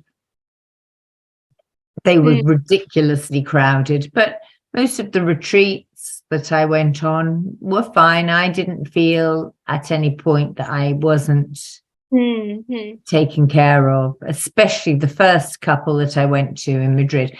I mean, the only thing that was really irritating for me, but that's my problem in a way, is the Spanish thing of, they have no concept of time. So if a ceremony is supposed to start at 9 p.m, then don't even think about getting ready for it till midnight. It ain't gonna happen. So yeah, but I think that's just Spain, not particularly Inner Mastery. Yeah, I hope I can do ayahuasca again next year. Actually, I didn't have an experience for 4 years. The last 4 years, I didn't drink ayahuasca.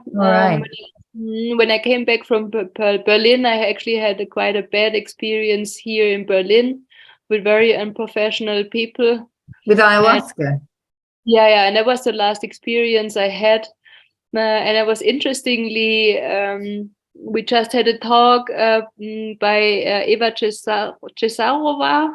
She's like from Czech Republic, and she's from the Czech Society, Psychedelic Society, and she did a talk about addiction, and she did say something very interesting about her taking ayahuasca many times, but she kind of missed out of integrating the experiences. And then at one point, she had like a terrible car accident in which one person died. And that for her was like the point where she felt like she has to stop taking so much ayahuasca, because she felt like her whole life was turning upside down and stuff did happen.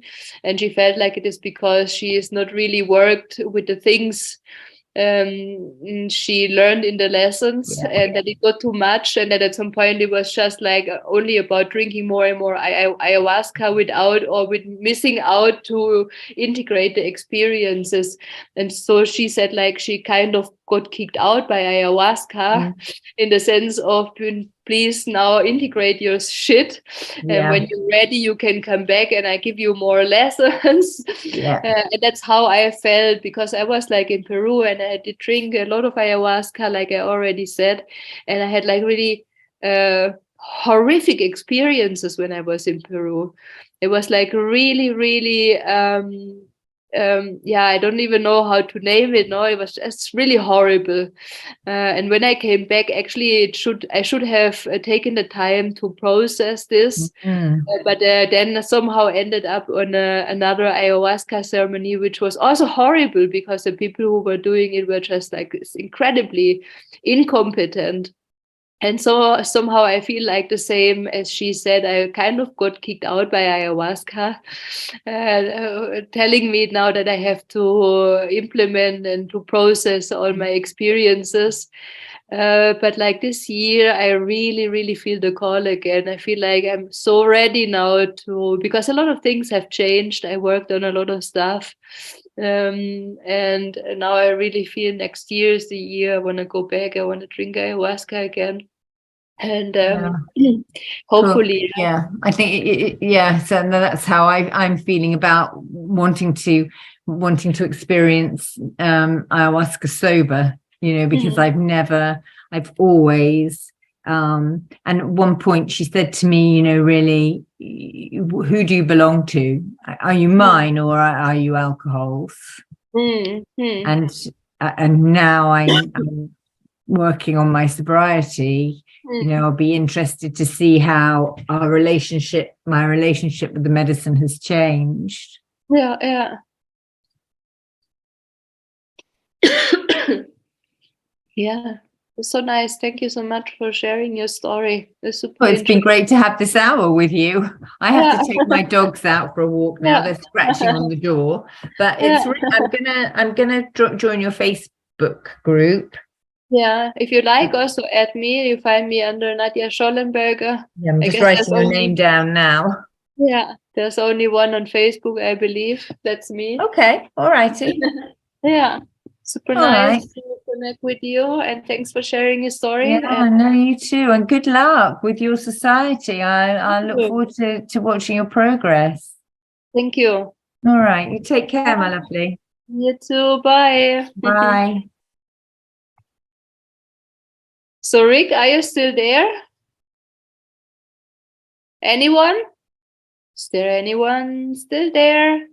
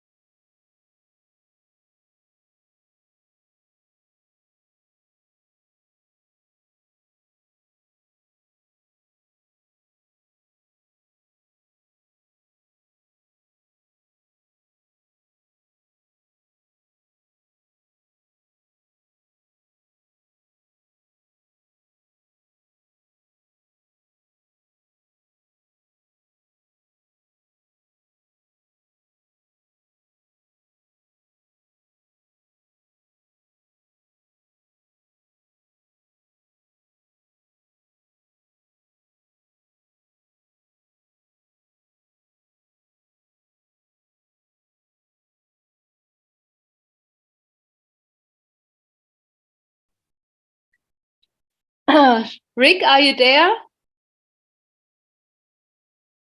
Rick?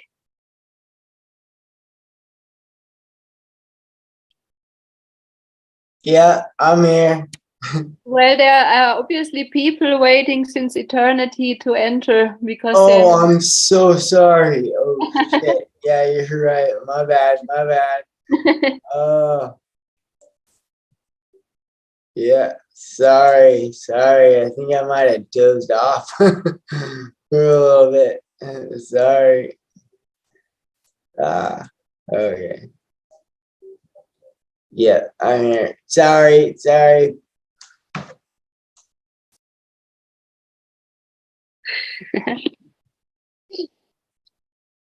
I fell asleep for a little bit, but I'm back.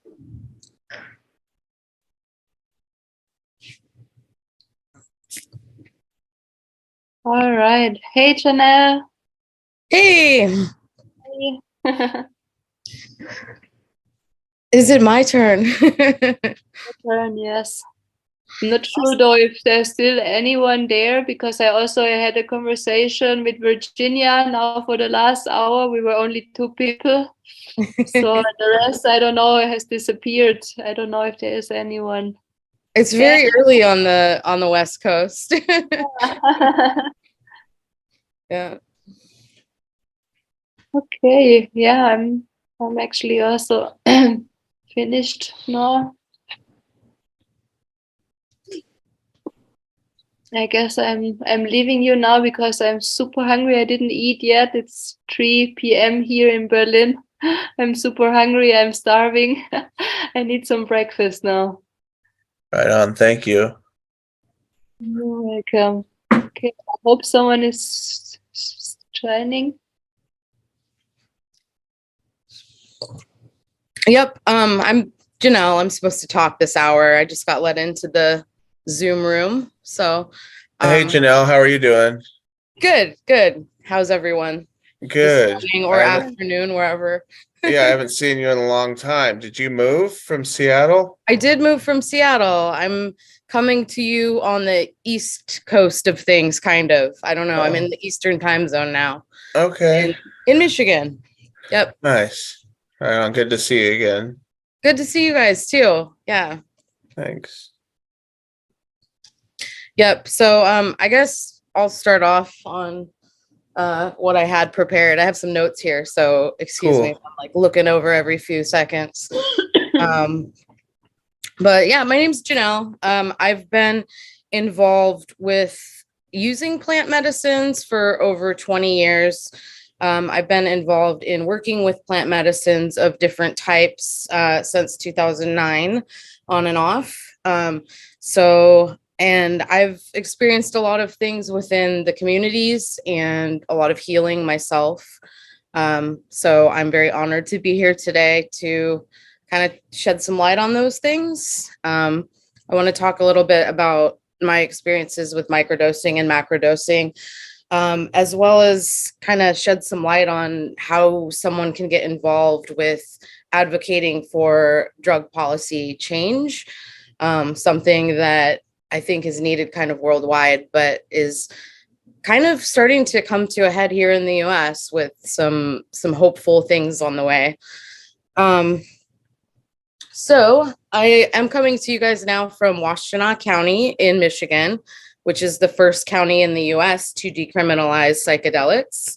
And here in Michigan, there's a few cities, Ann Arbor, I live in Ypsilanti, which falls in the Washtenaw County, Detroit, Hazel Park's a newer city to decriminalize, but it's looking like for 2024, it's going to be on our state ballot.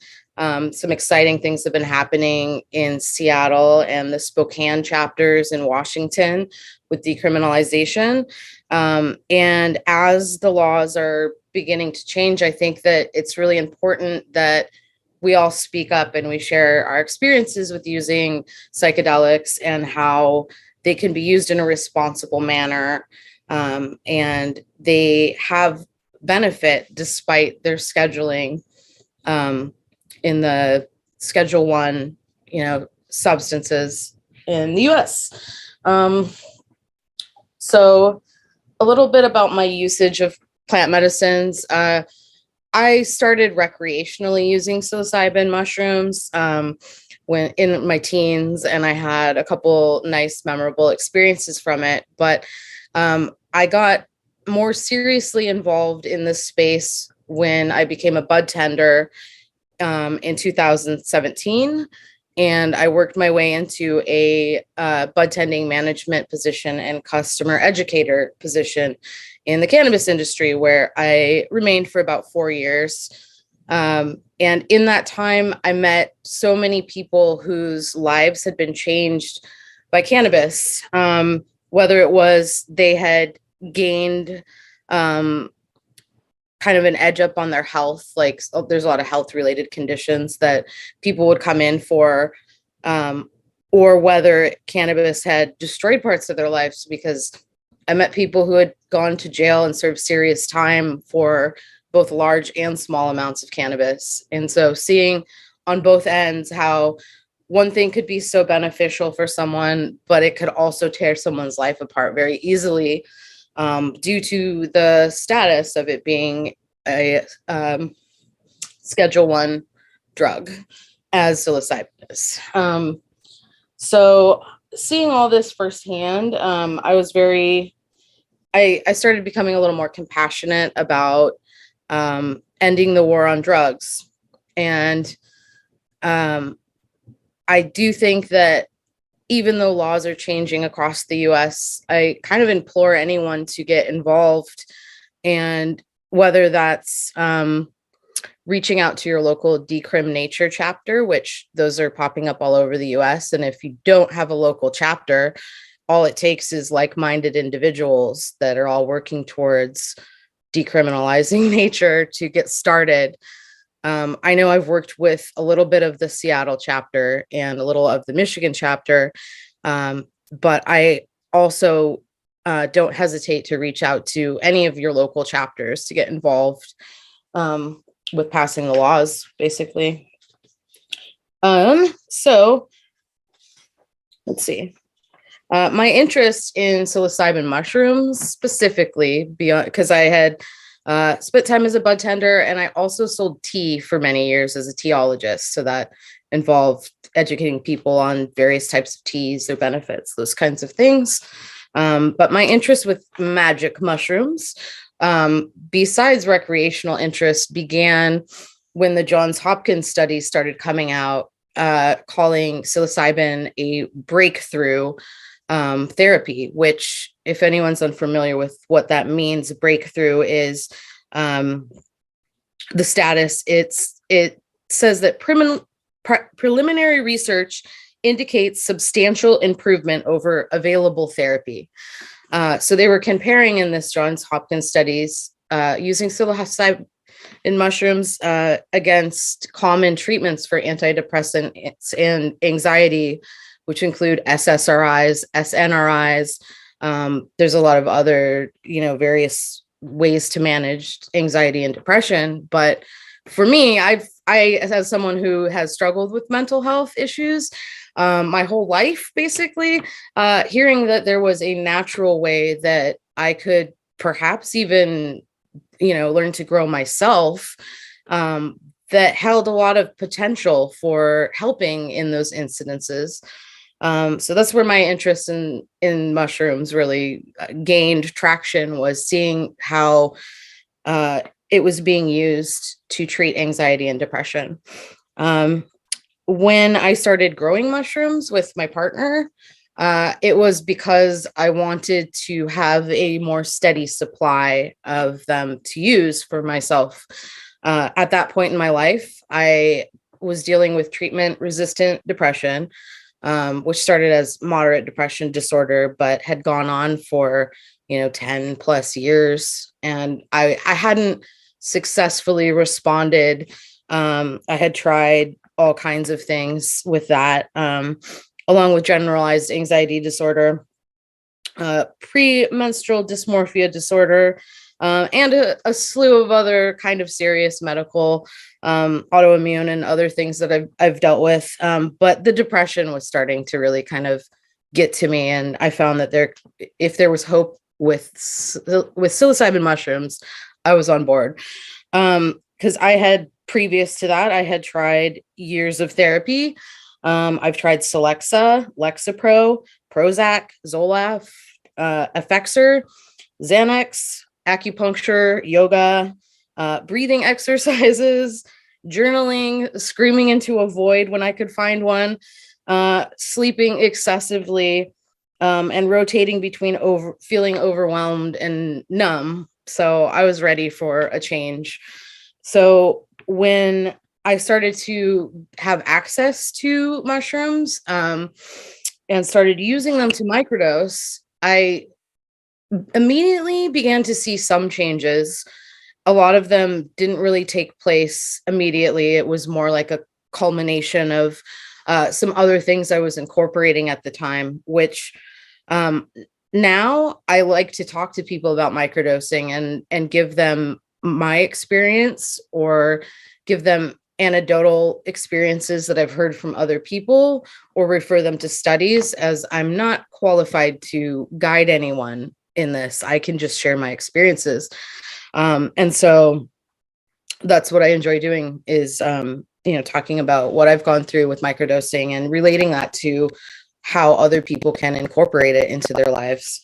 And so lately I've been focusing on making infographics, which I'll share here towards the middle or end of my speech here. But yeah, so that's where I'm at.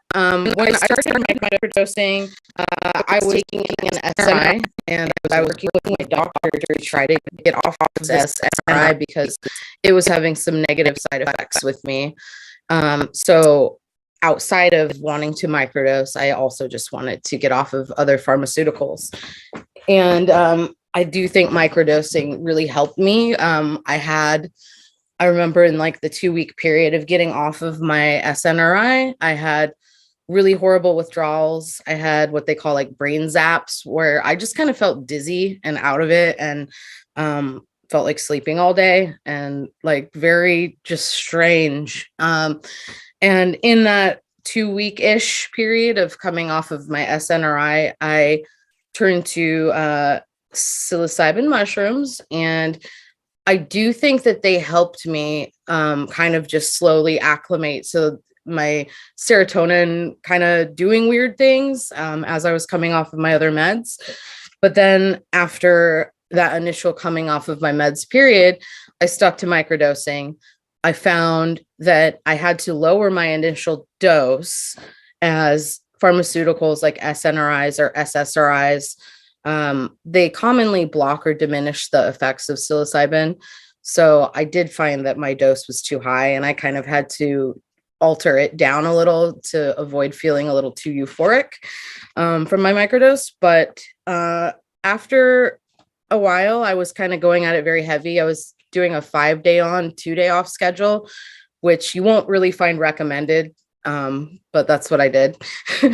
And yeah, I noticed after, like when I would initially take a microdose, that I wouldn't necessarily feel high. I would feel a little more happy. I would feel a little more in touch. I know that when I would take them before I went to my job, it would help me feel like I was able to connect with people on more of like a social basis. And that is something that I can struggle with. So that was really cool to find what I felt like was a little bit of an answer, like, oh, this can help me get through the days a little bit easier. I also was involved in some macrodoses that I think helped. And I think anytime anyone is microdosing or macrodosing or really doing anything in order to help their mental state, that it can be really important to incorporate other things that are healthy, whether it's eating a healthier diet, or maybe just sleeping more if you feel like that's what you need, or journaling.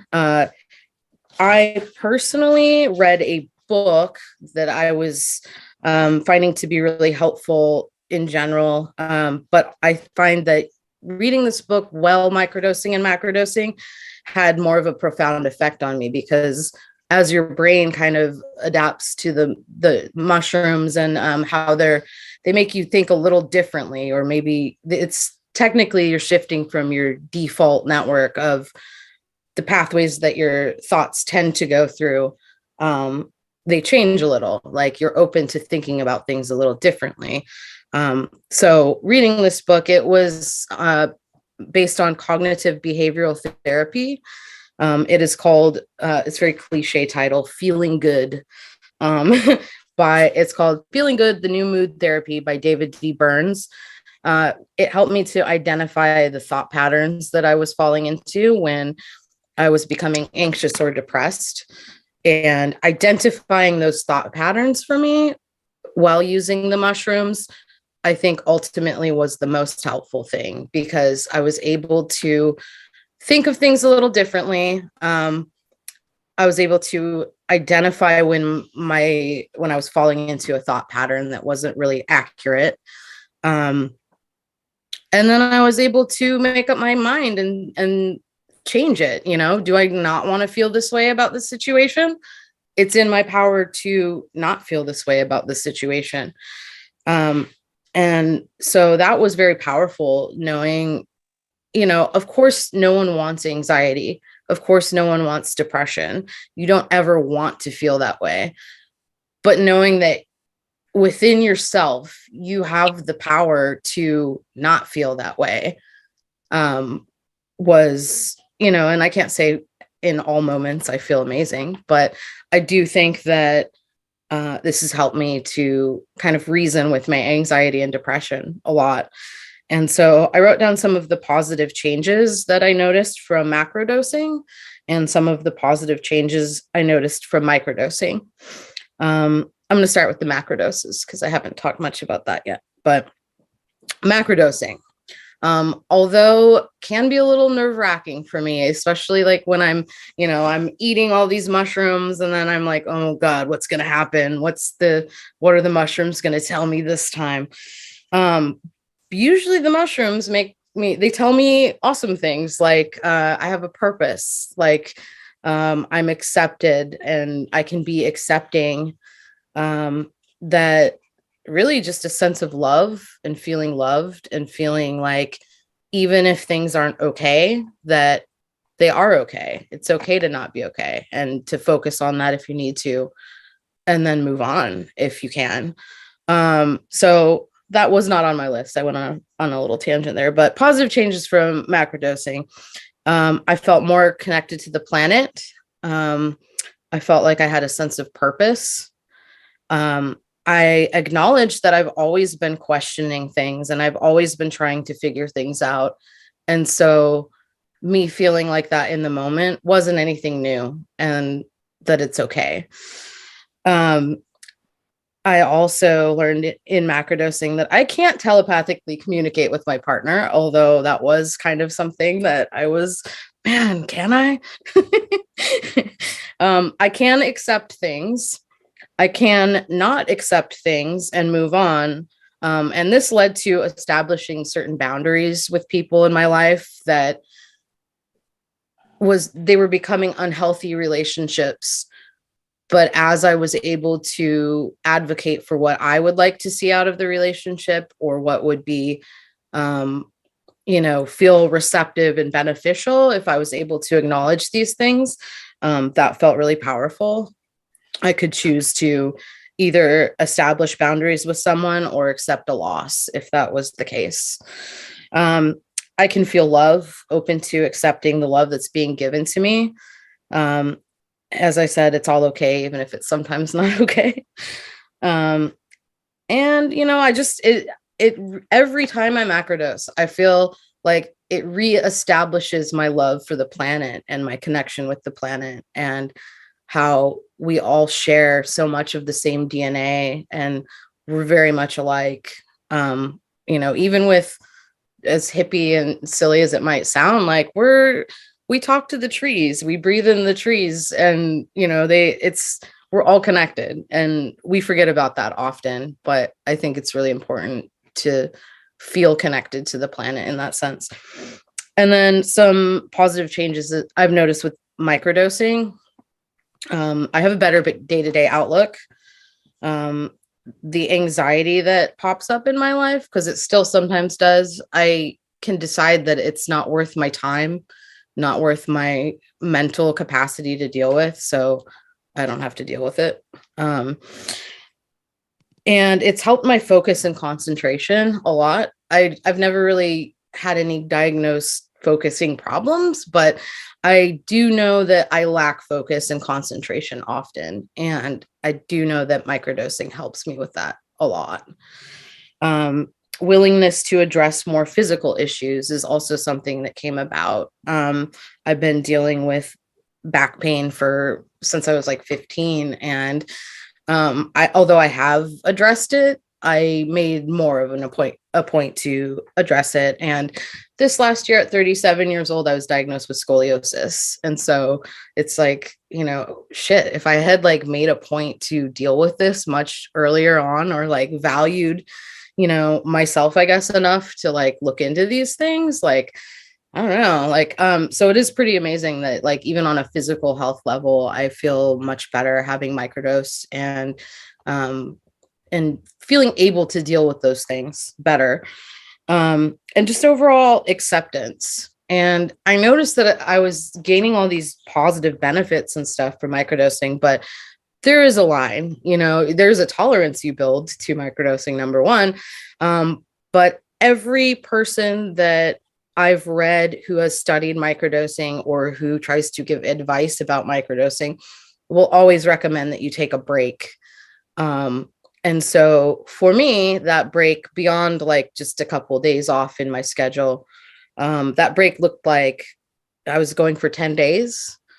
And then my 10 days turned into 17 days when I realized that, after 10 days of not microdosing, do I even really need this? Like, I actually feel pretty good, which is so foreign to me. And so now I really only microdose when I am looking to boost my focus or my concentration. Say I have a lot of things to get done in a day, or I want my outlook to be a little brighter, just because I will microdose. But I don't think that psilocybin has addictive properties. I don't think that cannabis has addictive properties. And I think that you can use them responsibly and that they can be very beneficial, as they've been beneficial in my life. And it's been 2 years now since my strict microdosing regimen, where I was doing like 4 days on a week, 3 days off is what I kind of transitioned to. And it's been 2 years now. And I still on the day-to-day feel like I have a better handle over my anxiety, a better handle over my depression, a better handle over my life. And which leads me to the second point I have is like, why is this still illegal? Why was this ever criminalized? Why are we punishing specifically our communities of color in this this war on drugs, which after doing a little more research on it is, like, in my opinion, specifically a war on communities of color, because the laws, the wars on drug, none of it's science-based. It's all kind of social based and class based and race based, really. I do recommend, if you want to look more into that issue, that I do have a book on that I read that was really influential, that I loved, and I can't recommend enough. Let me find where I quote it here. It's called Chasing the Scream. Where'd it go?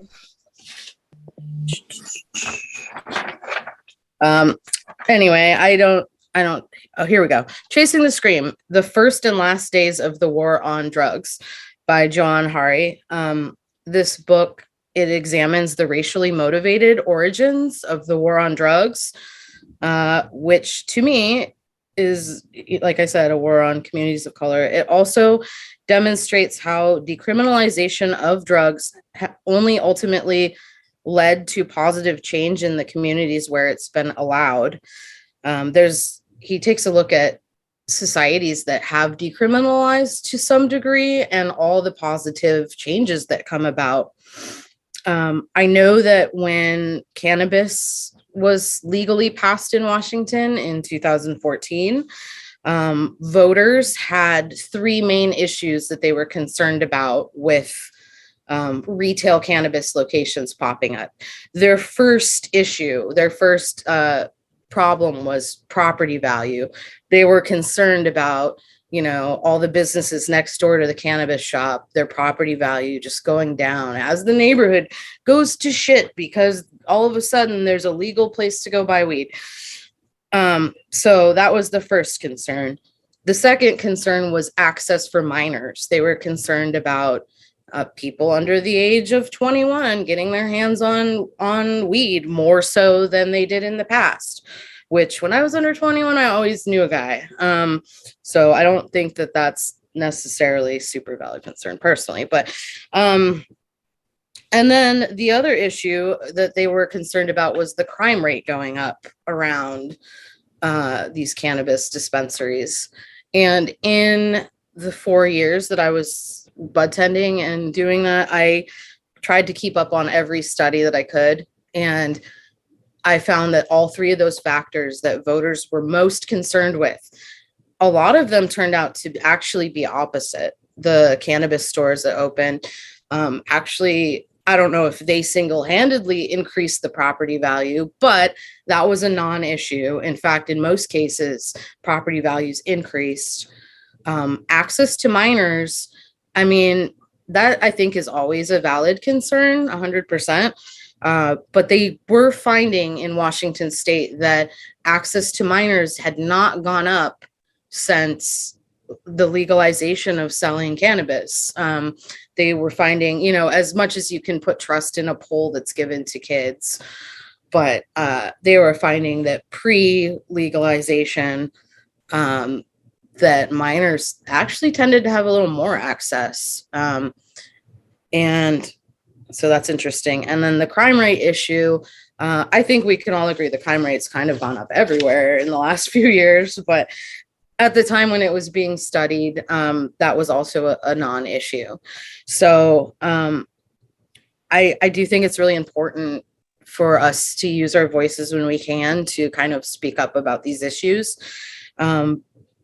Because beyond what I'm telling you in this, I've met people who have used entheogens to help them manage debilitating conditions, to help them get over incredible loss.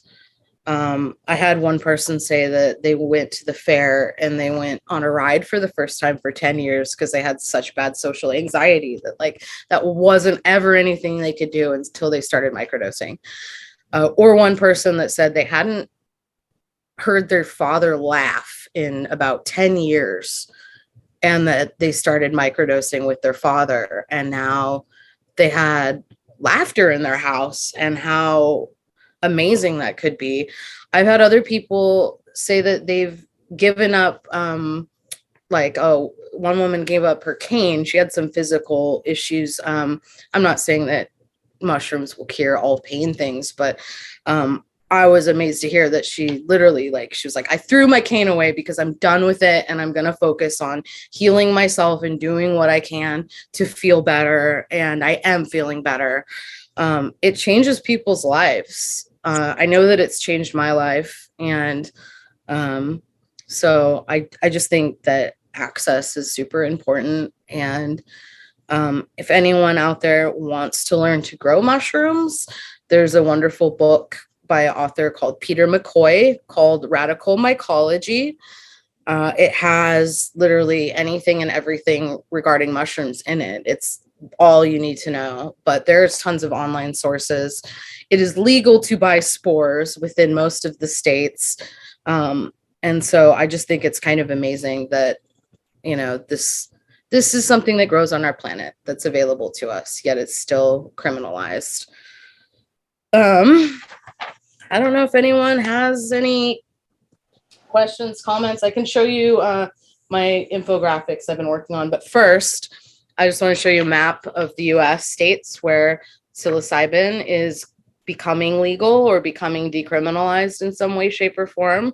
It's looking more and more full I don't want to say every day because, that's a little hopeful, but there is a lot of traction and a lot of really good efforts around the US.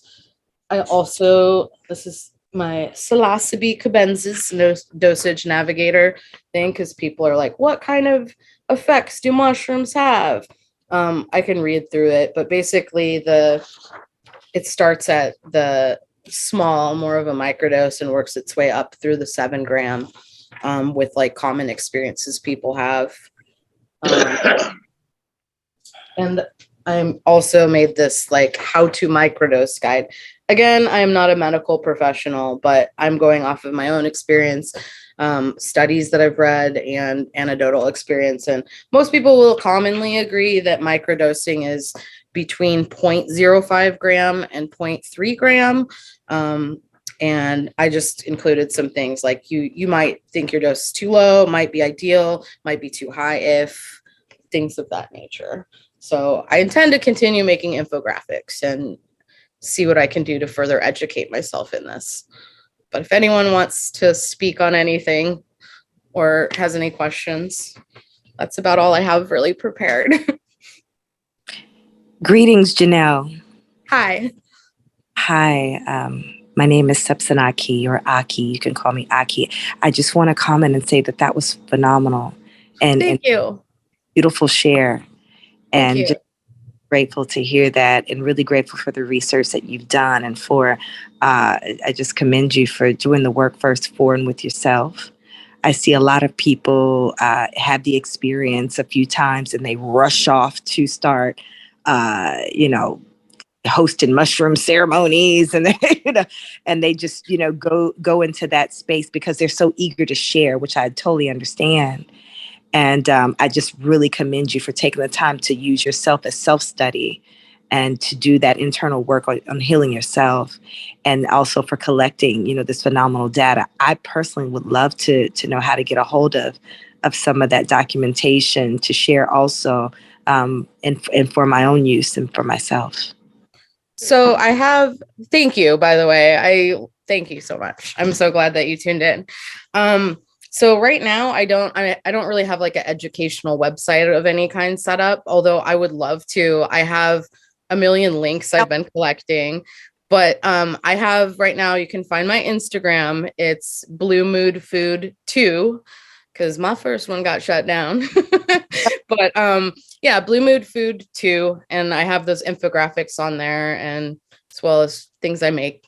So thank you so much. Yeah. Thank you.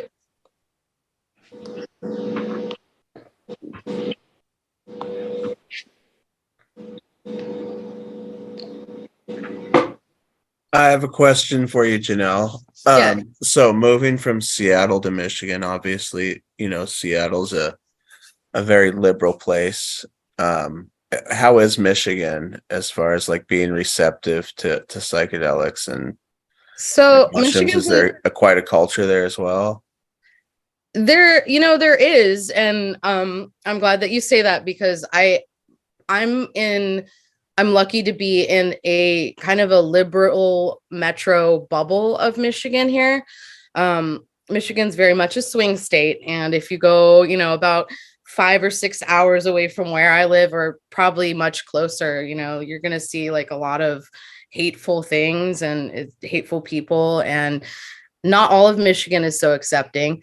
But I do think even the portion of Michigan that is not liberal, they all are about like their personal liberties. And so they're like, whatever, the hippies aren't hurting anyone. Like I should be able to do what that's my thought. But I am grateful to be in, like I said, a very liberal part of Michigan, who this county I'm in, like I said, was the first county in the US to pass decriminalization countywide.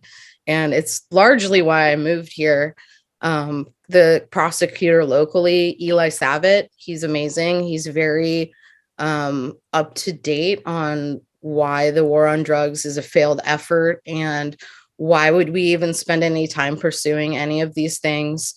And if this is decriminalized in one city, or this is the case like where it passed in Ann Arbor, but he was like, if it's passed in Ann Arbor, why would it make sense to criminalize someone that lives in the same county that lives in Ypsilanti, where I live? So that hence the countywide. And I saw him speak this year at EntheoFest, which is something that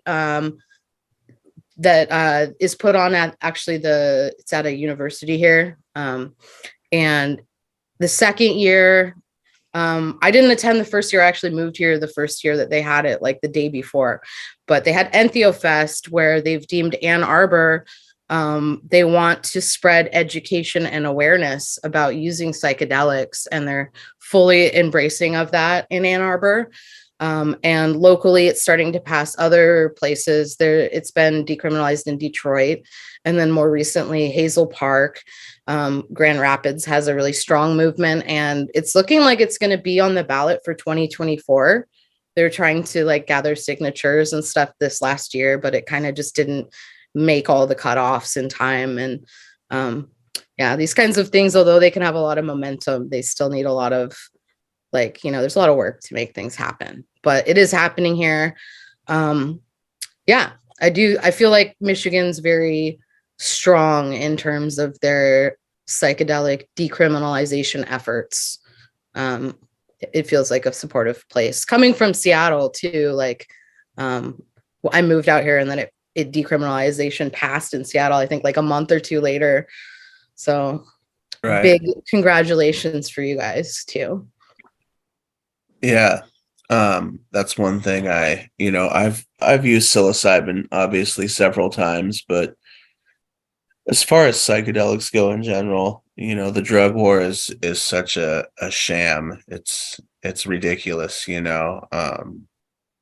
I don't know. It's sad. It's hurt a lot of people. You have so many people locked up, or so many people taken from their families over things that were, things that I guess there's so many more high priorities. Right. Exactly. Things that we all do. If you think about it, what kid hasn't smoked pot? If you think about that, right? There's no higher percentage of use among communities of color. I think like even up-to-date studies, there's no higher percentage of use, but the percentage of, arrests and criminalization and just the repercussions, it's way too high. Yeah.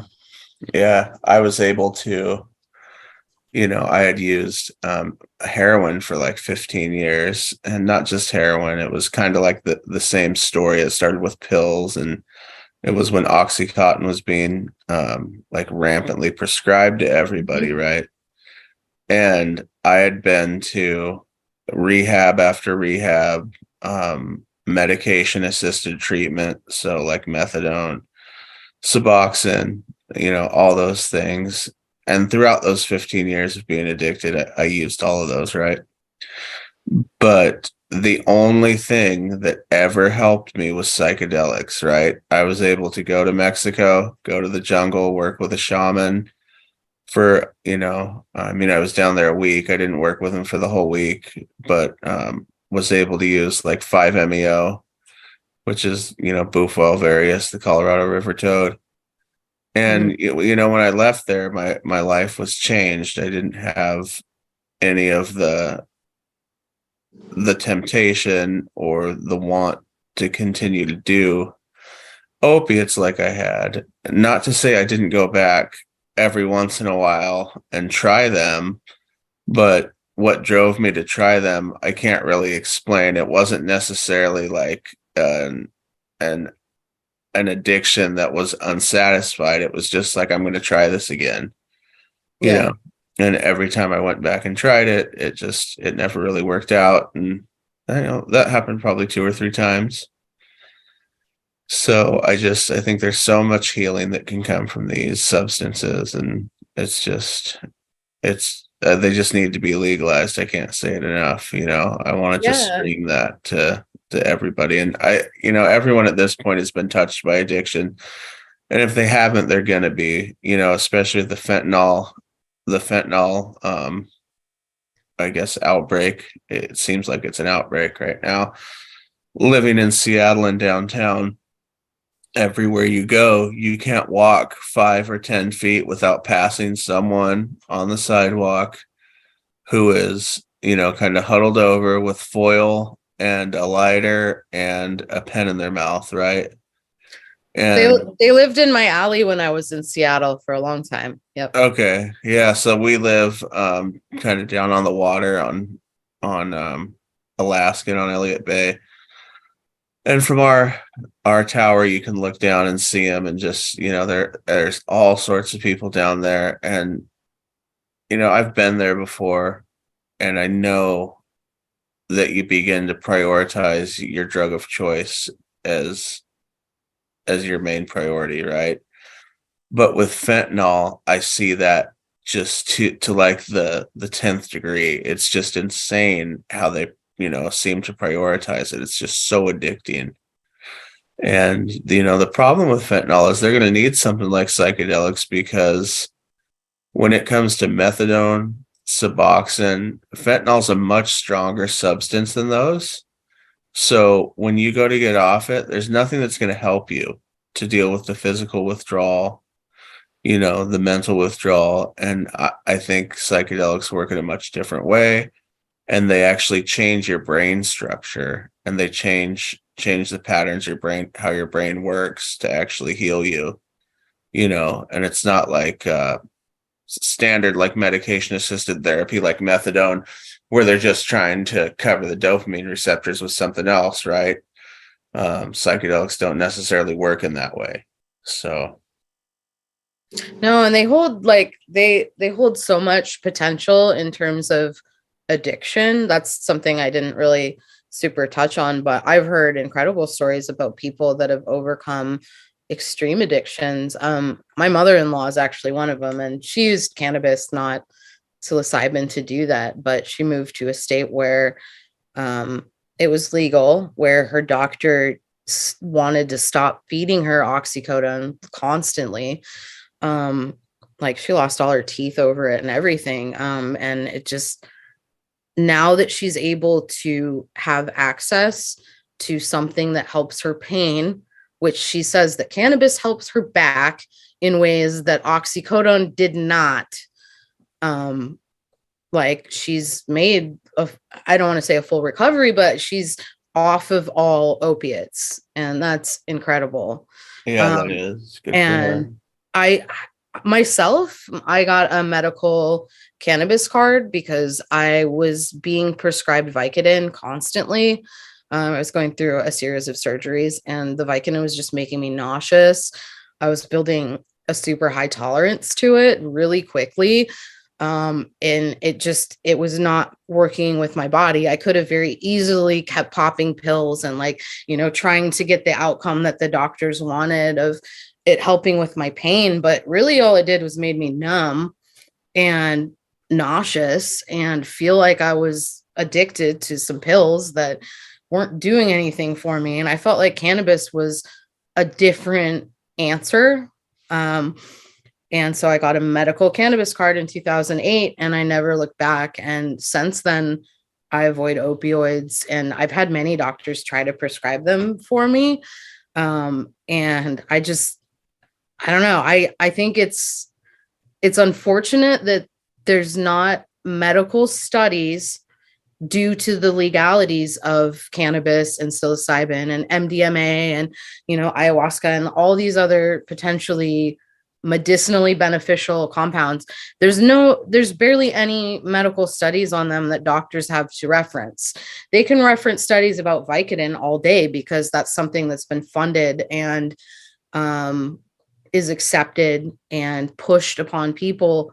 They can't do the same thing with cannabis because all the studies they have to reference aren't even like scientific studies. There's the one about it killing brain cells because they cut off an oxygen supply to a monkey and said it was the cannabis. It was like, no, you're cutting off the oxygen supply, dumbasses.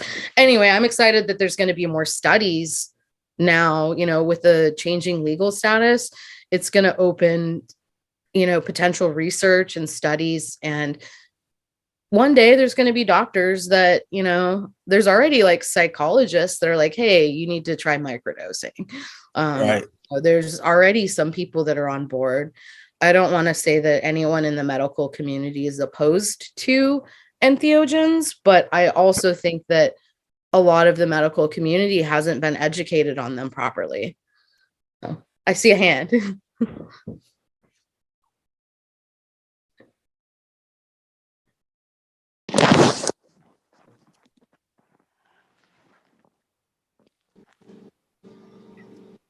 Yeah, do we have a hand raised here? Never mind.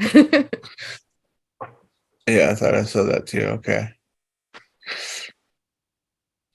Yeah, I think that, Vicodin, what you were talking about, Vicodin it's a horrible gateway drug, you know what I mean? Because it's the first thing for years that was prescribed for pain. You would go to the emergency room and you'd have some type of ache or pain, and you would leave with 20 Vicodin, 30 Vicodin. I remember back in the 2003, 2004, you'd leave with 50 or 60 of them. Then as the opioid epidemic kind of grew, you would leave with like 20, and then 15, 5, whatever, you know what I mean? So I went to all sorts of emergency rooms to get pills. And then you have people that come in, like something I've experienced, like I would come in and be dealing with pain. And they like automatically think I'm trying to seek Vicodin. I'm like, Right. No, actually, no, thank you. That's not my agenda. But I feel like sometimes I get stereotyped as being that person too. So Yeah, no, I hear you. So does anyone have any questions, or how's everyone feeling right now? Hey, Does anyone want to I'm going to check jump in and ask Janelle if she's talked about her incredible edibles that she's making there in Ipsy. Have you shown or talked about them? Oh, and post your IG name. I can't find Blue Moon too easily. I know I follow you on there. Here we go. But put it in the chat so we can follow you. Okay, let me figure out how to get with this technology. So while you're doing that, I'm going to talk for a minute. So just to recircle around, Ann Arbor and Washington County in Michigan has become the incredible oasis of literally legal mushrooms.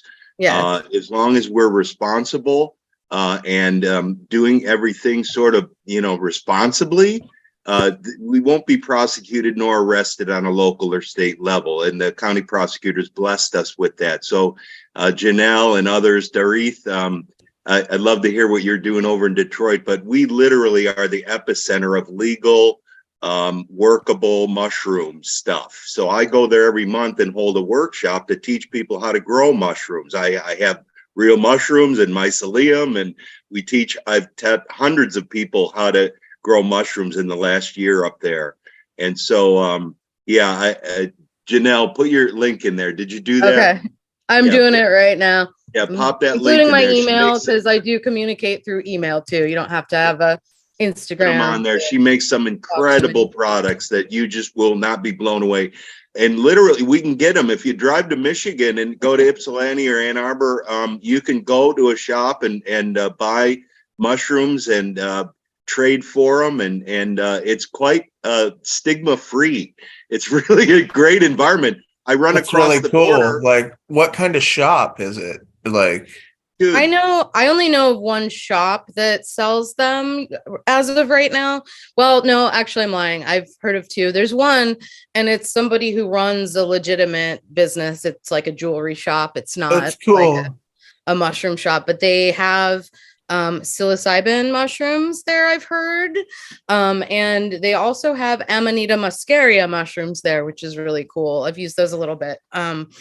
So yeah, they have those. And then there's if you walk around Ann Arbor, it's the college town here, and look at any of the light poles, there's people advertising, here's a phone number, here's my Telegram, whatever. Yeah, it is definitely a big culture out here, and there are workshops. I attended one called Spread the Spores in Detroit in April, and that was awesome.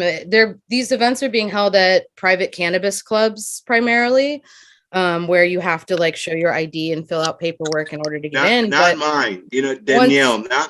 We rent the conference room at the Wyndham in Ann Arbor, We're above board. Everybody knows that we're doing mushrooms. We don't require anybody to show an ID.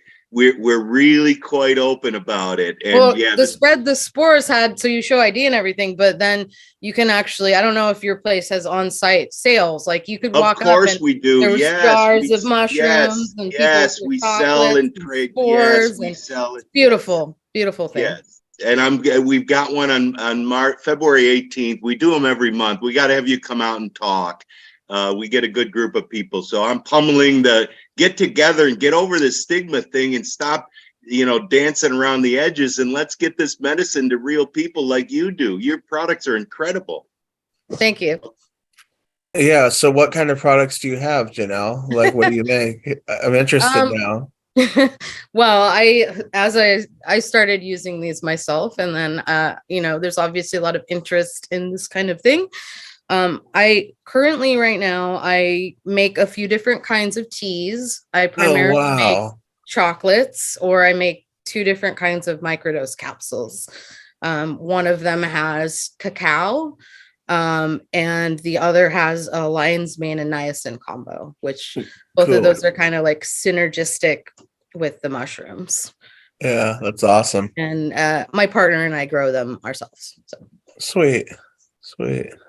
Yeah, it feels good to be in a more accepting, like I said, that kind of drew us out here. Although my partner is from Ypsilanti and I have family in Michigan, so that's also a big draw for me here. I'm not just randomly picking up stuff and choosing where, is decriminalization the most friendly? Although I do feel like decriminalization is very friendly here. Yeah, so you kind of just got lucky going back there as far as the location. Yeah, my son is going to the same. My son's going to the same middle and high school as my partner, so wow, we're in his old neighborhood, but also happens to be very friendly. Cool, that's awesome.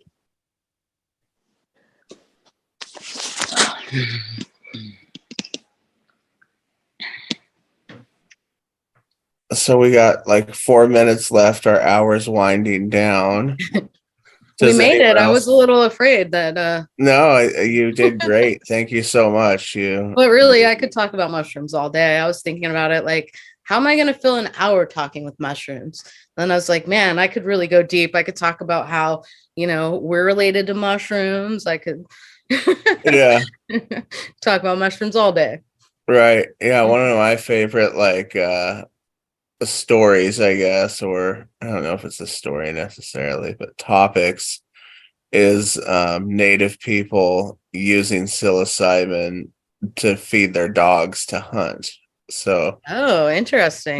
Different parts of the world, before they would use their dogs to go hunting, they would give them psilocybin to increase their heighten their senses and heighten their awareness. That's so cool. I haven't heard of that yet. So, nice.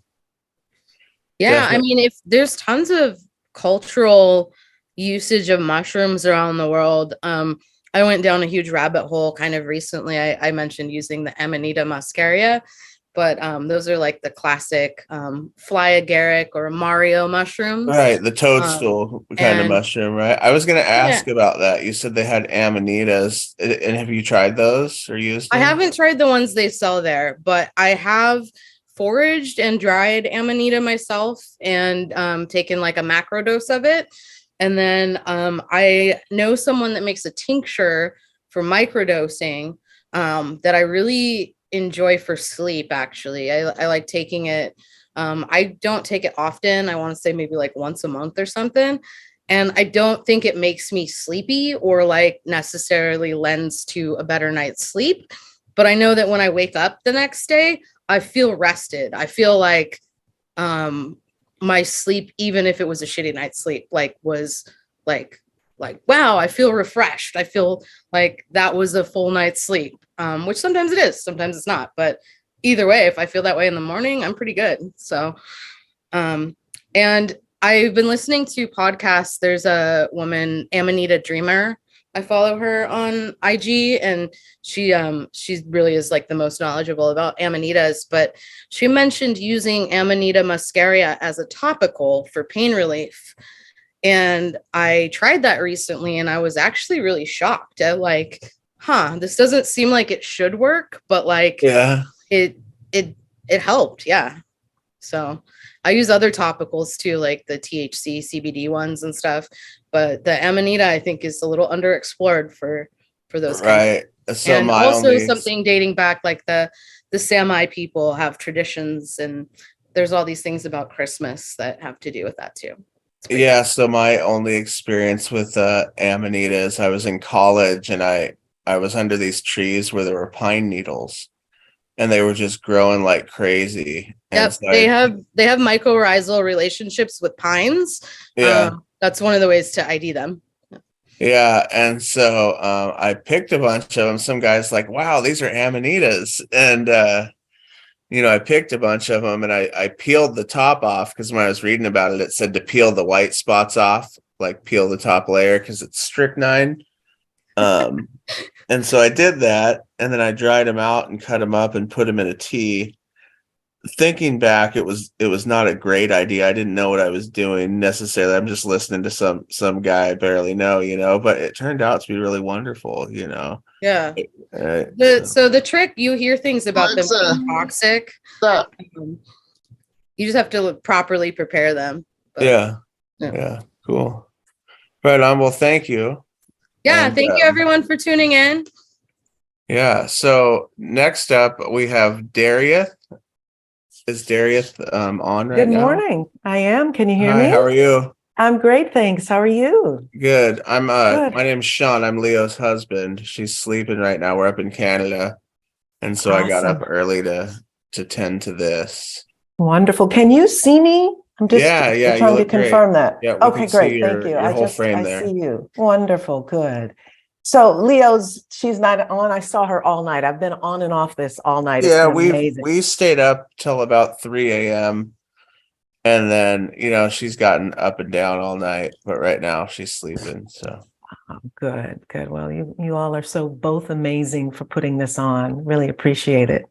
Yeah, thanks. Yeah. So, I guess I'll take the mic. Absolutely. Yeah. Good morning, everyone, depending on where you are. I know that we've had so many people from around the world viewing this. It has been amazing to see the number of people showing up. And I am so delighted to have been invited by Leo and to be here with all of you all. My name is Darius Chisholm. I am currently directing a film about women who are leading the field in plant and animal medicine. And many of the people who I have vetted and am lining up to be included on the film are on this summit. So it's so great to see Fairy Hawk and Keither and Aurora. Just warms my heart so much to see that. I also want to take a moment to invite up and say hello and give a little bit of backstory for each of them. Two of the producers that are working on the documentary. My best friend, Mia Lamott, and Mia, I'll have you pop on in just a second, as well as our executive producer, Lolita Files. So good morning, ladies. Thanks for being here. Good morning, everybody. Thanks for having us. Hello. Hi. Yeah. So I'll just start a little bit with a bit of my backstory, and then I'll have each of them share, and then we'll talk a little bit about what we're doing with the documentary as well as the podcast. And if Mia, if you wouldn't mind maybe typing in the link to the website, the waitlist page for the documentary, we can put that up now and we'll put it up before we end. So as I said, I'm currently filming a documentary. My background is in television news as well as film. I also directed and produced a documentary about revenge porn and cybersexual assault against women and children called 50 Shades of Silence. And it was a powerful opportunity for me to exercise my voice and use my story and my platform to support people who in the early stages of what we now know as revenge porn really had no voice. And that was about 5 or 6 years ago. And from that, and with all of my other work in coaching, public speaking and storytelling, over the last couple of years, I literally was going through this process of looking for something more, something deeper, something more profound. So part of that was my quest to not only heal from that time's trauma 10:03 and trauma. a.m. I think someone's microphone is open. If you don't mind, maybe putting it it's on me. mute, that'd be great. Thank you. So part of that really led me on this quest to discover, like, how do we heal ourselves? I'm aware that hurt people, then certainly healed people can heal people. And that put me on about a year of going in search of what that would look like. And no doubt that at that time, ayahuasca came into my field, and I really felt grandmother calling me. And so I found myself traveling to the jungle in Colombia with 12 strangers to sit with ayahuasca and for a week. And as most of you all who, of course, have been with grandmother have these profound experiences, mine was no less than that. And shortly after that, I was on a phone call with the daughter of Donna Marta, who's the female shaman at the retreat center that I was at, and assisting her to tell her story at a psychedelics conference in North Carolina. And she said to me, "Well, you should tell my story." And I thought to myself, do you mean like a documentary? And it dropped into my spirit so profoundly that it was an immediate yes. And for me, when messages come in that way and I feel that wave in my body, it was just an unequivocal yes. And shortly after that, I literally was cobbling together a film crew and dragging my best friend back to the jungle to begin filming. And so, Mia, I'm going to ask you to pop in and pick up from there, and then we'll bring Lolita on. Absolutely. Thanks for having me. So after she said that she was going to do this, the filming of this documentary, she asked me if I wanted to come. And I had no experience with plant medicine. I knew nothing about it. I purposefully did not look up anything. And I said yes to her as well. And one of the reasons that I said yes was because of all of the pieces that started to fall together for her once she said yes. So it was me witnessing this divinely ordained filming. And I was like, yeah, I want to witness, and I get to go so I can have some healing for myself too. I recently ended a 16-year relationship, and she's like, I think this might be a good thing for you. And so that's how I got involved. So I went from participant into the film to field producer really quickly, because we realized that it was a lot for us to do. And with the skeleton crew, you can imagine, like, everybody has multiple jobs, and when you're committed to making something happen or have it come to fruition, then you do whatever you got to do in order to make it happen. So that's a little brief part about how I got involved with this. And then I'm sure you'll hear more about the story as we talk this morning. Yeah, absolutely. Thank you so much. She was such the trooper and has had multiple positions along the way. So including admin. Right, which is most of that. So yes.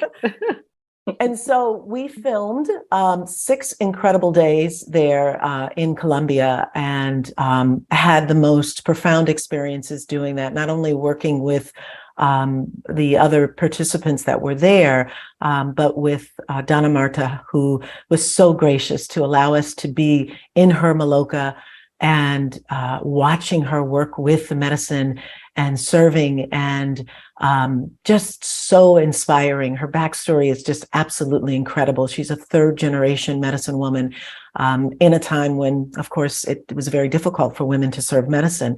And so to be able to tell her story and her daughter's story and the work that happens there was just absolutely profound.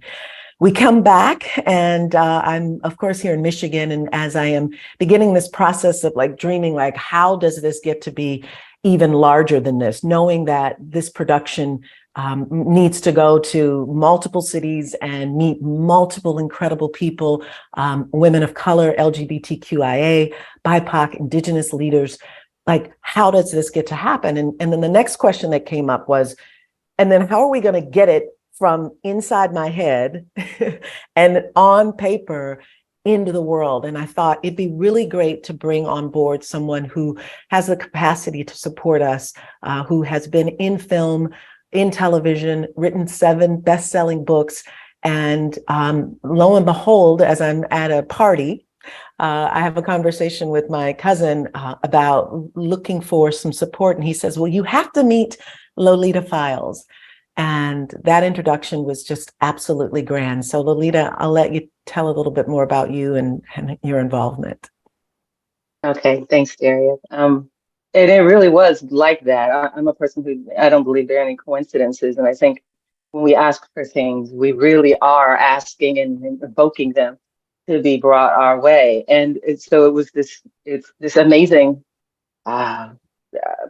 convergence with Darius and with Mia with this project, because like Darius said, you know, my background is I'm an author, I'm a screenwriter, I'm a producer for television and film. And in the past 6 years, I've done a great deal of documentary work. So that's actually been something I've kind of specifically been doing with docuseries and building docuseries. So Darius' cousin, Jay, says to me, you know, you have to meet my cousin. She needs someone to help her with this docuseries that she's doing. Just so happened that in May, I had my first ayahuasca experience because I'm on my own personal journey. And I have a friend who has done psilocybin, she's done ayahuasca, she's done all these different things. And she's talked to me about how healing it has been for her. And for me, you know, I tend to internalize a lot of pain, trauma, and that's not necessarily good. So I wanted to be on a path of healing and also doing ancestral work. So I had my first experience in May. I only did 1 night of ayahuasca, but still it was profound in and of itself. And so I wanted to do more. And then the next thing you know, Jay tells me, my cousin needs help with this docuseries that she's doing. And I said, what's it on? And he says, plant medicine and ancestral medicine. And so I tell when I met Darius and Mia not very long after that. We talked over Zooms and phone, but then when I physically met them, and I just bonded with them immediately, and I told them that I evoked them, I invoked them, I summoned them into my life, because this is work that I'm supposed to be doing. This is work that I believe in. I absolutely these 2 women are phenomenal. Being willing to put themselves out there, do this work, show it to the world. And I understand that my role is to help them elevate this however possible, because this will be of immense healing for a huge community of people. Oh, I so love you. Thank you so much. So what happened for us in this beautiful collaboration happened at a private ranch in California, where we gathered another group of women to continue filming, and another 6 days of power-packed filming. And that was really incredible. And I'll never forget the night that we were doing a cacao ceremony, and we were dancing around a fire, and we had Dr. Marie Mumboni, if anyone is familiar with her. She was there facilitating the ceremony and calling in the spirits in all directions. And it's nighttime and the fire's going. And I remember looking and stopping and thinking, wow, like, look at how fast this has all come together.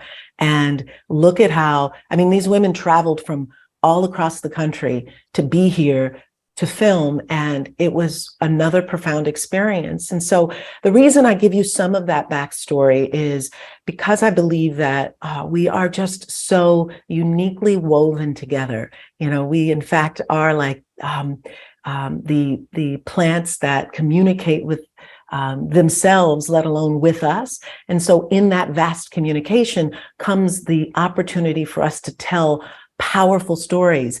And many of you all I've had a chance to talk with that are on here, and which I absolutely love. Like I'm looking at Aurora and Fairy Hawk and Keither, and I've had a chance to meet Professor.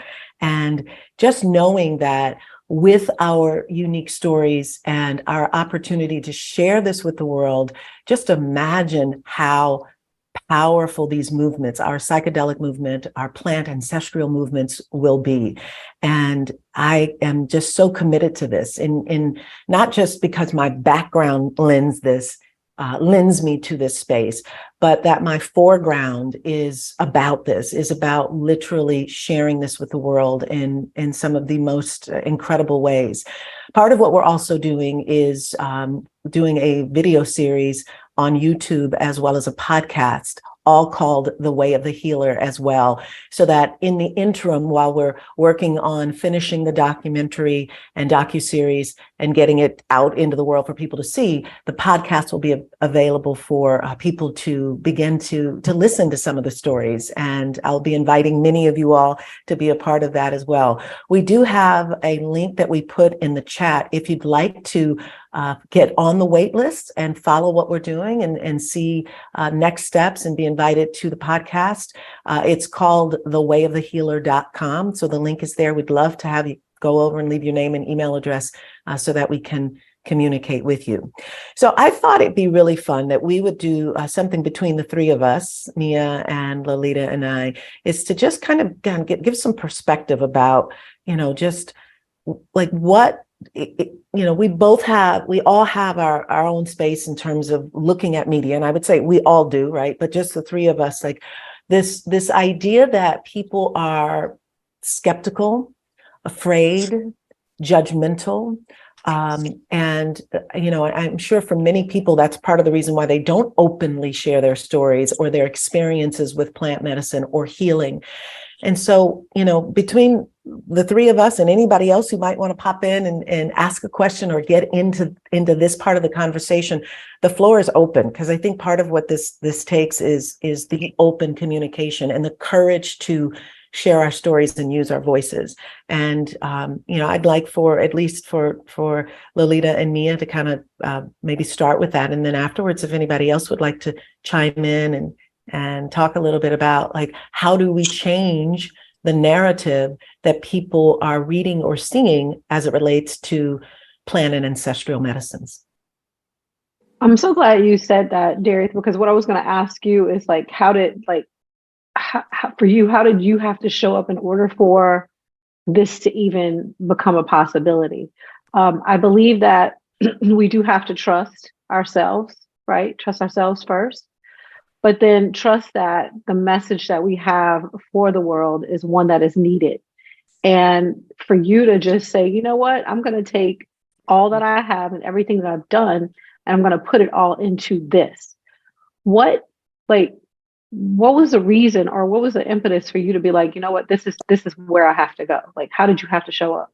Well, part of what, I remember going when I first sat with ayahuasca, my big question was, what am I going to do next? I remember laying in the jungle and like with my right hand out thinking like, all right, what funnel, what website, what email, what am I doing next, right? With my life, let alone like what's my purpose and where am I going? And interestingly enough, that first day with ayahuasca, I didn't get that answer at all. In fact, I didn't get that answer in any of the 4 journeys for that week. What I got was love. And it was like, I remember, saying to myself, I'm not here. I didn't come down here to know about love. I know what love is. I know. And it was such a profound experience for me to spend the entire day thinking about love, how we love, how each, why we love, what are the ways that people express love and why we don't express love. And it moved me in such a way that I said, everybody and their mama needs to experience plant medicine. It wasn't what I was looking for, but it was everything that I needed. And each of the day's journeys after that were, as I said, equally profound. And what I discovered, because that question was still out there, the timing wasn't just right for me to discover what the next thing was. And in the minute that, as I said, the thought dropped in, do a documentary, that I knew was the answer, because of the way that I physically responded, emotionally responded, and subsequently, all of the steps that have just unfolded by following, and I know that for many of us, we are so guided in our ceremonies and with these plants and master teachers, and we get messages and downloads, and sometimes we don't follow them. And Mia knows we've had tons of conversations. Many times I can get into resistance around this because it's so freaking big, right? Like, it's just, not only is the topic big and the controversy around it big, and there are so many plants to talk about and discover. And my dreams of, not just wanting to make it a single documentary, but a full docuseries that, I'm like, it ought to be on CNN Presents, So this vision,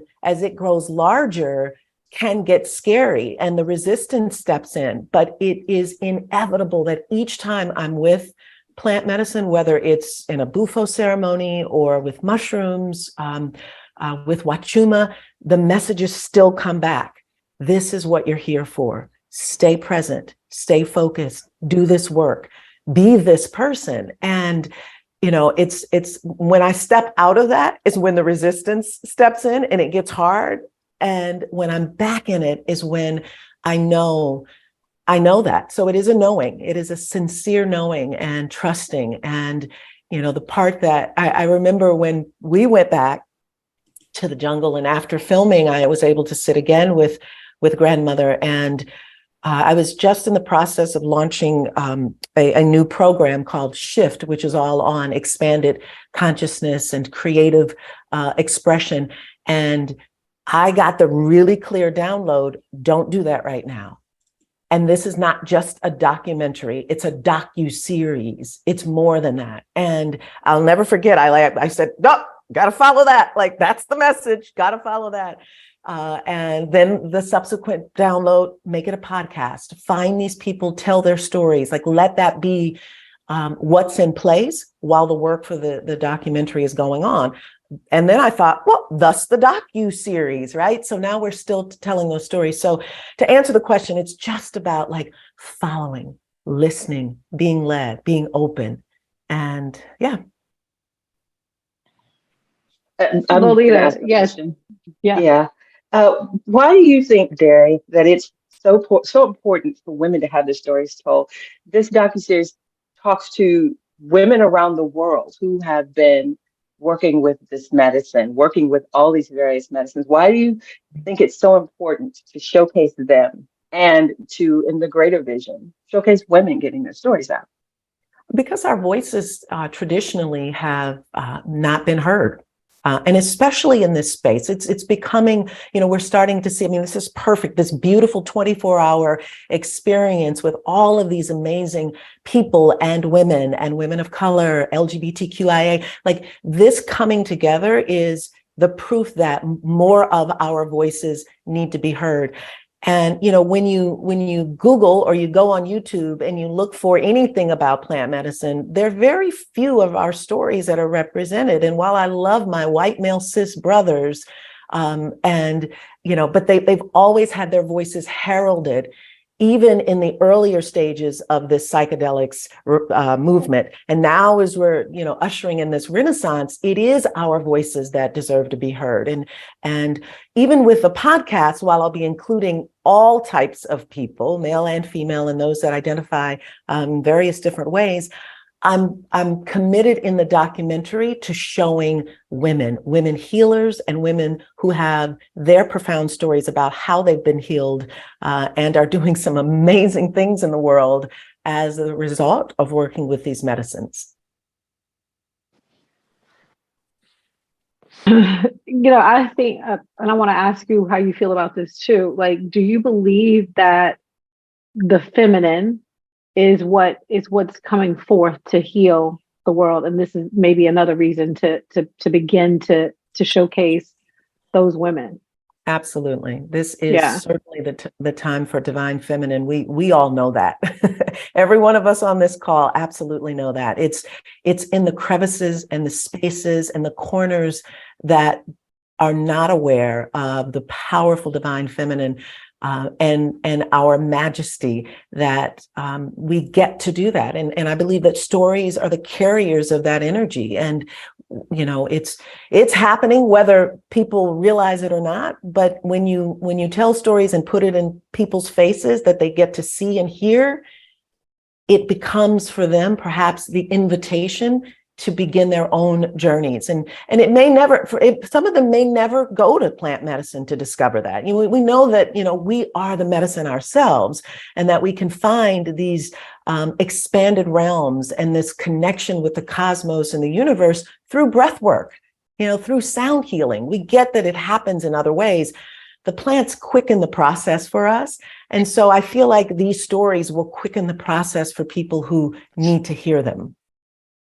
Yeah, because I believe that a lot of us, we're mired in tradition, and there's some things that we just don't know. And there's some things that we're not even open to because we feel like it might be taboo, or it might be devil's work, or it might be whatever we make up in our minds that this is about, especially people of color, right? We want to stay in tradition. We want to stay in the Bible or in the church. And I know sometimes when I'm talking to my clients, that, you know, they're like, oh my God, there she goes again. But I let them know I'm spiritual. I'm not religious. So let's not, you know, we don't want to confuse that.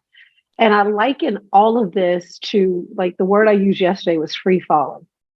Right? It's almost like we have to trust in the universe so much, and these messages from the universe so much, which is very feminine, right? It's not going to be linear. And really step into what's happening in the world today. And I love the fact that you're bringing options to people, right? This is about having options.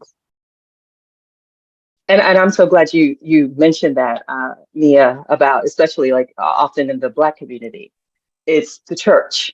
And if it's something that feels like it's outside the church, it's the devil, you know. And there's often too, I guess, a stereotype about what people who do plant medicines or psilocybin or anything, what they look like. It's a hippie or it's a whatever, you know. And so anything that traverses that, it's like, oh no, it's not for me. It's woo woo. Especially for your and for like swelling. Whole swaths of people are missing out on healing because of this. Someone's mic is on. And I think someone's mic is on. Okay. And I think, you know, there is some of the conversations I've had with you, you know, like early on, you're like, this was your calling. This was, you know, for you to do. But you were like, but I don't think this should be about me. And I'm like, no, you're a perfect way into this. Because, you know, Darius had an audience of people who've been watching her for years, you know, not looking like a hippie. You know, she's this newscaster, and she looks like an everyday person. And I think the more people that see that everyday people, you know, not just the stereotype, not just the look, we can all benefit from this. We can get healing through this. And I think that's what's going to be such an important message that comes from this docuseries. You know, Darius, you know, with this work that you're doing, that will draw in, I think, an audience that typically might not have thought this was for them. What do you think about that?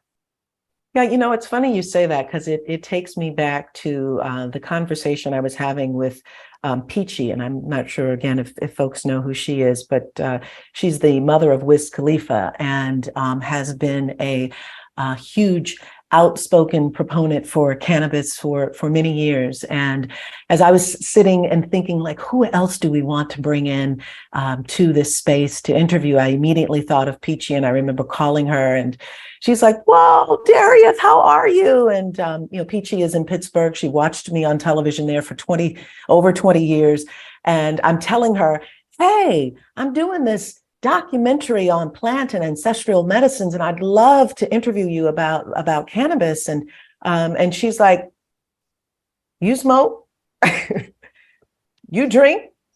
She's like, wait, hang on a second. Like, you've done ayahuasca and wachuma and mushrooms and and I'm like, yeah. And she said, oh, wait a second now. Well, if Darius Chisholm, again, this former television news anchor, is experiencing plant medicine in this way, like I'm like, and I'm thinking like, why does that seem special or different? And yet what I got was that, again, we live in this very stereotypic world, and people's misunderstanding about things, it can come up. And I love the conversation that we had, because as Lolita is talking about, it like dropped in that, yeah, like this gets to be more made more available through a voice who has been a trusted voice on television for, over 30 years. And so as a result of that, it got very clear to me that,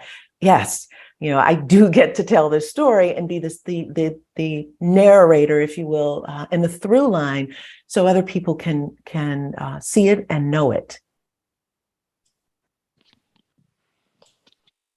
That's very important. I think. Yeah. Do you have a specific target audience? Do you see anything in that particular way?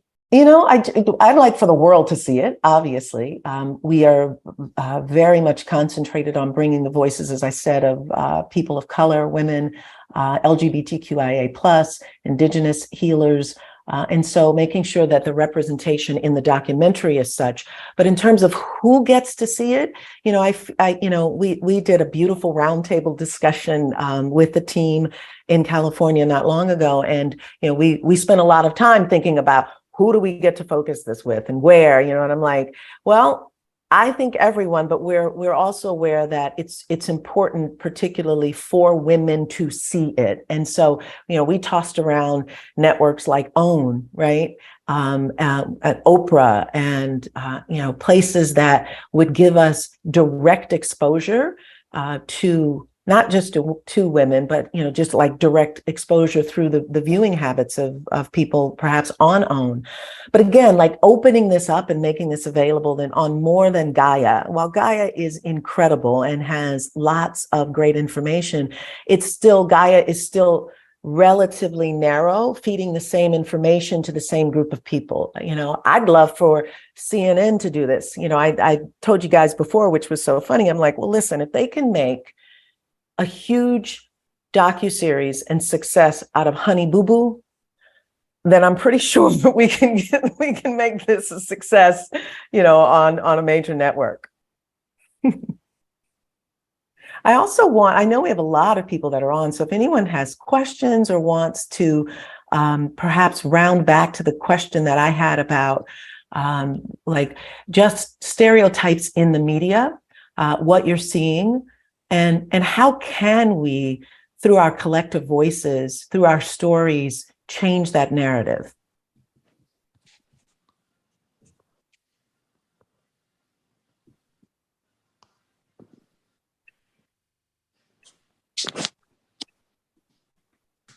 Lucia, do you have your hand raised? I do. Can you hear me? I can. Hi. Oh, hi. Hold on. Let me listen. I'm in like my mom. I just got to my mom's in Rochester. So I'm like all in bed. She's making me tea. And so I was chatting with Aurora in the back channels too. I saw you first earlier, and then you were in Detroit, and then you had to get to Rochester. So you've been on a whirlwind. Yes. Right. And then I head to New York City to actually partner with Keith there for our universal womb ceremony on the 28th. So it's definitely a whirlwind personal tour, but a personal tour. It's just a fun journey. What I wanted to address is I'm part of a back channel on Signal called Mushroom Professionals, and something that's actually where I met Leo. And one of the things that has been really coming up is the sentiment of us against them, the scientific medical people and people like myself who are more, I guess, lack of a better term, indigenous or renegade at this point. Seems like renegade, right? Like we're doing things on the DL. And I was talking to my mentor Mudubaki about this, and he's like, yeah, sometimes you just have to like keep with your with your knowing, because this is what, the information that, these mushroom technologies give to you. Like I've often said, do I go into like, the professional realm, or do I keep with like my truth and my knowing, and how to, really work with these, this technology. So I'm curious, like, how have you also come up against this in your journey, in your documentary series? Like, there's been a lot of focus in the media about, the science of mushrooms and this, and it's, while it's been wonderful to get like the mainstream, people involved, it's really starting to change the shift the sentiments of like how these beautiful, mushrooms are being used. Why do you need to take just the psilocybin out and not, so that, so that we don't throw up on mushrooms? And no, that's part of the journey. Like, so I'm curious, like, have you experienced this in the documentary series? So have you met people who are, more along the lines of like, no, this should be done in an office, or are you focusing more on the women who are bringing this into the realms? Like, for example, touch and mushrooms, or touch and psychedelics is not, is frowned upon in traditional therapy. But, as a somatic sex educator and sexological body worker, I'm using microdosing, for my clients, and seeing such, profound shifts in such a short time around sexual trauma and ancestral trauma, and in the womb space. And so I'm so curious, like, how you're presenting this information, because I'm also hearing show it to the big networks. I'm curious, like, how that's all gonna pan out. Yeah, well, I'm curious how it's going to pan out too. But great that you asked. So while we obviously are focusing, and we've talked a lot about the women and that are a part of the stories that are here, the topics that we'll cover will be things like decrim, commercialization, the scientific research, really leaning into that, because I think it's important for people to understand how plant medicine works in the brain. We will be talking about sexual trauma and womb healing, microdosing, macrodosing, using various different plant medicines for birth and for death. So it's broad in terms of each of the pieces of conversation. Lolita and Mia, I don't know, help me out if I'm missing some of the other talking points and things that we'll be looking at. Well, actually, it's interesting that you said, how do you show this to the big networks and would they consider putting something like this that is so outside of, I guess, the pharmaceutical realm, But you would be surprised at how many of the big executives at these networks do this very medicine, are using psilocybin, are microdosing, all of this, because they are at a level, so much of this in many instances are people who could afford to do it, who can afford to fly to Peru, who can afford to go to Mexico, who can go to Hawaii, whatever.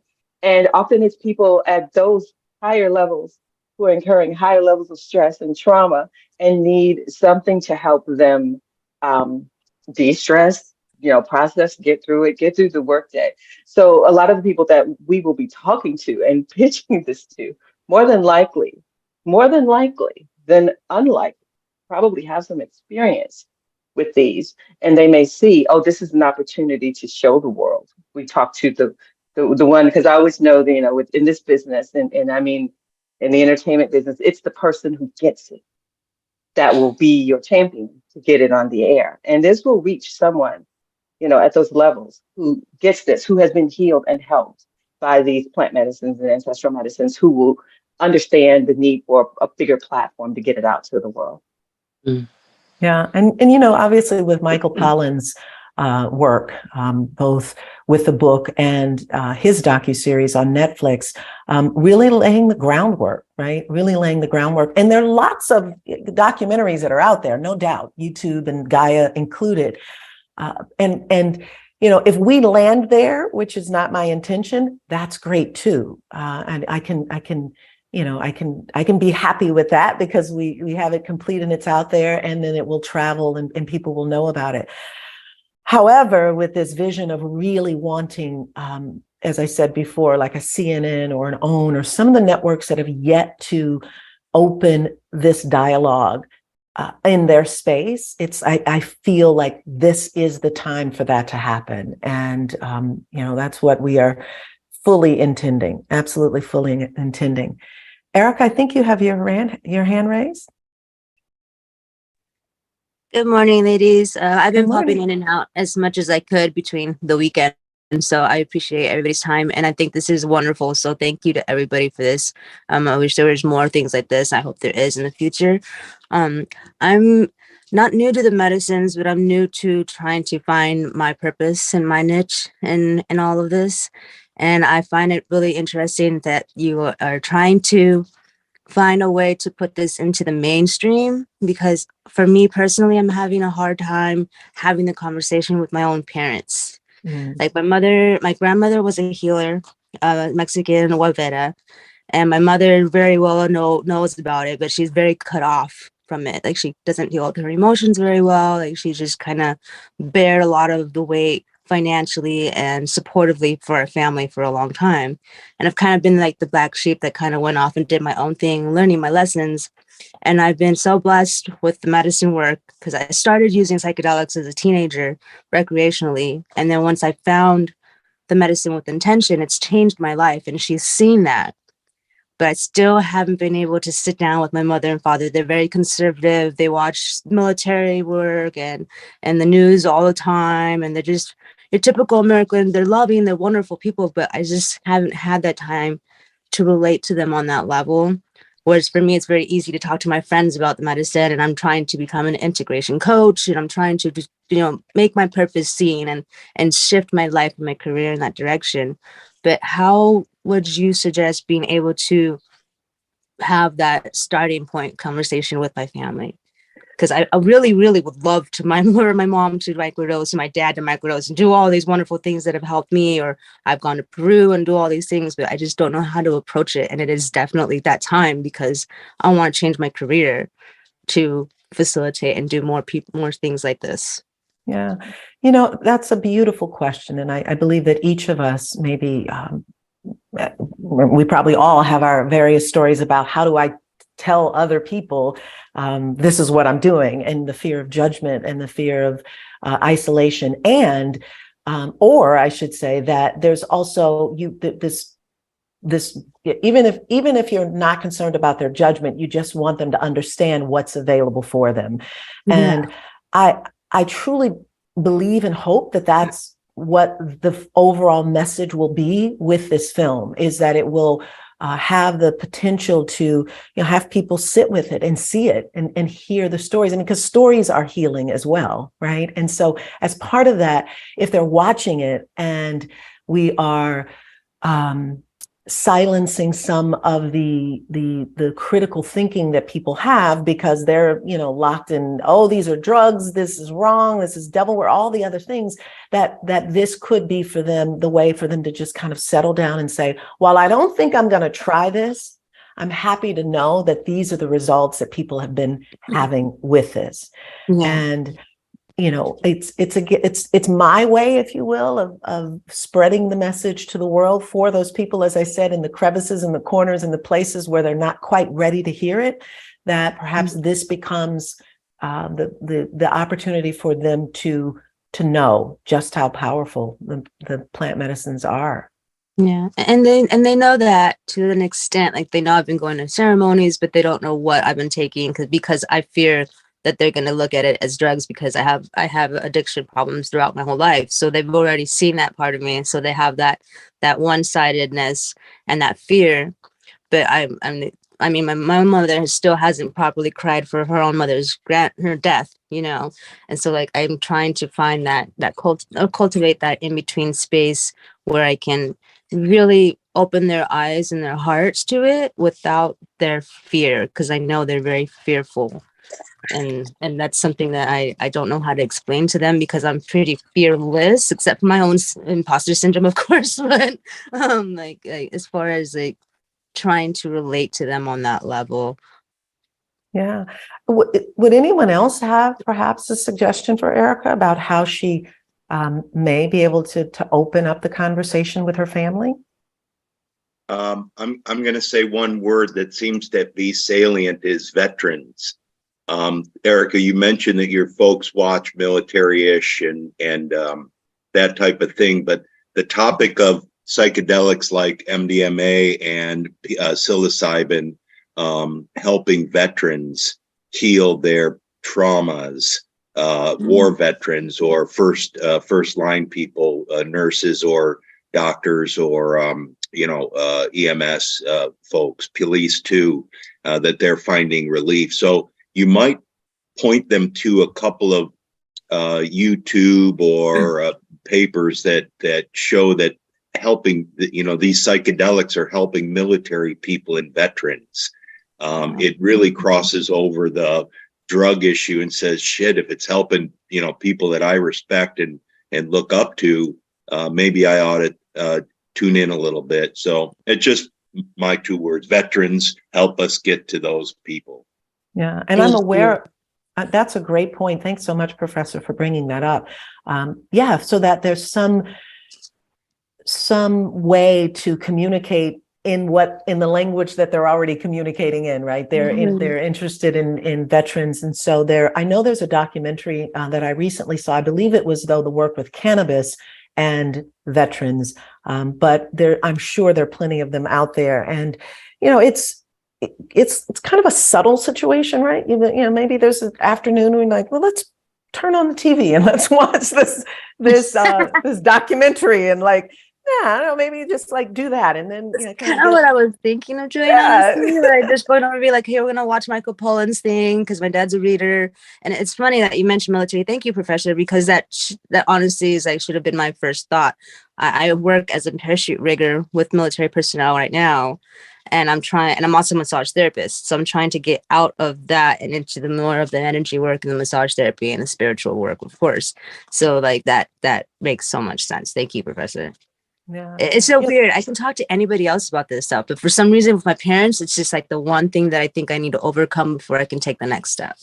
Yeah. And I so appreciate that. But even in your desire, right? Even in this proclamation here with us today about wanting to open up and share this with your family takes courage. And, this gets to be the place that perhaps if it's really important for you that, when your next medicine ceremony that, you ask and hopefully be led as well, and let the medicine tell you. That's next weekend, baby. Yay, there you go. Yeah. And I also really quick, while I have the floor, I'm sorry if I'm talking too much. I just wanted to thank Lucia as well, because she mentioned touch and medicine work and plant work. And as a massage therapist, like I had a near-death experience 11 years ago and found massage therapy after that because skydiving was my career before that. And I couldn't skydive for a long time.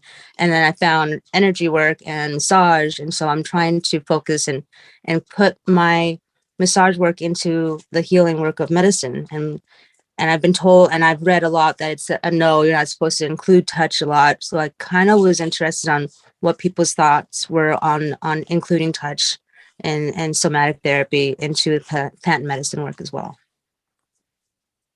Lucia, do you want to respond to that? Are you still on? I can't see if she's still. I don't know. Maybe she's not on. Oh, there she is. Yeah. I think your mic is muted. Okay, there. I had to figure out. I'm on my phone. That's a great question, because this is something that I've been underground with for the past 8 years, and so in my field, I've always been underground, right? So for 20 years, I've been my field of study has been extended orgasm, and back then it was like shunned, away by all my communities when I was talking about pussies and orgasms, and this is the way, coming into the feminine, and literally lost so many of my communities. I have to say, I just want to shout out my mom, because she's the one old school Sicilian lady who's just like, always supported me. And last night at the Italian club, she was just like, she does healing for the women. And I was like, so I just want to say, Erica. Yeah, keep on. So, it's all brain based, right? So trauma is stored in the muscles. And so, when I come about it, I really start to talk from that point of view of, this is how trauma works. And when we look at how we heal through, reprogramming the nervous system through the vagus nerve.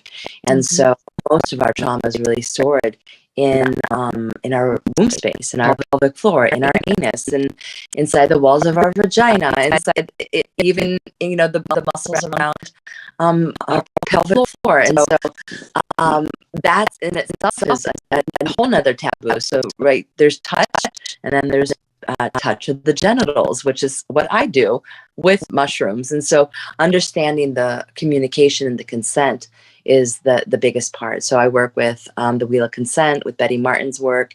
I am highly trained in it. I actually studied, right? I went that path of, becoming a somatic sex educator, understanding, my background was, I was a high school Spanish teacher. So it's really kind of interesting that, in our culture, just because we're so, indoctrinated into settler sex and this puritanical culture, that our bodies are, we're indoctrinated into thinking that touch is the last thing you do when somebody's been traumatized. But it's one of it's the path that actually supports the healing. Cognitive therapy can really only go so far. So we do require touch, and we do require, and I'm seeing Keitha down there because we're both of that same, philosophy, and, that the human condition requires this neural connectivity. We are big electromagnetic bodies. And so, hands-on is a beautiful way to manipulate the nervous system, but it's also a beautiful way to have human connection. And this is so important. So when we come about it, I think when I come about it from a place of this is an integral part of the human condition, like we deserve to be touched. We deserve to be that, these are the places where most people who are professionals aren't trained. And ironically, Keitha and I are actually about to do a universal womb ceremony in New York City for professionals on the 28th, specifically around consent and understanding, and do ceremony together, and actually demonstrate this in real time, like what it's going to feel like to, what does it feel like to receive touch? Most of us want that, and it's something that we skirt around because of most bodies in this day and age are filled with either, ancestral trauma or some form of what we call as trauma, right, embedded in our bodies. And so the body is not never lies, and it will tell you what it needs. And so psilocybin for me has been one of the things that is the gateway to like relaxing into that. So when you combine it with somebody who deeply cares about another person and is well versed in consent and what that looks like, not just verbal consent, but visual consent, and understands the body, that it's really about talking before, during, and after. So those are that we create the space, but you give tools to create their safety in their own body. And so that's how I go about it. It's just, I just love that there's other people that are like, yes, we really do need to touch and feel during these ceremonies and be held, because it helps the healing. Yeah. It helps their healing. Yeah, I'm so happy that you brought this up in conversation and the work that you do. And Keitha, I've had time to meet her in the past and talk, and I love the work that she's doing. So the two of you all combined to really open this up for so many other people. And as you pointed out, professionals who might find this way too woo or way too someplace else, and not wanting to experience it. And it's interesting that you bring up touch in plant medicine, because all of my experiences have pretty much been in ceremonial space. And so with all the ritual and ceremony and absolute reverence, not only for the medicine, but for the healers and the people in the space, and the no of don't touch, right? Don't get into anyone's space.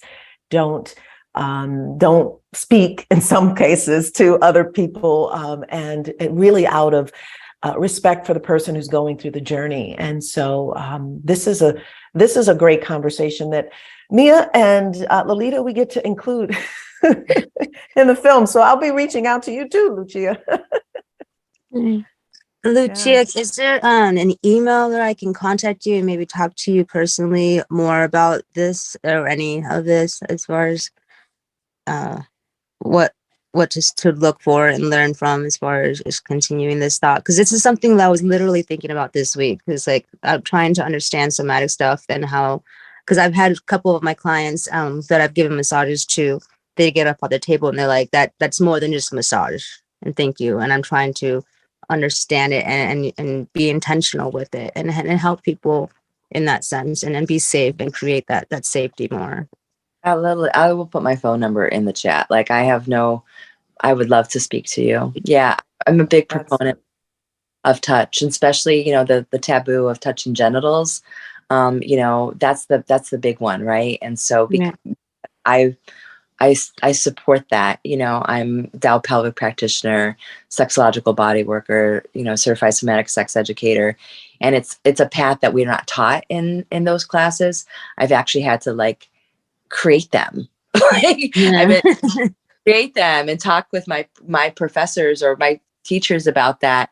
And it's, I know that right now it feels really taboo, but I feel like it's the natural way, just like from my own journeys, I'm a high doser, and so for my journeys going in, it's like, oh yeah, I've been told very much so, oh yeah, this is what we did at, the temples of Philae, Aset's temples in Egypt, and, very connected to that and the Eleusinian mysteries, so yeah, I go on, it's multiple levels of awareness, right? So there's spiritual awareness, which is totally connected to the body. And so, yeah, Erica, I will put my phone, anybody wants to text me, if you'll put that in, that would be really great. Thank you. Yeah. Thank you. Yeah. So we'll be wrapping up. Oh, so we'll be wrapping up our kitchen table talk here in about 5 minutes. So I just wanted to find out if anyone may have any questions or any comments or any shares or anything. To say something. Oh, hey, Keither, do you want to? Hey. Peace. It was just really quick, just an addition, and thank you for this space. I just also, when you mentioned always being in ceremony and the no touch, one of the things that I thought that was important to speak to is what it means to build a container that holds something like this, and the consideration of building that container. Considering who's going to be in that container. And so the immersive and experiential aspect of it is also deeply designed. And because it's connected to universal womb is all consuming. Universal womb does not say, this is not that and this is not that. Universal womb is the oneness outside of the duality that we navigate through. So I just wanted to make sure that was in the space while we're digesting touch and sacrament in ceremony. Yeah, thank you so much for that. And that is such a beautiful way for us to, particularly those perhaps that haven't experienced medicine and touch, to consider. And so I do greatly appreciate that. And it's so good to see you. Yes. Any questions from anyone before we wrap? I know we've got a couple minutes left. I just want to make sure that if there's anyone else that maybe had a question or wants to share or comment or something in relation to our discussion about women in film media and the psychedelics movement and our film, The Way of the Healer. Again, you can go to the website, thewayofthehealer.com, and leave your name and email address, and we'll keep you up to date on all things that we're doing.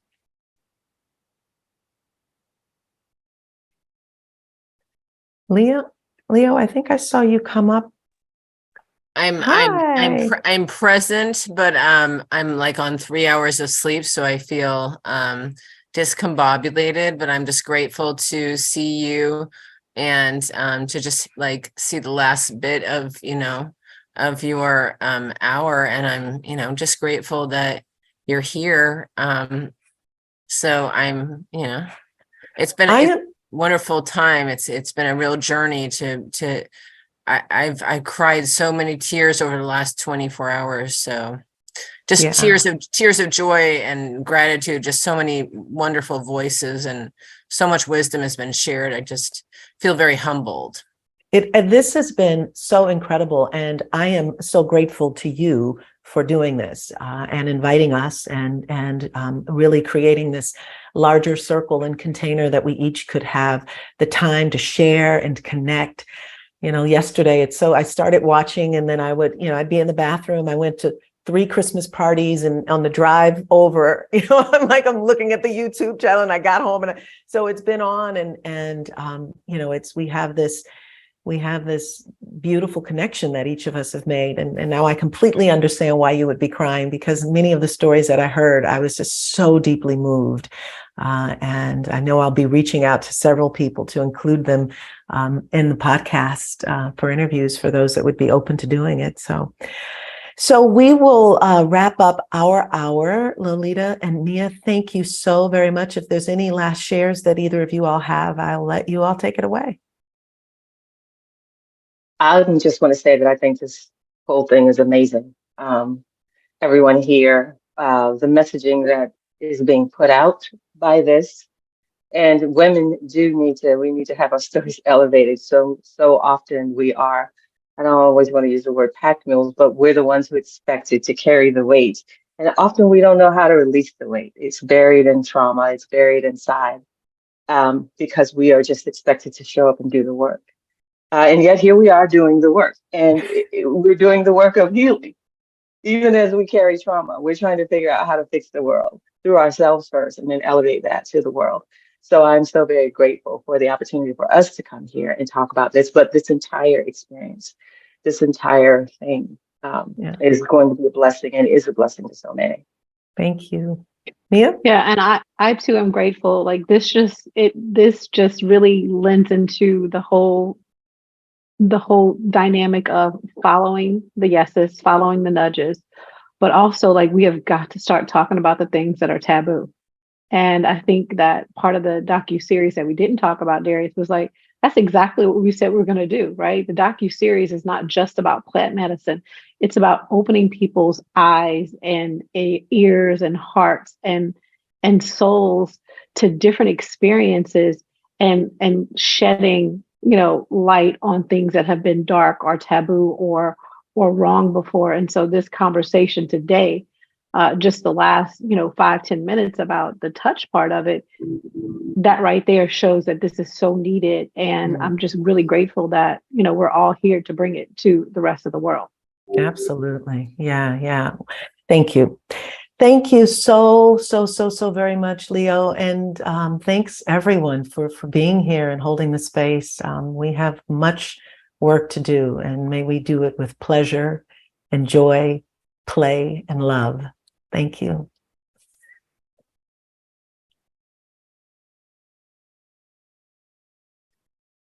Naisha Silva has joined us, and I believe is our second to last moderator, and she's a Peruvian Shaw woman, former attorney, and I would just like to welcome her to the stage.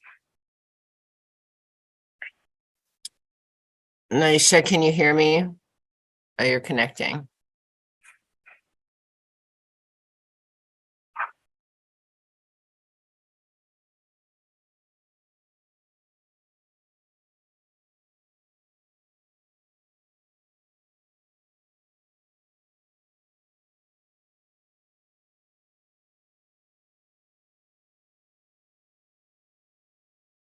Hi.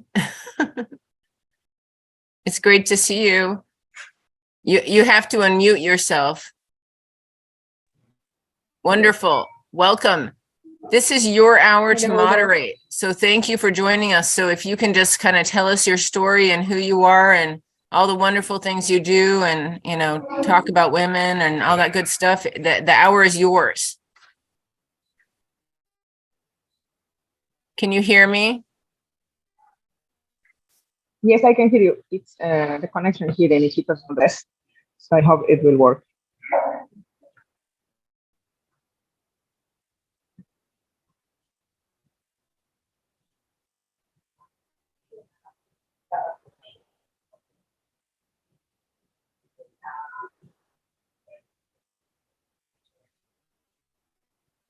So can you hear me? It's your chance to talk and we can't hear you. Okay, then I can begin. Maybe turn off your camera if the bandwidth is low, because it'll make the reception better. Okay, yeah, maybe better. Okay. It's better now? Yeah. Yes, yes, this is wonderful. So, hello, everybody. I'm very happy to be here. Now, everybody, I guess, is connected and listening.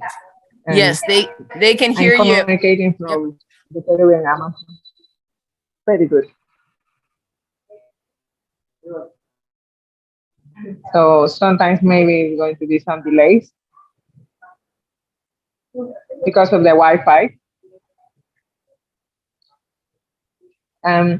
Could you tell me, Leo, how much time I have, just to know? Yeah, how much I can share? you have 1 hour. You're controlling the discussion for 1 hour.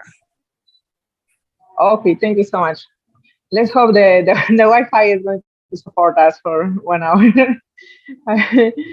Well, my name is Naisha Silva. I am from the Peruvian Amazon. I'm 35 years old, and 14 years ago, I quit my profession as a lawyer. Nowadays, I'm a medicine woman, healer from the Amazon. I'm traveling the world. I have been visiting more than 25 countries around the world after finding ayahuasca. Even when I have been born in this beautiful country, it's not a privilege to all those, here to know about this amazing medicine. I think that's why, it's something very popular to hear that this is something that really calls you when it's the right time or finds you.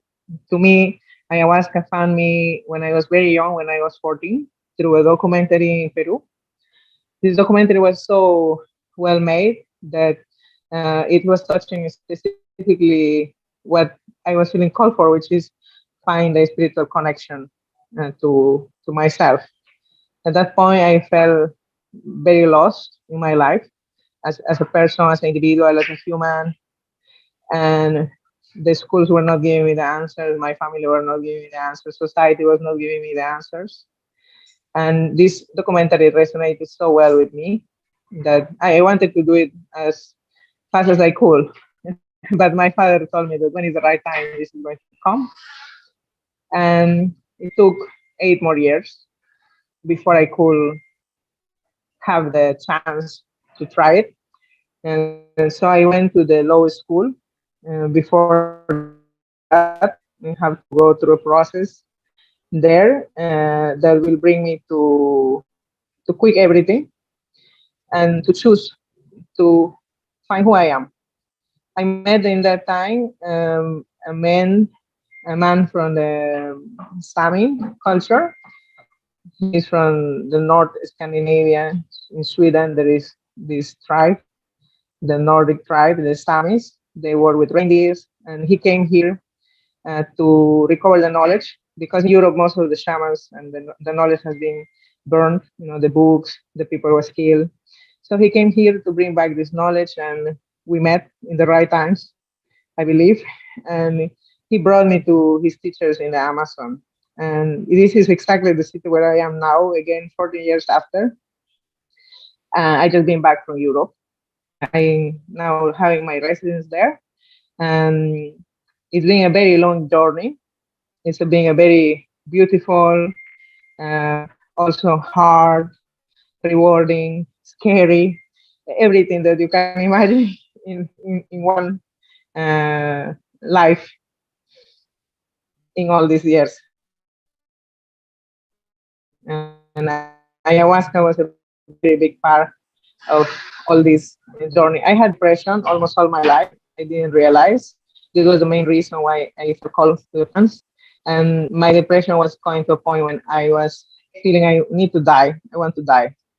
But I didn't have the bravery to do it. And I love my family so much that I couldn't do that to them. So every day I find some reason to keep myself going, to wake up, and I feel deeply in myself that one day I will find an answer that who I am, what I'm doing here. Nowadays, I know that all that journey has to happen that way, and I wouldn't change anything because of all what I am nowadays, the person that I have become, or maybe the person that I always was, and that this journey has helped me to bring up because I have so many programs in me that I didn't realize. And in the beginning, when I was invited to this talk, I know the title of this talk is Psychedelics.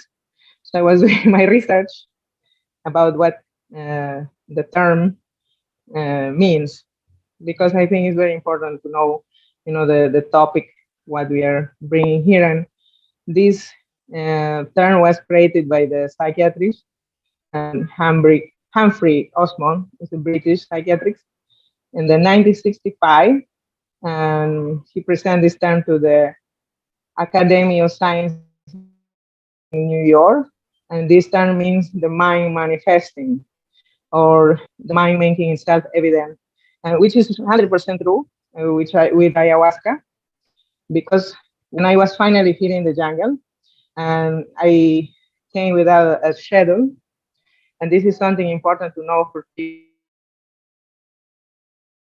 to heal themselves with the sacred plants, that there is not time, there is not schedule that can say that, okay, in 1 year, in 1 week, in 15 days, in 1 weekend, in one ceremony, you're going to be healed.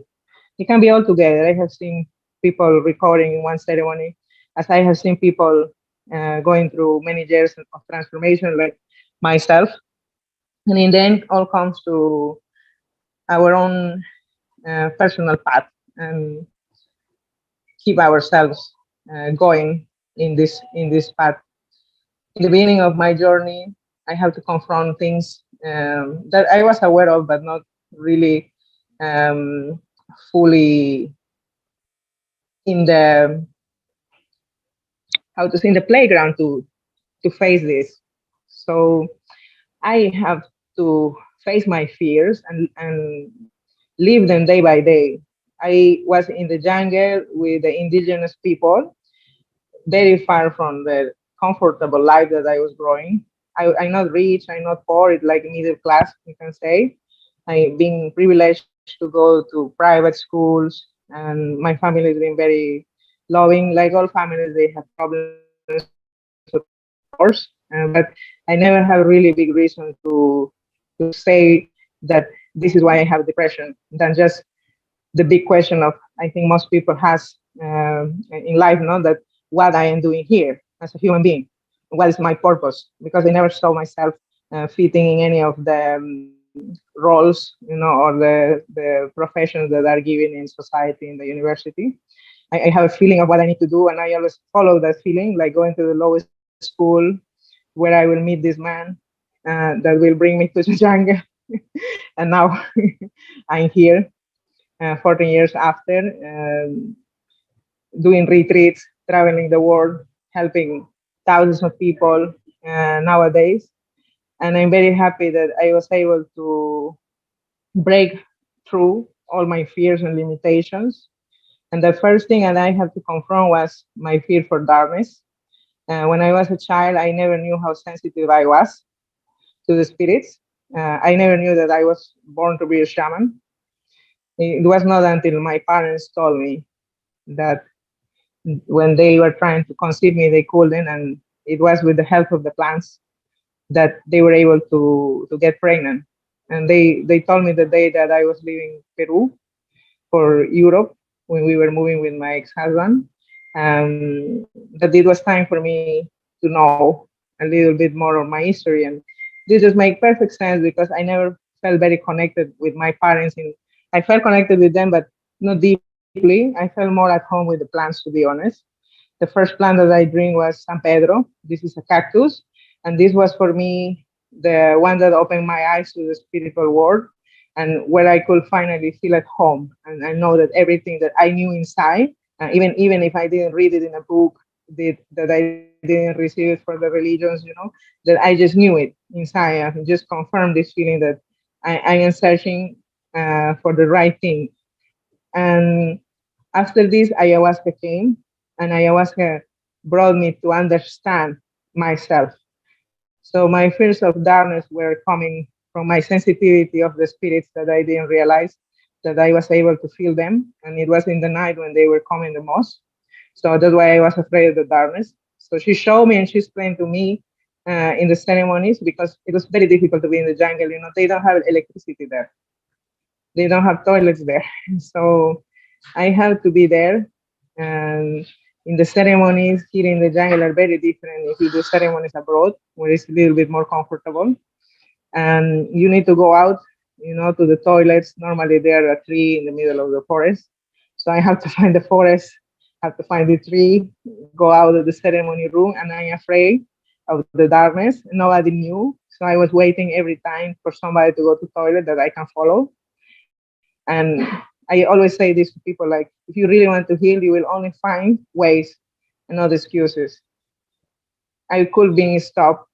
My darkness could stop me. My fear to darkness could stop me to face this stuff, but I choose to find a way. And the way was that, wait somebody to go and I will go. And it took me around 3 months when finally I was able to understand this fear. And when she showed me when I was a baby and I was in a tree and this tree was a wound, and she told me, you need to remember how you felt when you choose to come here, how you felt when you was in your mother womb. The trust needs to come back to you. And it came into my heart, the trust for life. Why did you choose to come here and you choose here to learn? And you need to go back to that feeling. And it took all fear in that moment and brought back the trust for life in general. And then after that, she explained to me that we are all here for a journey and we all came here with a big trust and we need to continue this trust in life. And what I was experiencing as a child when I was alone in the night was the spirits, and she explained to me there are different kinds of spirits that we are interacting with. There are ghosts, there are demons, there are angels, there are fairies, there are gnomes, there are many kinds. And she showed me like the vibrations, how they feel. And then she told me the difference between them and the spirits of the plants. And she told me, now that you know all this stuff, you can know the difference and you can stand in your power. And after that day, I was able to be totally comfortable in the dark. Until that day, I was sleeping with a candle, and nobody knew that I always sleep with the light beside me. And I was 22 years by then. Or, I need to sleep with someone that I can sleep without lights. Otherwise, alone, I cannot. And after that day, I was totally healed. After that day, I was able to walk in the dark without lights. Until this day, I feel comfortable in the dark.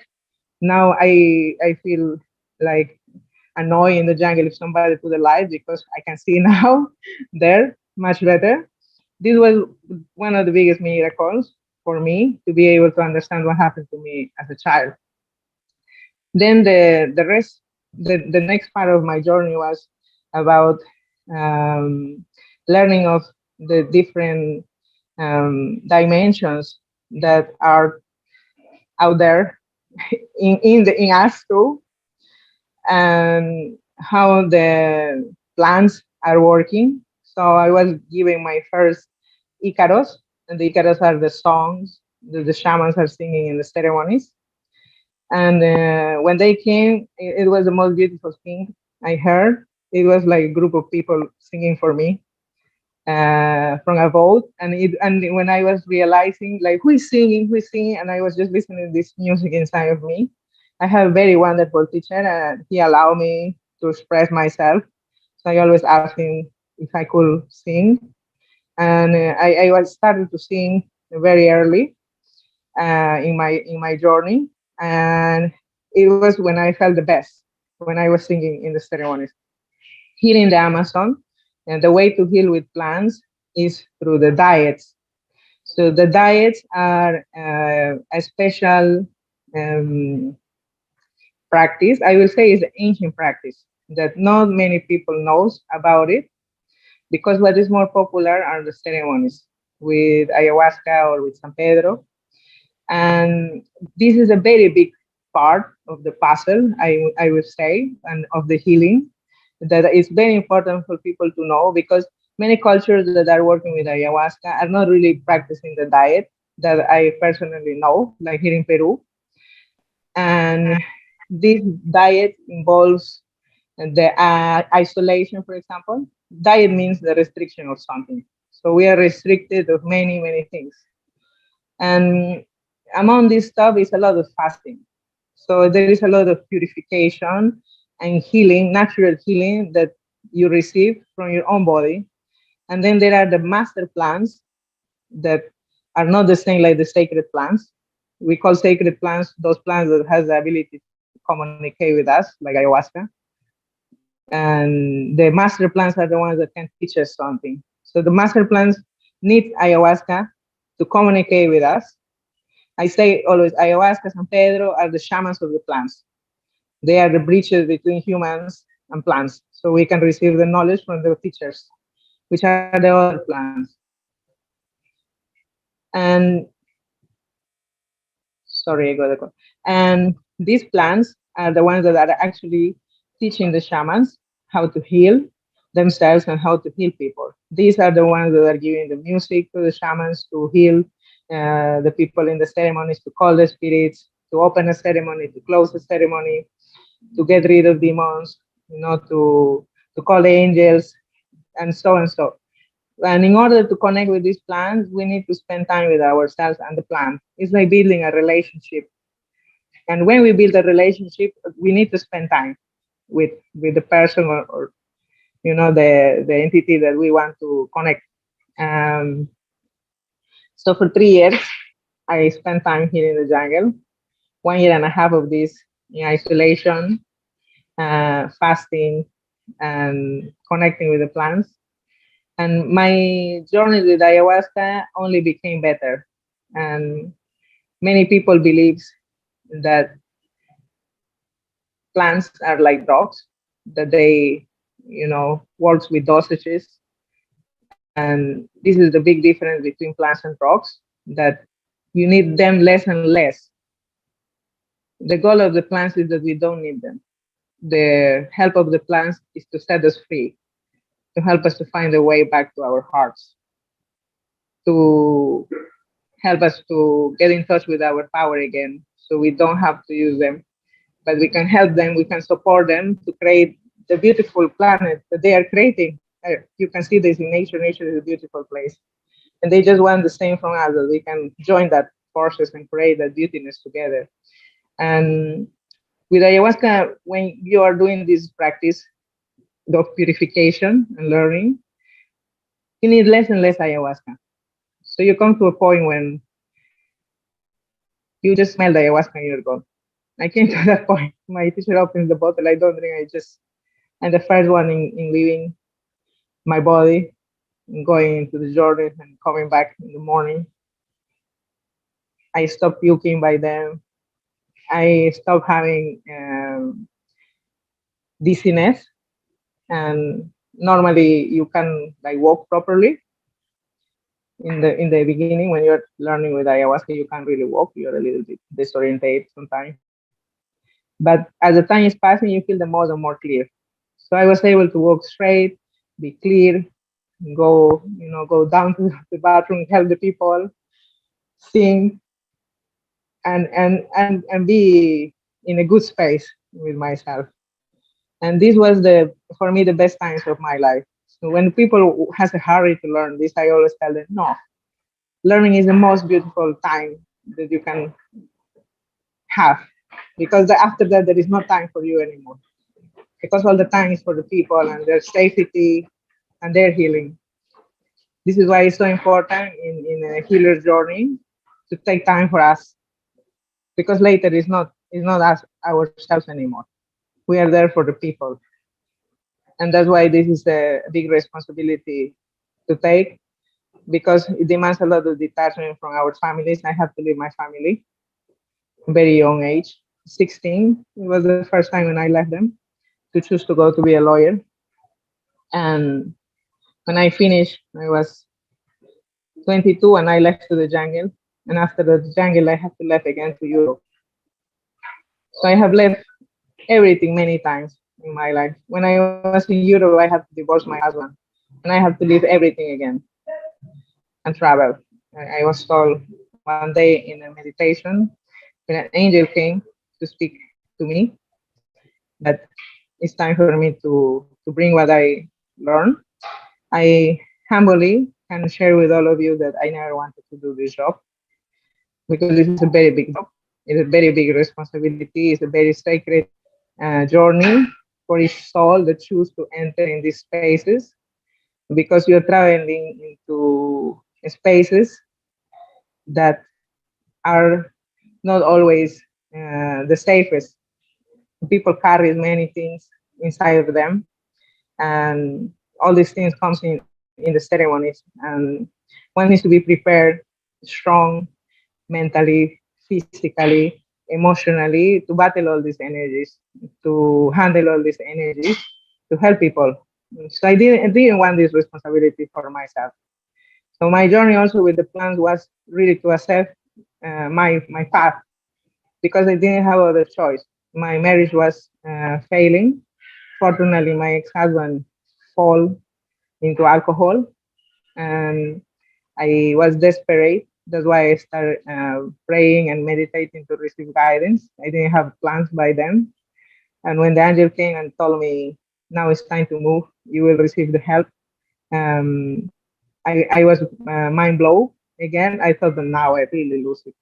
I haven't done ayahuasca for 2 years. I haven't done nothing. And yeah, this is how it's. I'm crazy now. And for my disappointment that I wasn't crazy because I was hoping,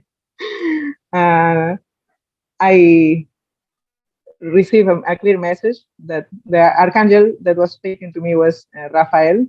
And the day that he was talking was in September, and he told me this day is when I celebrated in this planet. So you can check later to confirm that this is true. So when I finished the whole conversation with him, it was short. I checked, and this was true. And a week after, one person that I heard of that is working with angels, he had me on Facebook from nowhere. And I was praying actually for this person to get in touch, because I wanted to have more clarity. And he told me that he will come back to me to confirm if what I have received is correct. And this is a big organization from the Netherlands. And in that time, I was living in the north of Sweden in the Arctic Circle in Kiruna. And he came some hours later and he told me the information is correct. And don't worry, you have a place where to stay. We are living 3 hours from you. We can take you anytime you need. And everything will be good. So they were the first people that helped me to begin with this path. And after that, this is, now around 11 years ago, when ayahuasca was starting to become more popular. Now you find movies, now there is many Facebook groups, there are books, in all these last 11 years I've been witnessing how it's been escalating.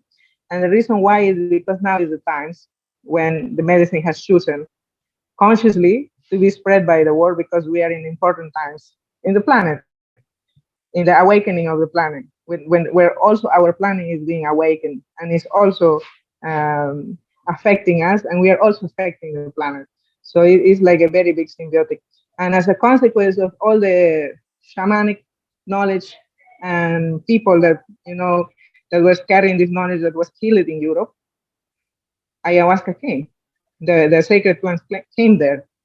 I know there is a little bit of resistance from some shamans in Europe still for our medicine, but this is just natural. This is the law of compensation, that if something is missing, it will be compensated with something else. And when ayahuasca has done the job, the knowledge will come back, because the knowledge cannot be killed, the knowledge cannot be destroyed, the knowledge can only be transformed. And in all these years that we thought the knowledge was gone, it was only sleeping and waiting us. And ayahuasca is one way to unlock this knowledge. Many shamans are coming back to this planet to bring back this to people. And in that time, I remember it was a lot of misinformation and ignorance about the subject, ayahuasca, and how it's used and how it should be taken. People was taking alone the medicine, or people were giving the medicine without training. And it was a very big chaos. And still, I think, a little bit in some parts. So I began a group on Facebook that is called Ayahuasca Shamanism. And I started to share articles there of everything that I was learning, because I thought, like, I can't just get angry, I need to do something. You know, you're part of the problem or you're part of the solution. So I started to share, and those that will listen. Like when I saw the documentary, you know, I was one of those people that saw the documentary, and I'm very, very happy for this documentary. And that's how I got to know ayahuasca. And after this, first encounter with the angel, is being 11 years that I'm traveling, I'm on the road. In, like I say, more than 25 countries. I began my journey working with very small groups. I was exchanging house in order to stay for me to be able to travel. I choose to not come back to Peru because of this big mission that I was given to travel around. And the only thing they told me, that trust, everything will be good. This is the only thing you need to have is faith and trust. And I really wish that I would really have to listen to that. Now I have a very big faith after everything that I have been going through, and after everything that the Spirit has given me. I've never been alone in this journey. It hasn't been easy, but I think a big part of why is because I didn't have enough trust and faith in what they told me. And now I know, and now I have changed this part. And this is also part of my message for everybody, that having faith is very important in our journeys, because this is the biggest ingredient, I think, for our healing. This is the biggest ingredient for us to create anything we want in our life. This is the battery, the energy for our dreams, for everything that we want to do in life. So I began doing ceremonies with 4 people, and according of what my confidence was giving me, and what I felt capable to do, also because I always been respectful of doing this work. And nowadays, I can hold groups of 25 people. I don't do it alone. I have a very good team, of course. But to come to this point, now I'm bringing people to the Amazon. I'm here now in Iquitos, bringing people from Europe to the local teachers. I'm supporting the local shamans here in Peru, so that their knowledge can continue spreading, and supporting the shamans that have centers, that they can also have a place, because now it has become a very big business here in Iquitos. More or less, there are more than 200 centers here. Most of these centers are owned by foreigners, and there's nothing wrong with this, of course. It's good to have, but the thing is that from all these years that I have been gone from here, Iquitos, I'm now here, this city only has become worse. It's more dirty. There are more crazy people around. So it's a little bit of a pity to see how in one part it has grown, but how the benefits of this, I can say, economical boom in this area is not being seen in the people's life that is living here. So this is something that I want to bring awareness also to the community, that we need to give back to our communities.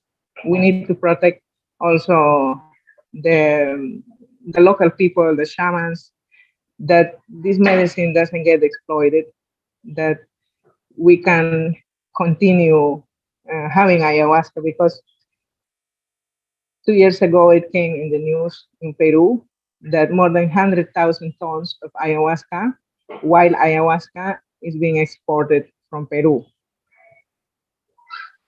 And who is replanting this medicine? This is a sacred medicine.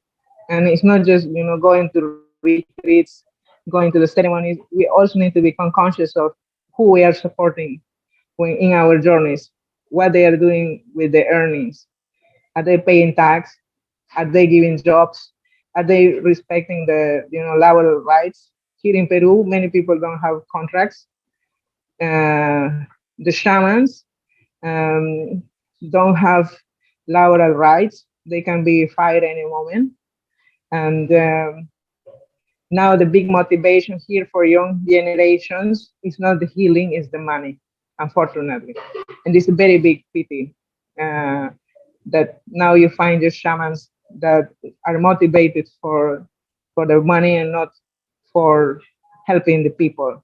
And I think that we are all part of this, that we are all contributing to this in a bigger or smaller scale. And the part of the consciousness that ayahuasca is bringing into us, I think it also involves to become more conscious, of these small details. Who I'm going to do this with. 1 second, my baby system.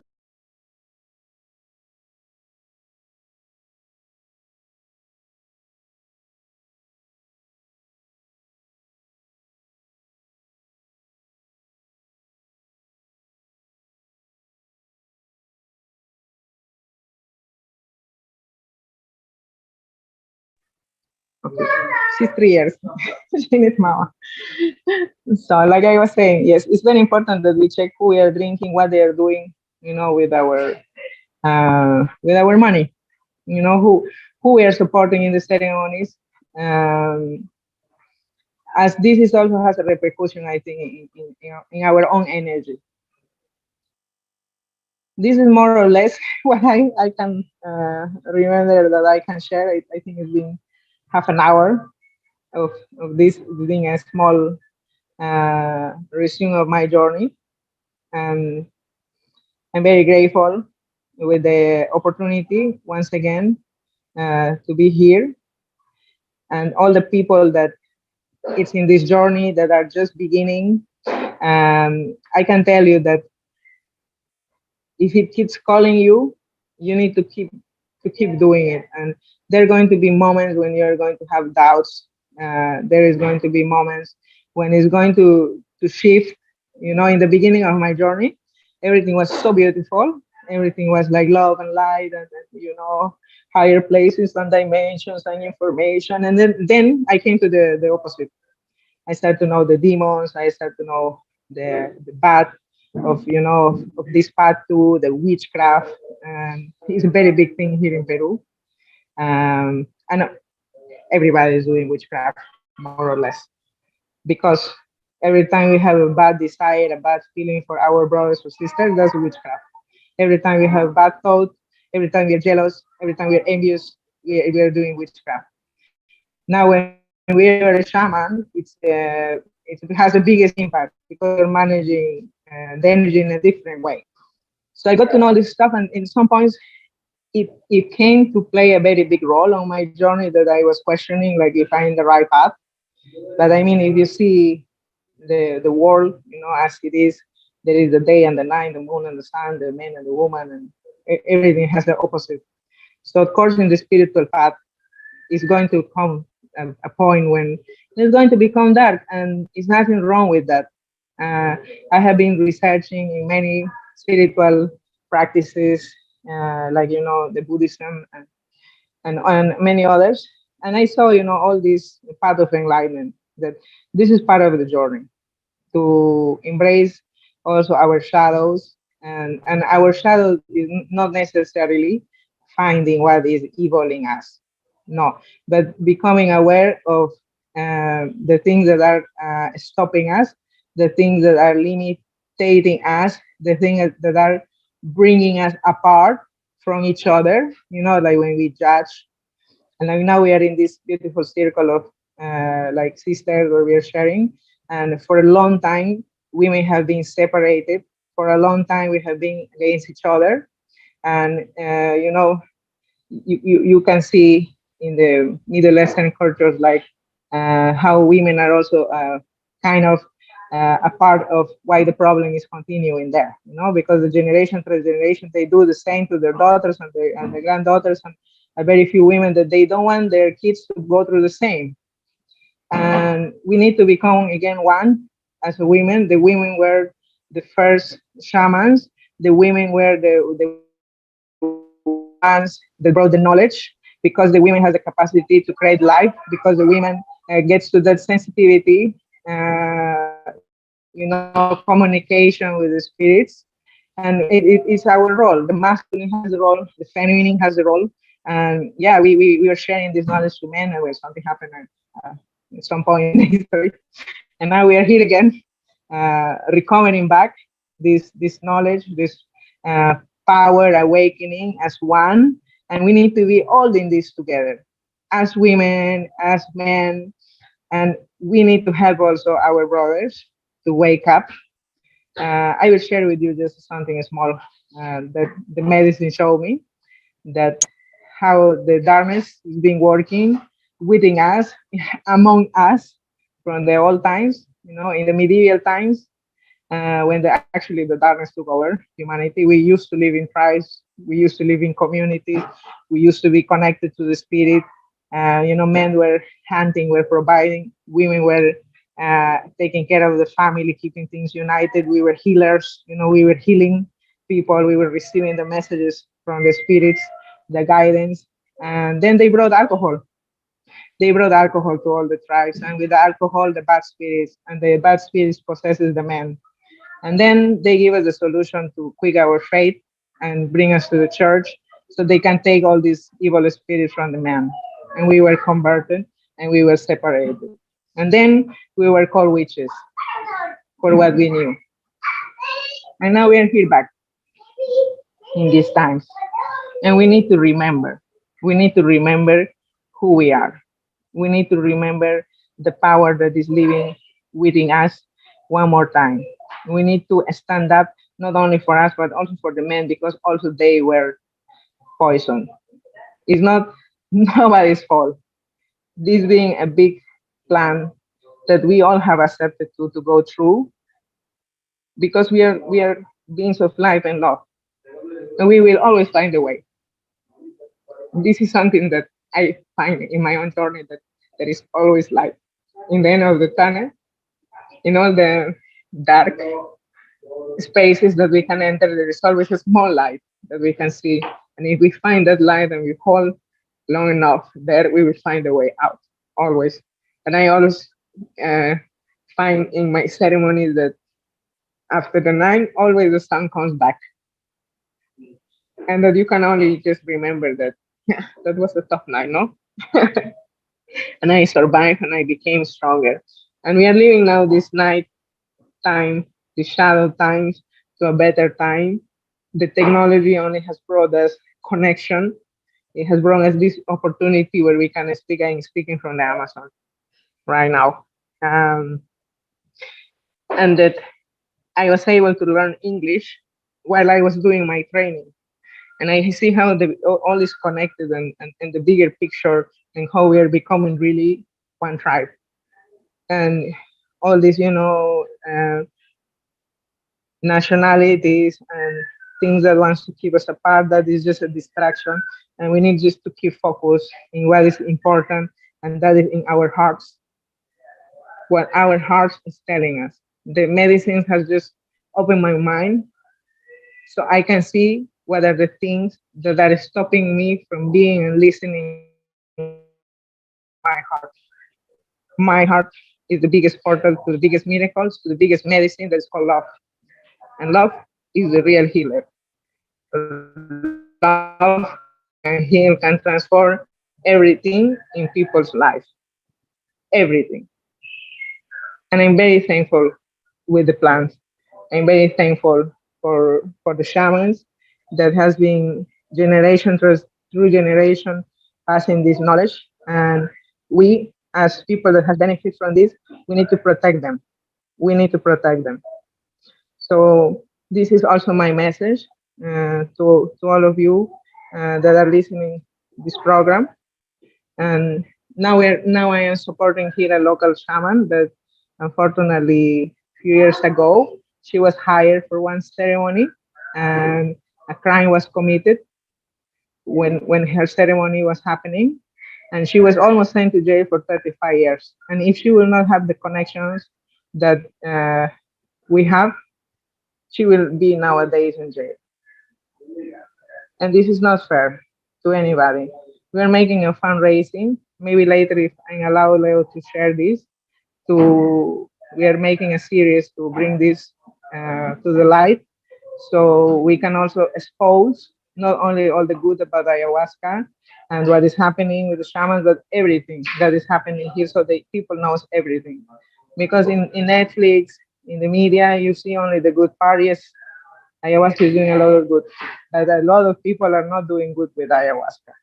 And we need to know all these things. So thank you so much for your time, for listening. And I don't know if you have any questions, if I'm allowed. I have like 3 questions. Do you want them like one at a time, or could I just say them all at once? Yes, all at once, I think. All at once is okay? Yes. Okay. So my question was, I had worked with a medicine man in Mexico, and he was very strongly of the opinion that that Western folks, like in the North Americas, had developed, their body had developed with mushrooms over many generations. And he felt that ayahuasca was not actually a medicine that like these Western Northern bodies really had the capacity to work with, because it wasn't part of kind of their, I don't know, epigenetic memories. They had not developed or evolved with it. So I was curious, that was my first question, was whether or not you believe maybe some people, some plant medicines fit some people maybe better than others. My other question was, you had mentioned like spirits and demons and things like that. I lived with a medicine man in Belize in my 20s in the bush for 4 months, and what I learned from that experience was there was just a lot of talk about demons in a very like conscious way, like demons are alive and that people can have them attached to them, and that they have malicious intent and things like that. And sometimes when I talk to some folks maybe who have a different mindset, maybe they're in the United States or whatever, and you use the word demon, it can be very charged, and people think you're being kind of woo-woo or something. And I'm just wondering, you know, if you've had experiences where you're like fighting a demon, or if it takes energy out of you to work with someone who maybe has like a demonic possession. And then I'm a little bit sleep deprived, so I think I forgot my third question, so I'll stop there. Okay, thank you, Leo, for your question. Very interesting question. I have tried mushrooms, so I can speak about mushrooms. For me, the experience with mushrooms, San Pedro, and ayahuasca, I can say they are all for the same purpose. It's just different tools. You know, the main purpose has been to have a highest connection and a highest view of things that I couldn't access.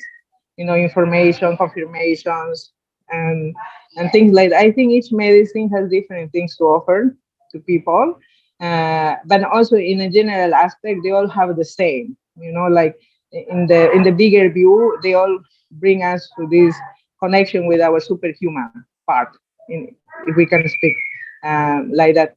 What I see the problems with Western people in general is the lack of sensitivity, because of many factors, One is the physical aspect, that many people is contaminated with food. Their bodies are poisoned. And that's why ayahuasca can sometimes be felt. That people don't feel the ayahuasca, they don't connect as deep because they need the cleaning first. That's why here in the Amazon, like the diet is the most important part of drinking ayahuasca, because you get to clean your energy, you get to clean your body, and then like that, ayahuasca will work much better. I encounter many people that some of them, they don't connect with the medicine, and it's because of this. I can say in general terms that it's not like ayahuasca is not for certain people. I would say in general, sacred plants are not for everybody, for 100% sure, because some people has tendency to have mental problems, with them. And I can see the people that now with all the experience, I can see which people shouldn't do plants. It's not for everybody. And this goes also for mushrooms. Mushrooms, samper, any kind of like psychedelic, if the person is not mentally stable, if the person is not also physical readily, medically, if he doesn't have the medical conditions, if he's taking antidepressants, if he has heart problems, liver problems, kidneys condition, if they have an aneurysm, all these things first needs to be addressed before they can go into an experience, but I don't think that this has something to do with the epigenetics, more of the sensitivity of the people, and if these medicines in general are compatible, with the medical conditions of a person. And about your second question, about these entities, yes, in the beginning I thought, because I grew up also in not a religious family, but I went to many religious schools. I've been Catholic, I've been in the Adventist, my family, mother's side, evangelic, I've been studying with the Mormons, I've been everywhere, finding the answers. And, these demons is something you read in the Bible. And in the beginning of my journey, like I say, it was all nice and beautiful. When I started to work with people, this is when I started to encounter this. When I was supporting the shamans and leading the ceremonies. And yes, I saw that some people, they can carry entities. Now there are different reasons why, Normally the entities that are obvious, like in the movies, this because they come by mistake. Most of them are hiding, most of them because they want to be there and they are not showing up. So when you do plans, you enter in these astral realms where they are living, and then you can see them more clearly. Yes, it takes it takes some work to get rid of them, and I have classified them with different levels of consciousness. There are some that are more parasitic, like the dogs when they have fleas, they are just taking energies. They are much easier to take. They are more with more bigger agendas when like people, especially people that has an angelic mission to help other people that has chosen to come here to help other people, they're the biggest targets of the demons, especially they are brought to drink alcohol, they are bring to go drugs, to lose the, to go totally to the darkness. This is what I have seen, like many guys that I see with the potential and women to be healers, that they have demons. And I recommend all the people not to drink alcohol. When you start this path and when you have a gift, the alcohol is the one. This is how I said before, how they brought the demons, into our space, because they were not in our space until then. The alcohol lowers our vibration. And yeah, you know all this stuff. The ayahuasca is one way to see them, but is the power of plants and also the love that it helps, the power of the shaman too, to get rid of these entities. Like when I find people with demons, sometimes I can feel them immediately. I normally don't have emotions for people, but when I encounter people that has demon, I immediately feel angry for no reason, and I know there is a demon there that is trying to triggering something on me, that I will reject that person, that I will not have the, but I already know all the tricks. So I speak with the people And sometimes people is ready to get rid of their demons. Some people is comfortable with their demons too, you know. So I also have learned not to bother and just to help those that really needs the help and wants the help, and will do something with that, and not become Jesus Christ, you know. Not that Jesus did something wrong, but we are here to you know to save those that we can and those that we cannot, unfortunately. I think it's fascinating, like super, super profound and deep for me to have you say that the demons come for those light workers, you know. I find that so profound.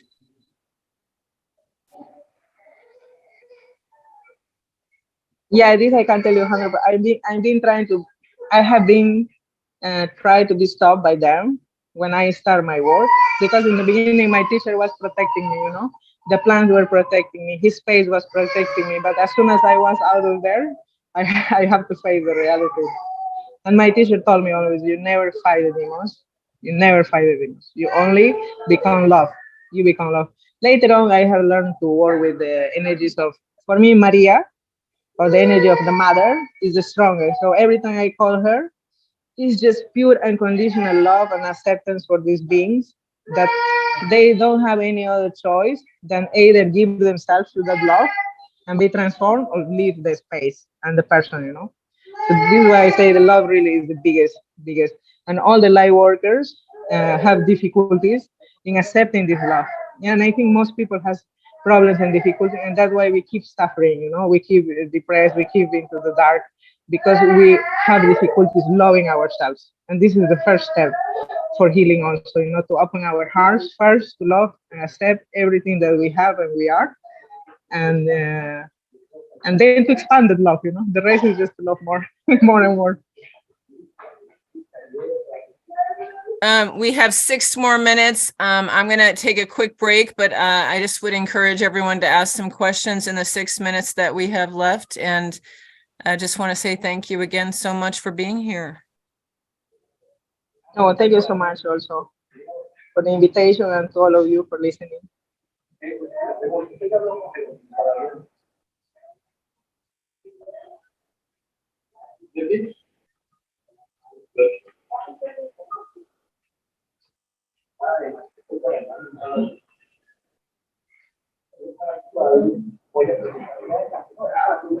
Oh, I see some comments. I will share the link for the fundraising, and you can read also the background of the history.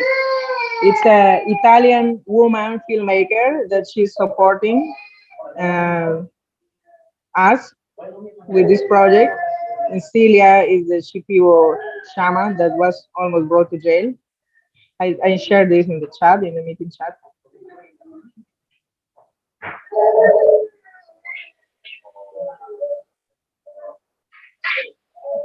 Yes, somebody was asking also, I'm also curious how you protect yourself from energy of other people you work with. This is a very good question, because many times I have been overwhelmed and affected by the energies. And when you're a healer, that you are working exclusively as a healer, like I'm doing ceremonies every month, for example. In the beginning, when I was young and more crazy, I was doing like retreats every weekend. Now I learned the lesson. So now I do 1-2 retreats a month. And then I take 2 weeks off to recover my energy, to clean my energy. In the Amazon, when you work with plants, because you're entering in different, you know, astral places, you can say energetical places, we do the diets, because the diets is the way how we build the relationships with the spirits of the plants. And it's the spirits of the plants, the ones that are protecting our energy, the ones that are doing the healing. So we don't have to use our own energy. Because I know many healers that are using their energies, and then later they get cancer, and they also don't take care of their bodies, so they get illnesses, you know, because the energies also target the weak points in the bodies, and then they make the disease that is already there to, you know, to develop more. That's why the diet also in Peru, one big part is to heal the physical body. You know, that the body has the opportunity to heal itself. And here in Peru, we have different ways in the energy. The Shipibos has a special technique that is called it's like kind of temazcal, what they do with the different plants. They boil them, and then you need to go in like in a sauna, and you're sweating, and this is one way. Then there is the purges, which is plants that makes you vomit, that makes you puke. And these plants are also good for get rid of addictions, clear, the heads of an emotions, clear energies. We have tobacco purge. We have more softer purges with other plants. I don't remember now the names of all these plants. Yeah, Rosa Sisa, for example, is another one. Then we have also the egg cleansing. This is a technique that is very known. You can find on YouTube, egg cleansing. This is a raw egg that is rolled on the body. And the egg shape is made to receive the life force energy. So when it hasn't received the life force from the chicken, it still is a container. So you can transfer the energy from your body to there. So that's why this is a very popular technique. And then you have tobacco that you can also use to blow, not the cigarettes, the pure tobacco. You need to put a prayer and you clear. There is sage, there is also with salt. Sometimes I use Himalayan salt or pink salt or sea salt, a spoon in a glass of water, and I drink. And normally I will puke if I have some energy that is not good in me. Fasting is also very good, helping 3 days of fasting, but that means that you're not seeing other people, that you're alone. You're doing things that are making your vibration higher, like meditating and drinking just pure water, praying to your water. Yeah, not fighting, of course. The best is being alone because you can recover your energy. When you're a healer, you are more sensitive to absorb people's energy easily. So it's very important for healers to have their own time.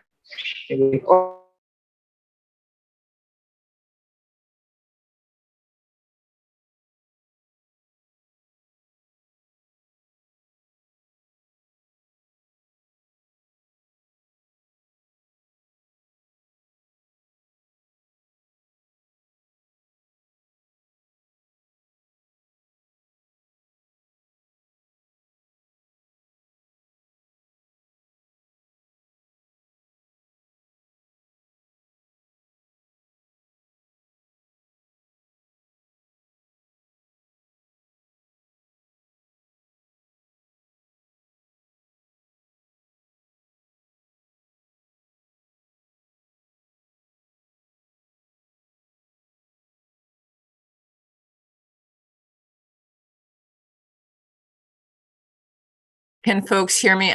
We're on the last hour of our 24 hours. And I want to say thank you to everyone, but I think we're ready for our last moderator. Great. Can you hear me? I can hear you. Okay, fantastic.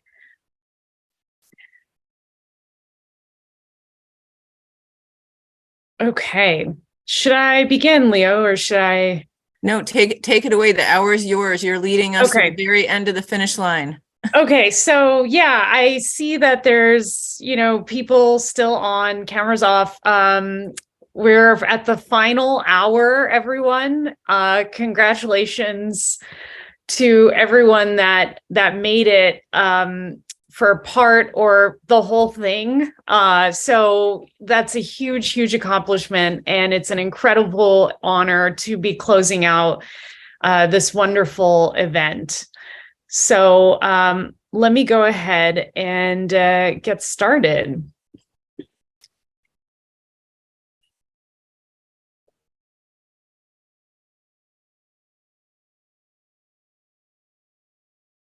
So before I begin, I just want to take a minute to acknowledge where I am giving this talk from. I am Kashmiri Pandit, which comes from North India, and my people are a displaced people, and I am physically residing in the Bay Area where I give this talk today.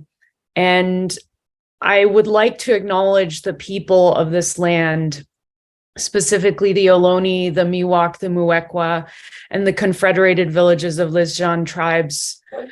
I'm here to acknowledge that I am on your land, and I would also like to apologize for my intrusion.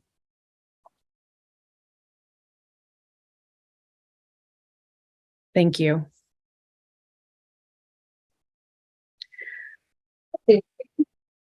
So how do you put all your stuff on one slide about yourself?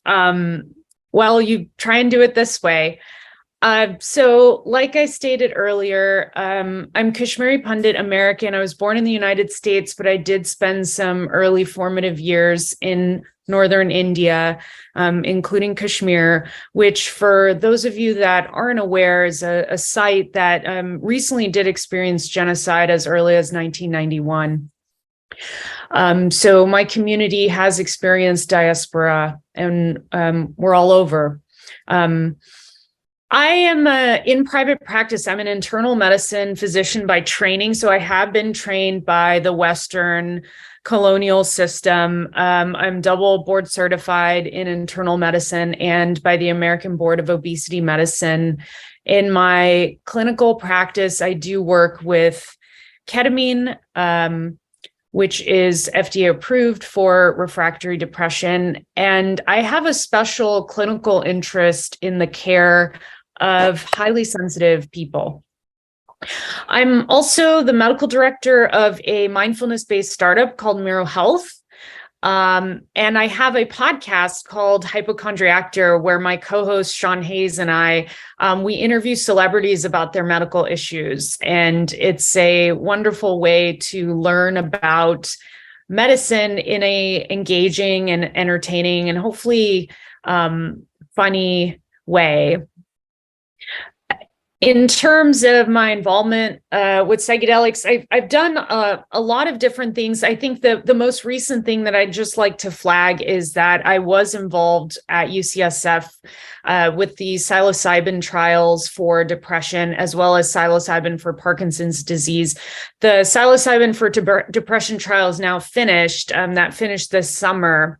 And it was really an interesting study to be a part of. This is the USONA trial, which is a national trial.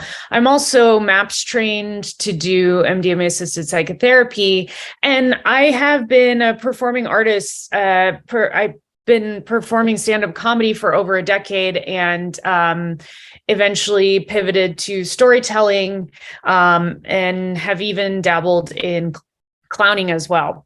So I think I really embody the true healing arts, if you will. Okay, so my story begins this summer, not my psychedelic story, but just the story that I'd like to share today, because I finished my involvement with UCSF working on the psilocybin trials around June of this year. And after I was done with the trip, or with the lab research, I decided to take a trip to Egypt, which was a country that I had wanted to visit for a very, very long time. And so this is me at the Temple of Philae. It's in a town called Philae in the Aswan area. It's a little over 800 kilometers south of Cairo. This temple is devoted to a couple of different ancient Egyptian gods, Isis, who's the goddess of healing and magic, and then the gods Horus and Osiris are also worshipped here. And as soon as I walked into this temple, I kind of had to do a double take, because I saw these pillar structures and they reminded me a lot of mushrooms, and they were everywhere. And I couldn't tell, like, is this because I've just been working on these research trials and I've been thinking about mushrooms and talking about mushrooms? But as you can tell by these photos, they were all over. I couldn't see anything but these mushrooms. So I thought to myself, well, is there any connection between mushrooms and perhaps these gods that were worshipped in ancient Egypt? The god of the dead, the god of rebirth, the god of the sky, the god of healing and magic. I mean, these are all themes that we are familiar with. So being a good scientist, I went to the literature and I was able to find one published journal article exploring Egyptian religion from a ethnopharmacologic perspective. And this gentleman, Stephen Berlant, he goes so far to say that the crown that the pharaohs wore was symbolic of the psilocybin mushroom. And the traditional ancient Egyptian triple crown, also known as hem, was actually also a cluster of mushrooms. And this is an actual photo from the temple. You can see the triple crown and the similarities to the psilocybin mushrooms.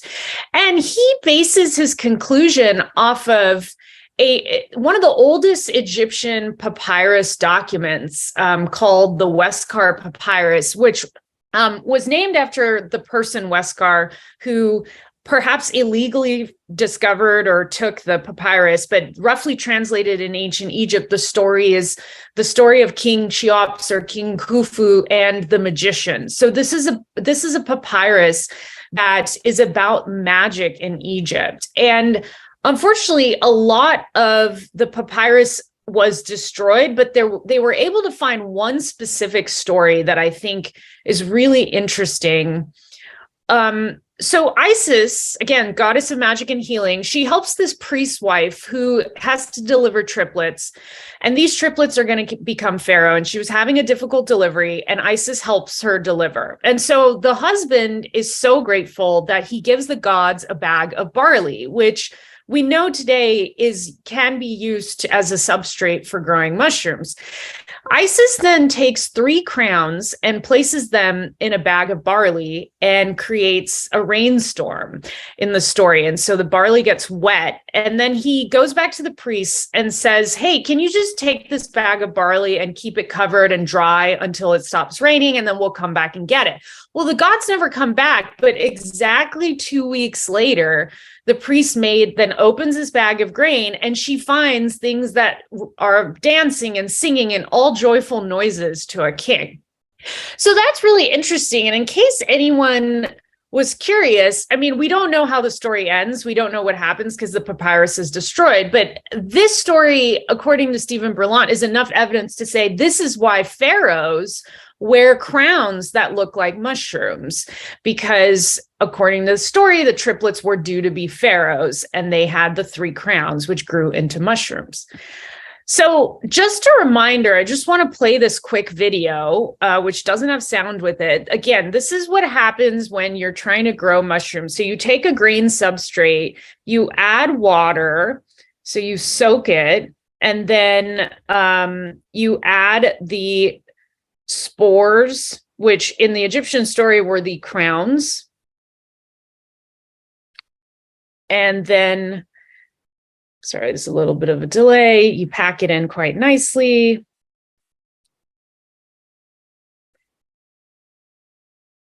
And imagine if this were a bag, a well-sealed bag of grain, and then you just let it sit. And as you can see, mushrooms grow very quickly and easily. And this time lapse goes out. And in the story, it's exactly 2 weeks later that the maid opens the bag to find the mushrooms.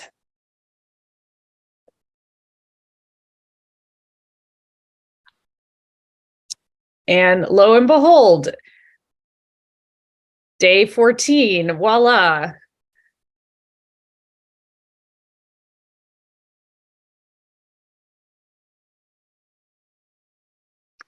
So a little over 2 weeks later, and we have a nice mushroom that's ready to harvest. So interesting story for sure. So this is another temple in Egypt called Dendera. It's honoring the goddess Hathor, which is the goddess of femininity, sexuality, and beauty. And in this image, the offering is being made to the goddess. And as you can clearly see, there's a bowl here of mushrooms which are being offered. So, and my friends, this dates back as far as possibly 2500 BC. So this is very, very old. We're talking about here. So, I didn't get a chance to visit this part of Egypt, but I certainly will be going back at some point. So we know Mount Sinai is also in Egypt, and this is believed to be the purported place where Moses had a conversation with God and received the 10 Commandments.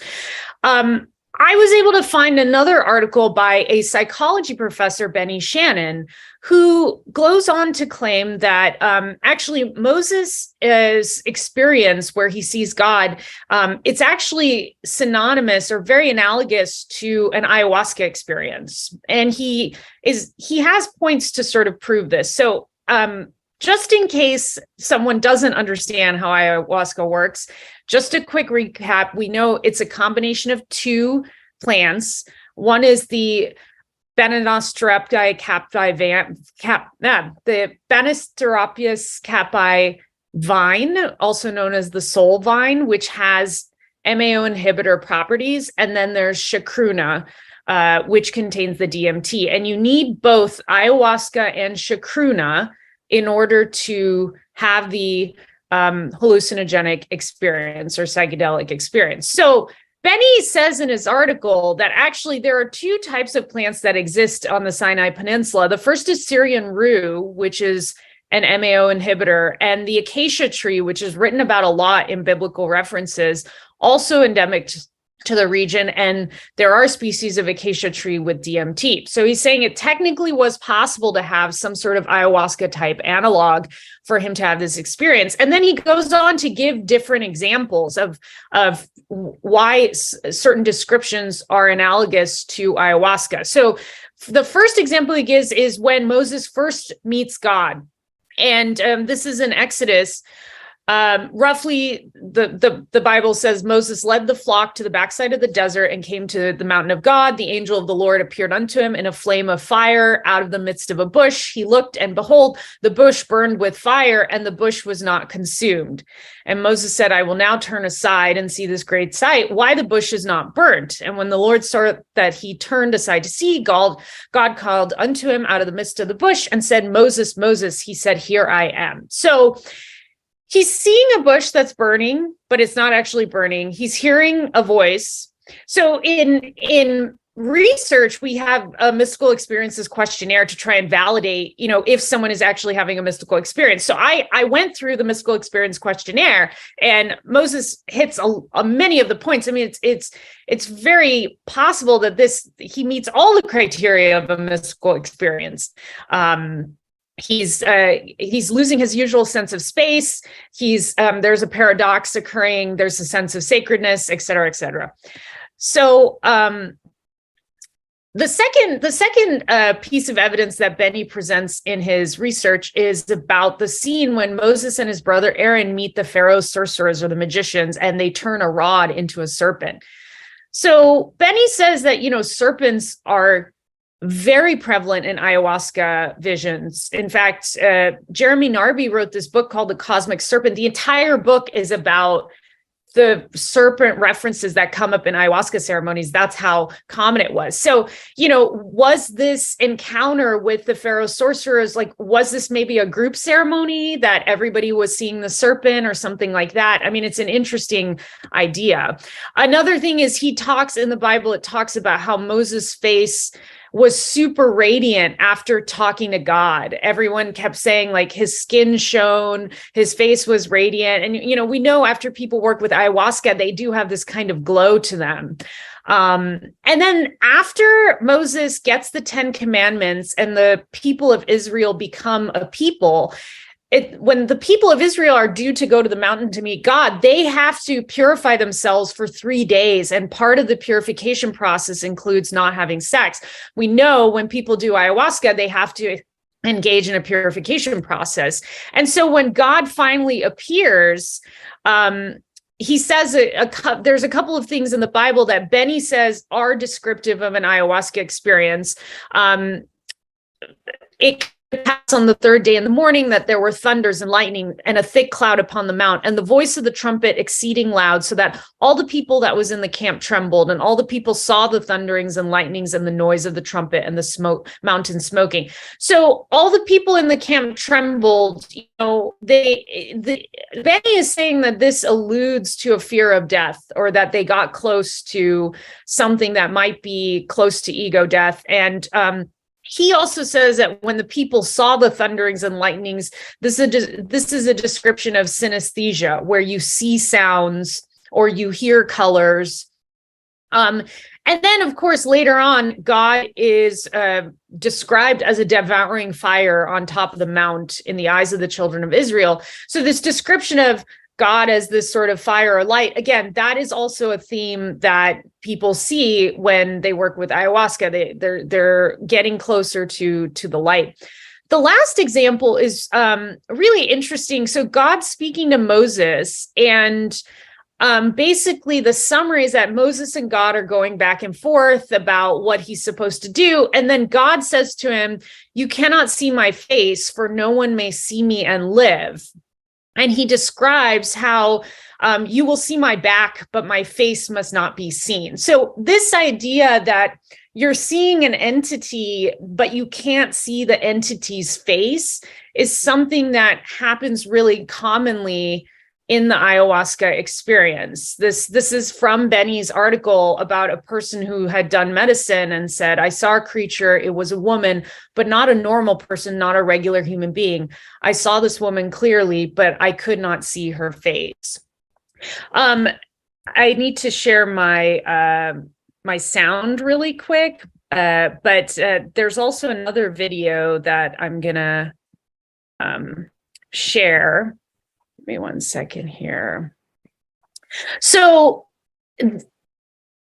seeing a person without a face, if anyone doesn't have any personal experience with this, or if someone doesn't know what I'm talking about, there was actually an episode of The Simpsons that really described this phenomenon really well. It's when Homer eats a pepper that is so hot that he develops hallucinations. And this is one of the scenes from that episode that describes the person without a face. Climb that, huh? Can you hear that? Problemo. Oh! This is because I kicked you, isn't it?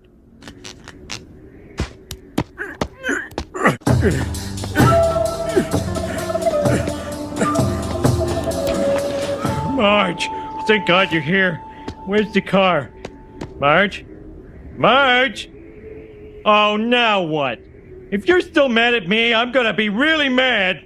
Come on, Marge. Will you fight fair? I never do this to you. Talk to me!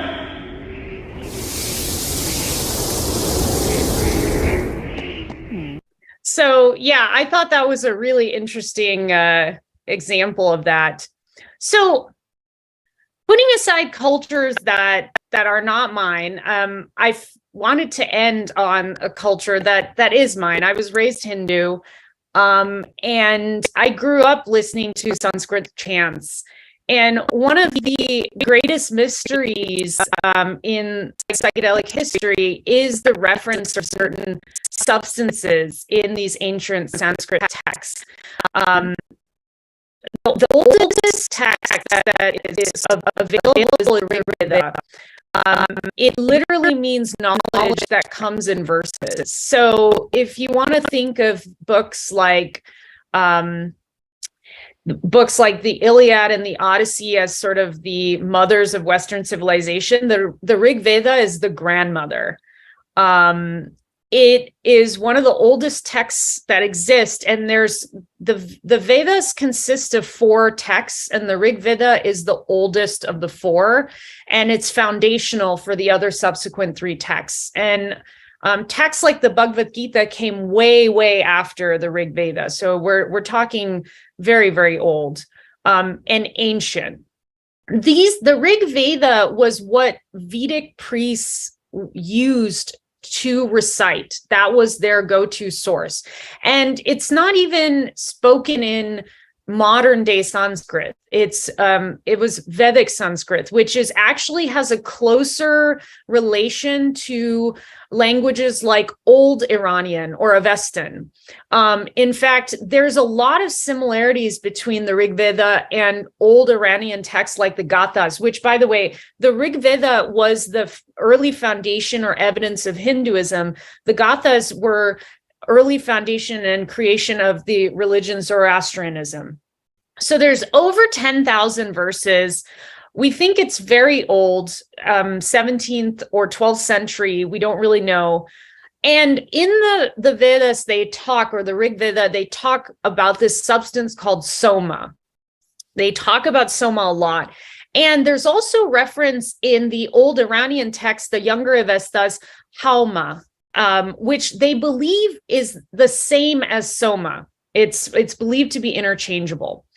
So what is soma? So soma literally translates to that which is pressed. And in the Rig Veda, the line between soma being a god that is worshipped and soma being a substance that is part of a ritual and offering, soma plays both roles, but the boundary between those two is really unclear. And it's been the source of debate for a very long time. What is clear is that the soma is offered as a juice, and it's the chief offering in the most important rituals in the Rig Veda. And again, in the Younger Avesta, which is an old Iranian text, it's offered also as a drink as hauma. And when describing what soma does, according to the Vedas, it affects both humans and gods, and it seems to have kind of like an upper effect, like it exhilarates, it elates, and it's called amrita, which is roughly translated to the immortal, meaning that when you drink it, it confers immortality. So there's a lot of theories about what exactly is soma, and I'm going to go through some of the different theories. We know, first of all, based off of the text, that soma is definitely a plant that has stems. It's brown, tawny brown, or golden in color. Based off of what the Rig Veda says, that the way it works is you soak it in water and then it swells up and then it's beaten to get the juice out of it. And then you strain it so you get all the impurities out. And it apparently has a bitter taste. So you have to add milk to cut that bitter taste. And time again, after people drink it, they said they feel elated, energized, wakeful, inspired. The gods can accomplish a lot of challenging tasks. They can defeat enemies. So the first theory is that soma is a plant called ephedra, which is actually used today in Zoroastrian rituals. The evidence for ephedra being soma is that they actually found traces of ephedra in this ancient archaeological complex called the Bactria Margiana Archaeological Complex, or the BMAC. To be clear, the BMAC is basically where modern day Turkmenistan is today, and it's believed to be the archaeologic evidence of the Bronze Age of civilization. And they did find traces of ephedra. The thing that doesn't completely seem clear with ephedra being soma is that the Rig Veda talks about soma in a way that it gives you visions, and it's described sort of like a hallucinogenic experience. And ephedra, just to be clear, it's a stimulant, but it's not a hallucinogen. So ephedra, we don't know. Theory number two is like probably the most popular theory, is that soma is the Amanita muscaria mushroom. And Gordon Watson wrote this book, Divine Mushroom Immortality, where he basically, the entire book is him trying to prove this point. And he has a lot of references. It's a really interesting book. He bases this on this theory that in the Rig Vedas, they talk about preparing the soma with grain and liquid, and we know you can use grains to grow mushrooms. He says that, well, you can drink the mushrooms. The Vedas talk about how soma grew in the mountains, so he's saying, well, mushrooms can grow in the mountains, so therefore it's that. The reason this theory isn't as popular now is because the Vedas basically say very clearly that soma involves drinking the juice of the plant as opposed to eating the plant itself. And so, you don't really make, you don't necessarily need to make mushroom juice versus just eating the mushrooms themselves. And then there's another reference in the Vedas where basically the ritual involves pounding the stalks of the soma plant. And so some people argue that, like, well, you don't need to pound the stalks of the mushroom plant. Mushrooms don't really have stalks. So there's some debate that this isn't really clear. Then the third theory is that it's Syrian rue, which actually Benny mentioned in the article around Mount Sinai. And this is based more because it shows up, or it seems more consistent in the old Iranian texts. For example, this is a text from the Homyast, and it's a description of Hauma. And then Zarathustra said, reverence to Hauma. Hauma is good. Hauma is well-formed, well-created, established as good and holy, and then described as golden with bending sprouts. That is the best for one drinking and on the best path for the soul. So golden with bending sprouts. I have a picture of Syrian rue here. It looks golden. The sprouts look bendy. Syrian rue can be taken on its own. And if you take it on its own, it can induce like a dream state. So the issue with this theory is that soma is described as giving a sense of exhilaration and elation. It certainly is described as an upper. So Syrian rue wouldn't exactly fit that picture. Then the final theory is that actually it's not one plant, it's a lot of plants. And Matthew Clark talks about this in his book, The Tawny One. Like, his whole theory is that the only way to explain all the conflicting evidence is that multiple plants were used. So it was like an analog to ayahuasca. It wasn't exactly ayahuasca. So what would be the evidence for that? That we need multiple elements to make that work. Can someone please mute themselves if they're not muted? So you need MAO inhibitor and DMT together. So Syrian rue is a MAO inhibitor. And then there's a reference to akusa grass, which is used throughout the Vedic rituals. And that possibly may have DMT. So it's possible just to be clear, kusa grass in Buddhist texts, the Buddha talks about how the Buddha was to sit on a seat of kusa grass in order to attain enlightenment. So you wonder if that has a connection with what we're talking about here. The only issue with this theory is that there's not really direct evidence in the Rig Vedas that multiple plants were used. So very sort of theoretical. Now, the Rig Vedas are meant to be heard. We can wax philosophical about them, but I wanted to let you all hear what it sounds like to have the one verse of the Vedas chanted. And this is specifically a verse that represents or that talks about soma. So please, I hope you can enjoy and appreciate this.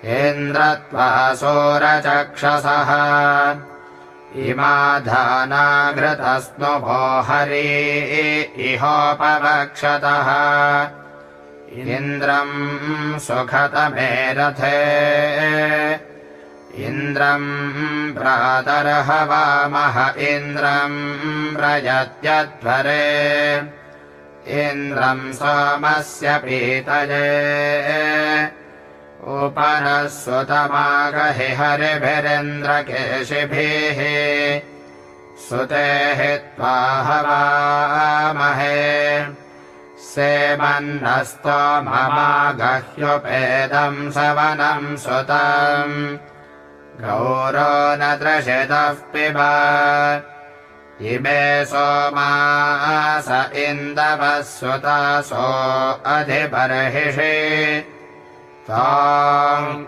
इन्द्रसहसे पिब अजन्ते स्तोमो अग्रिजो हृदि स्पृगस्तु शन्तमः अथा सोमं सुतं पिब विश्वमित्सवनं सुतमिन्द्रो मदाय गच्छति वृत्रः सोमपीतये सेमन्नः काममापृढगोभिरश्वैः शतक्रतो स्तवामत्वा स्वाध्याः.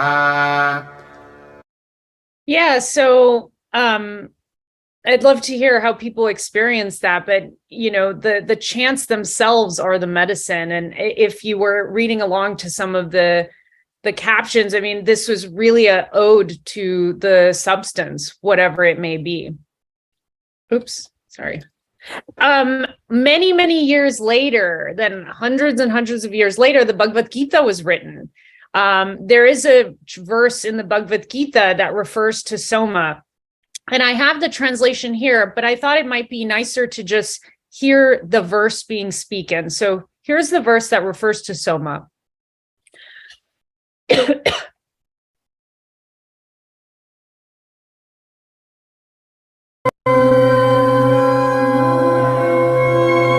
Traividyamam somapah putapapa Yajñairištva svargatim prarthayante te punyamasadya surendralokam ashnanti divyan divi deva bhogam. So, yeah, Soma's identity is still one of the greatest mysteries that we haven't solved yet in the study of religion.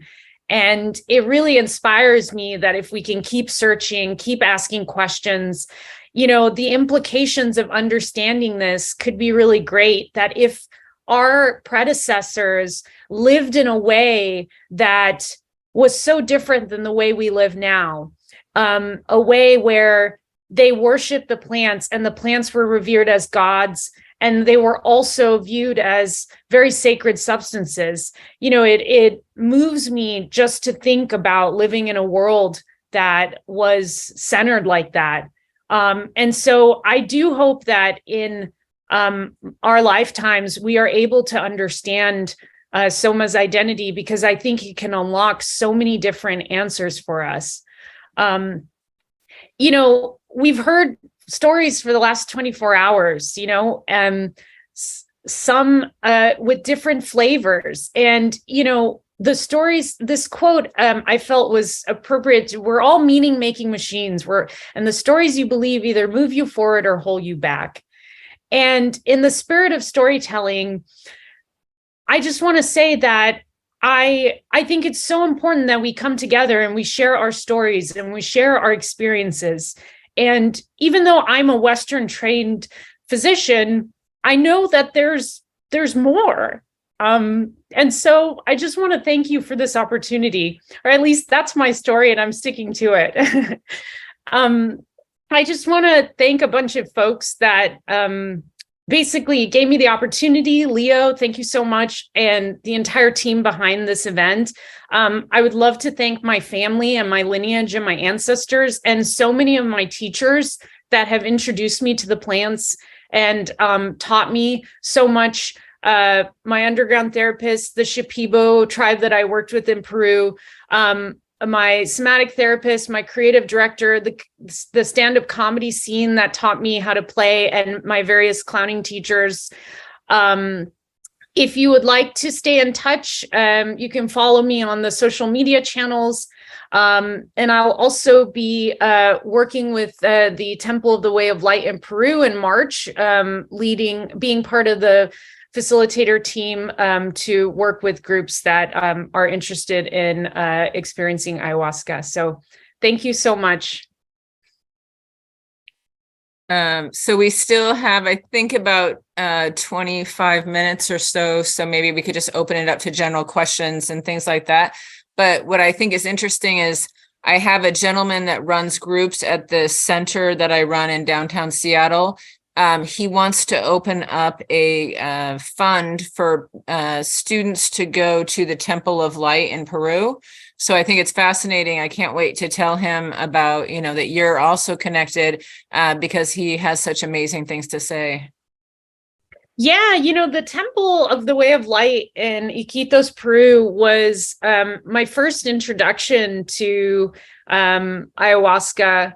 And I was part of the group in 2019 that was with Gabor Mate. I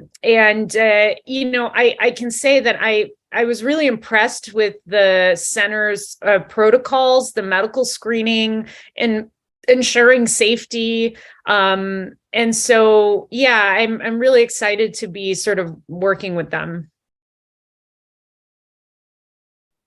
So let's open it up to some questions and thoughts for this beautiful last 20 minutes or so that we have together.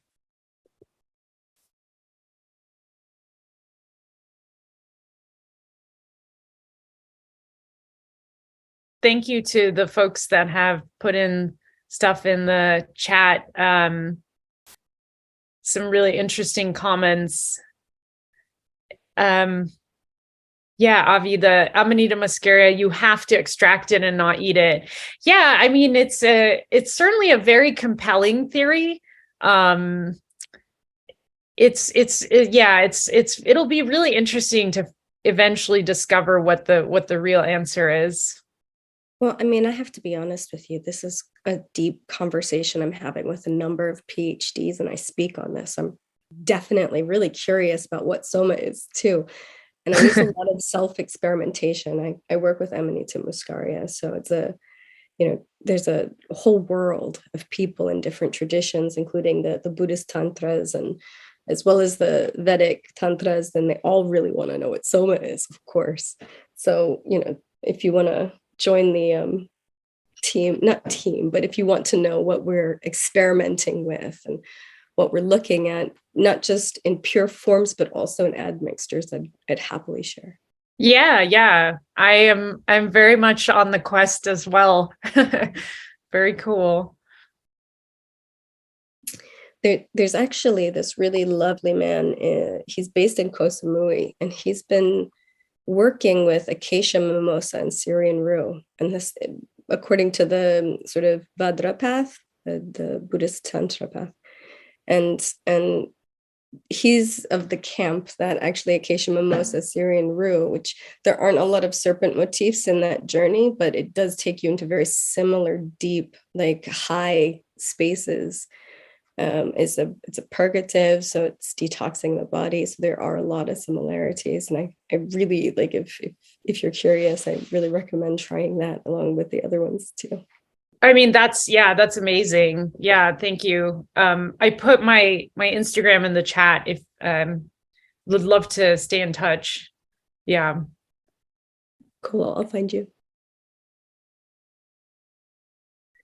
I'm curious, do you have any thoughts on women in the field in terms of entrepreneur work or maybe double standards for women that are in the medical profession or the scientific profession who are going into these kind of esoteric places, if you will, that I think we have this culture of kind of casting people as witches and dismissing them.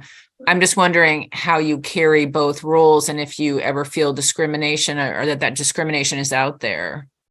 Yeah, I love that question. There is a bit of being sort of closeted.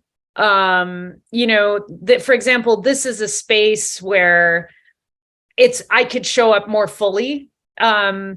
if I was giving this talk in front of a medical department, I don't think my talk could be as full and free. But that I think is part of the change. If we're talking about decolonizing healthcare, part of the solution is first, showing up fully. It's been a process. I always like to think about it is that if we're talking about plants, studying plants, researching plants, why not also try to embody the energy of the plants? So those are principles like slowing down, mindfulness, being present. Part of the Western medical system is that it's go, go, go, meet the deadlines. It's our culture. It's not just the medical system. That's very much an antithesis to the spirit of the plants. But if we're going to actually be doing research in these fields and be a part of this quote unquote movement, part of that involves embodying that. So, how about doing a mindfulness practice in between a lecture series for med students so that we can embody those principles? I do a lot of advocacy work on improving kind of situations for doctors because, the system is so broken. And for example, doctors have a suicide rate of 1 physician per day in the United States. So, and these are the healers. So the healers are really hurt. And so an example of sort of incorporating the principles of the plants is like slowing down, maybe feeding our doctors really good, nourishing food in the hospital, food that nourishes the body, because that's something that the plants talk about and teach. And so there's a lot of different principles. So for me, it's just a juggle of sort of understanding the system that we're currently in, which is a colonial patriarchal system, versus the system that eventually, if the goal is to eventually really embody the lessons of these plants, it's really moving away from that. And so it's a balance, if I'm, it really is a balance. So like, I will be judicious about like how I show up, how I dress, what jewelry I might wear, just how I'm going to occupy my space. It's very different in the hospital setting versus like out in the community. CK. So the stat, according to the American Psychiatric Association, a survey basically showed that physicians have the highest suicide rate compared to any profession in the United States. They average about 1 physician death by suicide per day.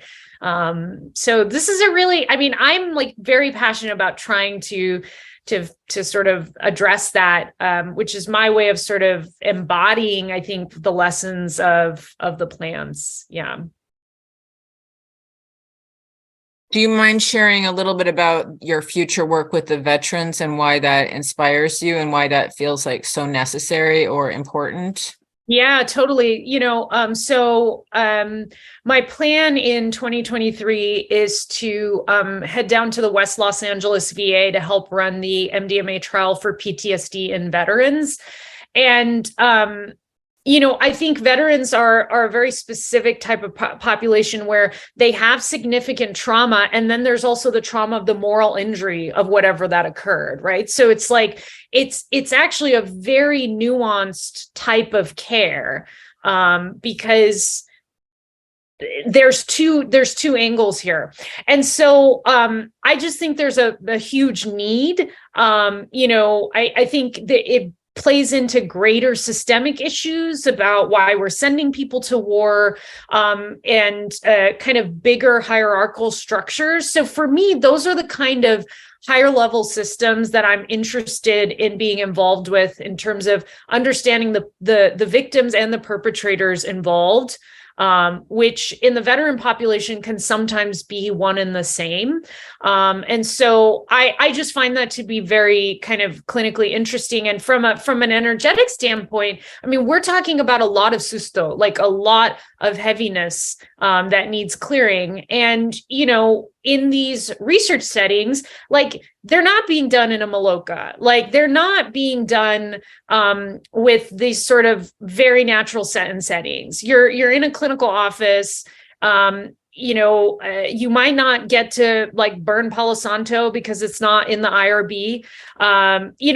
There's totally different sets and settings, and so from my perspective, it's like getting more involvement to say like, hey, we can maybe do this different. Like maybe we can do this in a different location. Maybe we can get more ceremony into this aspect. So it's not just like you're giving someone a drug, right? Like it's important to use the word medicine, like you're giving medicine.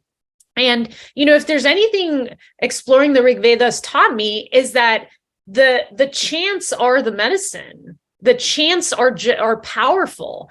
And so there's so much more happening energetically than just giving a pill. And I know I'm getting a little long-winded here, but the last thing I want to say is that, this idea that if someone is experiencing trauma and you just have to give a medicine or give a pill to fix them, like they need something external to heal themselves, that is a very colonial approach to healing, that this person cannot heal themselves without some greater organization, entity, power, putting their authority into the person to heal them. The way a lot of the research runs right now is like about the dose. What was the dose that you gave the person? And, what I have learned from the Shipibo and from my work elsewhere is that, that it doesn't really have much to do with the dose. What it has to do with is what is the energy that you're working with. So yeah. Okay, I'm sorry. I don't mean to dominate. Anyone else is willing to is welcome to jump in. I had two other questions. One was if your family was supportive of your work in terms of being like so cutting edge and progressive in your direction of your work. And then I also was curious about with the men that you work with. We had someone earlier that works with men, and they were talking about a lot of the woundedness that men have, or like the toxicity of like what our culture does to men and so forth. And I'm just wondering, as a healer, if you could comment, not just on like how your family reacts to what you do, but or that kind of thing, but also if you've experienced like men changing or feeling healed by these medicines in this kind of toxic culture. Yeah, great question. So my family at this point thinks they're supportive. I know in the beginning, when I was first talking about ayahuasca, they weren't really familiar with what I was talking about, but then I sort of kept talking about it and kept talking about it. And now they're very supportive of the work I do. So that's the family part of it. The second thing is, again,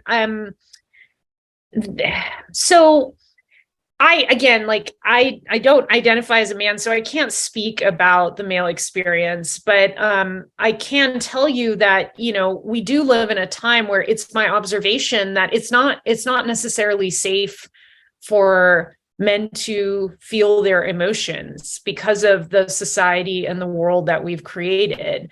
A lot of times there's this sort of culture of like, men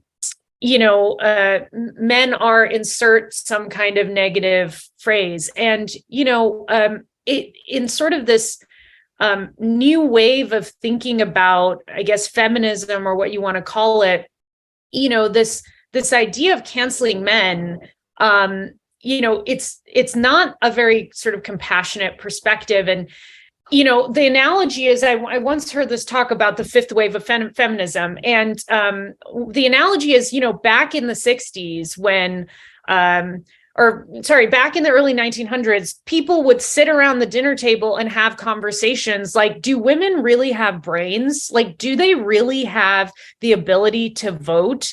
I mean, let's study this, and now, to me, it seems like the current conversation that happens around the dinner table is like, well, do men really have hearts? Do they bleed the same blood that if you cut them? And to me, it's like a very kind of glaring sort of blind spot in the feminist movement, where it's like, okay, why don't we start thinking about this from a trauma-informed perspective? Why don't we start thinking about this from a compassion-oriented lens? And so for me, it's like when I talk about, or I hear about men who are acting in a way that harms others, I mean, to me, it's like hurt people. We're talking about severely traumatized individuals. And our culture has created it. This is the byproduct of our culture. So I think there's going to be a lot of tears that are going to be shed. I think just get ready to cry, because there's going to be a lot of tears. That's kind of my take on it. Yeah.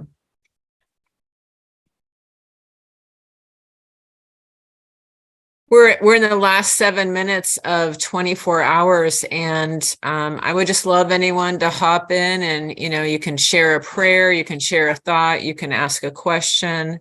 But we're winding down here, and it's kind of like the plant medicine journey, and we're coming to the end of our journey together. And I just want to say thank you so much, Priyanka, for your talk. It's been amazing. And just such a beautiful, fitting ending for this journey. But we have 7 minutes, so I would just love folks to share. This is Lucia. I would just like to give just a blessing of gratitude to you, Leo, and all the incredible divine feminine energies, and appreciate what you have done. And once again, from the 24-hour microdose sit in to this, the momentum that is being built through your own journey is beautiful. So thank you. And I appreciate it.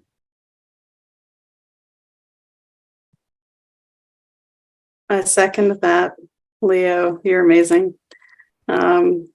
And Priyanka, I just want to thank you for the last thing that you mentioned. I facilitate a couple of women's integration circles.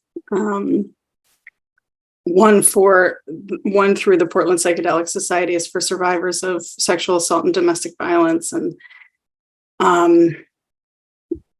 I struggle with that, because I know that men need healing too. And I often have men show up to my group to try to join, and so I have to politely say no, because this is a safe women only space.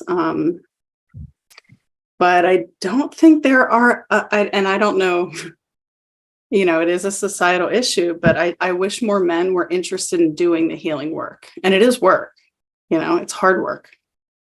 I've been on this path for many years. So, but thank you for that reminder. It is important.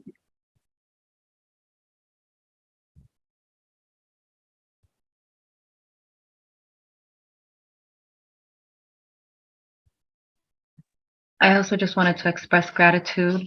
I was invited by Lucia, and I have found family here that I didn't know that, and I've traveled all over. I have so many communities that I'm a part of, but this was a vastly different experience and dissolving in so many ways. And I was able to touch edges that I didn't think I was going to be able to in a impromptu space.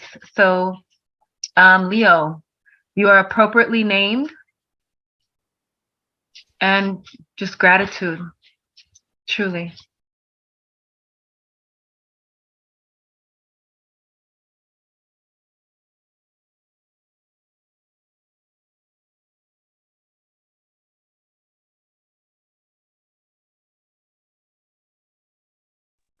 So we're going to have a 24-hour men's event March 11th. And I'm really excited about that because I think it's good to uphold a space where all genders can support men's stories and men being vulnerable. I think that's incredibly powerful as a culture to stand up for men's needs and their need to be seen in their vulnerability.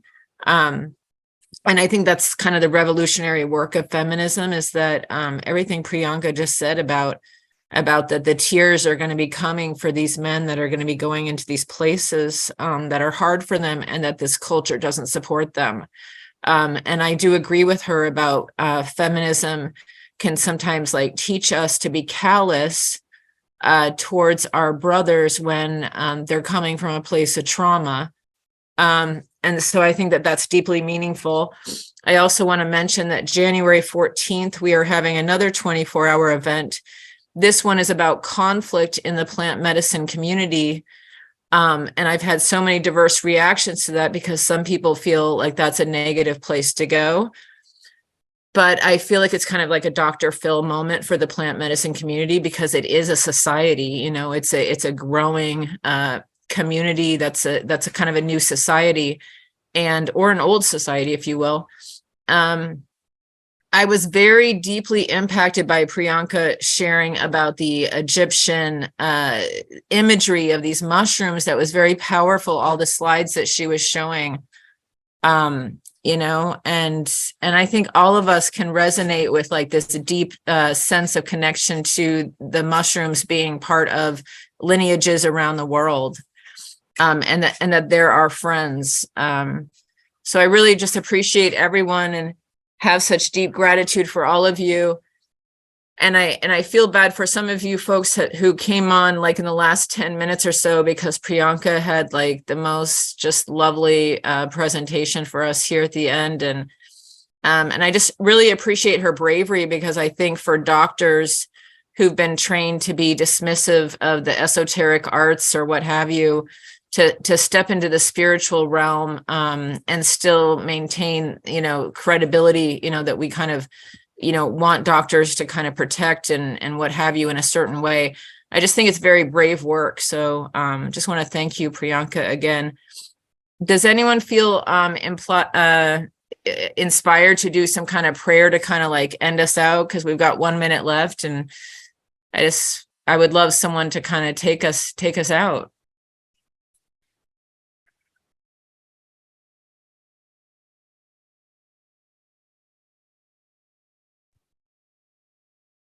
If nobody stepped up, I'm happy to, and I'd love to invite Aurora to do that with me since we started together.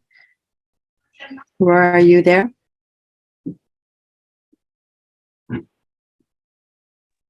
Hey. Hey, Aurora, would you like to do a blessing with me to close down this beautiful divine experience?